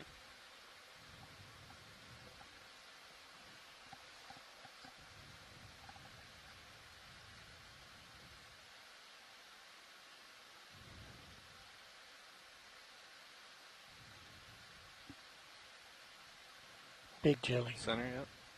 Sewing. A larvation house. Oh, this looks like a larvation house. This was a requested item also, but with the larvation This is a in it. mucus house created by a tiny little organism that lives very center. I haven't quite seen the organism yet. It's going away. For you. Copy. Swimming in there. They use these mucus houses to feed. They spit out these mucus houses and live in the middle, and these mucus houses catch particles that the organism in the center then feeds, and then eventually the mucus net becomes clogged, and they ditch it, and they spin another one. Pushing out. We heard on a previous dive that they actually keep a spare one under their chin, so that when they abandon their house, they can build another one fairly rapidly. Dougal Lindsay said they could see the organism in the middle there. I didn't quite catch it.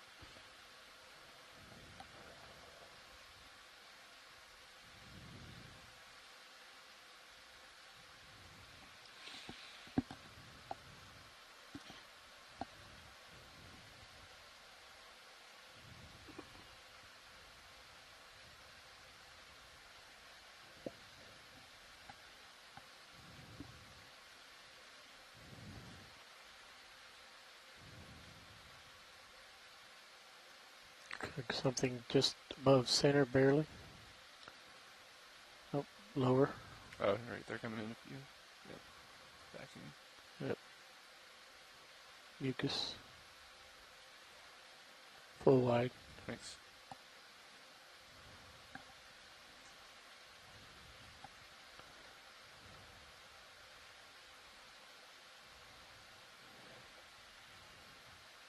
Jelly left to center. Sulfonophore.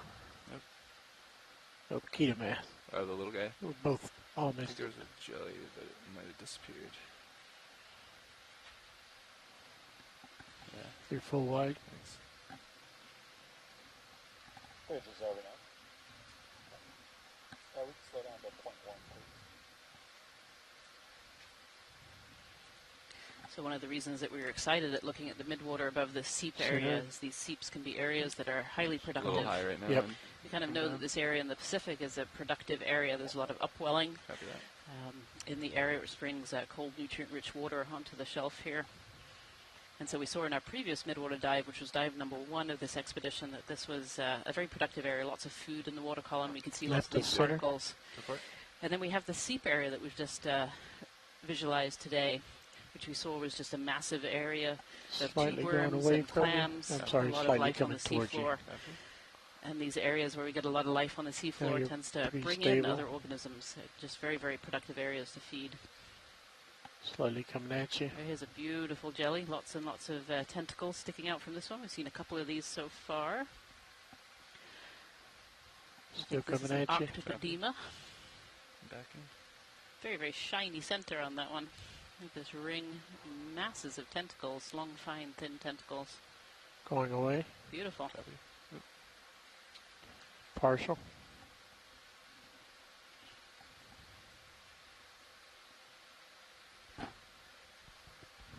This marks the end of the first transect. Full wide. Perfect. Next stop, 900 meters. Thank you so much, Navigator. So that's the end of that transect. So now we're going to move up to 900 meters, and we'll be taking another eDNA sample as the first thing up there. I'm going to go down just a little bit if you want to stay put. Our Delta's 18, that looks pretty good. Another back. Copy. If you want to follow me with your camera, get underneath it. Rotating down. Copy that. I have to do a whole 1.5, almost 1.25 turns. Oh, is that the plan? Okay. Does it matter which way D2 turns when we set up for these? Shouldn't, as long as we turn back the same way, right? Okay. Alright, so you're gonna turn to the port. Alright, so you looking down at me 90 degrees. I'm going to turn port now. Copy. So it looks good. Going over the light bar.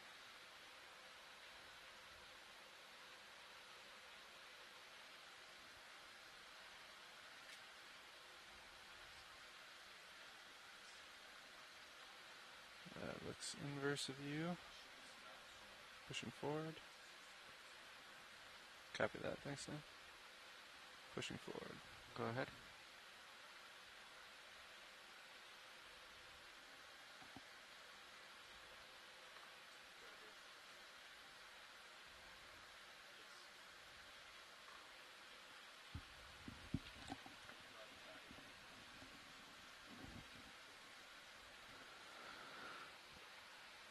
Okay, I'm following you right there. Copy that. Tightened. Gonna come up slightly. There's a push out. Copy.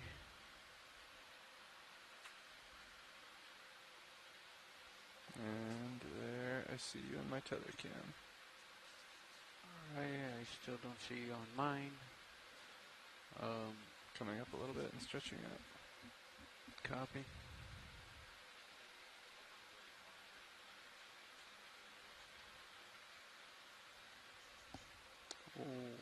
What monitor? I don't know the numbers, and I can't tell. There we are. There you go. Alright, so disengage auto heading right now? Yes, sir. Copy. I'll do the same. Auto heading's off. And let's come on up. Okay.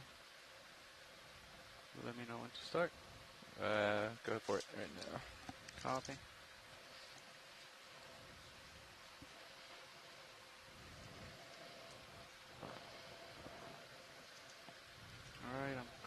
slowly. Roger that.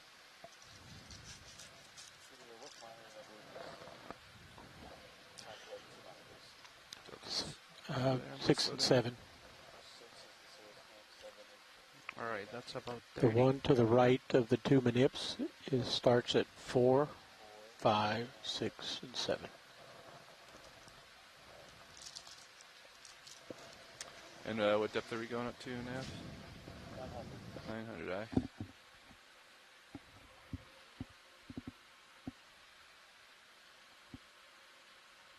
Video swapping out.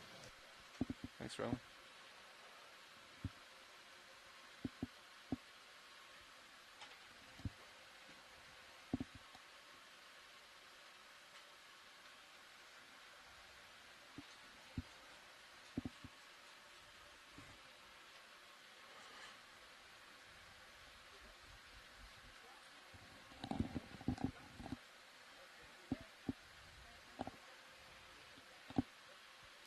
Getting a little ahead of me there. I'm going to go manual for a second.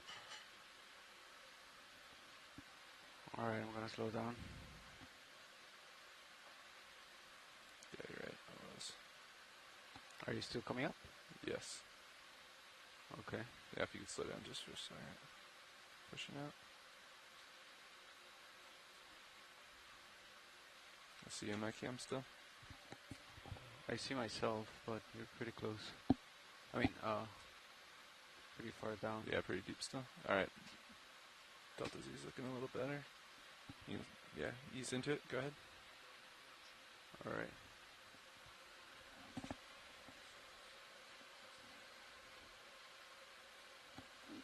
All right there. That's it. Monitor 12, CP test 1. Thanks.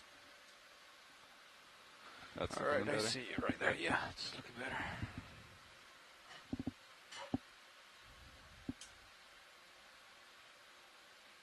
Let's try that for a minute.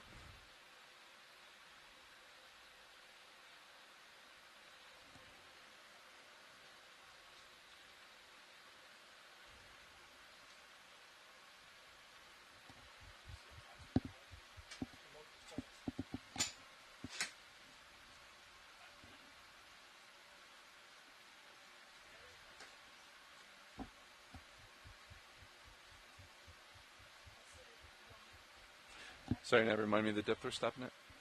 900, eh?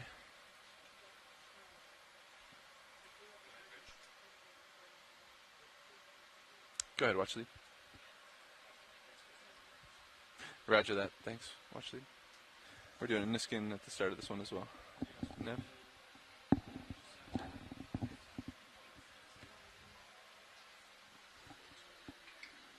Copy that. So.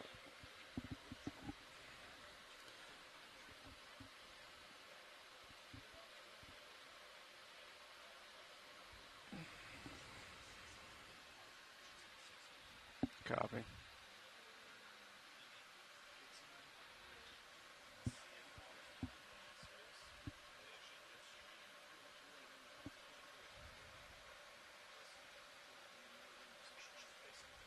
Copy that. You should be able to tell from the ADCP the current at 900, can you? Okay. Hasn't been working today that deep.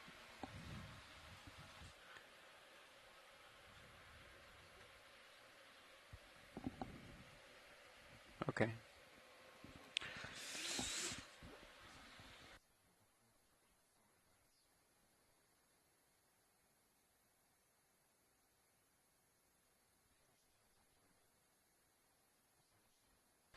It's 28 right now.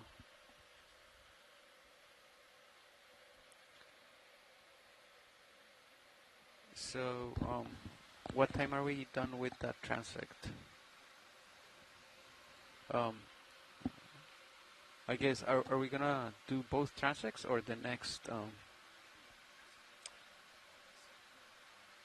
Yeah, but 4 more. What time does the next crew come in? It's an hour before recovery. Yeah. Okay. So there's 2 more in our shift. Alright. If you wanna, just 900 and I'll just take one. Your call. Yeah. You can have two if you want them. Alright, so that's a little bit quick. We're doing good. Delta's looking good. It's looking better, yeah.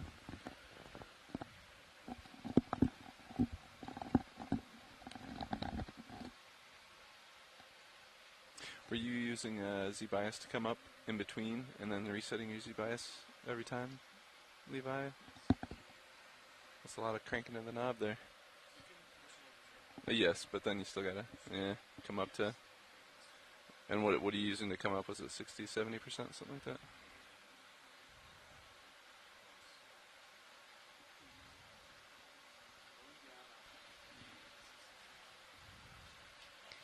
If you are just joining us today, we are on dive number 4 of the Seascape 3 expedition. Seascape Alaska 3 expedition. We have been diving today on an area called Sanak Seep at about 2,020 meters or so. This was an area that was discovered by a mapping cruise just a couple of months ago on Okeanos, EX2304. Oh boy, there we go. They had seen plumes in the water using the multibeam and other sonars. And so today we went down and discovered that this is a very large seep field containing a vast array of different organisms, definitely dominated by tube worms and clams. But we also saw lots of crabs, some other worms. How long did we charge that? Limpets and other gastropods as well. And so after exploring the benthos and exploring that seep area, we've now come up into the water column. So we're now doing a water column part of this dive. This was a combined dive doing benthos and midwater. We just did a transect along the benthic boundary layer, just 50 meters off the bottom. And we're currently just transiting up to a 900 meters to do a transect at 900 meters depth. At the start of these transects, we do what's called an eDNA, environmental DNA sample. 25 minutes or so, huh? And this is a relatively new technology, a new technique, where we collect a water sample at different areas along a transect. And then scientists are able to extract DNA from that water sample to tell us what kind of animals live in the area. And this is based off the theory that every organism leaves a trace of DNA in water that it's passed through, an area that it is. And so using this technique, we're able to have a look at biodiversity in different areas where we might not necessarily see all the organisms that live there. It also has really great potential for being able to go to places where we don't necessarily have the technology like D2 to be able to visualize the seafloor, be able to go and take a water sample and have an idea of what kinds of organisms live in those areas. You're swapping with me. This environmental DNA, eDNA, is also being used to track invasive species up the coasts of the country, coast of the U.S. as well. These two oxes are the ones that are, I guess, the host cam water samples during the manipulator cam. We collect one water sample on what the way are down. Those numbers up there? Do you know? In what's called the deep scattering layer. This is a layer where we see a lot of organisms live. Not too far from the surface, about 250 or so meters. It seems to have been through most of our dives. Okay, that's what I wanted to do. We took a sample down right at the tube worm field, right at the seep sites that we were seeing. Next time. And then we've taken a sample at the benthic boundary later. We'll take one sample at the 900 meters, one sample at the 700 meter transect today. So we're getting close to our 900 meters. So we have a little bit of a way to go because we're quite deep your Delta today. Z midwater, or sorry, your Z-bias and midwater. And then we'll start a transect at 900 You chase them manually with the stick though, yeah? Okay. Neutrally buoyant, yeah. And then you chase them with the stick. The stick that takes just the slightest corrections when you're zoomed. Mm-hmm.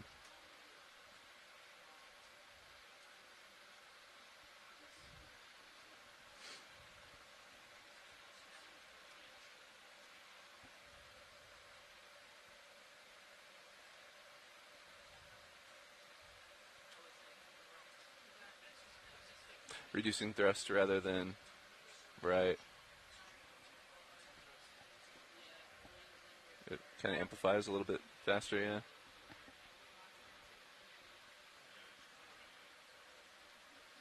Nice.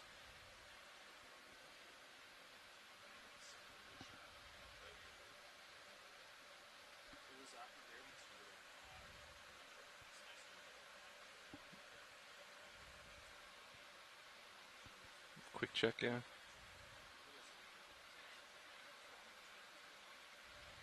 Yeah, I was just feeling it out a little bit.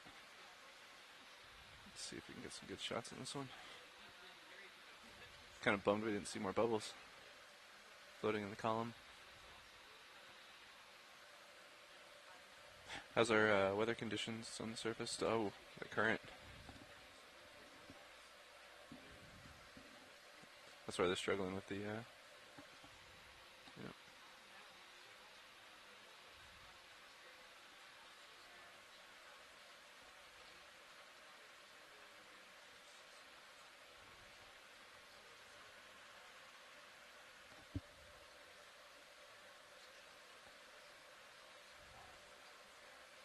Looks good. Yeah, it looks pretty smooth.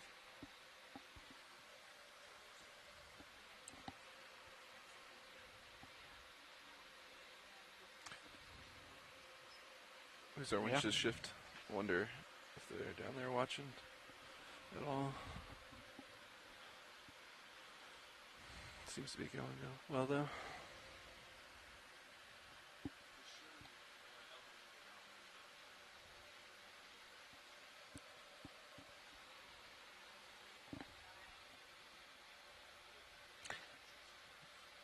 I mean, like, if they move that monitor a little bit more out, so I could see the edge of it. Yeah, I cannot, so I... It almost should come out on, like a... Yeah.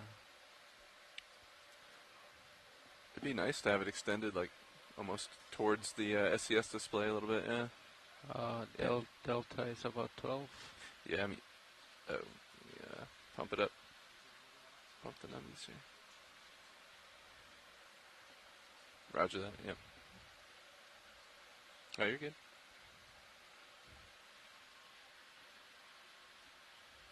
Ramping up thrust. See if we can catch up a little. You're good. I'll catch up to you. Copy. That was my mistake. I adjusted it the opposite direction a second ago.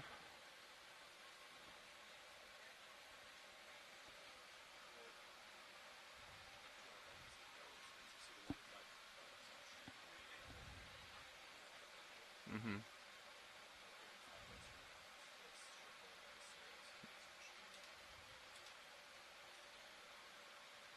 Which one are you looking at there? Or this guy? Yeah.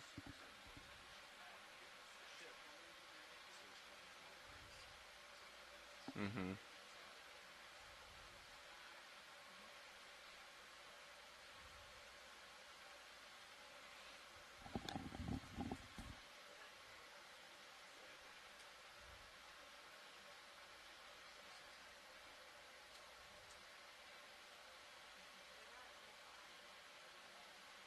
How's it looking right there, Levi?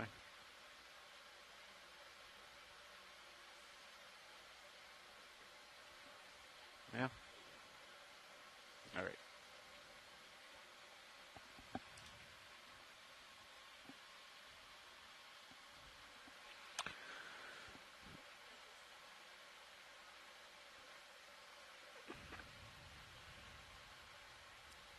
Okay, passing 1550. Nice, yeah. It's beautiful. I hope they make some good reels with this. They got some good ones earlier today, too. Looked like. I didn't either. Saw a few, though. I do. Every time I correct it, it just comes back, though. I could lat over a little bit. Mm-hmm.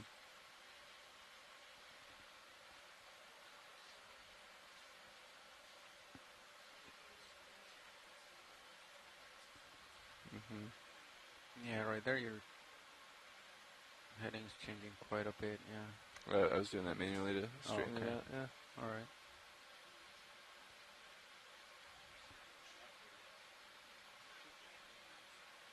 Yeah, it's weird when you push out like that and for whatever reason the heading turns a little bit. See?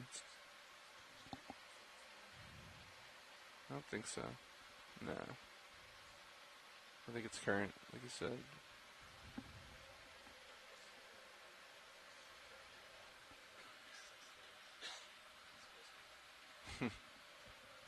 It's nice to see that.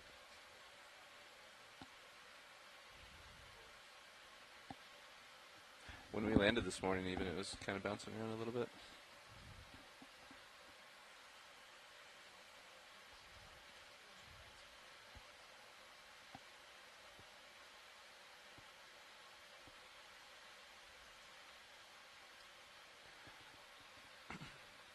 Now a nice healthy delta here, stabilizing.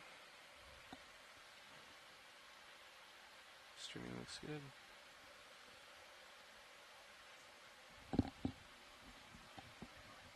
On our way up to 900 meters depth for another transect.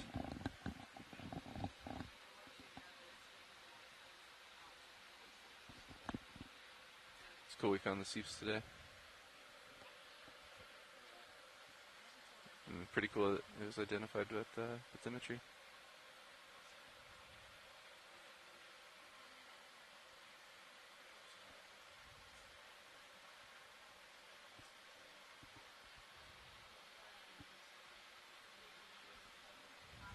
Yeah, additional.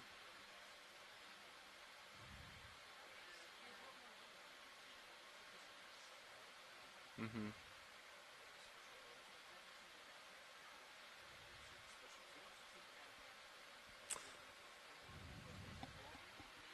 They said an egg sac or egg nest, yeah, potentially. So the tube that we're carrying along, is that in the bio box and it's just all the way out? Okay. It's pinched.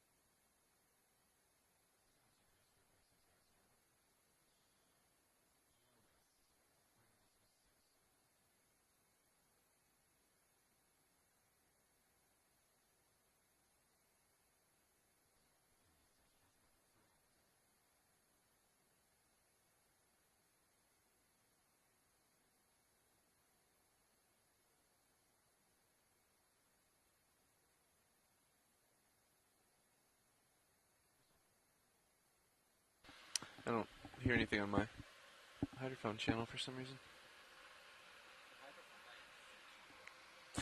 Oh.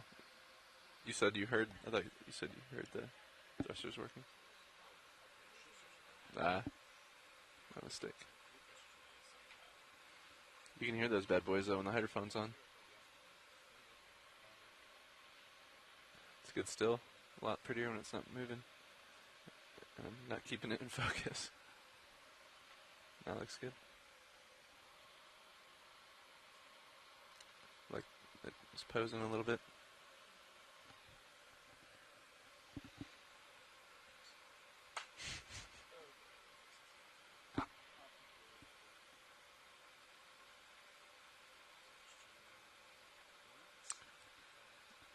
It looks that way.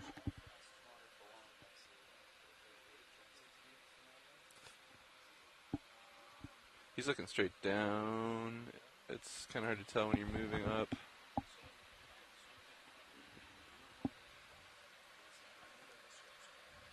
Maybe we just hold still at first and see how fast it's moving. Yeah.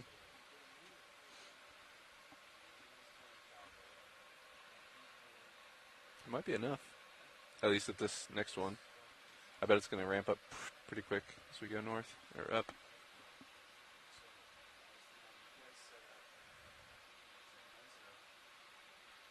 No, yeah, it's moving quite a bit because look, when it stops, when I stop moving up, like you can see, yeah, everything go down, all the marine snow.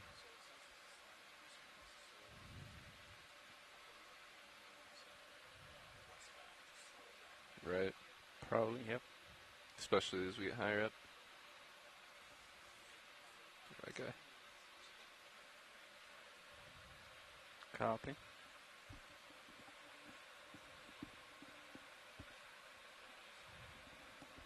We're all good. All good right now. Thanks. Chris was just up here.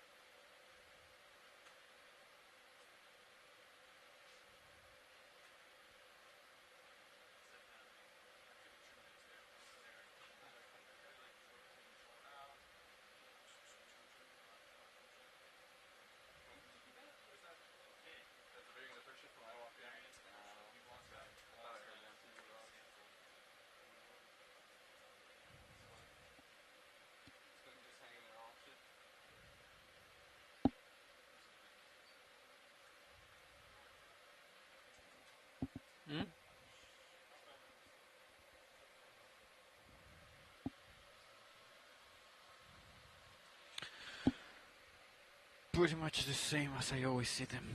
-11, -11. So higher is worse or lower is worse?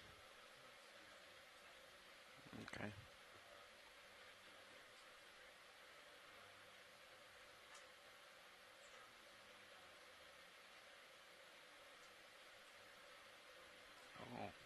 Oh, we're way off. We're doing good then.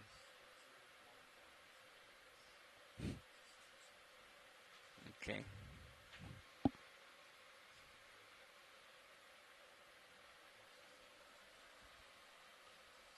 I am more concerned about the faults right here.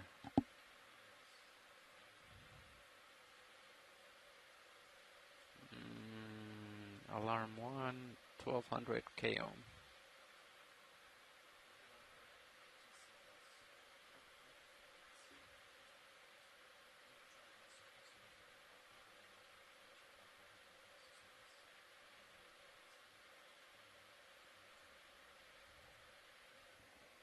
The main rotator, the guy's the one that you just switched. Okay. Okay.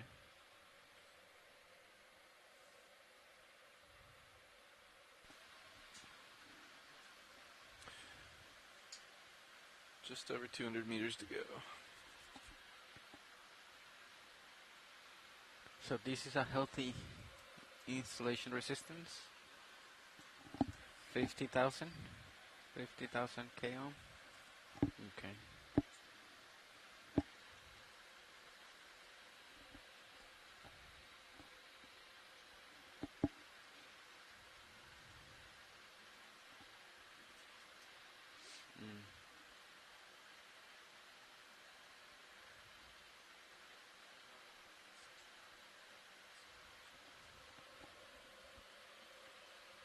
The suction contactor.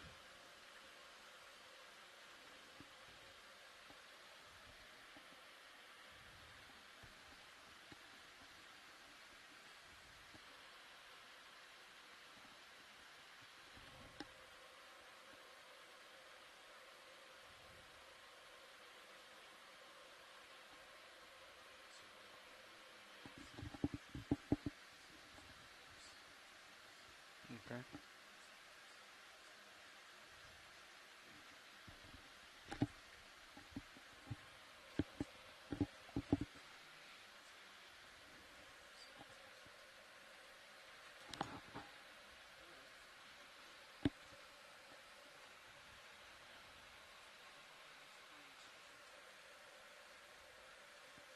Okay, Neff.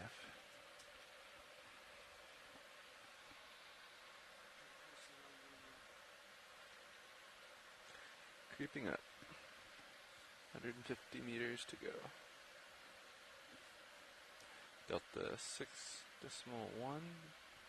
Oscillating a little bit, but... Yeah.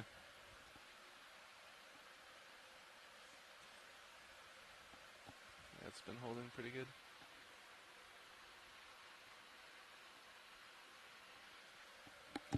Layback decreased a little bit, looks like. What was it?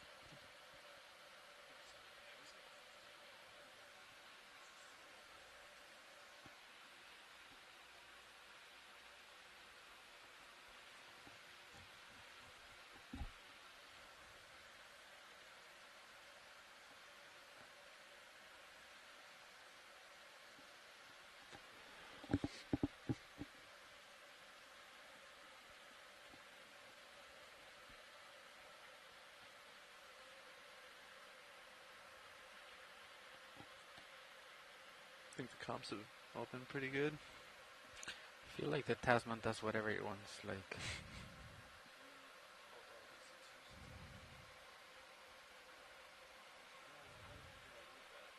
Bottom lock.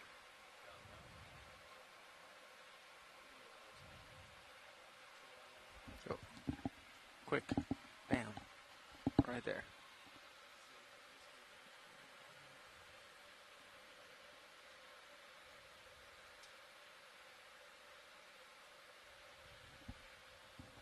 I like that view. It's so nice.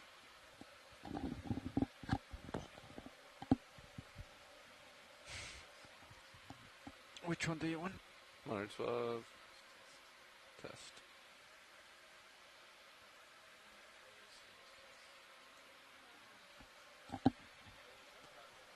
No, I like that one too.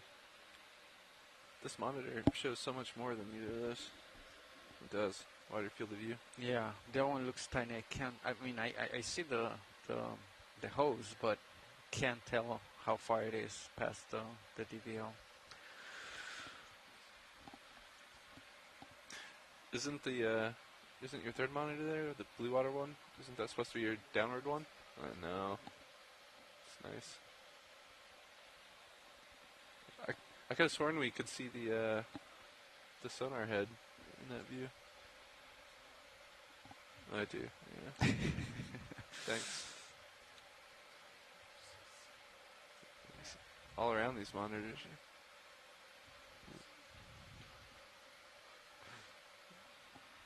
What do you want there? that. Yeah, it might just be a little older.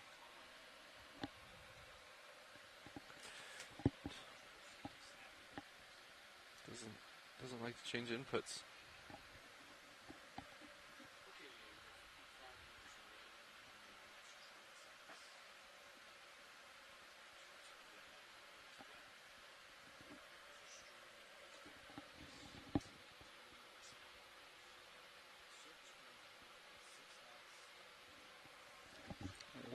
.6.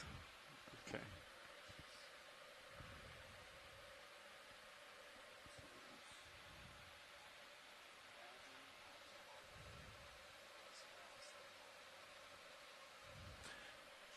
Water flow is acting like an airfoil on the ship right there. That's why the wind is helping counteract the lift a little bit.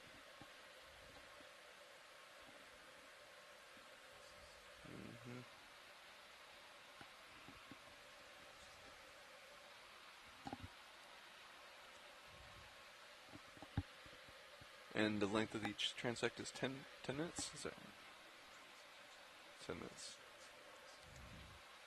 Copy. Oh wow. 10 minutes. That's quick. Alright. Copy. Alright, Fernando. I have 15 meters to go, and you have about 20. Yeah.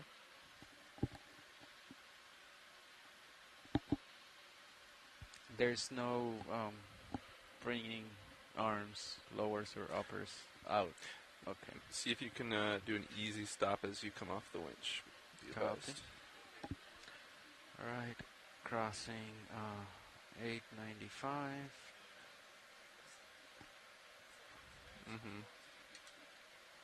Auto dip that for a second.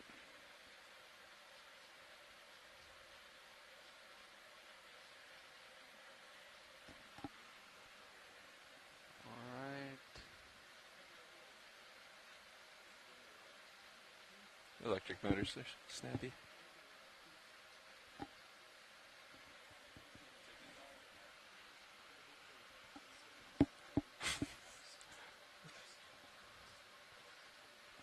Sure went for a big guy there. Love it. Okay, I'm holding at 885. Roger that. I'm stretched out in front of you, ready for me to back? Yeah, looking straight down. I have you on. I'll descend slightly as I come underneath you. Backing now. Okay, I think I see you. I see your light. Coming back. There's that. Thanks. Was it subtracting from my stick move? Probably was.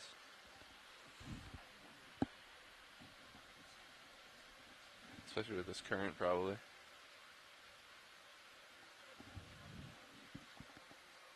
Yep. Auto heading engaged. Coming down.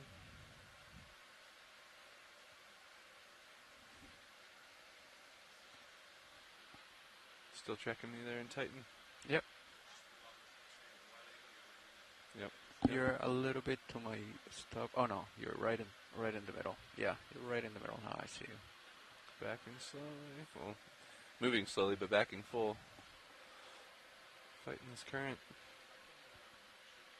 There you go. I think we're okay. We Yep. might need to at higher depths. That's 20 delta. Alright, you looking 99? I'll come Yeah. up to where yep, there you go. Right Look there. straight down. Perfect. Yep. I'm going to turn to starboard. Copy. Tether looks good. Your auto heading is engaged, correct? Yep, it is. Copy that. Looking good. And pushing forward. Alright. Bringing rotator up. Delta.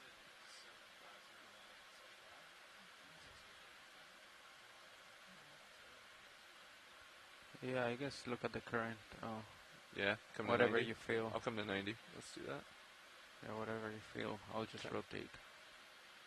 Pushing forward. So and right there, centering. that's 45 Okay. degrees on my rotator. Roger that. You want to turn your head to 90? Turning So- to 90. and we'll get a feel for where the current's coming from. All right, that's about. It does. It looks like there's a slight lateral component there, yeah, but not a whole lot. If you want, you can turn a little bit more. Yeah, we could try It's to up to you. find.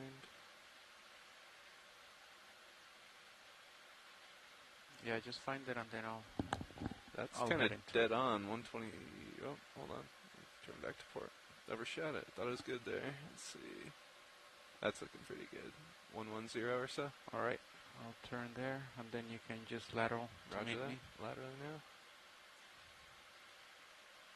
Niskin is stabilizing while we do this. Should be ready to fire. All right, I'm at 110. Copy that. Centering up.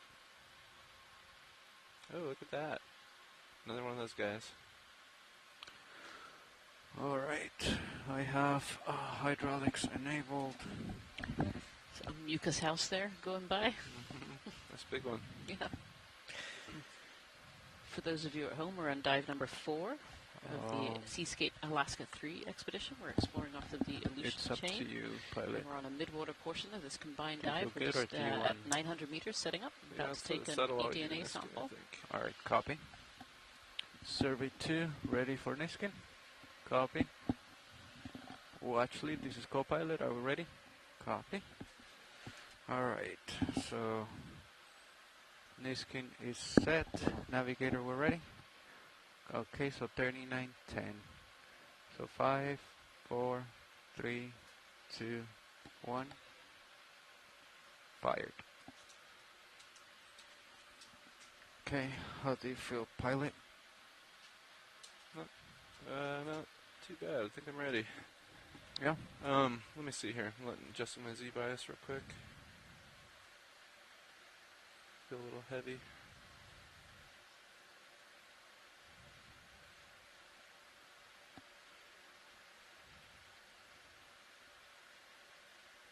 Get our deltas squared away.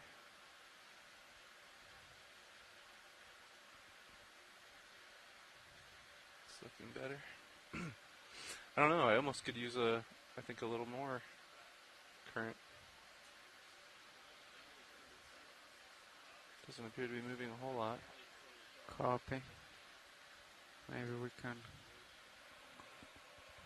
call in a move, 0.1110.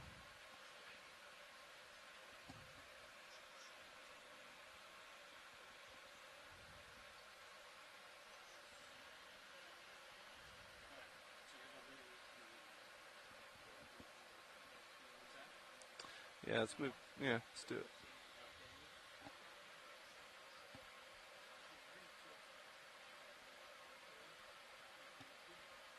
I have Z bias way down, and I feel like I'm sinking for some reason. It's interesting.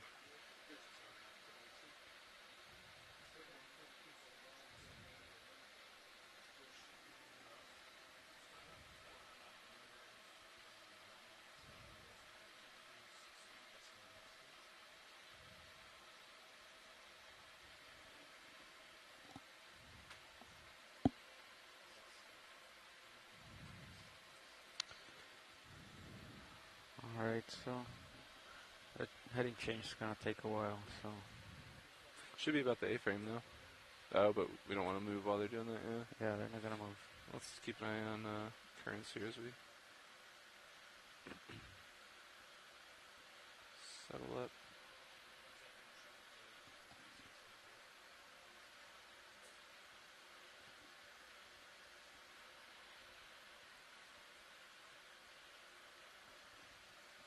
Were you asking bridge there?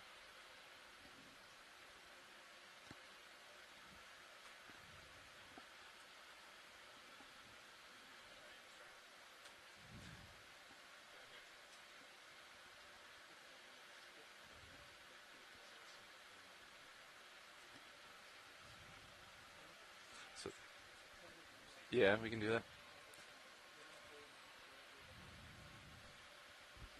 Okay, watch leads in short side. This marks the beginning of the 900 meter depth transect. 0042 UTC. Thank you so much.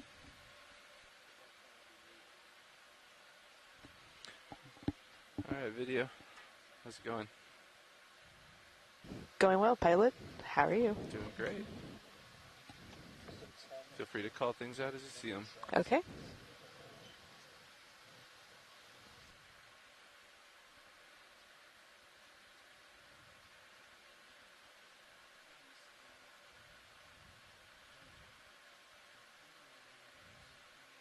There's something in the upper left, pilot. I see that. It's going top. Go for it.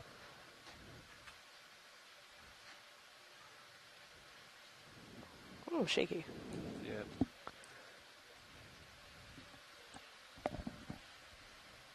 I'm holding here, pilot. So we're at our 900-meter transect for the midwater here. What we're doing is looking for organisms that I live do in have the more midwater zoom, above the but Seep area. I don't know how fast the current's And moving. this transect right now is at 900 meters. Okay, coming in. And what we saw from the mapping earlier is that the plume from the seafloor from these seeps Holding actually, here. Nice job. the That bubbles looks do great. come up high enough Chasing it a little bit. that we should still be within that plume It's getting area. closer. We're coming up to just over 700 meters when they were measured again early this morning.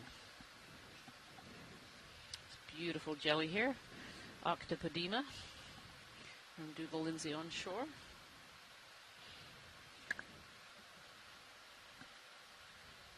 I think it's getting too close, pilot. Yeah, sounds good. It's moving fast in the current, I think. That was pretty good. Coming full wide. Thank you. Resetting. It sounds a little bit like we're seeing a bit more current than we were earlier. Pushing forward.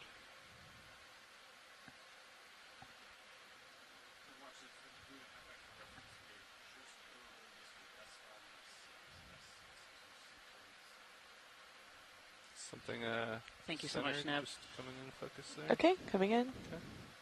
Yeah, so the navigator was just showing me on the high pack screen, which you can see if you go Oh, over to that's your live close. feed. It is a lot closer than Number that. 3. is. It's, we have what's called a reset. quad Oh, screen, and on that's the full top wide. right-hand side is what we call the high pack. You can Oh, there's see another thing in the an middle. image of the boat, and then a little Upper round left, square it's going that's up. Oh, I D2. see that. Go for it.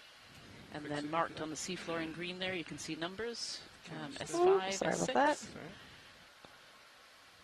And so those are the Seep targets that we found with the multi-beam sonar that Looks the like a mapping team larvation. had found last night. Seeing quite a few of those. So you can see we're taking this transect Okay, right I'm gonna above come this wide. area Okay. where the plume is seen well past this water depth. So there's no doubt still being influenced by those bubble plume that's coming up through Is the that water center column. left there? The left. Oh, Looks a little that guy. yellowish, greenish. Is it just It might be schmutz? parts of a siphonophore. It looks a little schmutzy to me. Oh, it's schmutzy. Come wide. There's a Coming lot of wide. particles in the water column, and this is perfectly normal. This is otherwise known as marine snow. Marine snow is what I, as a benthic biologist, think of as feeding the deep sea floor. So marine snow is made up of many different things. It's made up of carcasses of things that have died in the upper water column, so plankton, zooplankton, even larger things like fish. It's also made up of a lot of sediment, and it's also made up of an awful lot of poop as well from different organisms up in the upper water column. But all of this comes down to the deep sea floor and feeds the animals that live on the deep sea. Vertical line there if you want to take it. Okay, going for line. Okay. You're getting out there, Mucus, right? pilot. Copy that. Backing. Looks almost like a string of mucus. Okay, coming full wide. Some particles caught in it.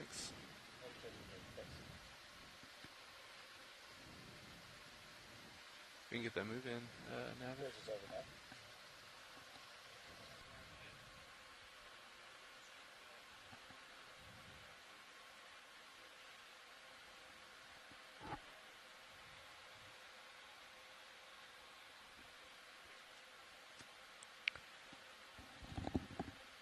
Thanks.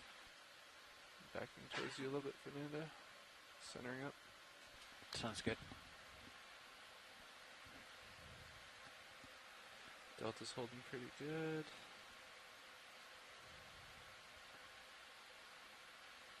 That looks a little better.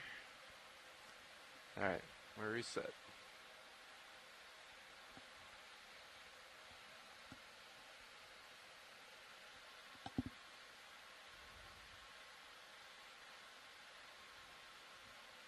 Little shrimp.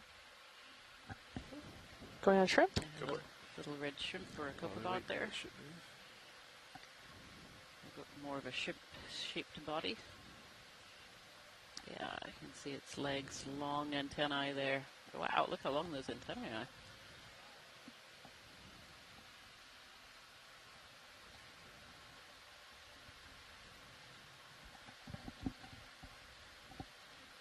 You can take more if you need it. Okay, coming in more. It's a good thing to practice on. Yeah. Whoop.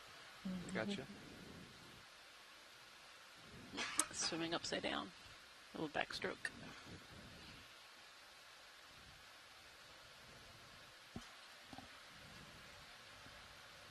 Stabilizers.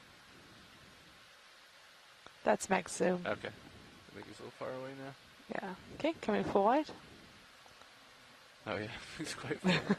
It's deceptive how far you can zoom with that camera. It is very deceptive how far you can zoom in. That shrimp was quite far away and quite small. 18 times deception. Let me know when you feel like you're catching up to me, Fernando. I'm good. Okay.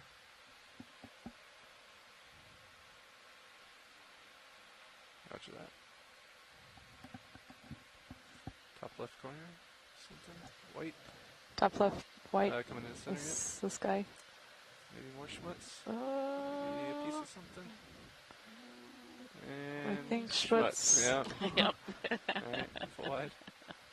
Full wide. Gotta try. You never know. Spot the schmutz. Oh, there's something in the middle. Top middle. Go for it. Oh, I see that. Jelly, maybe? Oh, it moved a bit fast for a jelly. Oh, no, there we go. Yep. Center. Nice. Stand by. Alright. That's looking nice. Oh, beautiful. Nice little jelly here. Because it's got these red stripes in its body, and it's got a clear bell, long tentacles, and short tentacles. So I think this is a hydromedusa, but I'll wait for some confirmation from scientists who know more about the midwater in our chat room. Very pretty. Sorry about that. Pantacogon Oh, hecklei. it's getting closer. Okay. Yeah. I want to come wide just a little There you bit, go. just to keep them Perfect. in view. Nice job. The colors are really nice on it. Oh, you can really see the iridescence there of the bell. Beautiful. Want to chase it, Fernando? Yeah, you have to. Look at that iridescence coming You have back. to try, don't green. turn too far right. Copy that. Very pretty. Yeah, you can follow it. Copy. Nice job zooming, Caitlin. Oh, yeah. Those colors. Just glowing, all kinds of spinning. different colors there. Blue and green. Really pretty. I'm going to let it go goodness. in maybe 10 seconds. Sure, yeah, it's too close to us Okay, now. roger that. I'm There out it of goes. focus. Okay, full wide, thanks. Good job. Yeah, that's full wide. Turn it back.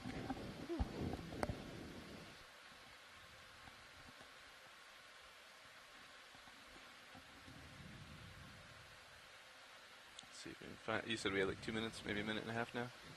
There's something there in the middle. Come on. Yeah. That one's a little bit bigger. Oh, it's a Tina Coming 4, towards a low us. bait Tina 4. Go ahead and take more if you like. Okay, coming Yes, in. we saw earlier what was called a sedipid Tina 4, which has big long tentacles. This is another kind of Tina 4 called a low bait Tina 4. Okay. See Roger. those beautiful iridescent, they're called Backing with teens it. or comb rows that give the Tina 4s their name.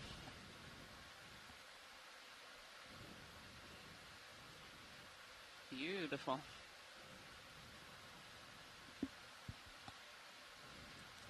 Is that a Tina 4 we've seen before? That is, I believe.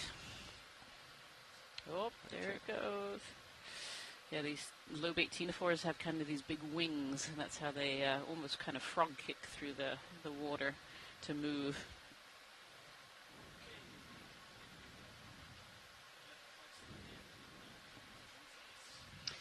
We'll let it swim off the top there. Can we zoom in any more on that one? Or Oh. is it past? Did you want some more? Dougal Lindsay is asking if we can Okay, zoom in yeah. just a little bit more. You have more zoom. Let's try it real quick before we In gotta the go. middle there, see that little sparkle? If our Oh, the net's sparkle? yellow Oh, spots, Sorry, track hang it. on. You're good. It's getting farther away. Farther. Copy. These T4s can be quite Yeah, I hard think to it's identify. kinda- Off it goes. I'm losing it. Sorry. Yep. Sorry about that. Off There to we the go. right, yeah. Coming wide. That'll have to do. Sorry. Watch lead. That's okay. No problem. Thank you for trying. All right. Let's center up here. Centering up, Fernando, and I'll back under you. Copy. So that looks like that might be the end of this transect. That was our 10 minutes. Dropping down at a little bit. 900 meters. So now we're going to move up in the water Keep an eye on column the a little tether bit for me. more to 700 What is meters. that, pilot? I said just keep an eye on the tether for me, increasing delta. All right. And backing. You're Now, that's backing? not Yep. an incredibly If long you don't have, tube auto worm that you heading, see in I front think of you our still have camera. it. It's Yep. actually a tube I worm that's do have sticking it out of the right. box. Backing. So One came 10, along for the ride. Following you with my rotator. Roger. Looks Tether almost looks there. good. Copy. I'm going to turn to port again. All right. So we're moving Rotator up at in the water 90. column and Roger taking a transect at 700 meters depth. We'll take an eDNA, environmental DNA sample, before we begin this transect as well. So we're still in that area where we could detect some of the Yeah, bubble tether plume looks good. Yeah. from the everything Seep. looks good. We'll I have you toast on it tight. swim and die. Thanks. See you pushing out. And then we'll do another 10-minute transect at 700 meters as well.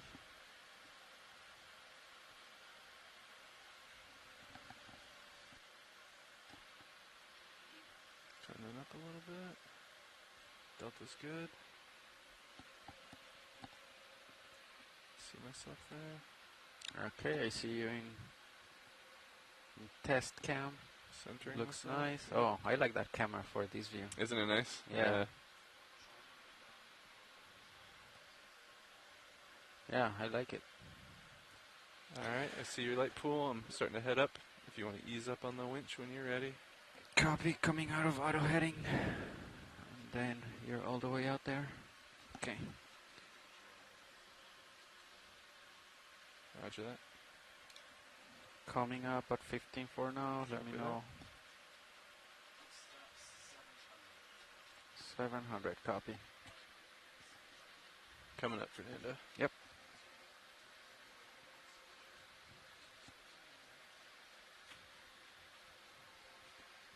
Alright, increasing on the winch. Copy that. I should be able to catch you.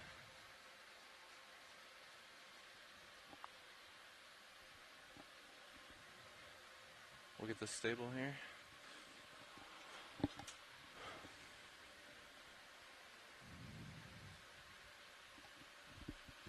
Alright, that's about 30 on the winch.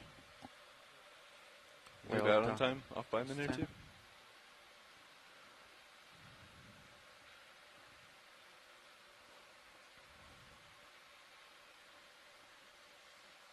$700. Okay. And then, are we taking a Niskin at 700 as well?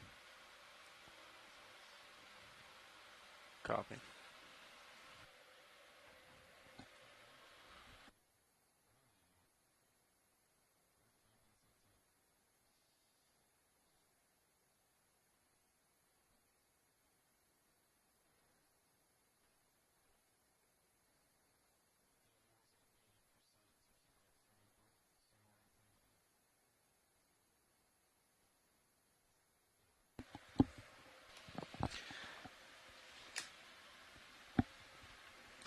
Delta 8 meters.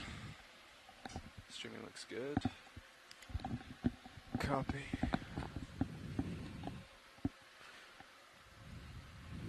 Alright. Let's sink a little bit more. Okay, Delta 7. Everything looking good. You're pushing out. 33. How's our timing, Nav? You said we're right on target?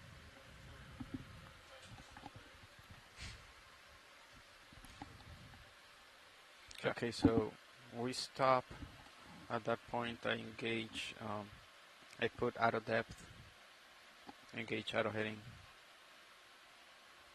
start backing right underneath, just turn.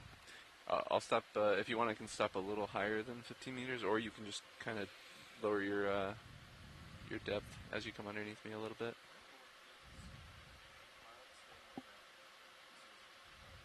Yep. Okay. I did the pendulum maneuver, but I flew under, yeah. But when we did it the other day, hauling on the winch works, yeah, we can do that. Yeah, maybe you stop 20 over.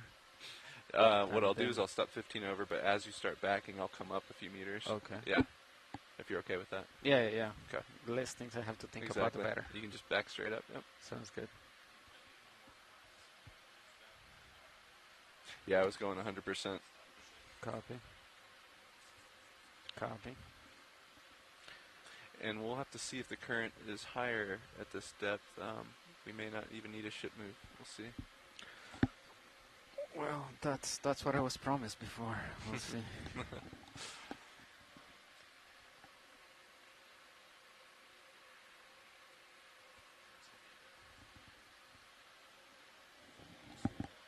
Oh yeah, there's like a fourth of that screen is not visible to the co-pilot.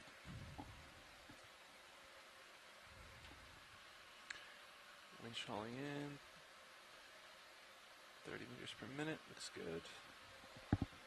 Yeah, I think that's good. You can see the shilling right there, right? Yes. Yeah, that's good. That's a lot better. Thank you, navigator.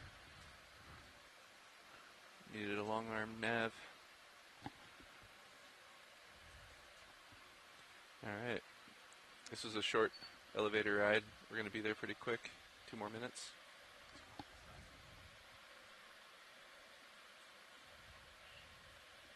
Alright, so what were you saying? Were you keeping probably not out of depth, right? During the transect?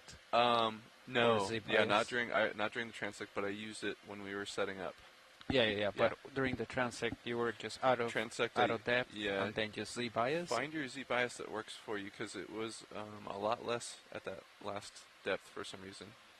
I don't know why. About 27. Different salinities or something. I don't know. It's interesting. Okay.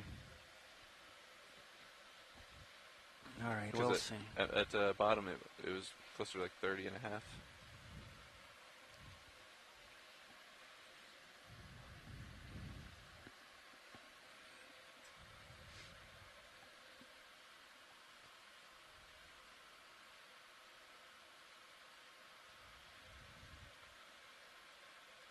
The next transect depth was it 500?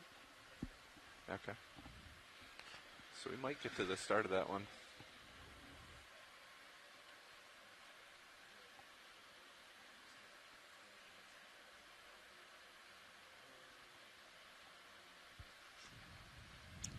Sounds good.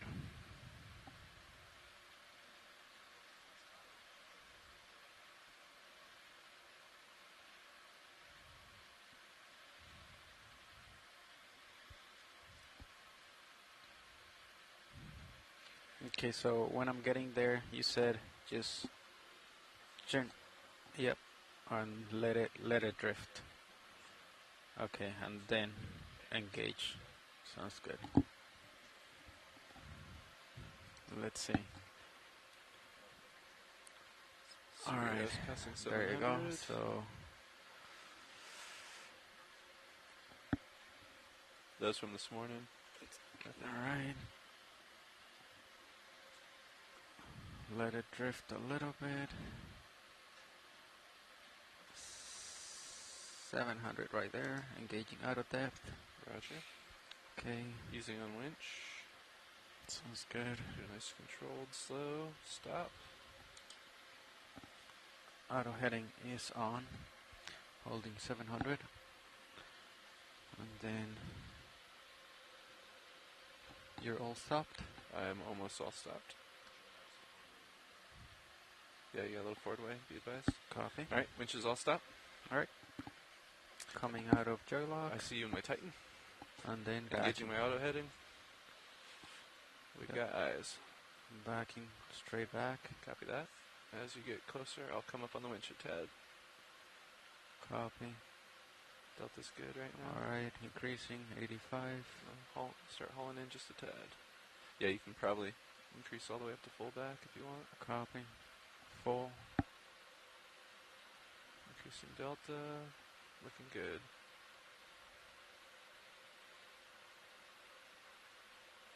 Alright. vacuum full. Slightly off center, but still good. Okay, I don't see myself in your tether cam anymore. Yep, got you in Titan. Have your rotator at 91. Yep, cool. Let me turn full back for you. There you go. There I am. All right, perfect. So, were you turning port or starboard? Does it matter? I would turn starboard. I've been turning starboard for setup and port for breakdown. Yep. Copy. All right. Turning starboard. Tether looks good. Over the brow. All right. I don't see the tether in your cam, but hopefully. I saw it go over the light bar. Copy. All right. I'm still in out of depth. Yep. Delta's 18. Healthy delta. Looking good. All right. So full steam ahead. I'm facing 90 right now. Let's see how it looks. I haven't done this in a while, so. Are you okay? Does this look? I feel like it looks low, but I don't know about. Well, yeah, we'll go ahead and push forward first, and we'll get you set up. Copy. Yeah, I think that's kind of a good idea. But it might be slow, yeah. All right, pushing out. If we want to get the movement going, we can start it before the transect. We'll see. So you are at 100 still, so I need to push a little bit faster. Yeah, I'm currently looking at 92 degrees. Okay, delta 18. If you want to come down a little bit with the winch, okay, we're good. All right, there you go. You're 60 on the rotator. Gonna center right in the middle of your screen as I am pushing out. Yep, looking good. All 45 right, degrees 45. on my Perfect camera. Yep. Delta about 15. I'm holding at 685 meters depth. Copy. There you go. I'm center on your screen, I believe. We have the same heading, and let's see. And be wary of drift too. The current might push you towards me. Copy. Looks like it might be doing that a little bit. Yeah, so I'm definitely drifting back. So yeah. I think, yeah. You may not need to move, huh? Yeah, I don't think so. Okay. I'm trying to get the right.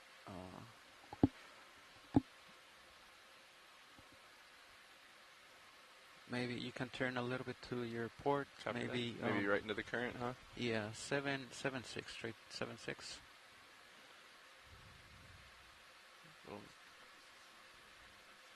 Yeah. All right. That's Actually, nice. In order to stay right in the middle of your camera, like I have to push pretty far. Yeah. So let's see. Okay, so I'm gonna try to stay in the middle of your camera. Okay, you're pretty stretched out there. That's pretty good config. I feel like it's moving pretty quick, right? I think so. Or it's good. All right. I like it. Okay, so we can do the Niskin, and then we're ready to start then. Hydraulics on. Nav, did you want to make all stations ready, or you want me to? All right. Watch the co-pilot. Ready for a Niskin sample? We are ready for a Niskin sample back here. And video. Are we ready? Clipping station. You good back there, all right? Copy. All right. We're going to take it at 20 seconds after the minute. Count you down in 5, 4, 3, 2, 1. Collection. Taken. It didn't seem to fire. 1, 2, 3, 4, 5. Yeah, every single one fired. Oh, there it is. Here it is. And that should be our final Niskin of the day. That is the final Niskin of the day. Thank you so much. Of course. All right, Nav, we'll let you count down the transect. Pilot, you may want to push out a tad, yeah? Yep, pushing out. That current's pretty strong, huh? Copy, so I'm gonna out of depth, gonna engage Z bias, and then let me know if I rise too much. Absolutely. Okay, this marks the beginning of the 700-meter depth transect. Current time, 107 UTC. All right, there we go, 10 minutes. Thank you so much, pilots. Haven't done this in a while, so let's try it out. Full confidence. You got this. Let me know if you see anything. So if you're just joining us, we're on dive number 4 of the Seascape Alaska 3 expedition. We're exploring the waters off of the Rising Aleutian slightly. chain, the deep sea Copy. areas. Today we've had a exploration around the Sanak Seep area, which is an area that was discovered just a few months ago on a previous ocean exploration expedition. During this dive, we started off on the Benthos, exploring the Seep area at around 2,020 meters, and we discovered large areas of tube worms and clams, a really extensive Seep area, and lots of gas bubbles coming from the seafloor. And so now we're on a midwater portion of this dive, where we have explored in the midwater in the benthic boundary layer, that was 50 meters above the bottom. We explored at 900 meters, and now we're doing a transect at 700 meters. Once we've completed this 10-minute transect, we're going to do another transect at 500, and then one at 300, and then we'll be recovering the vehicles.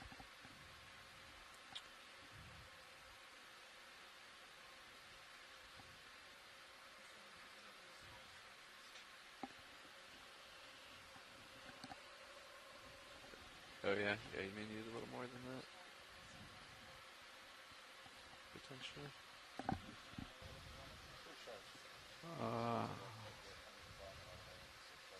I was using it for midwater. It was actually kind of nice. Video, are you talking to me? I can't hear you. Sorry. Yeah, I realized I wasn't latched, but do you want to get this guy that's in the middle? Yeah, let's try it. Although you're at the bottom of my screen. Okay. I don't have a lot of time. Zooming out. This is a ctenophore we have in front of us. The Balanopsis. Zooming in more. This has been a ctenophore genus, at least, that we've seen a number of times during this expedition so far. And this one actually has the black spots along its, but yeah, you're going to need to push out. Along its lower parts there. All right, we only have a couple of seconds. He wasn't fully pushed out there. Okay. Low bait ctenophore. All right, I'm coming full wide. Copy. Pushing out. I got to help you delta. Yeah, if you could, let's reset all the way. Copy. Yep, straight ahead. You see quite a few of those ctenophores in the water column there that just went by us. Got that jelly. Okay, bringing delta back down to 15, fish, and that is 45 degrees on my rotator. Copy. There right there. Looking good. All right. Good starting position here. Do we want to go for the squid in the middle? Yeah, let's try. You're rising a tad, pilot. Oh, it's moving fast. Yeah. You got room to chase it. That little squid that just Yeah, went by. I think it's already down there. Yeah, I think it seemed to squirt something out as it went by. All right. Lining up with you, co-pilot. Depth looks good as well. Yep, we had confirmation from Mike Vecchione that it was a little something little down squid here. that went by. Video, let's bit earlier. partial zoom. Okay, partial. Right in the middle. Is this another one? Okay. We have so more of these let's come in ctenophores. A little bit more. We seem to have definitely hit this kind of jelly layer. Yeah, I think we've looked at these guys. We actually saw this on the way down as well. So There was if you want to let it go. Alrighty. a layer as we Coming wide. drop down for this particular All right, there's another dive. one right there. We saw Do we a lot want of to look at ctenophores that? in the I water know we column. saw that before as well. Yeah, I We're think we've starting seen to that hit one. as we make our way up here. All right, so let's look for something else. Let me know if I'm... You can reset if you want, pilot. Copy, all right. Little turn to starboard and push out. Pushing out. All right, I see something at the bottom. It's probably the same thing, right? Yeah, I think so. Again. All right, let's come out and Okay. I'll push out. I'll completely reset. Full wide. Depth is looking good. Copy. All right, there's something coming in right here. Video. Right there? Yep. Let's let me slow down. Hold on. Oh, right there. Okay, that's partial. It's getting further away. Yep. Let's see. All right, let's come in a little bit more. Okay. Whoop. Oh, coming full wide or partial wide. Let's come in. Right there. Hold right there.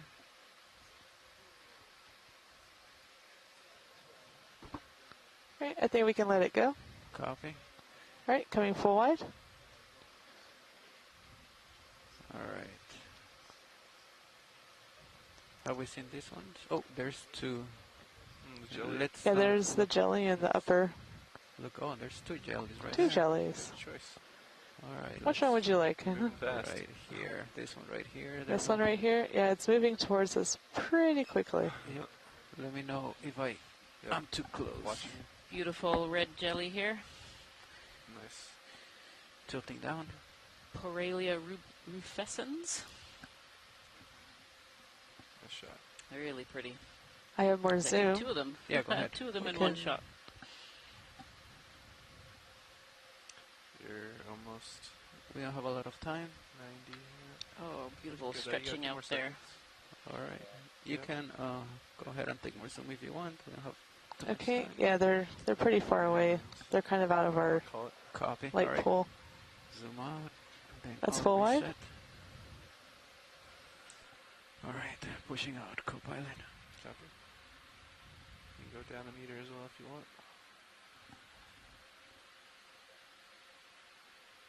There you go. Nice. All right. Let's see.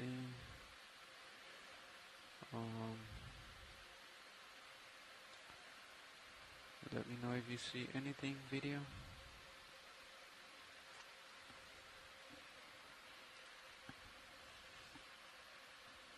I see something down here, but it's kind of way down there. That line that's down there? Yeah, it's pretty far. I can try and snap. We'll see. I think it's a siphonophore potentially. Or maybe not. Coming wide a little What's bit. that?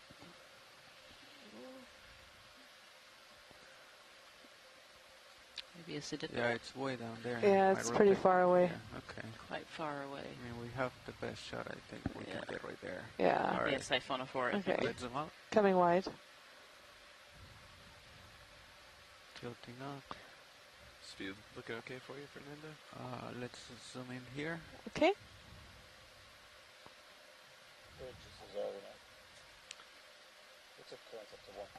This one might be another larvation house, maybe? Sorry, video. All good. Yeah, maybe beginnings Bottom of of a my screen, larvation huh? house. Copy. There's not a huge amount of more mucus around this one yet. All right, just a few more seconds. Yeah, it's getting farther away. Okay. Copy. All right, let's come out then. Okay, coming wide. You want to push down a little too? Drifting up a tad.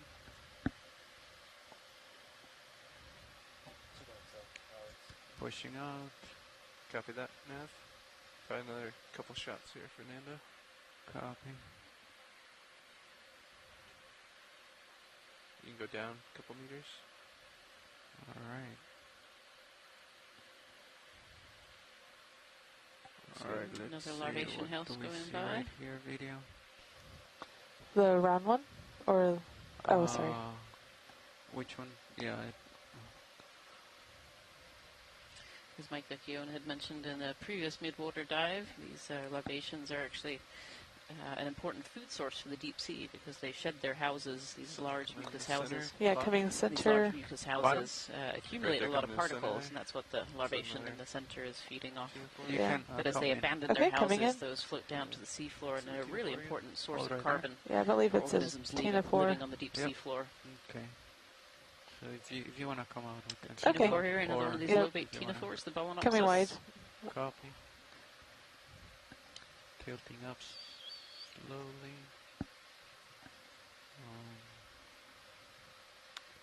You said about 1 minute left, navigator? 40 seconds. Copy. What about center? There's a line Great.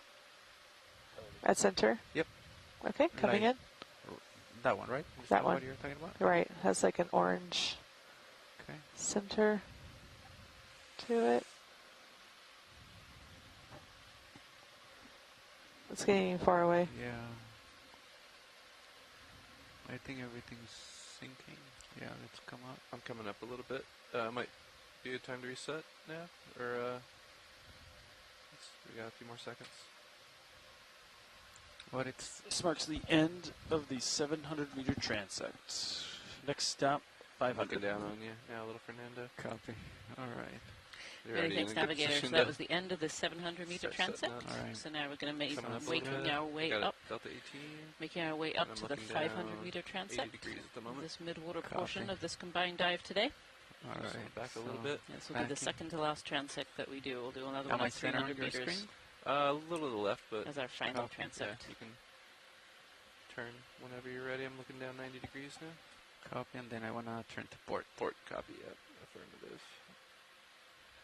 And I don't have good visual tether at the moment, but Yeah, me last I neither. saw it was on top of you there. I think you're good. Yeah, I see it. Nice. In my aft cam. Yeah, you got It's tether cams. going up for sure. Okay, I'm looking full back, so once you get lined up, you can push out. Sounds good. All right. And I'm looking for you in Titan at the moment. Okay, opposite. Actually, And there then you are. pushing out. All right, you're perfectly in line. Push out, and I'll come down a little bit. Sounds good. Delta 20.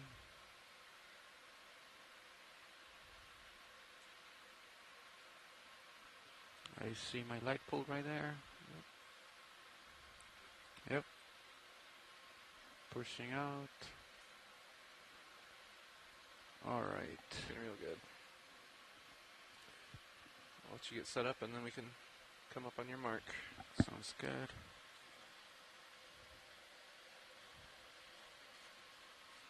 All right, you can.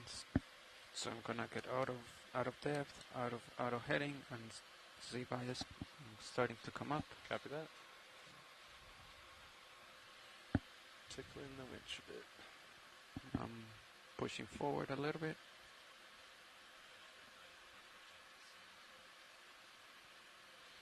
Disengaged auto heading.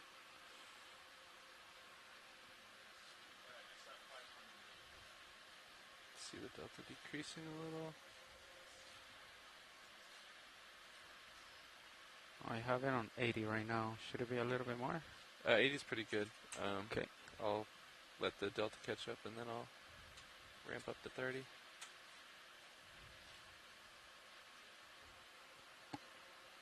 Your friend's back.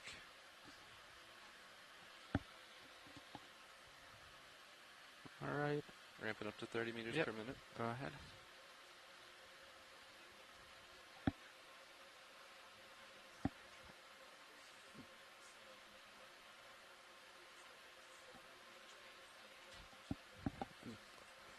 That was tough, and that was really quickly, and we were. Yeah, maybe. That's how I felt too. Yeah. But like in 10 minutes, like, and I felt at the beginning that we were not moving fast enough, but I couldn't. Yeah, I couldn't keep up. Did you call in a move? No, you did not, right?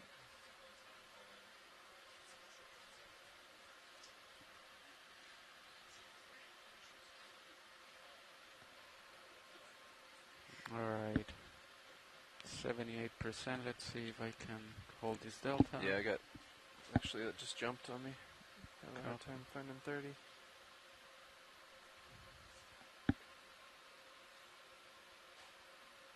I think the zip tie is moving a little bit.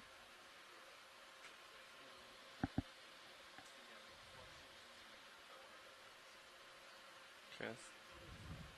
Should be about 30 there.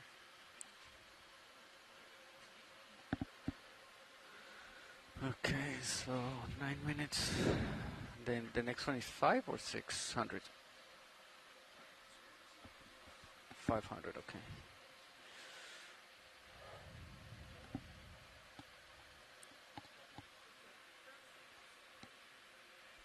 Yeah, that. I guess. Sure.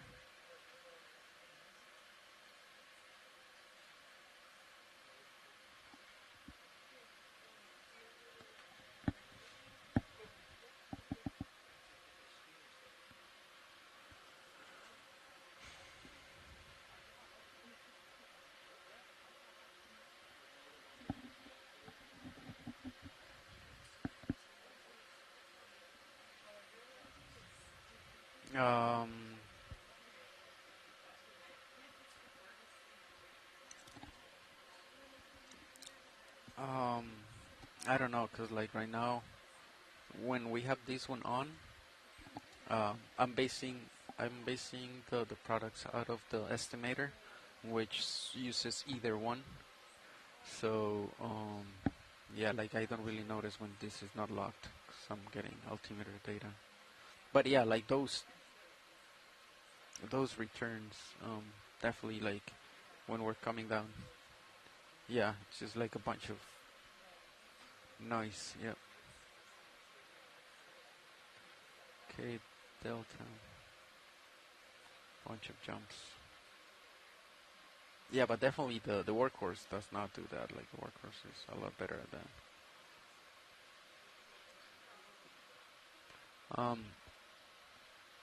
I don't know. We don't log that anywhere.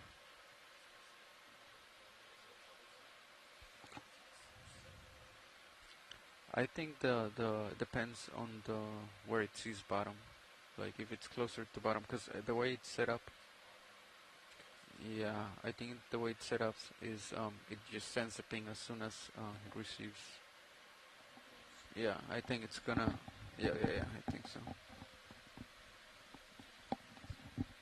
I think that's the way it's set up.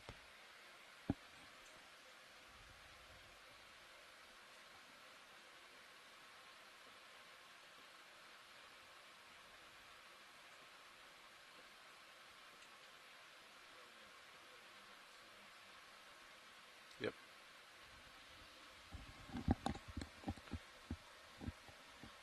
And we're not doing a Niskin, we're at a Niskin, so we'll just get set up.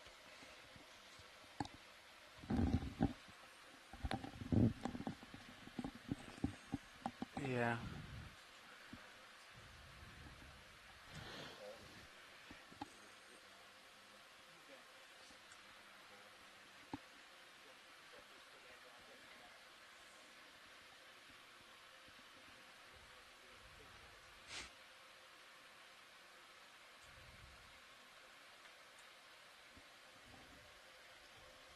Are you hearing video? Yeah, I'm hearing you.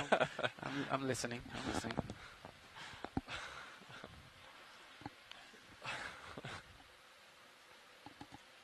Okay, we're crossing 5:35. Just about a minute left.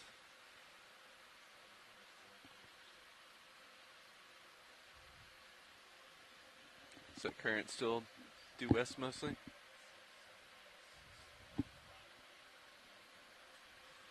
One decimal What are you 7. gonna do? So in this case, well, there's almost no wind, but we usually facing what are we?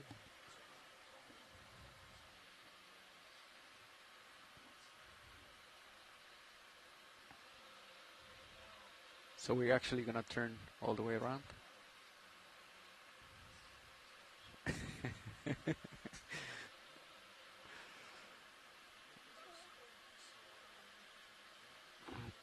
Okay.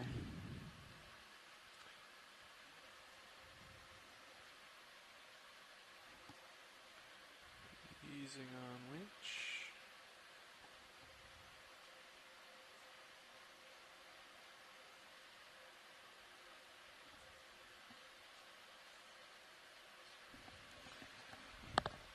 All right, everybody, so we are coming to that 500-meter transect, getting settled up. And then we will continue for our second to last water column transect of what has been this amazing dive. All right.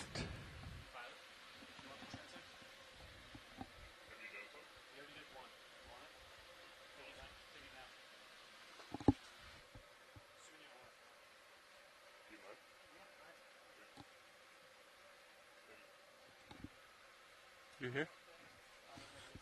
You want in for the transect?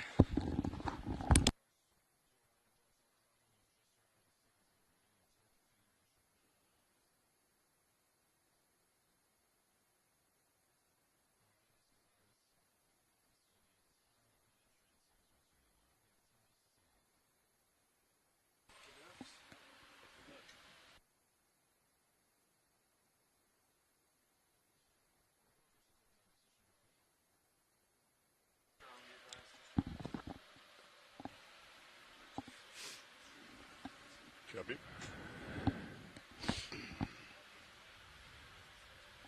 You want me to come on underneath you? We'll line up together.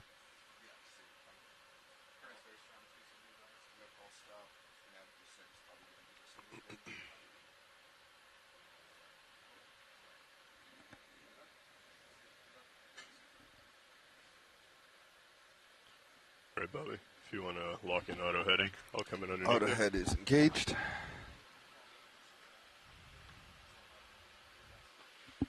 Looks like it is. Let me bring my camera to 90. I think wait. That's 90 on Copy my that. camera. I'm coming back. Copy. Thanks.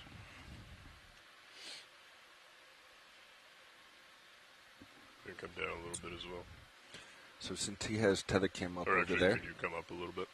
Yes. Since he has tether cam up over there, I'm going to bring our downward looking cam up Copy. here. Understood. Coming up. Sounds good. Just to 18 or so until I get underneath you. Copy. Coming up slow. Backing. Aiming for 18 delta. Copy. Tilting camera all the way back.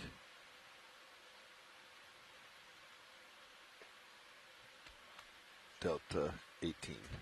All stop winch. Camera all the way back. Thanks. Trying to find you on Titan. Yep. Trying to back pretty hard here. Looks like I'm still out in front of you from my tail cam. Yeah, I don't. There we go. Got you on Titan. Off to port side. Copy. Put it a little bit Backing. starboard though. Not too far. So I wouldn't worry about that too much. Copy. I sort of expect to see how you got your light pool there. Tail cam. Alright, I see myself now in your There view. you go. If you want to bring you're me just up to 90. You're just too washed out in the down cam to find you. Coming up to 90 with you. Slow. Okay, that's 90. Copy that. Delta still 18.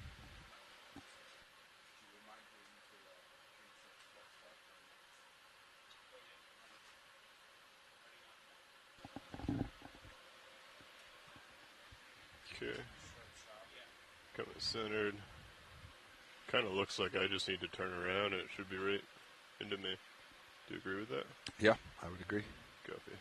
I should turn right. Yep. T2 Starboard. goes starboard. Starting to drift back. Camera's still at 90. Copy. Pushing back. Turning.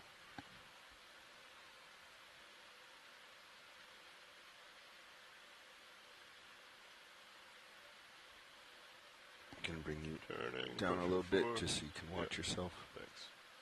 Camera's full back. Copy that. Turn around.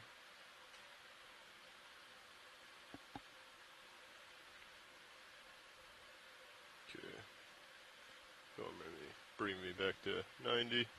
Copy. I'll center, push forward from here. Copy 90. We're in 90. Copy.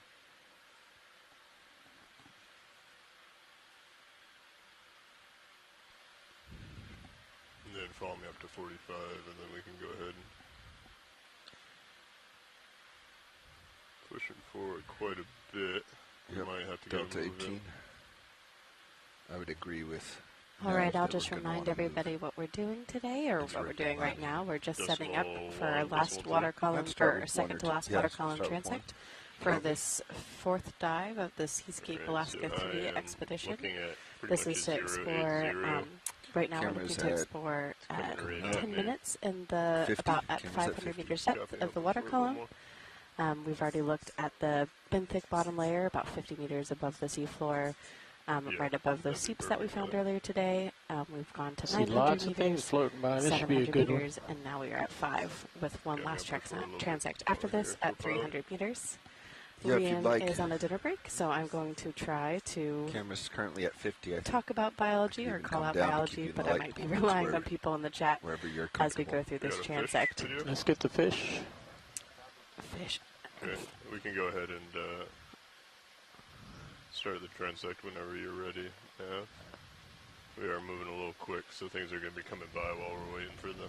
Yeah, copy that. Ship moves in. I will start us at... Okay, and here we go, 11 starting 10 that seconds. transect. Copy. Do you have it slowing down, though? Yeah, the ship's going to be Copy. underway here. So Looks for like Hey, Dougal all. says that Our next transect is starting right now. Upper Copy, to thank left you. is center, fuzzy. a bathyligid Pilot, I'm owlfish. now tilted at 60 degrees. Thank you, Dougal.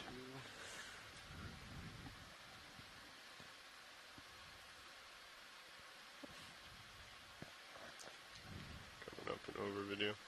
Yep. This looks like one of those Full wide. larvations that we saw yesterday. I'm going to push forward a little. You got me at 60. 60. The mucous membrane of the I'd larvation like to house, I keep it believe. here, unless you call it specifically to find you. Copy. Push it forward. Yeah, I'm waiting Yeah. for you to get out there Thank you. before I say anything. Yep, understood.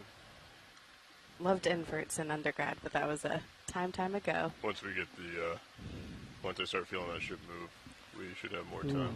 Squid off the bottom right. Copy. Keep going. Keep going.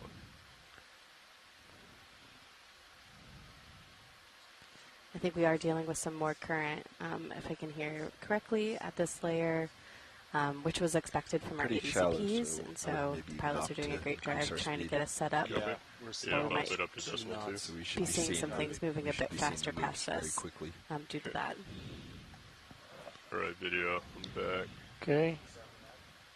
Center upper right. Yep. Go ahead and come in. One of those ctenophores. Nav, they can just Coming increase at you speed on pretty the quick. move without coming to a stop. Yeah. It's inside Trying to get a minimum focus focus. on that.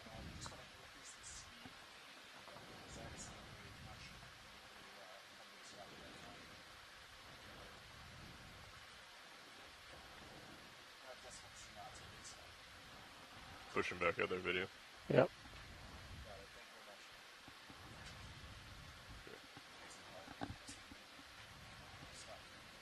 Lots of Have a couple ctenophores. of these ctenophores with their Okay, I'll push out quite a tentacles. bit. We should have a faster move. I believe they're Slow us down tentacles. a little bit more. This might be getting I way think we too have it much lined into up what I'm pretty able to well. do as a We just mapping need to specialist. balance the speed. Okay. All right.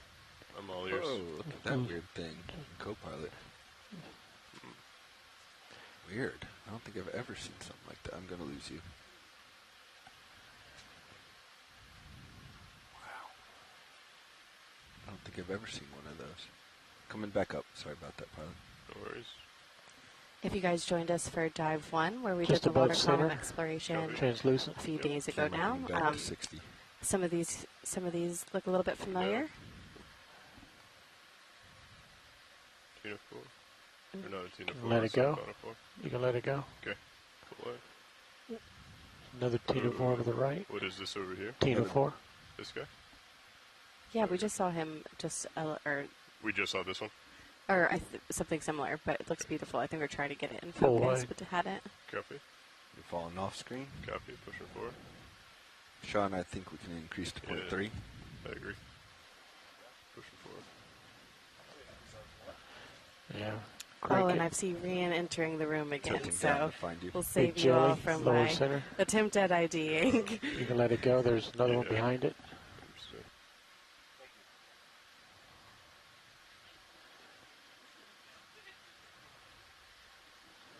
Get at the end of your leash, and then we can start searching.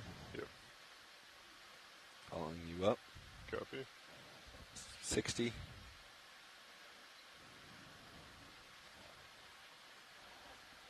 $50. Copy. Go ahead and stop here. Assume you want this rolling? Or Nope. is it? Nope. Going too fast. Copy. There'll be another one. Something just upper right of center. In the distance there? Yeah. Sean, let's increase a tenth more. Fish. Yeah, a little myctophid fish there. It's a fairly common midwater fish.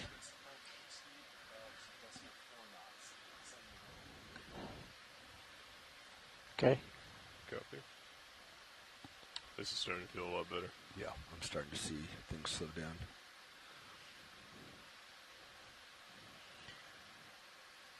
Yeah, that fish is still there. The little guy.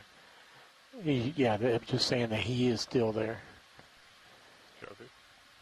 Just left the center and down fuzzy white.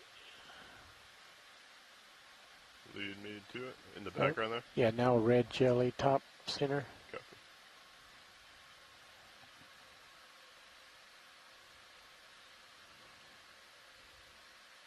Oh, another one of these little red jellies that we've seen a few of Camera's at in our 60. different transects. Actually, we've seen those in a couple of the different transects. It's feeling much better. Yeah.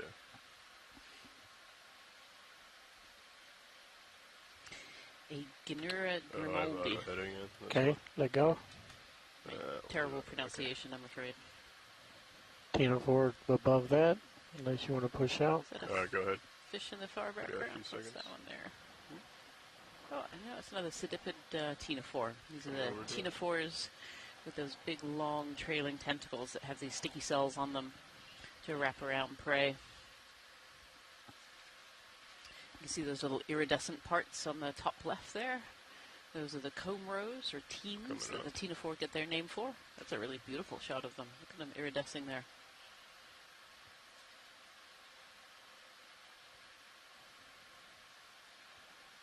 And they use these two long trailing tentacles to catch their food. Ctenophores are actually predators in the water column. Let it go. Copy. All right. Two long trailing tentacles with down. lots of sticky brother. cells. We got time. There's another one in the foreground too. Quick snap. Maybe the same. We have time. Oh. That's a good view. Yep, the same, just a different angle. Look at that. Can tilt down. Beautiful, kind of swimming away from us. Now at 90. And Dougal Lindsay says they're about to reproduce. Let it go. All right. Tinoceras. Line it up. Push it this forward. particular We species. have 3 minutes left. Make this quick. Following you up. Copy. We're at decimal 4 right now. Correct. Do we have one more transect? We do. Okay. And another one. Seems to be lots But of only a those few particular minutes left ctenophores in during this Yep. transect at 500 meters here. I think we can dial Camera's on the at 60. 4 immediately. Yep. Jelly top. Copy. Slow it down. I might have missed it. Video. Probably. Okay. Another ctenophore at the bottom. Oh, and I see another two. Seeing quite a few of those, There's right? Tinoceras ctenophores. Tilting up. White center. Oh, it just Yeah, ran Dougal Lindsay says they are Camera's still at 45. undescribed. Copy. Those Tinoceras ctenophores that we've seen quite a number of during this transect. It's really interesting to see such a mass of them Okay, another little here at the Swimming 500 right. meter mark. swimming right. Out in the distance there, the fish? Nope, right there in front of you. Oh, It's okay, translucent. Gotcha. Think it's Can't on see it the side. anymore.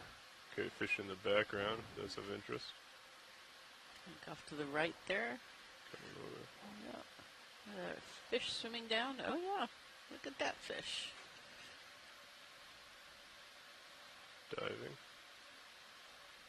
Got an ID, that's good. Copy. It's chunky, huh? Yellow. It's coming to center. Bathing That's the one. owlfish. There we go. Thank you. Thank you, Dougal, for giving me a name I can pronounce. Owlfish. There might be another glass squid. Sorry, video.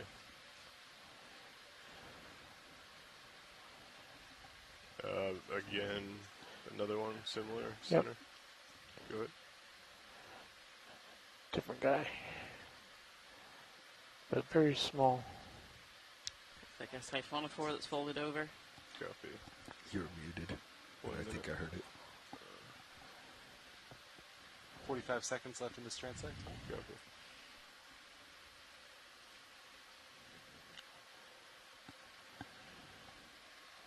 Left fuzzy, left of center. Left. Go ahead and start taking it. Oh, I see it. Larvation house. Let her go.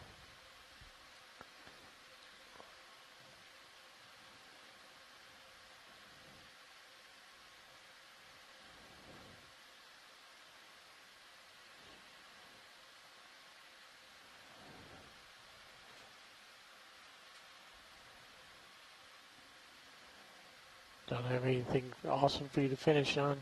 That's all right. We got 300. I had some cobwebs to shake out.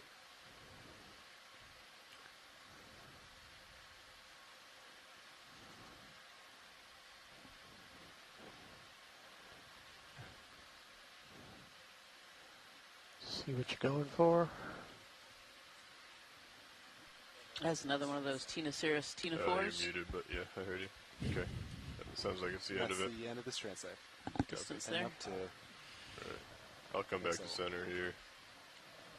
And line back up with you, co-pilot. Camera's 45. Copy. I'll back up underneath you. Roger that, bring the camera down. Copy, coming back.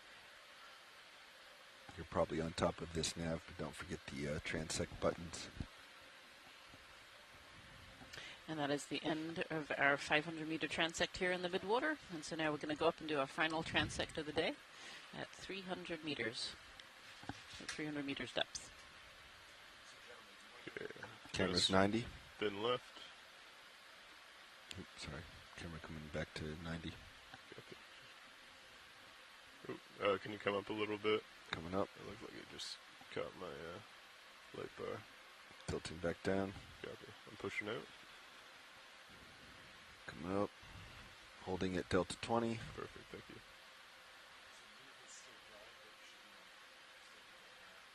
Okay.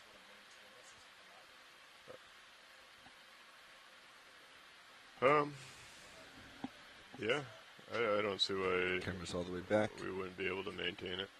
You're on tether cam. Finding you on Titan.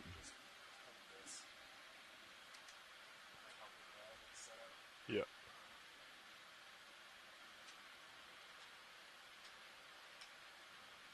I agree. Okay. Delta 17. And we're going to 300, correct?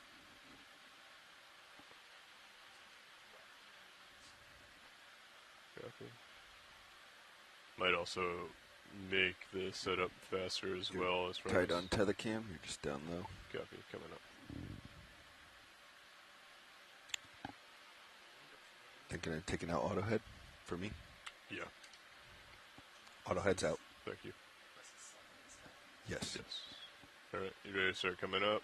Pilots, co-pilot's ready. Okay. All right. Let's go ahead and start coming up. Delta 5. Good Tether visual. looks good in that cam. I'll just do this manual. All right, coming up. Ramping up. 15, 20.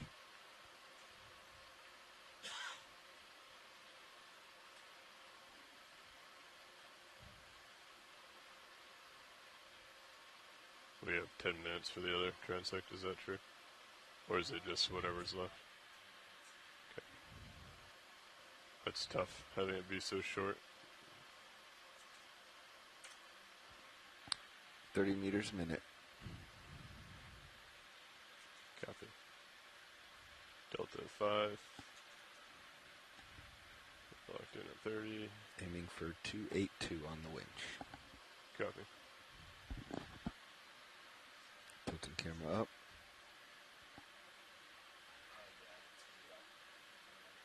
Okay.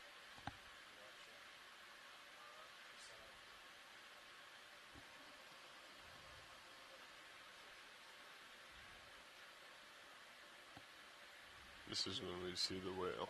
It's going to be a Prado orca swimming by 300 meters. Whole family.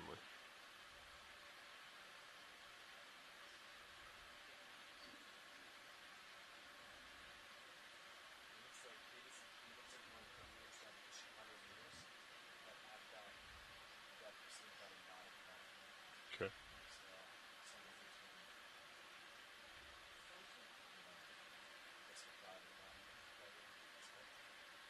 Sounds good. Do you want to preemptively already bump up the speed, maybe? That seems pretty good already. I think we'll hold that, and if we have to adjust, at least we're not ramping from decimal 2 all the way up. Yeah. I should have asked Levi what they were doing, previous moves or previous layers.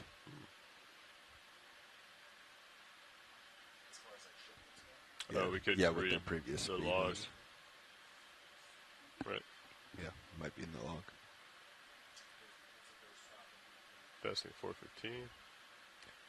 Oh, really? But I mean, at the 700 or 800, wherever they were.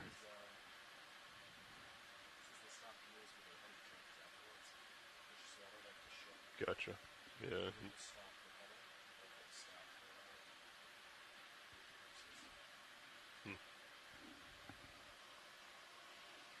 400 meters, wire out.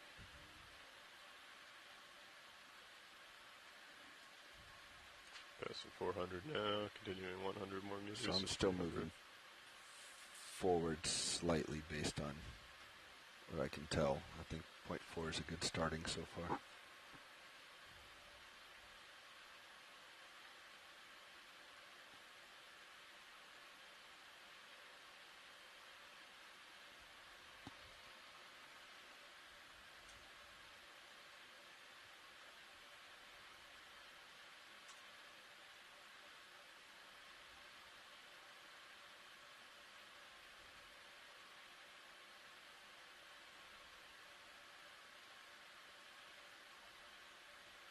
Right. Hit 300, you'll continue up a little bit further, lock in auto head, inverse of each other. I'll turn right, or I'll back, get underneath U90, turn right, push forward, line up, find a pot of whales, get a good video, call it a dive. All in 10 minutes. Copy.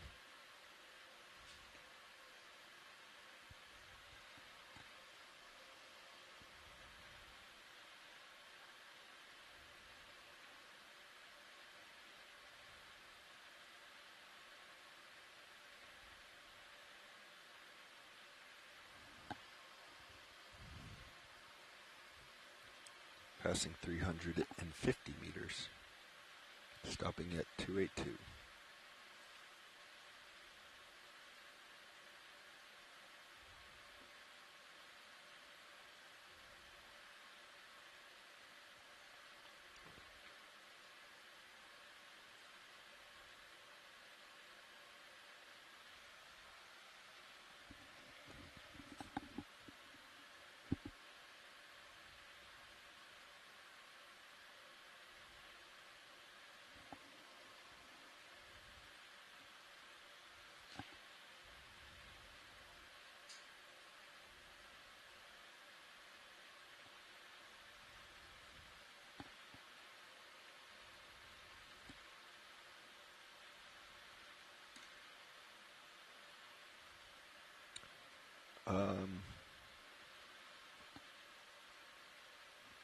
Never mind. My valve packs were on, which made me think about Niskin, but all fives are taken, so I think we're good. Are all the sample jars filled as well, or is that a potential? 15 more meters to go, roughly.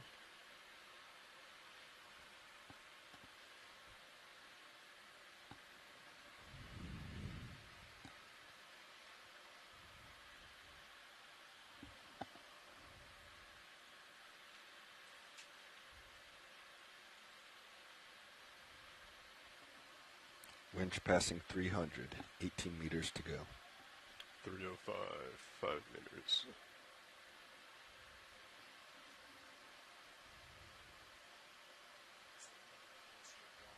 Slowing down. Ooh, that's the mat, I think, from earlier. Alright, I'm all stopped. 300 meters. Slowing down. Copy. 285.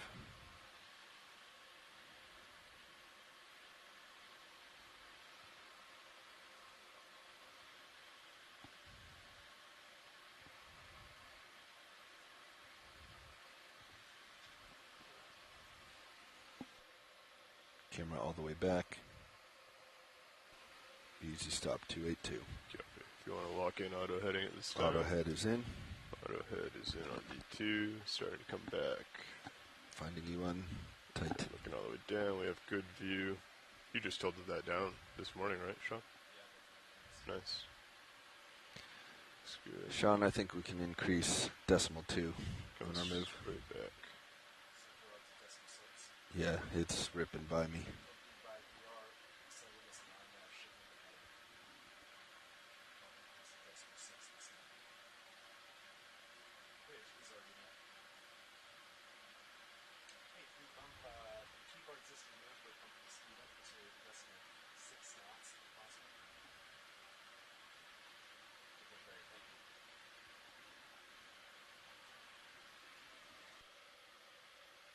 Got you on Titan. Looks like you're right below me.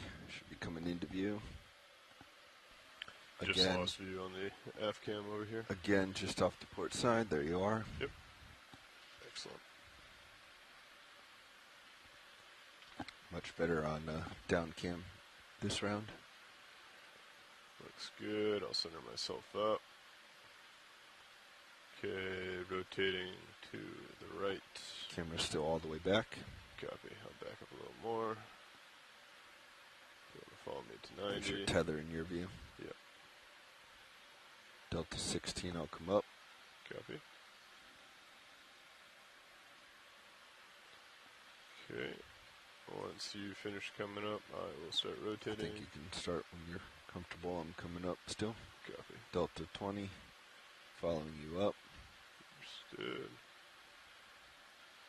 That's 90. Okay, where are we at? I think I need to keep coming over starboard slightly.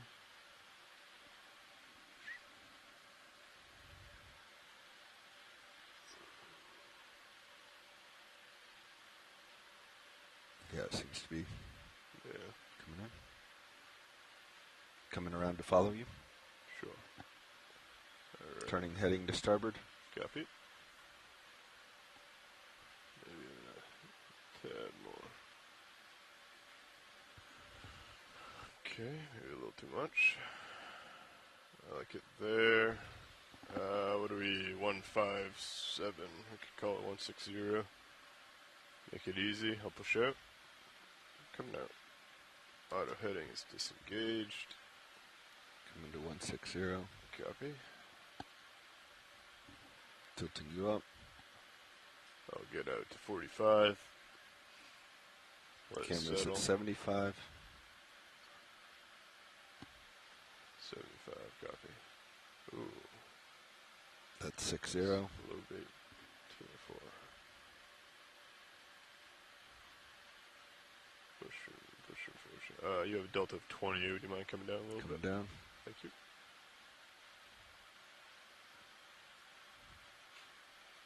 Okay, you got me at 60. Dimming out. Delta 16.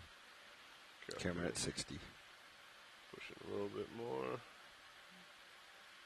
And coming to an easy stop.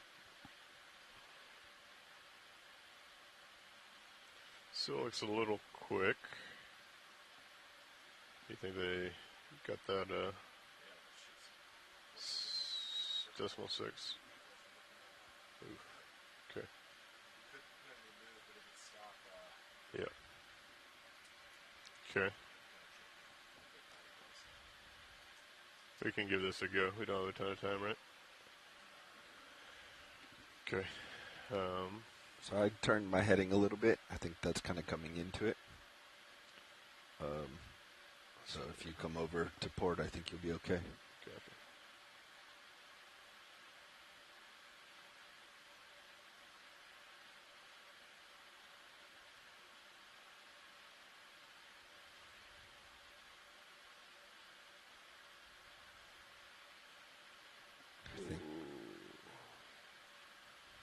All right, we'll let that settle.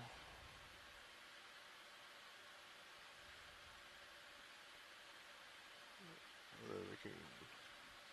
I say go for it, Lars. We're limited time. Sean, if you want to start it, please. All right, this is the start of the 300-meter transect starting now. Lower center. Copy. Take it. come down. Ooh. Yeah, so that's the beginning of our 300-meter transect. This is the last transect that we're doing today on this dive. What we're seeing here is a dinner plate jelly, a solmissus. It's quite far away from us, I think.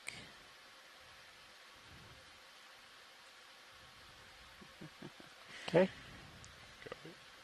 It's going to refuse to show us his underbelly.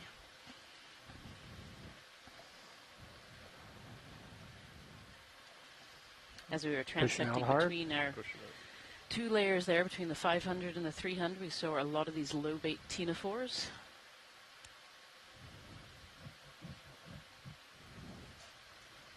Bilobe center. So we were having a little chat in the chat room, the science chat room we have here with scientists on shore. Go ahead. About what a group of ctenophores is, whether it's a disco or a mosh pit. It's coming at you pretty quick. Yeah. But either way, it was lots and Stopping. lots of these ctenophores. It's stable with you now. Yeah, I'm backing. What a great shot of this low bait ctenophore, this Balanopsis here. See those black marks on the wings and on the tip there? And there it goes with its comb rows.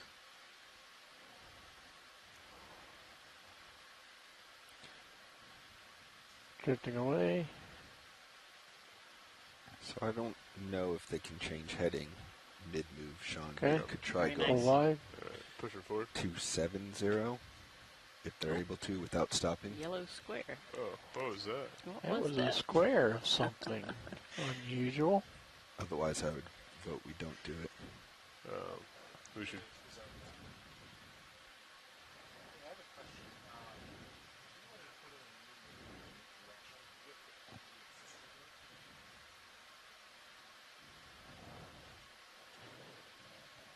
Center disc coming at you. Okay, holding the soul misses. Yep, that would be great. Another close-up of a solmissus would be good.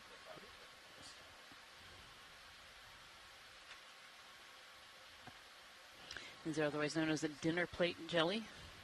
Letting it go. We collected one on our dive number 1. Full wide. Indeed, they are the size of a dinner down. plate. They are very, very large.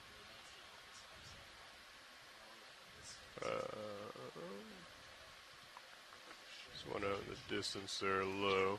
Yep. Go ahead. A little too low, maybe. Yep. Got it. All right, let me get.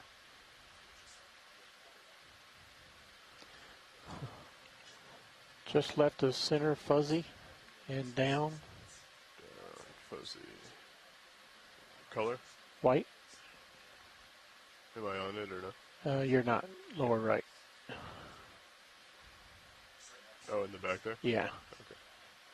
Looked like it was coming at you nice and slow, so. Yep, another larvation house there in the background.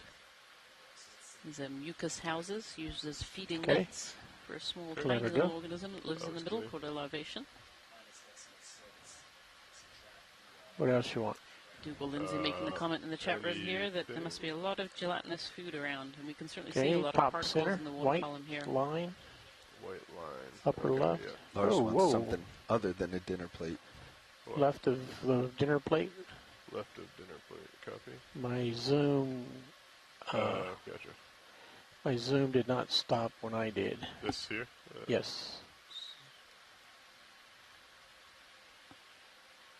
It's like a siphonophore here. Let's see, this is a colony of organisms. Oh, it's so jittery. Okay, let her go. Each of the different parts of the colony has a different job. There's one in the right light. Go ahead. A little bit. Jelly as well. Actually, this low bait jelly is showing us its wings used for locomotion. And jelly in the background. Pushing to the background. They swim by kind of a little frog kick. Camera's at 60. Copy. Oh, a little jelly in the background there. So many legs. Look Beautiful. at I'm trying to not use the... Letting it go? Yeah, rotator if I can avoid it. Yeah, I like that idea. Okay. Push it forward. I'll recenter. that.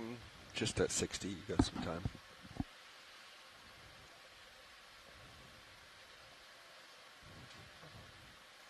Yeah, get out there ahead and we'll give you something good to just stay on.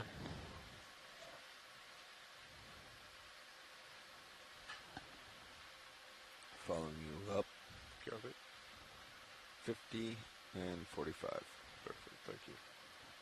Up some swimming jelly, bottom right.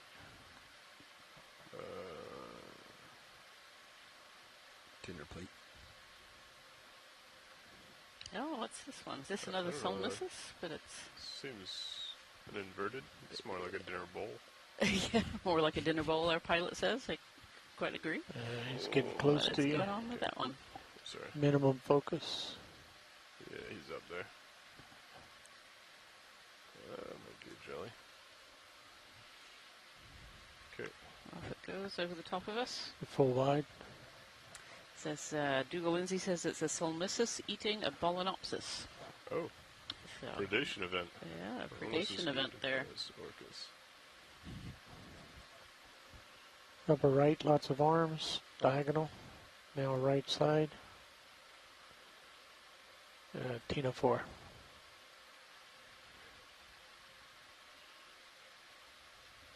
Certainly a lot of these low bait Tina 4s on this transect. There's a lot in between our two transects too.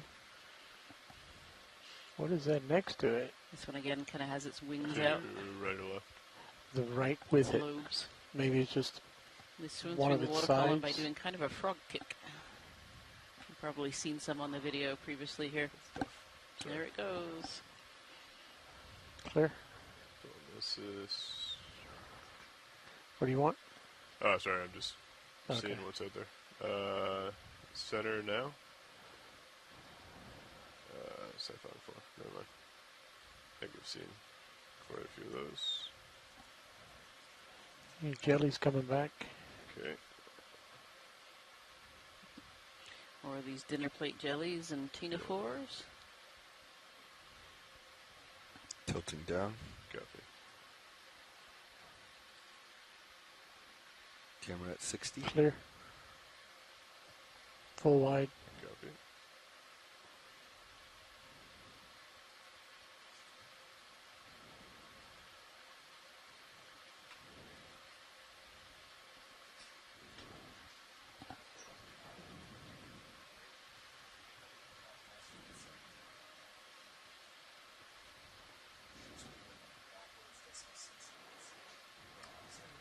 Small jelly lure. Going for jelly. I think we might have seen this guy. Oh, a little one there again. Yep. Very similar. Yeah, I think there's been a couple of these on our transect so far. Okay. Just enough for an ID. I'm at 60. Correct.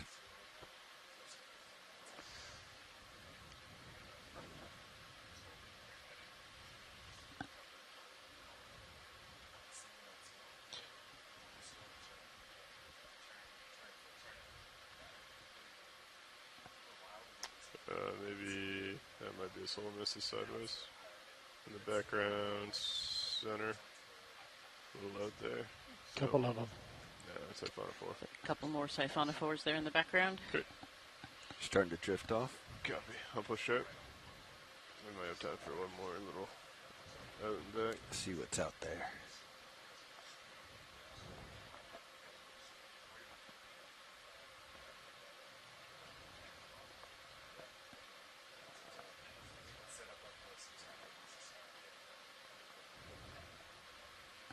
Following you up. Copy. We'll go to 45 again. 45. Find me the Kraken in the sonar, Bobby. I've been looking for that same thing we saw on Sirius as we were going through. There's a different jelly just upper right. Upper right. Oh, I see it. Yep. Moving quick. I'll come over. A little jelly moving fast there. Seems to have its tentacles all together. Which is interesting. Get muted again. 1 minute left. Full wide. Copy. Off it goes. Sorry. Video.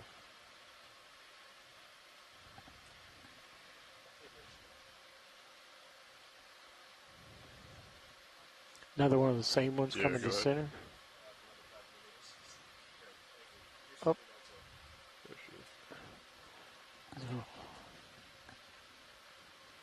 Start transect. There's another one again. Those little jellies with the tentacles all kind of peeled together there. Hello. The green threw me off. Sorry, Sean. Yeah. 10 seconds. 10 seconds. Copy. If you want to come back in on that for the last few seconds. Yeah. Dougal Lindsay says it's a Solmundagina nematophora. Okay. So hard. Beautiful. All right. Described by Dougal in 2017. That makes a nice little ending to our 300-meter transect here. Just a few, a little bit more moments here. All right. Is that the end of the transect now? Yep, that's the end of this transect. Copy.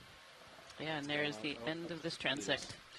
So Understood. that is the end of this dive. And this was dive 4 of the Seascape Alaska expedition. Auto heading's already locked We are in. currently exploring waters off of the Aleutian Islands. back We'd like up. to take just a Okay. moment to Follow me acknowledge down. the Delta area in which 17, we're I'm working. raising up.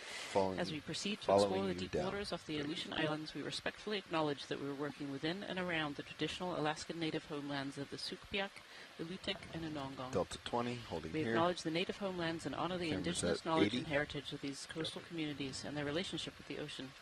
We will work with care not to disturb Alaska native uses of the ocean And environment, all the way back. and we look forward to building upon this indigenous knowledge to add to our collective Delta 20. understanding of our oceans.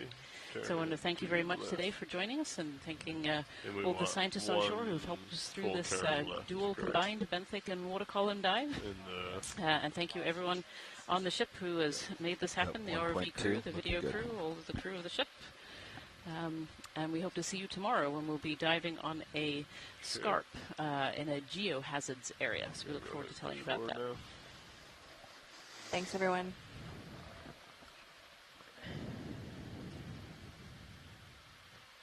Pushing forward. Starting to come up as I do. Just slightly. Good view on telecam. Yep. Nice. That's a great camera to have.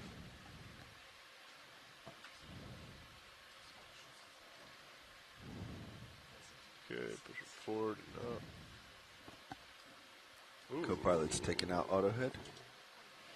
Understood, thank you. Also taking out auto head. Taking out auto depth.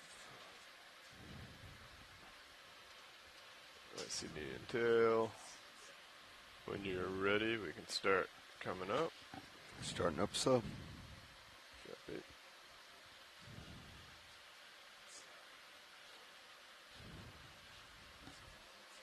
$15.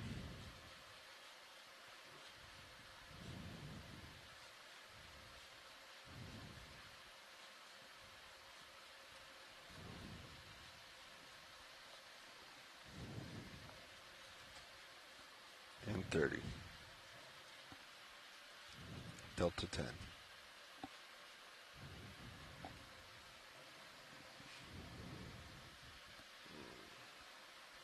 Stand by. Stand by as in come to a stop. No, we're good.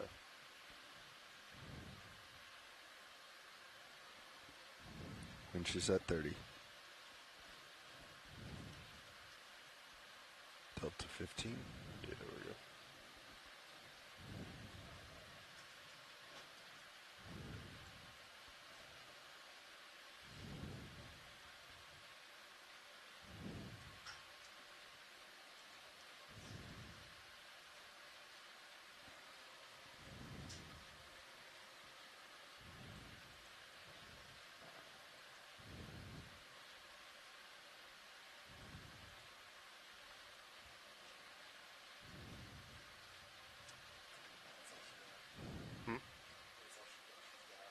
Yeah.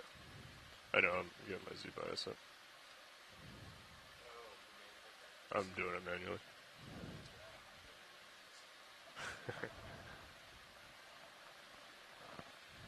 Okay. No, I got confused with the negative here, and then positive here is backwards. So, like, this is reading out negative 80, right? Pushing down. And then I matched it on here, and it was for momentary. Going down at 80 rather than up at 80.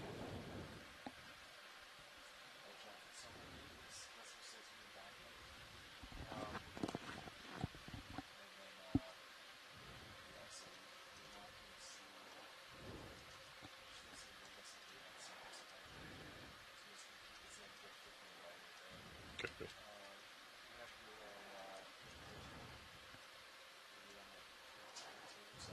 Okay. Sounds good. Ooh.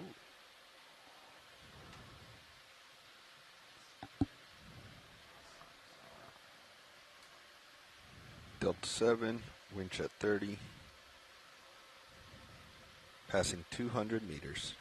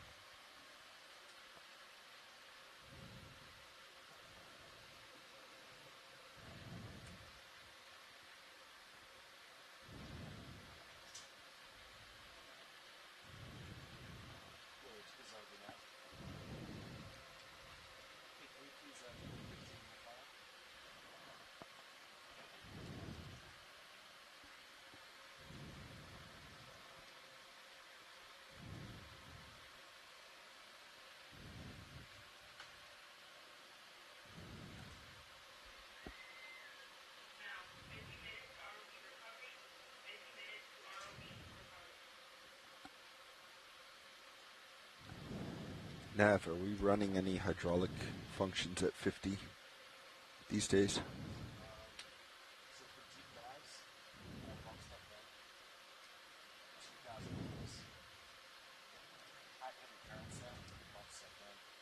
Okay.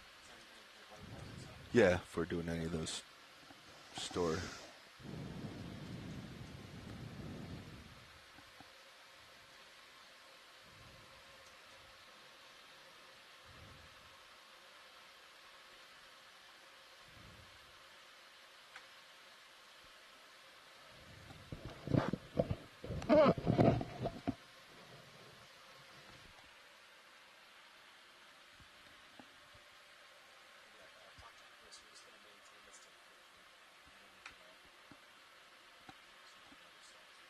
Roger. Good for that. Delta 10, winch still at 30.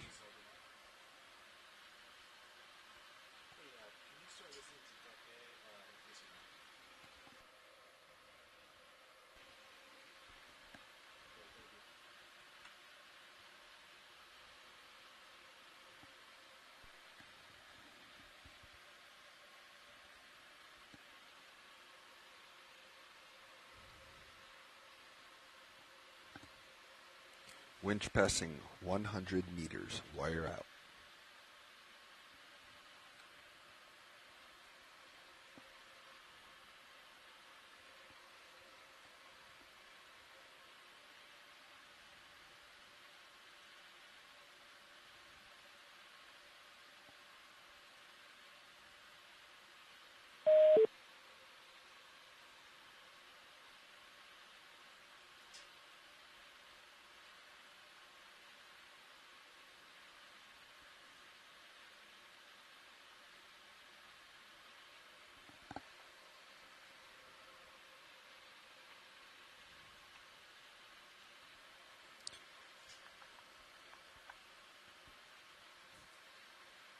75 meters wire out.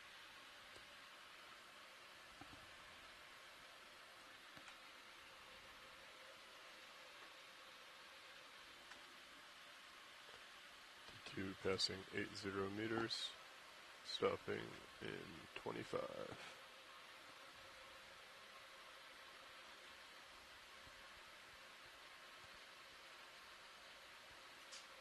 Ooh, there you go. Oh, that's a neat one.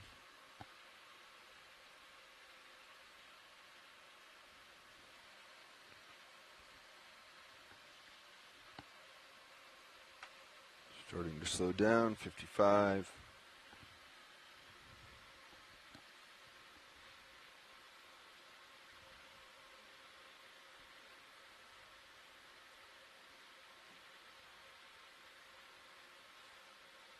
And all stop. 50 meters wire out. Copy, slowing down.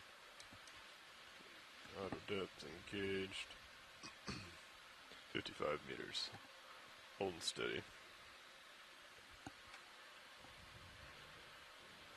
Nav, you just might want to mention that there might be some tentacles on the vehicle coming up, stinging for the deck.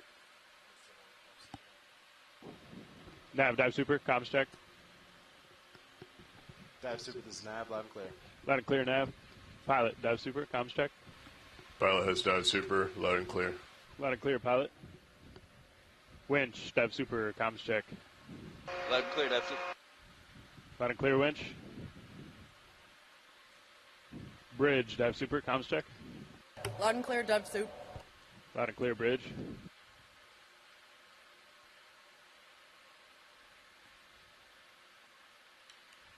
Video, I'm just going to secure my lights on D2.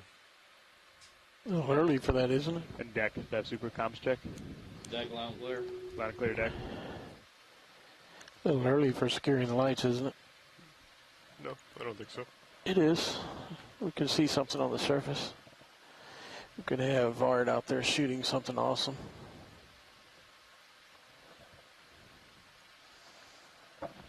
You're going to be sitting in the water 7 minutes longer than Sirius. I've secured my lights, video. Okay, we'll just shut off the servers. Nav, dive super. Dive super, go. Hey, could I get an update from the control room, please? Yes, we're still maintaining that position move that you saw when you were down here. Ship's moving 260 at decimal 6 knots. Vehicles are steering about 40 degrees port of the ship at the moment. We have about 10 knots of wind on the ship port stern corner, and then ship's facing more into the current. We're seeing 1.8 knots of surface current at the starboard bow. Copy all, Nav. Are you ready for dive super to take comms? Yes, sir. Dive super has comms. Roger. Bridge, dive super. Yes, go ahead. Hey, anything to add to Nav's assessment up there?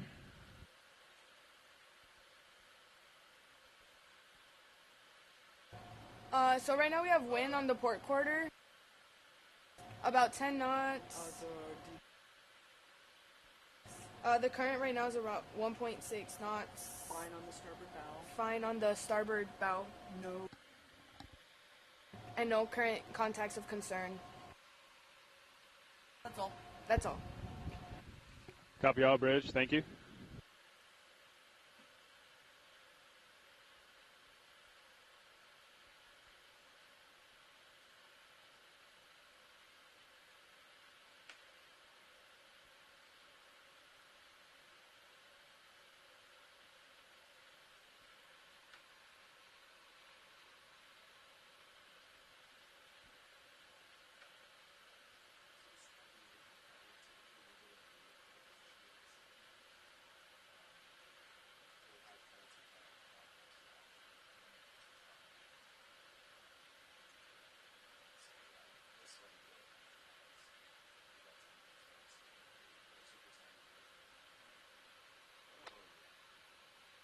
Whoa. Big jelly. Turning to starboard. letting you take over again. Dive super is Nav.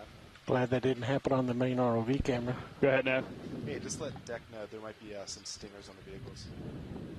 I will. Thank you, Nav. You're welcome. Thank you.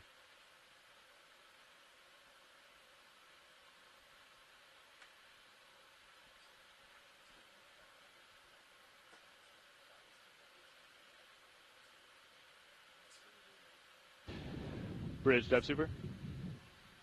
Yes, go ahead. Hey, we'd like to start the process of passing control. Can we disable port, prop, and rudder in the middle of a move? Is that something we can do? Yeah, that can happen.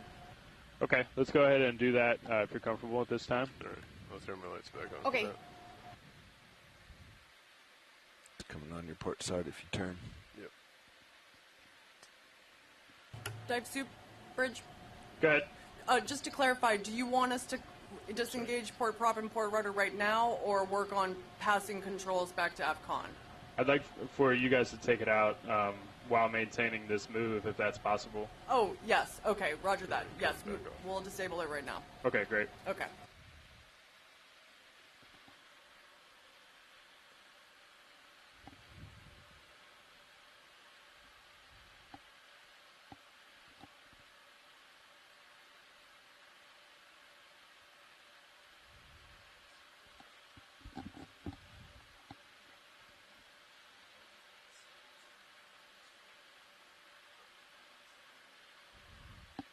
Why do we never see those things when we're doing the midwater transects?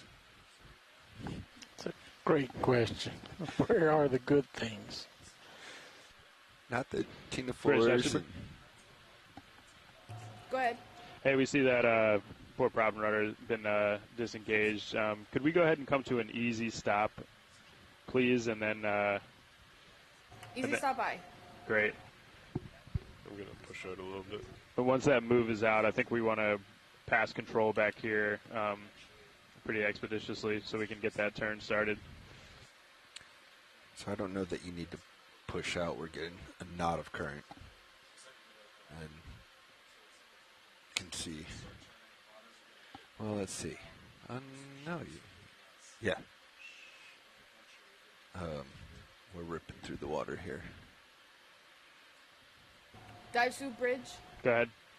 We have come to a stop, so we're ready to pass control. Okay, we'll call out.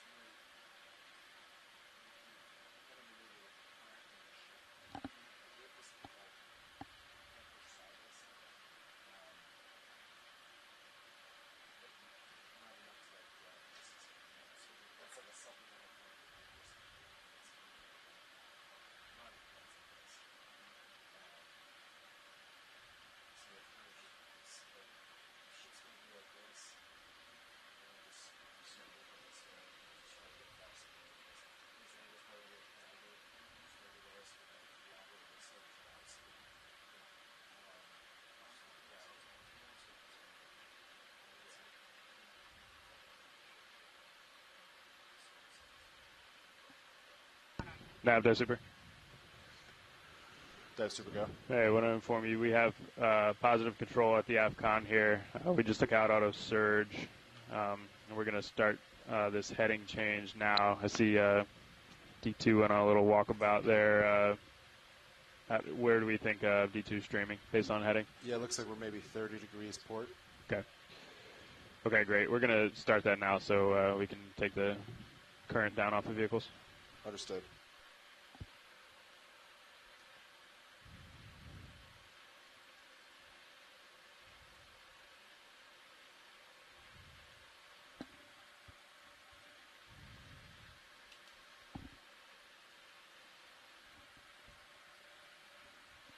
Nav, they're coming to what heading?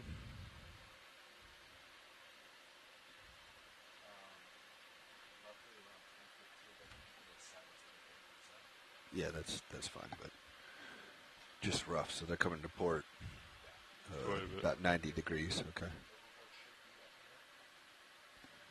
If you'd like to, I think that's a good idea. That'd be helpful. I'll put your tail cam back up, Lars. Copy. I'm going to put on a little bit of port way to help bring us out and around. If she's going to be coming all the way to 315, did you say? Once he starts, I'll start helping to push us around.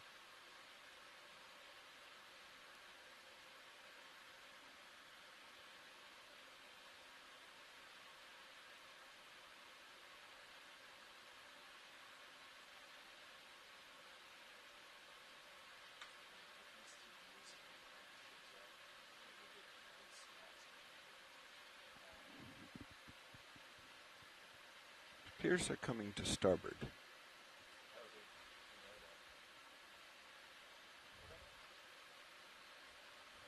I don't think they're going to 315.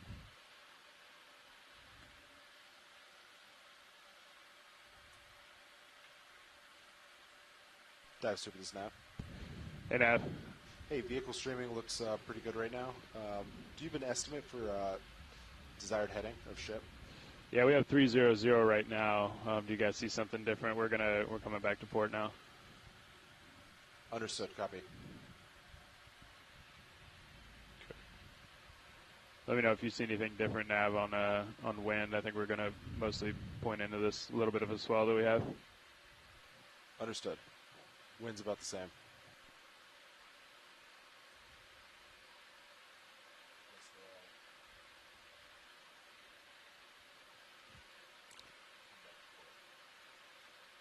Okay. I'm going to start giving a little port way, a little bit out as well.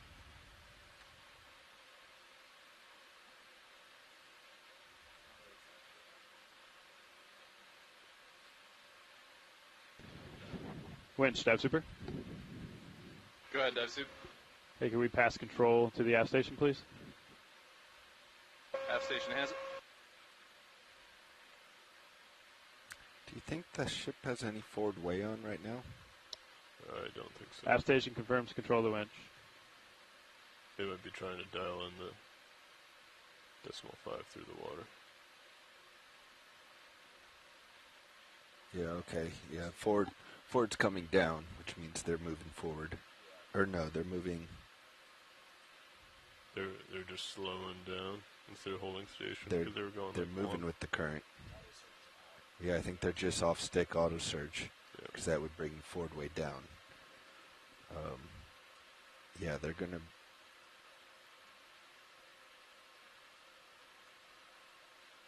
I'm not going to be bearing down on you, but there's no longer that water ripping by. So. Yeah, that's why I'm pushing out a little bit as well. Yeah.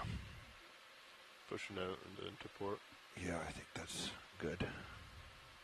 And video, you were correct. I did turn off my lights prematurely. That was my mistake. Copy.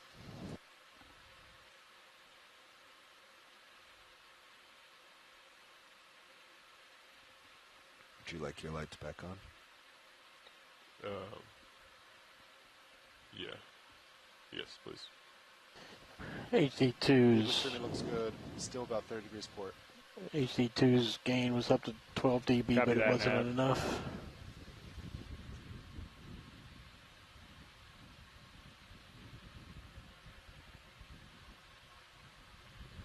Now, could you change the color of the ship just to anything? It's hard to make it out back here in the light. Thank you.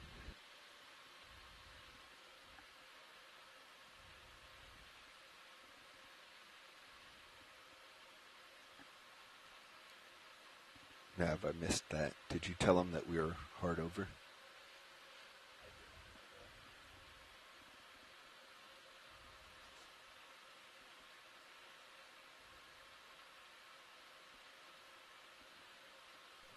Dive Soup, is that better for ship color? Yeah, that's great. Thank you. And D2 is lateraling to help out at the moment. Okay. Do you think it would help if we pushed ahead a little? Yes. Yes. Okay, let's do it. Still about 30 degrees to port. Okay. Yeah, copy that.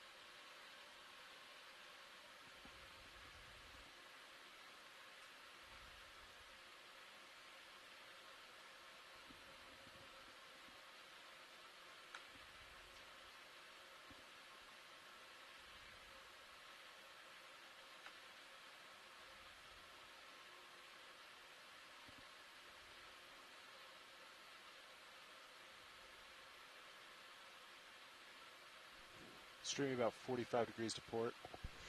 Copy that. We're going to increase our forward way. Copy that.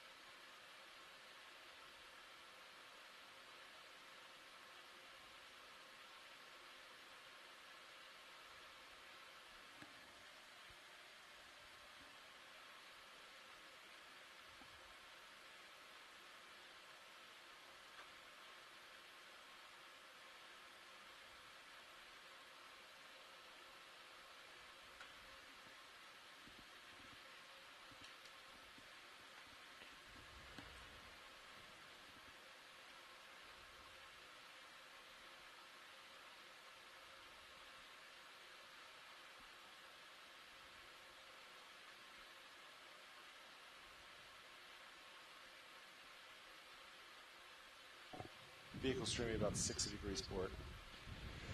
Copy that, Nav. Yeah, we bumped up our forward speed and increased that rate of turn. But let me know if you see anything concerning. I think we'll have to let it settle out once we get to our heading. But we increased our forward speed. Hopefully that helps out here soon. Yeah, great. This looks good to me. Okay.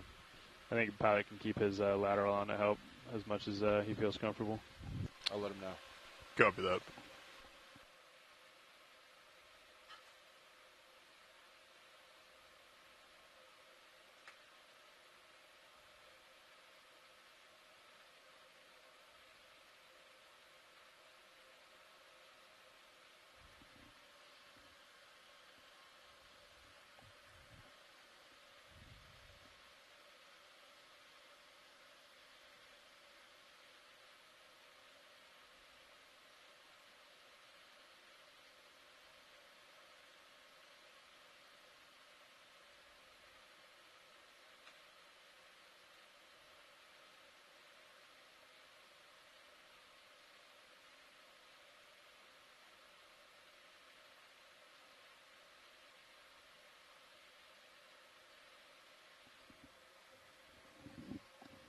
Still about 60 degrees port, but vehicles looks like they're coming around nicely.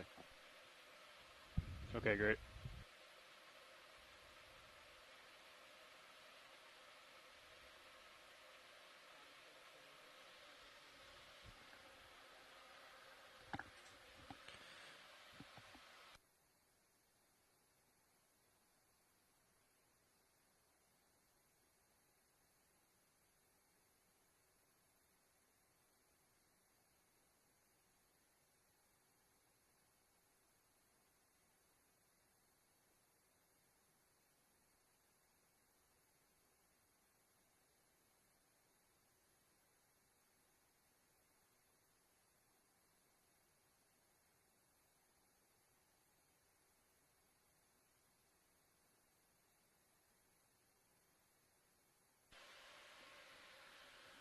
Vehicle's about 45 degrees port. Streaming's improving, looking good. Great, thanks, Nav. So we're just about at 300. We're going to come down on our forward way now. Understood. Great. I'm going to leave my letter on for a second and then take it out, so they have an understanding of how the ship is affecting it, not driving.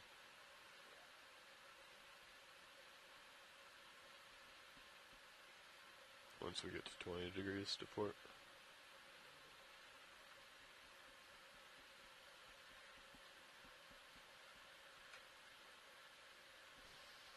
Okay. I'm punching out of laterals. I'm off stick. Vehicle's about 20 degrees to port. Pilots off laterals at this time. See how it settles. Copy that, Nav. Sounds good. Looks like it's improving nicely.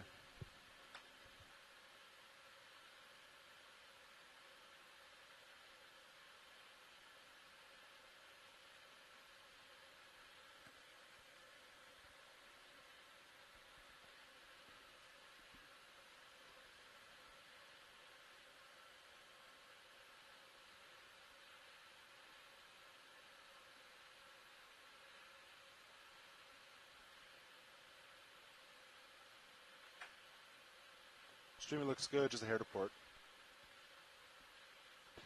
Copy that, Nav.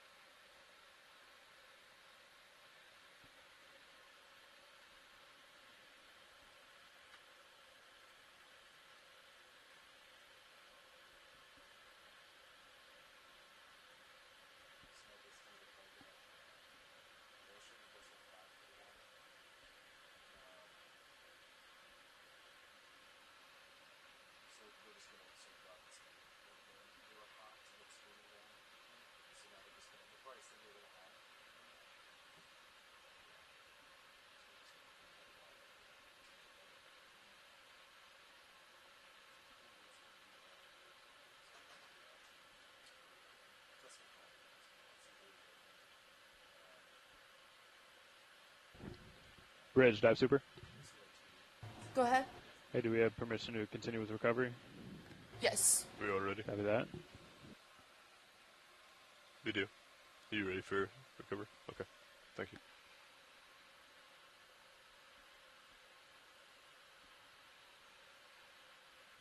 Nav, dive super. Dive super, go. Hey, we're still bringing our forward speed down a little bit, but is the control room ready to proceed with recovery? Yes, sir. All ready. Roger.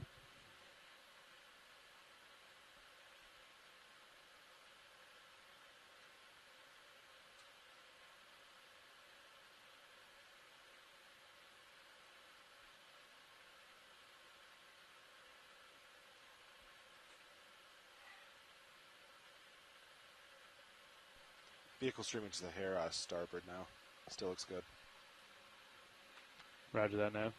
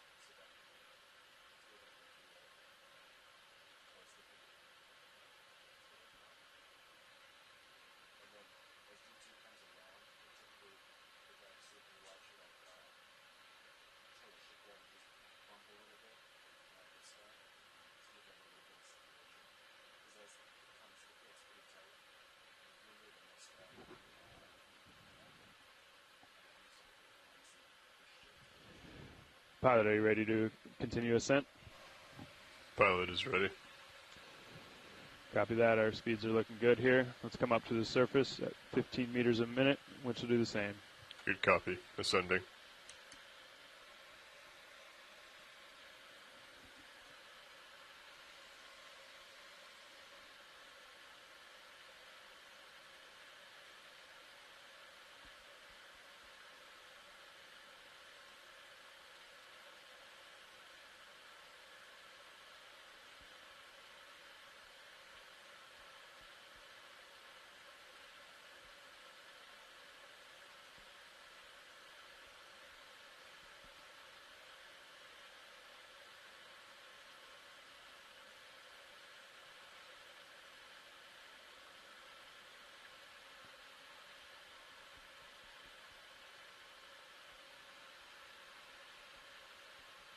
Four 0 meters, wire out.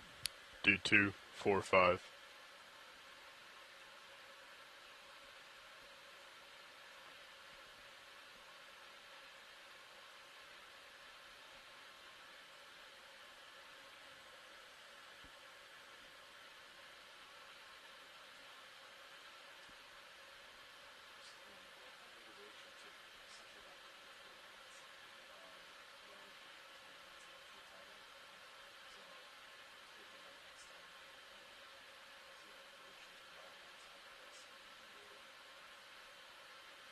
Three 0 meters, wire out. D235.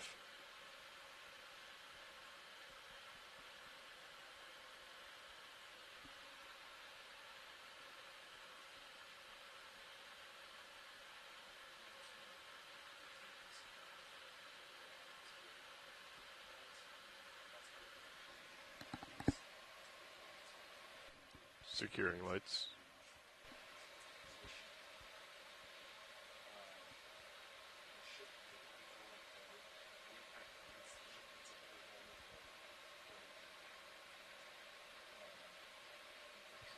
Two 0 meters, wire out. D225.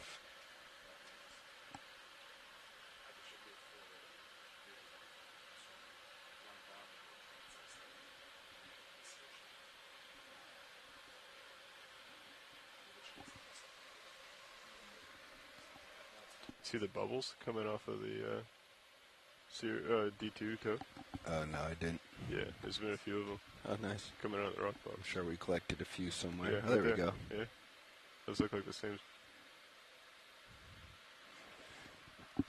Did you check your AUG's cameras to see if you see them underneath the vehicle? 1 0 meters, wire out. D215. Feel like we're a little blown out on Sirius HD video.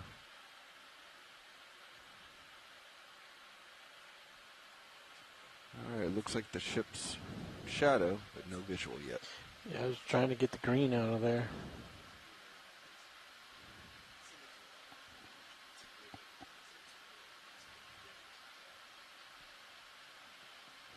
This water's dirty. It's like the Gulf. We're at surface. We have visual. Pilot looks like you're pretty close to center line. Good copy. I'll stop on the winch. Video, can we go ahead and get the monitor switch, Sorry. please? Thank you. Yeah, maybe a little port, pilot. Looks looking good. Pilot the has surface. visual. Great. Okay, pilot, let's lock in auto head, inverse of ship, and we'll check streaming here. Auto head is engaged, inverse of ship. We're shaking lots of bubbles. Why is that so bad? Sorry, I got my mic open talking to myself.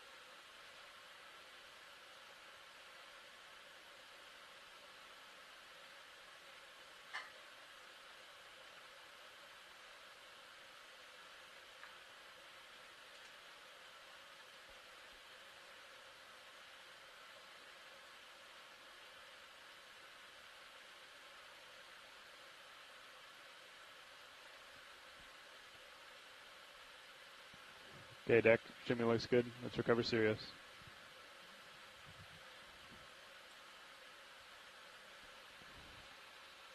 Pilot, if you could start to back, provide a little slack in the tether, and we bring Sirius over the transom, please. Good copy. That's super.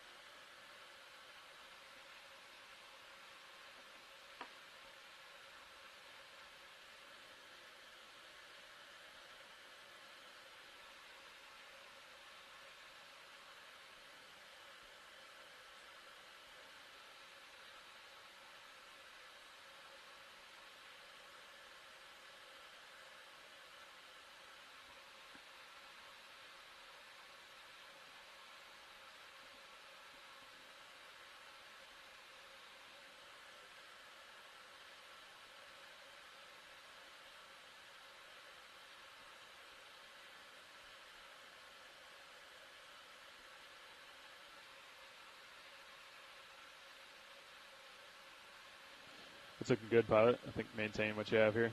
Maintaining 60%. Copy. We're coming down our forward speed a little. Understood.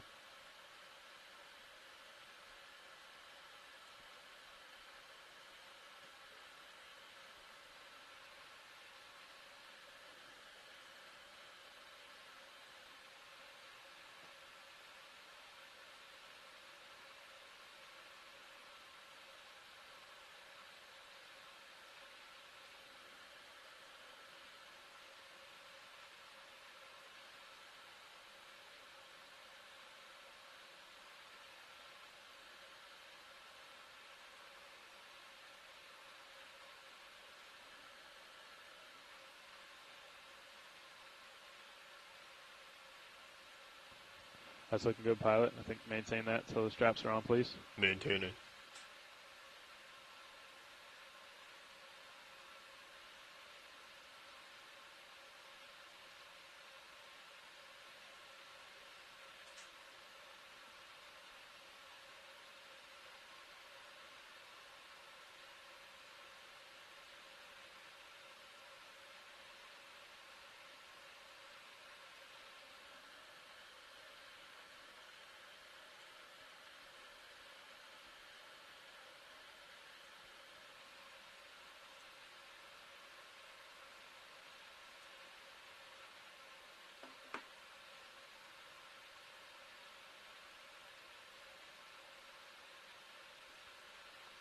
You can ease a little bit on that, pilot.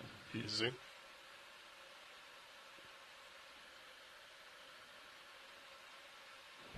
Deck disengage A-frame, please. And winch, take back local control. Local control taken. Sirius HD is clear. A little more, please. Easing. 10%. Copy that.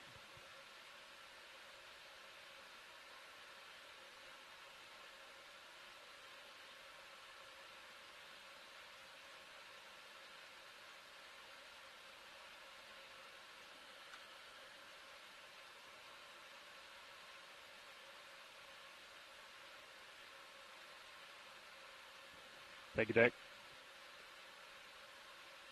Okay, pilot. Stand by one.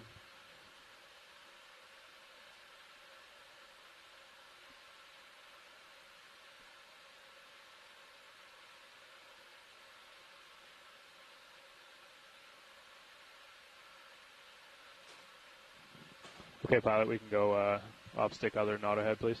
Pilot is off stick other than auto head.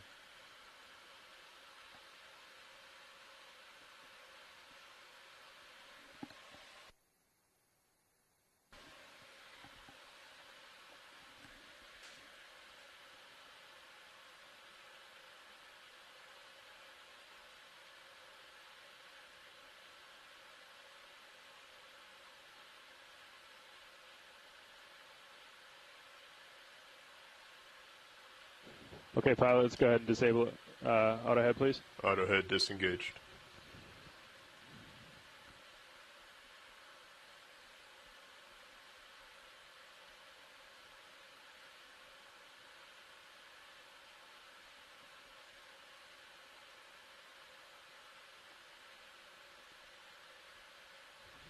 Let me know when you see the line free, pilot. It's right behind the crane. I can't see it. The line is free. Okay. Great.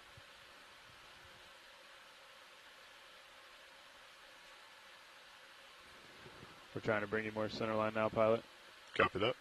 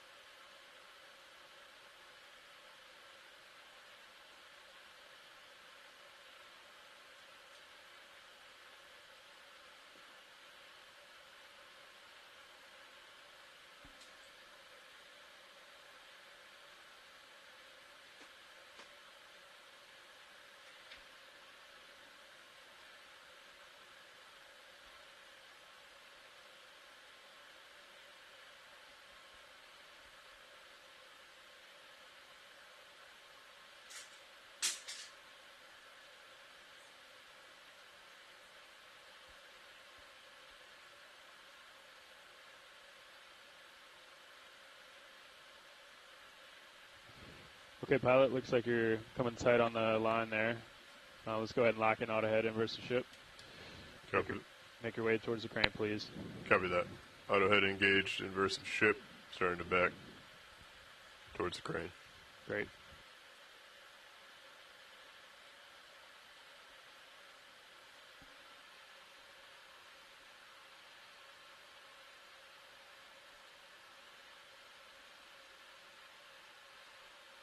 Yeah, I think maintain what you have there, pilot. Maintaining. I'll give bumps to surface as needed. Copy that. Sounds good.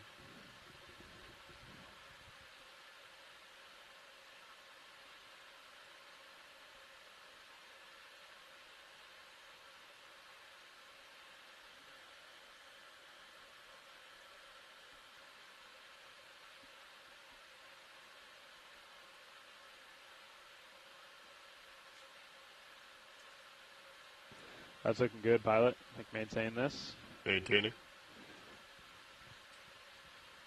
Just come straight back. Just be careful not to get too far out in front of the line there. Yeah, nice. Coming straight.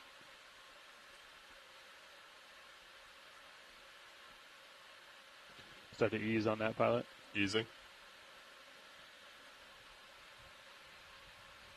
Let's go off stick, pilot. Pilot's off stick.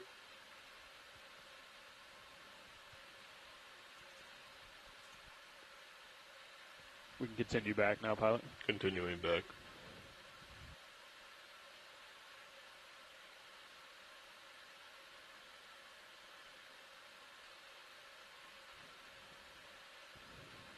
It's looking good, pilot.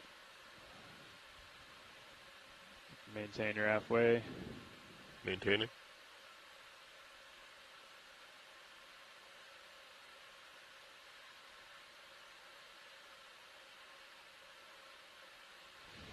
Just about under the crane, pilot. I think if you want to turn your head a little to starboard and continue that halfway, that'll line up nicely.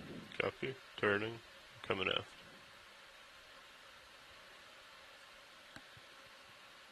Just about under the crane. And let's go off stick, pilot. Pilot is off stick.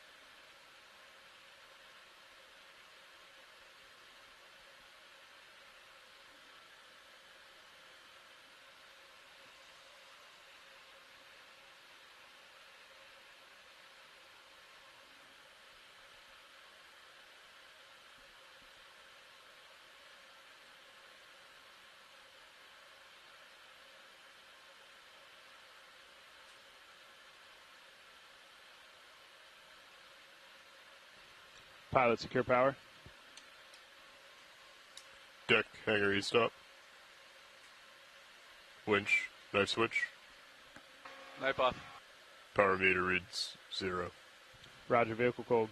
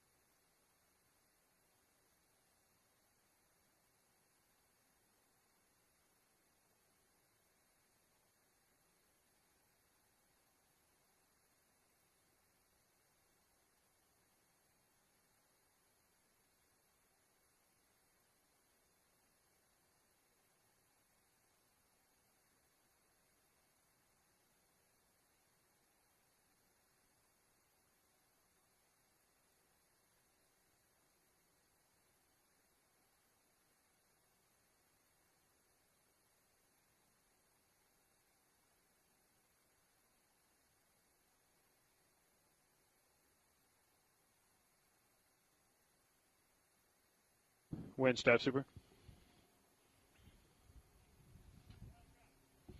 Go ahead, dive soup. Hey, looks like straps are going on. Let's go ahead and shut down the HPU.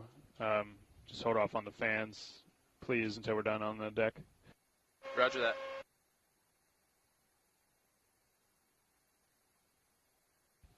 HPU off. Copy, Winch. Pilot, dive super.